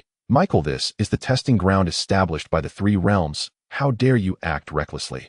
Michael sneered, flapping his 12 wings violently, a terrifying holy pressure cascading down like a tsunami. "A traitor is not worthy to remain on this arena. Break it for me." He swung his sword, sending a golden sword energy slicing towards the barrier. Zhao Rishan's expression changed drastically, desperately activating the power of the heavenly Tao, but that sword energy sliced through the barrier as easily as cutting tofu, continuing toward him without losing momentum. Zhao Ritian was forced to retreat several steps, a trickle of blood spilling from the corner of his mouth, his eyes filled with horror. Michael's power was far stronger than he had anticipated. After breaking the barrier, Michael stepped onto the arena, his 12 wings unfurling, enveloping the entire arena in holy light. He stared fixedly at Gabriel, his gaze cold as a blade. "Gabriel, have you forgotten your identity? Have you forgotten the Lord's teachings? Are you truly willing to leave with this heretic?" Gabriel looked up. Though his gaze wavered, there was no longer any fear as he calmly regarded Michael. "Archangel, the Tao exists in all things, not just one path of the celestial kingdom." "Presumptuous!" Michael shouted angrily, pointing his sword directly at Gabriel. "It seems you have been completely deceived by this heretic. Today I shall cleanse the door for the Lord, turning this arena to scorched earth, so that Great Xia knows that the authority of the celestial kingdom cannot be provoked." The master of Xian stepped forward surrounded by purple energy contesting with Michael's holy light. Michael, a forcibly twisted melon, is not sweet. He has already comprehended, why must you force it? Michael turned to the master of Xian, murderous intent evident in his eyes. Heretic, dare to lay hands on my celestial kingdom's angel today, I shall ensure your soul perishes. Before Michael's words had faded, his 12 wings suddenly flapped, and his entire form transformed into a golden streak of light charging toward Grandmaster Xian. His speed was so immense that it tore a visible vacuum rift through the very air. Grandmaster Xian's expression remained unchanged. He merely raised a hand slightly, and the purple chi before him abruptly condensed into an ancient Tai Chi diagram, rotating slowly. With a thunderous roar, the golden sword struck the Tai Chi diagram, unleashing a deafening explosion. The entire arena trembled violently under the blow, and the ground split into countless spiderweb-like cracks. His initial strike, failing, Michael flapped his 12 wings once more, arcing through the air to attack from the flank. The long sword in his hand blazed with fierce holy flames, each swing carrying the terrifying power to purify all creation. Grandmaster Xian moved with the steps of his form drifting ethereally, like a cloud borne by the wind. Unarmed, he used only his bare palms, channeling purple chi to deftly deflect every one of Michael's strikes. Is dodging all you can do? Michael roared, his swordplay growing ever fiercer. It is not dodging, but allowing you to see clearly. Grandmaster Xian's voice was calm, as if he were not in a life-or-death struggle, but imparting wisdom. The killing intent in your sword is too strong. You have lost your true heart. Spare me your nonsense. Do not think you can shake my resolve. Michael suddenly sheathed his sword, pressed his palms together, and spread his 12 wings to their fullest extent. A terrifying, suffocating holy light burst forth from within him, forming a pillar that pierced the heavens and shot straight into the clouds. Heavenly judgment. With this furious cry, countless golden pillars of light descended from the sky, each as thick as an ancient tree, carrying the power to annihilate all things as they hurtled toward Grandmaster Xian. This single strike was enough to obliterate an entire universe. Grandmaster Xian finally revealed a look of seriousness. He formed hand seals, and the purple chi surged, instantly coalescing above his head into a vast starry sky. The chart of the celestial constellations passed down by the Lord of the Tao, which, though not the original, already bore a trace of its divine essence. The golden pillars of light struck the star chart, unleashing a continuous series of deafening booms. With each pillar that landed, the star chart trembled, and the ground beneath Grandmaster Xian's feet sank another inch. 5-10-20. When the 36th pillar fell, the star chart finally cracked. Grandmaster Xian raised an eyebrow in surprise, yet he still stood as firm as a pine. Had to withstand 36 heavenly judgments. You do have some skill, Michael sneered. But the next strike will be 72. Can you block it? Hearing the threat of 72 heavenly judgments, Zhao Gang's pupils instantly contracted. He turned to Su Na in alarm. Old Su, what do we do? Can Grandmaster Xian withstand it? Before Su Na could reply from the western summoning platform across the arena, the Holy Sun suddenly let out a piercing, mocking laugh. You still think he can withstand 72 heavenly judgments? You're dreaming. Even a god king couldn't possibly withstand it. Ha ha. His laughter echoed loudly around the arena, dripping with undisguised scorn and triumph. The Western followers behind him joined in the jeers, with someone shouting, "So this is the extent of your Xia gods. 36 broke him, 72 will blast him to dust." Zhao Gang's face turned ashen, his fists clenched until the knuckles cracked, but he could only stare fixedly at the somewhat solitary figure on the arena. Su Na, however, slowly shook his head, his tone as calm as if stating the most ordinary fact. You all underestimate Grandmaster Xian too much. Not just 7 Tightwo, even if there were 1,000, I reckon he could still withstand them. These words instantly ignited an uproar in the Western viewing area. 1,000? Are you insane? Utterly delusional. Do you have any idea what a heavenly judgment entails? One is enough to destroy an entire galaxy. All the Xia people have left is their mouths. They're the best braggarts under heaven. The followers of the Sira kingdom laughed so hard they doubled over. Huh. I think he's scared, witless babbling nonsense. Even among the Chinese side, some looked worried. Su Hao tugged at Su Na's sleeve and lowered his voice. Old Su, isn't that a bit too much? Su Na did not explain. He simply watched the arena quietly, his gaze deep as an abyss. On the stage, Michael had once again pressed his palms together. This time, every feather on his 12 wings blazed with golden holy flames, his entire form resembling a sun that had fallen to the mortal world. Holy light surged from within him, dyeing the entire sky a resplendent gold, even the dark clouds edged with a gilded trim. Heavenly judgment, 72. With this furious cry, the sky itself seemed to split open. 72 pillars of light, like 72 colossal swords thrust down from the heavens, each as thick as a mountain, descended upon Grandmaster Xian Du with the terrifying force of total annihilation. Where the pillars passed, space itself crumbled, revealing pitch-black fissures. The air was set ablaze, the earth trembled, and the entire arena groaned under the unbearable strain of the attack. Zhao Gang closed his eyes, unable to watch. Su Hao's hands were trembling. Yet Su Nuo remained as composed as ever, even nodding slightly, as if admiring a beautiful scene. Just then, a golden figure rushed forward. Gabriel spread his 6 wings and stood before Grandmaster Xian Du. He raised his hands, and holy light coalesced before him into a massive shield of light, barely holding back the first pillar of judgment. With a thunderous crash, the shield shuddered violently. Gabriel was forced to one knee, blood trickling from the corner of his mouth, but he gritted his teeth and held firm. "Gabriel, have you lost your mind?" Michael roared, his killing intent nearly solidifying into substance. Gabriel looked up, his face streaked with blood, but his eyes were clearer than ever. "Michael, I know you are the Vice Lord of Heaven, and I know you act to uphold Heaven's majesty. But this time, I sincerely wish to comprehend the great Tao. It is not a betrayal of the Creator. Step aside." Michael laughed in fury, his 12 wings flapping wildly, the holy light blazing even brighter. "After I kill him, he'll take you back to explain yourself." Gabriel shook his head and slowly rose to his feet, spreading his 6 wings to their fullest to completely shield Grandmaster Xian Du behind him. His voice was soft, yet carried a resolve never before seen. "I cannot. He is now my master." He paused, his gaze meeting Michael's directly, and spoke each word with clarity. "Moreover, I do not believe you are truly a match for him." At these words, utter silence fell over the entire arena. Michael was stunned for a moment, then burst into almost maniacal laughter. "Ha! Blasphemy! A heretic, corrupted traitor dares to question my might."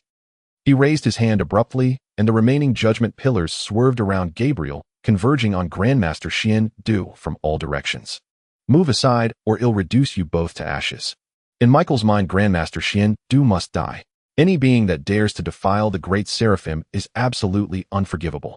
Gabriel's gaze was unwavering, his 6 wings thrumming once more, ready to protect the Grand Mage of Xuandu. However, a hand gently pressed on his shoulder, seemingly soft, yet containing an irresistible force that pushed him back several dozen meters.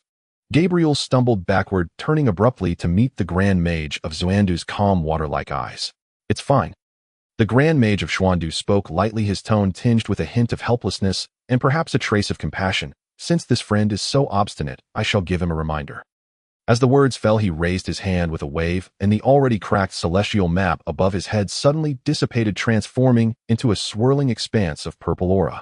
As for himself, he stood with his hands clasped behind his back, facing Hedon, the 72 judgment beams descending from the sky. Zhao Gang's pupils constricted sharply. No, has he gone mad? Su Hao clenched his fists tightly, his nails almost embedding into his palms. Even on the opposing Western spectator platform, the sun's laughter abruptly ceased, and everyone's eyes widened, eager to see how this overconfident deity of the great Xia would be reduced to ashes. The 72 beams of light thundered down. The Grand Mage of Xuandu finally moved. He merely raised his right hand, bringing his index and middle fingers together and gently pointing forward. "Huh." A very soft and faint sound escaped his lips, yet it seemed as if the entire world resonated at that moment. The purple aura surged violently, transforming into a vast purple river that spanned the heavens, blocking the path between him and the beams. Those 72 beams of heavenly judgment capable of annihilating star systems crashed into the purple river, vanishing silently, as if a cow had sunk into the sea. No explosions, no roars, not even a ripple. Just like that, it was gone. The arena fell into silence. Michael's pupils shrank violently, his 12 wings trembling in disbelief as he stared at the purple river. "This is impossible." His heavenly judgment, each beam concentrated with the supreme authority granted by the Father, contained the power to purify all things. Even a being at the level of a god king could never casually withstand 72 of them. Yet the Grand Mage of Xuandu not only withstood them, but even did not move an inch. "I have said." The Grand Mage of Xuandu retracted his fingers, hands clasped behind his back, his robe fluttering gently in the wind. "Your sword is too filled with killing intent, having lost its original heart. This strike of judgment, though powerful, is scattered and not concentrated.